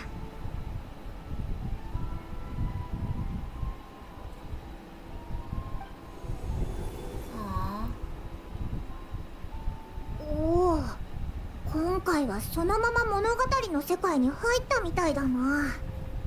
この章ってシムランカの話だよな。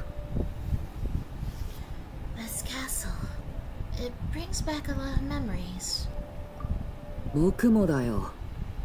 祝福の森から来た妖精さんに、オルビット城から来た国王陛下、それから箱の中にいた猫さん。 The king of constellation metropole is Navia, and the cat lady who turns into a box. Ah yes, Arkirara.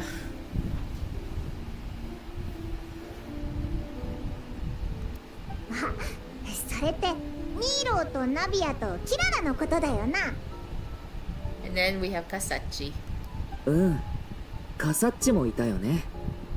そういえば変な話だけど。Only? 最近彼と会うといつも変な感じがするんだ。 Strange feeling? どんな感じだ？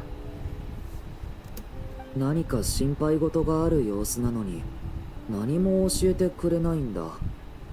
表に出してたわけじゃないけど僕にはわかるよ。 You know guys, I'll be right back. I'm gonna go use the bathroom.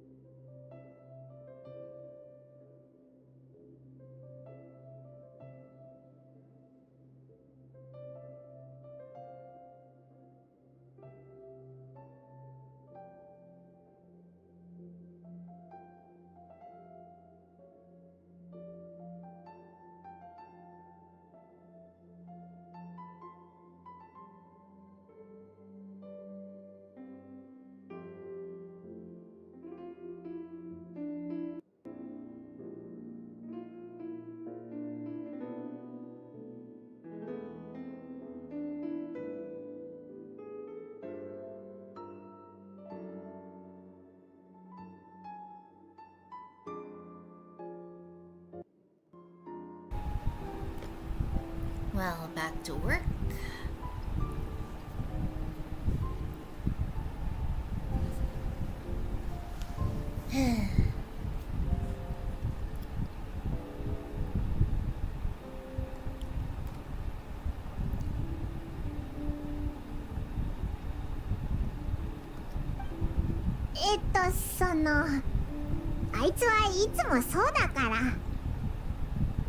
I've noticed the same thing. Next time you get the chance, just ask him. うん。まずはお母さんの願いを叶えないとね。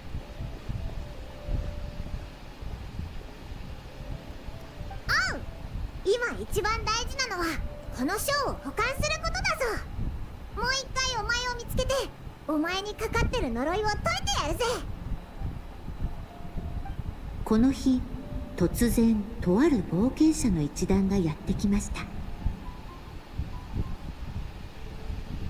彼らは竜の子を助け、運命の呪いを解くのだと豪語しました。しかし立ちふさがる幾重もの城壁を前に途方に暮れてしまいました。おい、嘲笑ってないでヒントをくれよ。竜の子はこの地の中心にある高い塔に閉じこもっているようです。たどり着くには心を阻む障壁を乗り越えねばならないでしょう。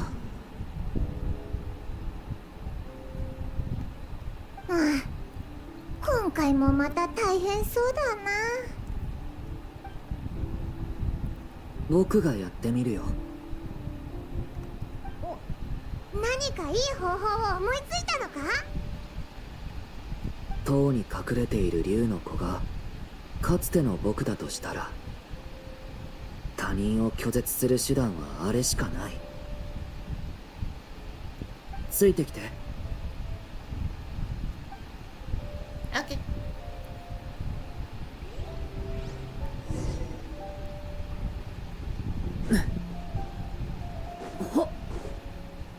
あの望遠鏡、この魔法道具、見覚えがある。きっと役に。A set of magical building blocks from Similanka said to change in mysterious ways when used with a magical telescope. Approach them to pick up these blocks, though you cannot carry them far. After picking up a block, hold the splice button to enter splicing mode. At this time, you can move the toy building blocks to glowing connection points before releasing the splice button to complete the splicing. When close to a connection point, you can press the button to easily complete the splice. After placing the building blocks onto the base in front of the magical telescope, you can observe them through the telescope to compare their relative size and position in space. This allows you to project the blocks farther away or retrieve distant blocks. Giant building blocks from Similanka, also known as soaring toys for their remarkably bouncy tops. Jumping from their tops launches you high into the air, making them perfect for getting over obstacles or reaching high places. 立つはずだよ。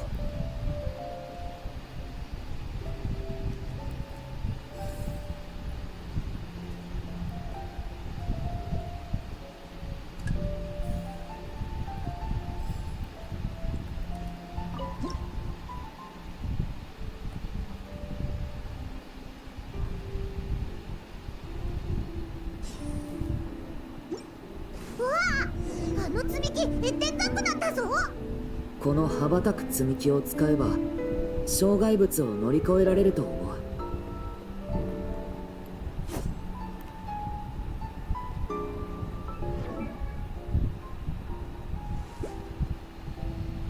おはあお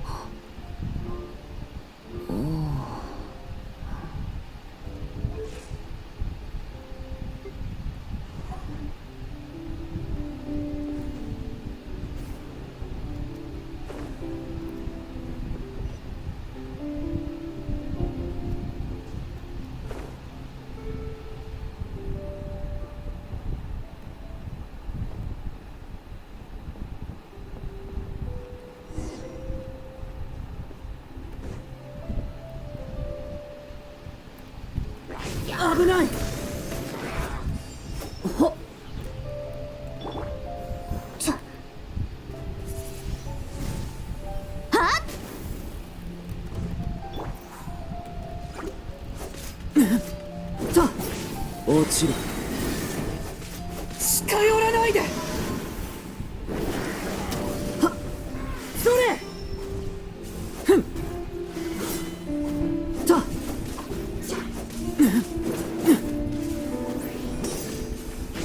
落ちろ。やっ。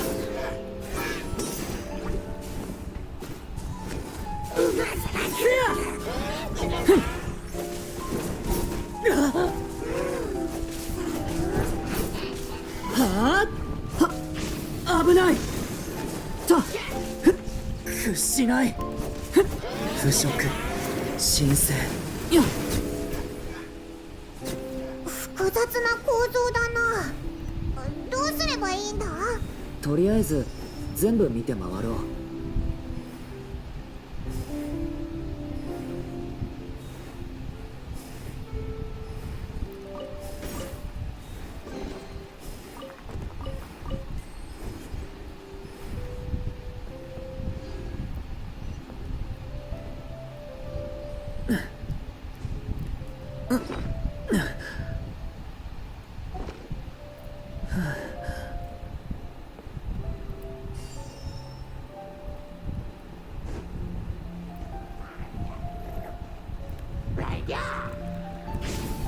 下がってせやふっふんせいせっ危ないやはっやっ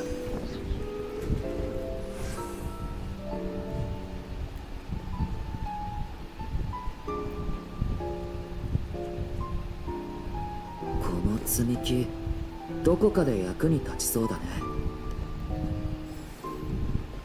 Thank you. この望遠鏡積み木が足りないみたいだな。さっき手に入れた積み木を試してみよ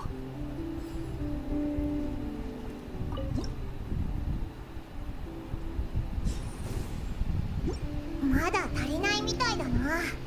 他のところも探してみようぜ。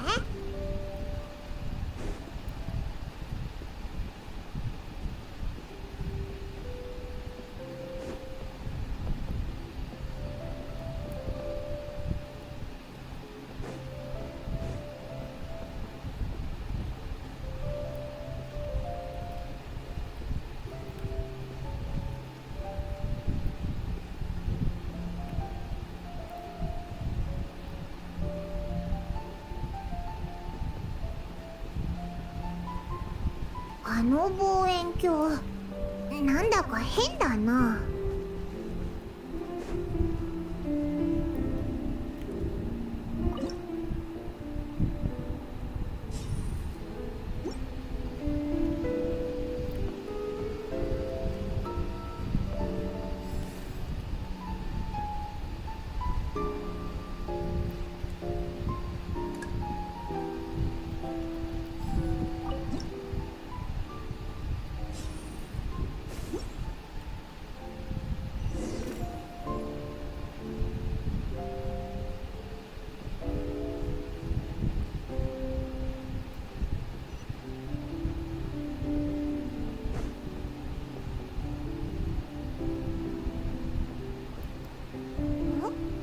おい、下で誰かが動けなくなってるみたいだぞ。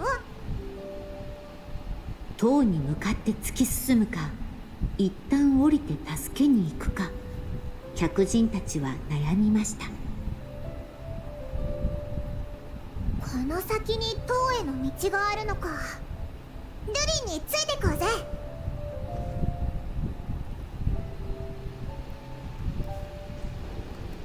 うん。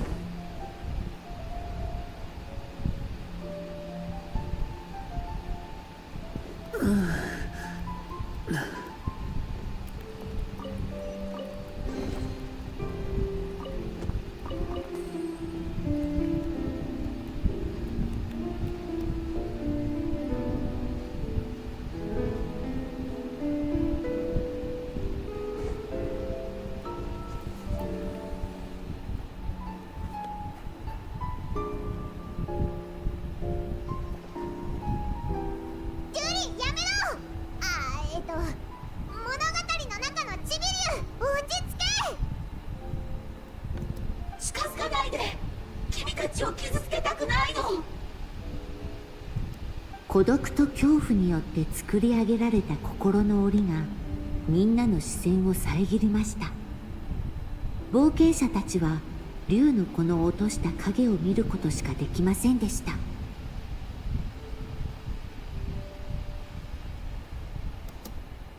そんなことないぞ。オイラたちが手伝ってやる。来ないで。そして竜の子は口を閉ざしました。そんな、一体どう説得すればいいんだ。竜の子は口を閉ざした。これは僕のもう一つの結末だったかもしれない。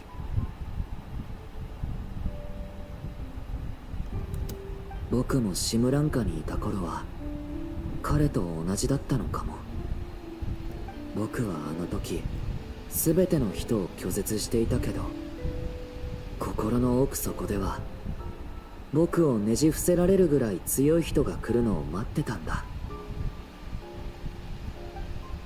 あの時みんながそれをやり遂げてくれたからこそ今僕はここにいる。 Come on, let's bring this story full circle. 竜の子は口を閉ざしたままでしたが、物語の魔法使いは再びペンを走らせ奇跡が起こりました。ついにモモンガの妖精、キリンの国王、そして箱の中の猫は竜の子が隠れる塔にやってくることができました。奇跡の光は彼女たちが城壁の影を越えられるよう導いてくれたのです。 Is this supposed to be a recreation of Nilu, Navia, and Kirara? 彼女たちは竜の子の牙にも爪にも鱗にも怯えず、竜の子が望んでいた通り友達になろうと呼びかけました。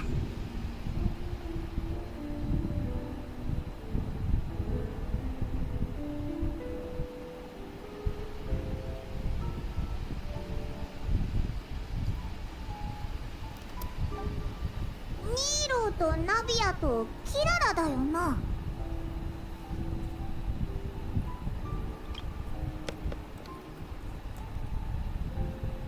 I don't think this is the real them. More like how Durin remembers them. シムランカで会ったみんなだね。ちびりゅうちゃん、私はモモンガの妖精だよ。呪いを解く方法を探すのを手伝いたいんだ。お話ししてくれない？私はキリンの国王よ。心配しないで。あんたを怖がったりしないから。私はただの箱の中の猫だけど、友達になりたいんだ。みんなが僕の友達？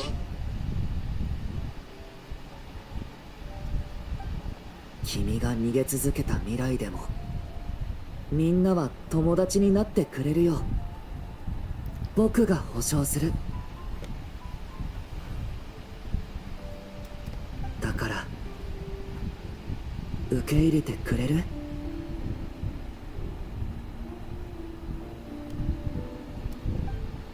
しばらくの沈黙の後、塔の影は重い足音を響かせました。しかし足音の主が一行の前に姿を現すことはありませんでした。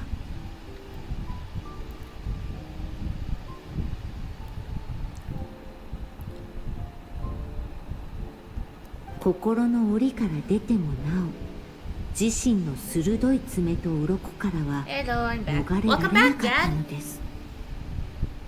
How was the Kingdom Hearts 4 trailer?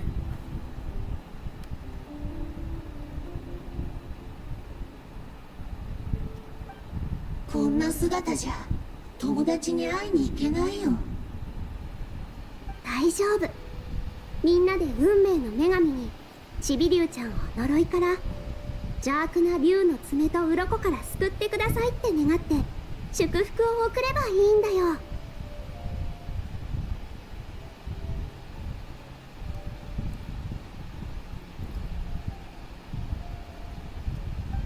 ああ、前と同じ感じだな。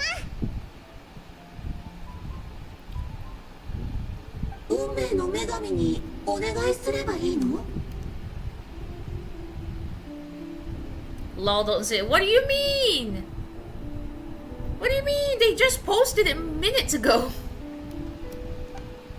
その時、愉快な魔法使いが降臨しました。Hi, Alice. こんにちは、チビビューちゃん。心配しないで。みんなの祝福があれば、 busy, so no idea チビビ what ューちゃ happened ん in の the 願いもきっと Nintendo Direct. 叶 I'll う watch から。 it later. I mean, I can't watch it as you can see because I'm streaming. How many gaming streams have been happening these past few days? Because for some reason I wake up, or like at least before, like as I wake up, I just see you streaming, and I'm like, okay, what's going on here? And then I just see you like streaming this or streaming that, like watching the games going on. It's like, okay.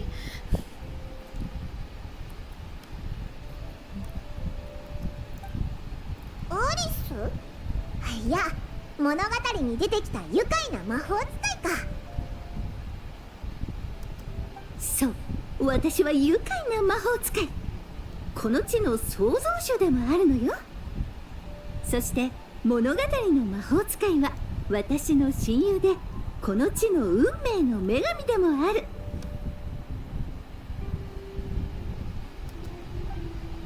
私は約束を果たすために、私の知ってる中で2番目に強力な魔法を彼女に貸しに来たの。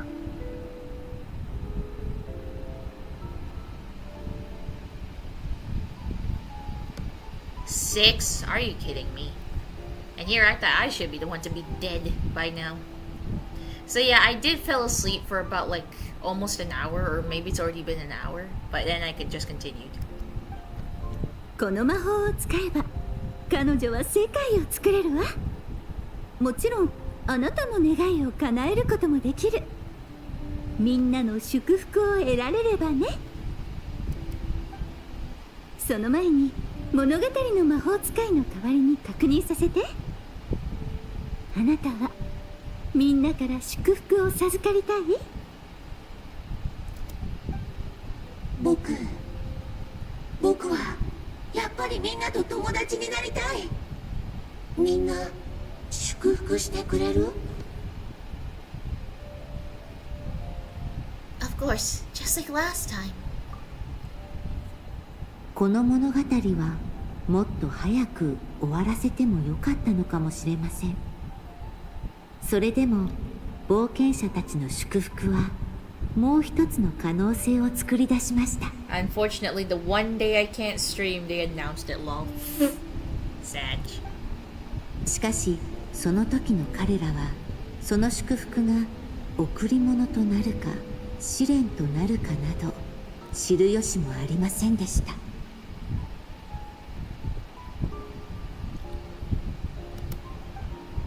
またなんか言い始めたぞ。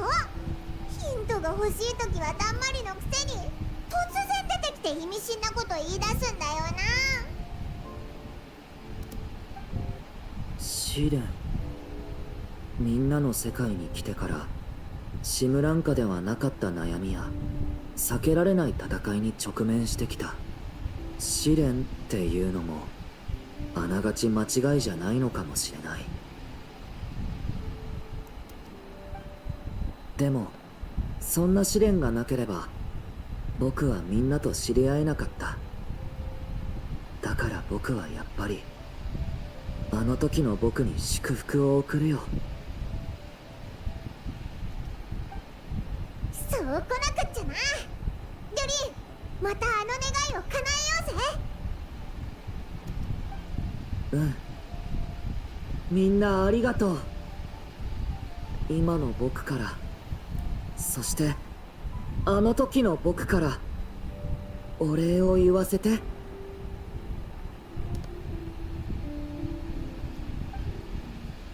勇敢な冒険者パーティーの面々は竜の子の話に耳を傾けました。彼らは彼のために呪いを解くと決心し、数々の困難を乗り越えました。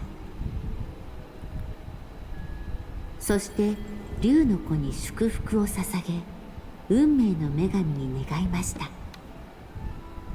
やがてついに願いは聞き届けられました。竜の子は悪竜の鱗を脱ぎ、薄暗い塔を抜け出すことができたのです。Also good to see Navia in this quest. Ah, yes. しかしこの地を離れ新たな世界に踏み出した時、彼は祝福が贈り物であると同時に試練でもあったことを理解するでしょう。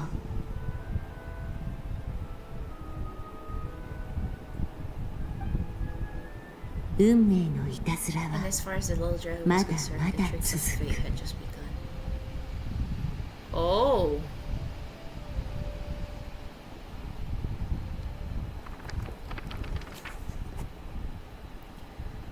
And as far as the little dragon was concerned, the tricks of fate had just begun.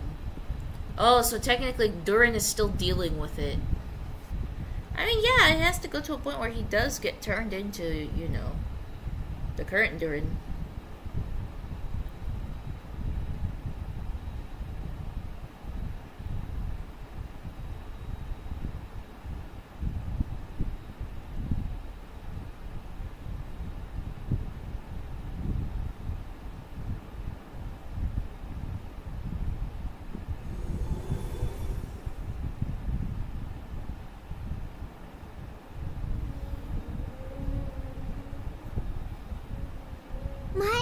Maybe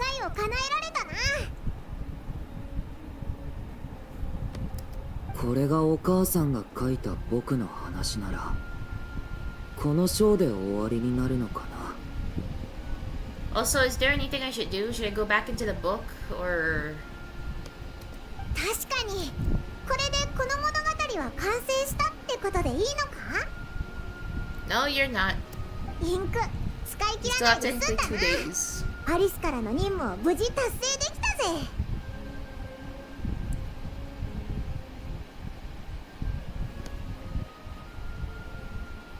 Time to return the book, huh?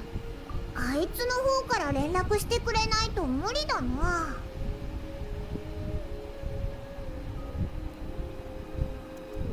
お母さんが書いた最後の物語もこれで終わりか。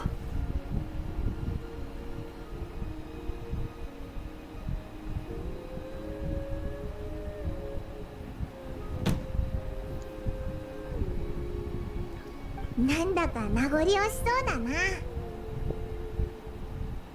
シムランカで生活してた頃、お母さんがこの世にいる気がしてたんだ。物語の中の出来事に触れている間、ずっとお母さんの物語を聞いているみたいだった。Wow, you finished on day 3? Congrats! I did say earlier, I will do day 2 first, and then do the Archon Quest, and then I'll do day 3 after, because it will be way past reset, so might as well, right? Durin, don't worry, we're all here for you. そうだぞ。みんなモンドでデュリンを待ってるぜ。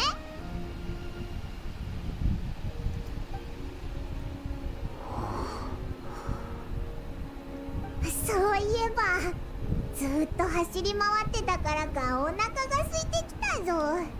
町に戻ってみんなとごちそうを食べようぜ。デュリンのお母さんの思いも果たせたし、お祝いだ。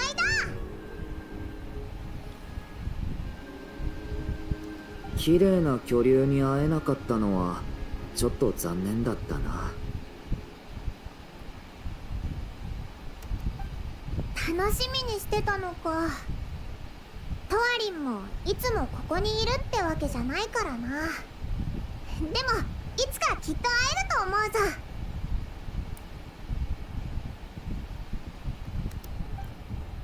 そうだね。僕のお母さんのお祝いなら僕がおごるべきなのかな。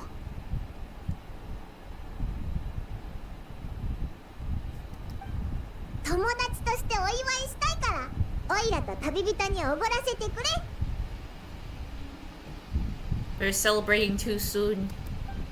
人間社会のルールって難しいね。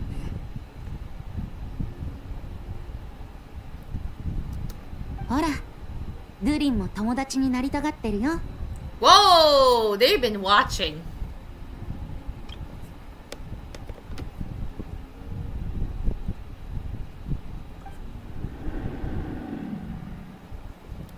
まだその時じゃないか。今回の物語はもっといい結末を迎えられるよね。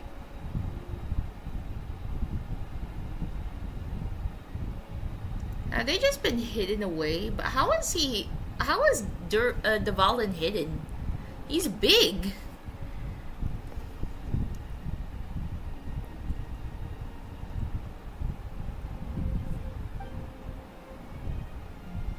Not even a voice line from him.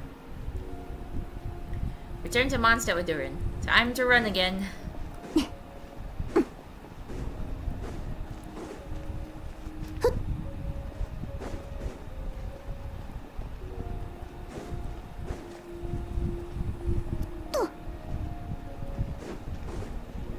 Yeah, pretty sure the book is not done yet since, you know, there's day 2 and 3. So no, there's 4 and 5. 反逆。はっ。へっ。た。せい。た。や。はっ。はっ。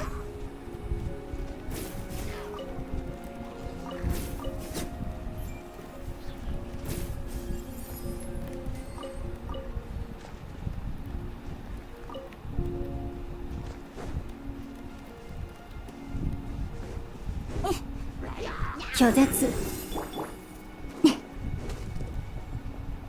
ち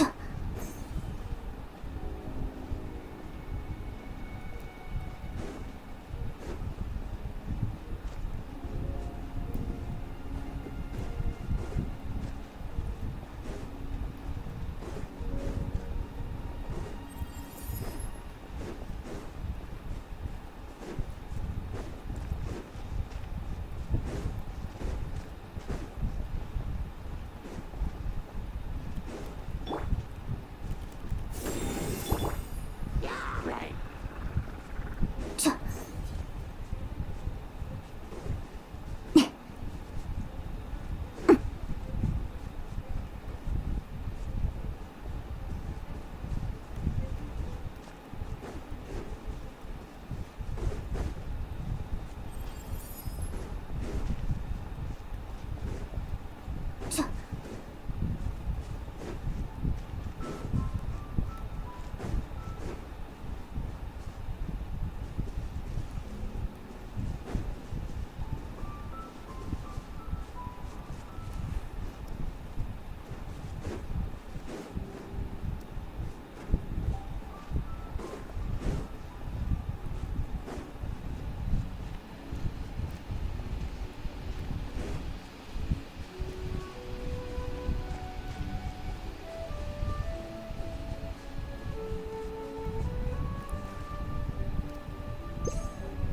We have a problem. I think I'm starting to... The sleepiness is starting to get to me again.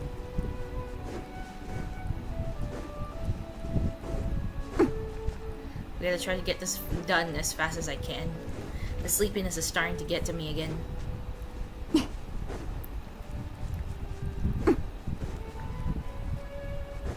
Also, I love how you're surprised that I'm finishing day 3. Guy, you literally saw that we were in the storybook. Yes.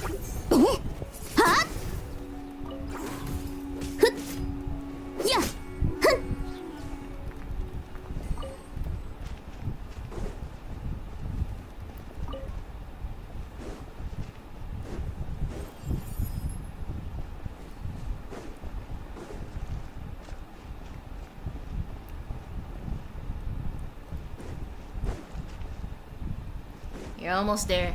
I know. I know.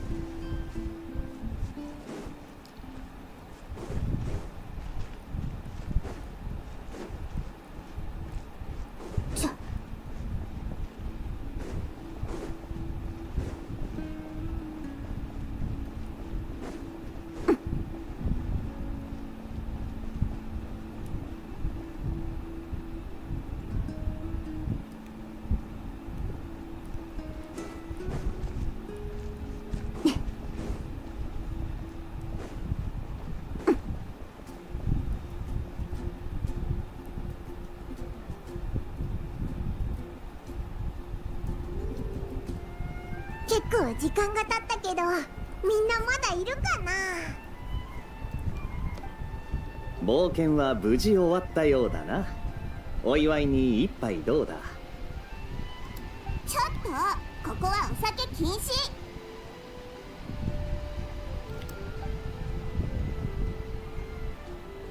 英雄騎士のお姉ちゃんとちびドリンのお兄ちゃん、今日の大冒険の話を聞かせてや。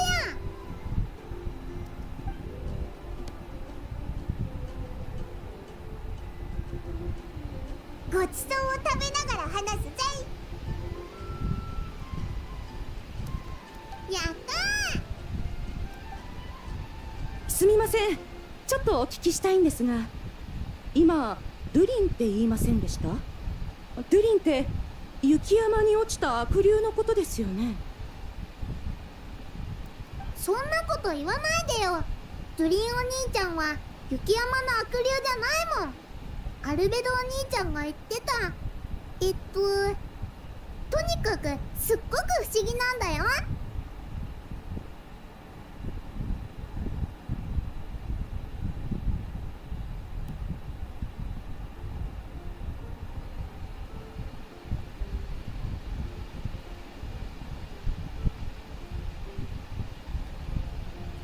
マージョリーはデュリンを初めて見たのか？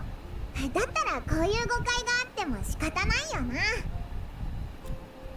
いや、ドゥリンに初めて会ったとしても話としては知ってるはずだ。この件はモンドで知れ渡ってる。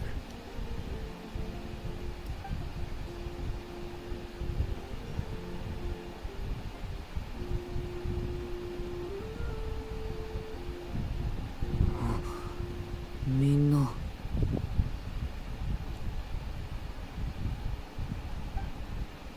雪山の悪竜とはどういう関係なんだ？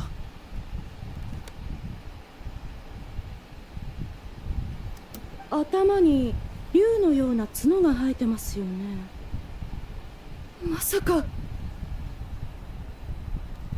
まさかみんなドゥリンのことを忘れたのか？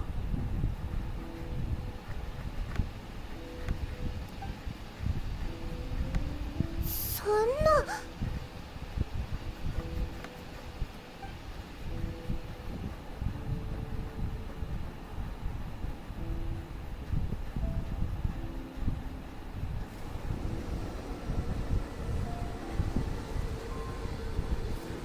運命のいたずらはまだまだ続く。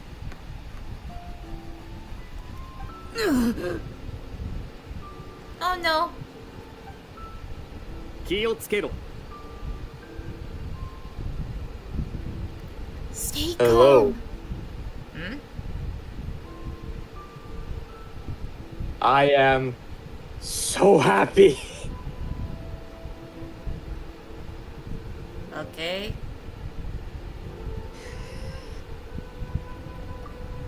That is all. Hi, chat. Bye, chat. Have a good stream. Kingdom Hearts 4! He really has no hold backing on that.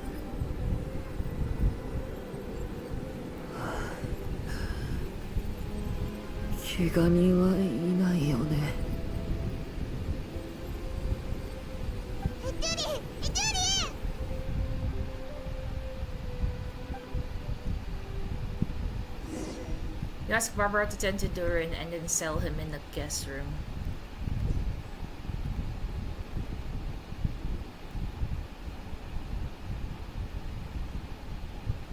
バーバラにも見てもらったわ。大した問題はなさそうだけど、危険な力と戦ってたからか、すごく体力を消耗してるわ。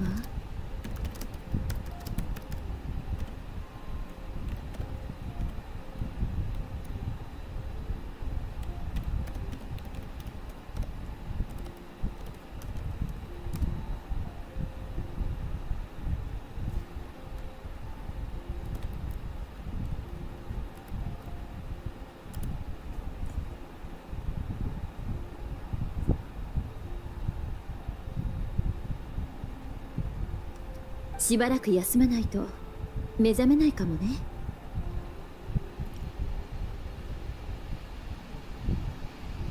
何があった？誰か説明してくれ。簡単に言うと、ルリンと親しかった俺たち以外、モンドの人たちは全員彼のことを忘れてしまってる。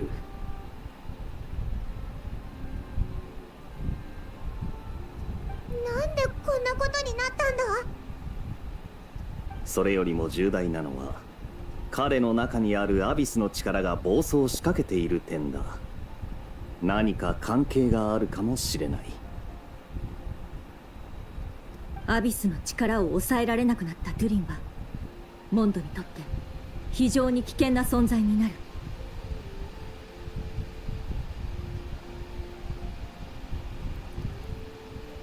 Maybe we should ask Albedo. 確かに。こういうことはあいつに頼るしかないな。そうだな。アルベドに戻ってもらえるよう代理団長として手紙を出そう。その間は騎士団で彼の面倒を見ることにする。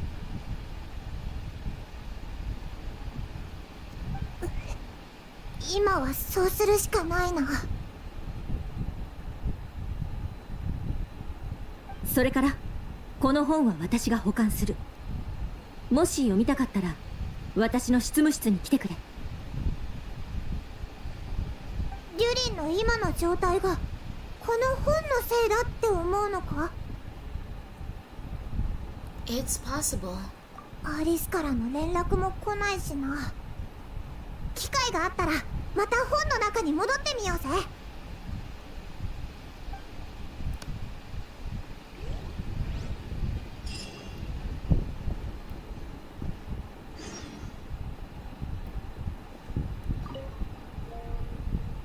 命に別状はないわ。心配しないで。クレイはドゥリンと遊びに行くのを楽しみにしてたんだがな。ドゥリンの状況についてはまだ言わないでやってくれ。彼が目を覚ましたら騎士を通じて知らせる。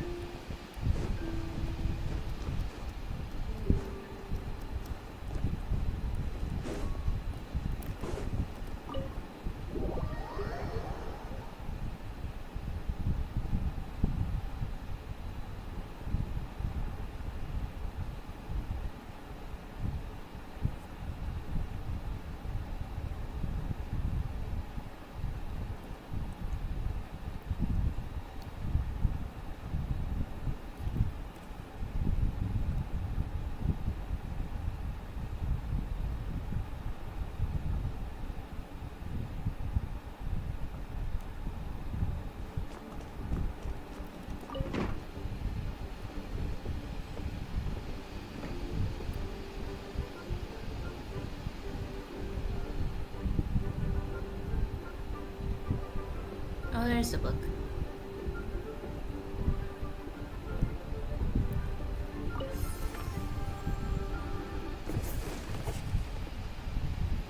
Possibility bestowed by the Merry Witch.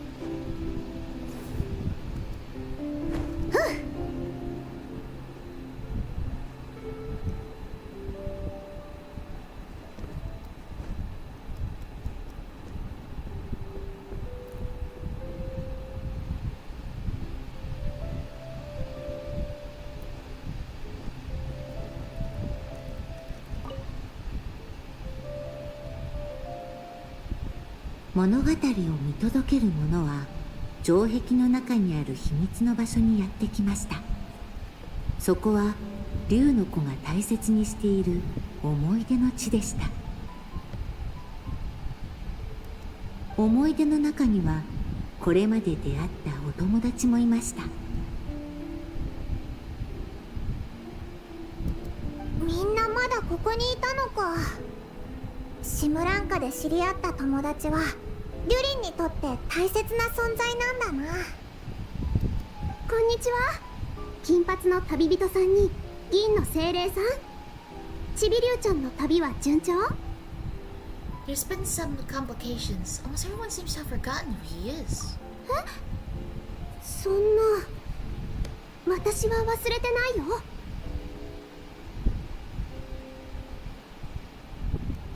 私も忘れてない。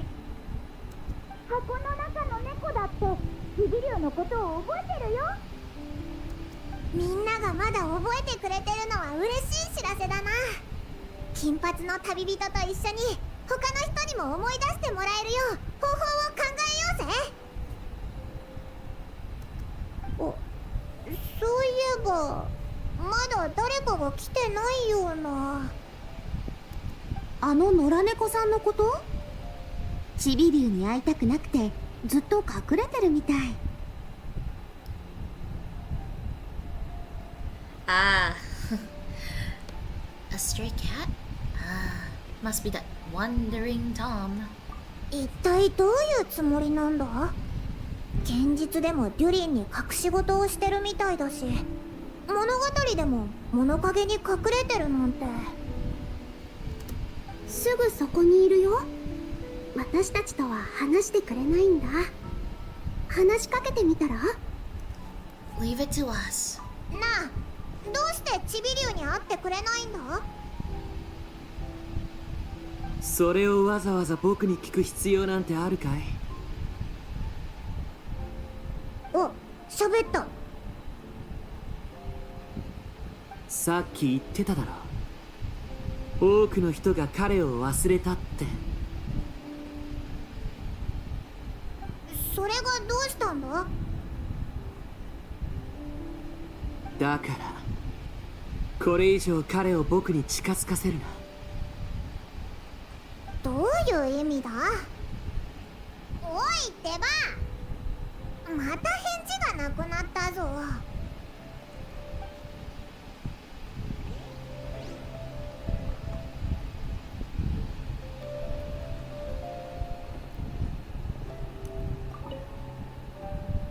でもどうして他のみんなはちびりゅうちゃんのことを忘れちゃったんだろう。もしかして新しい祝福が必要なの？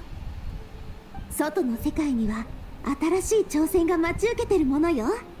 そうじゃなきゃ旅はつまらないでしょ。私は穏やかな旅の方がいいけど。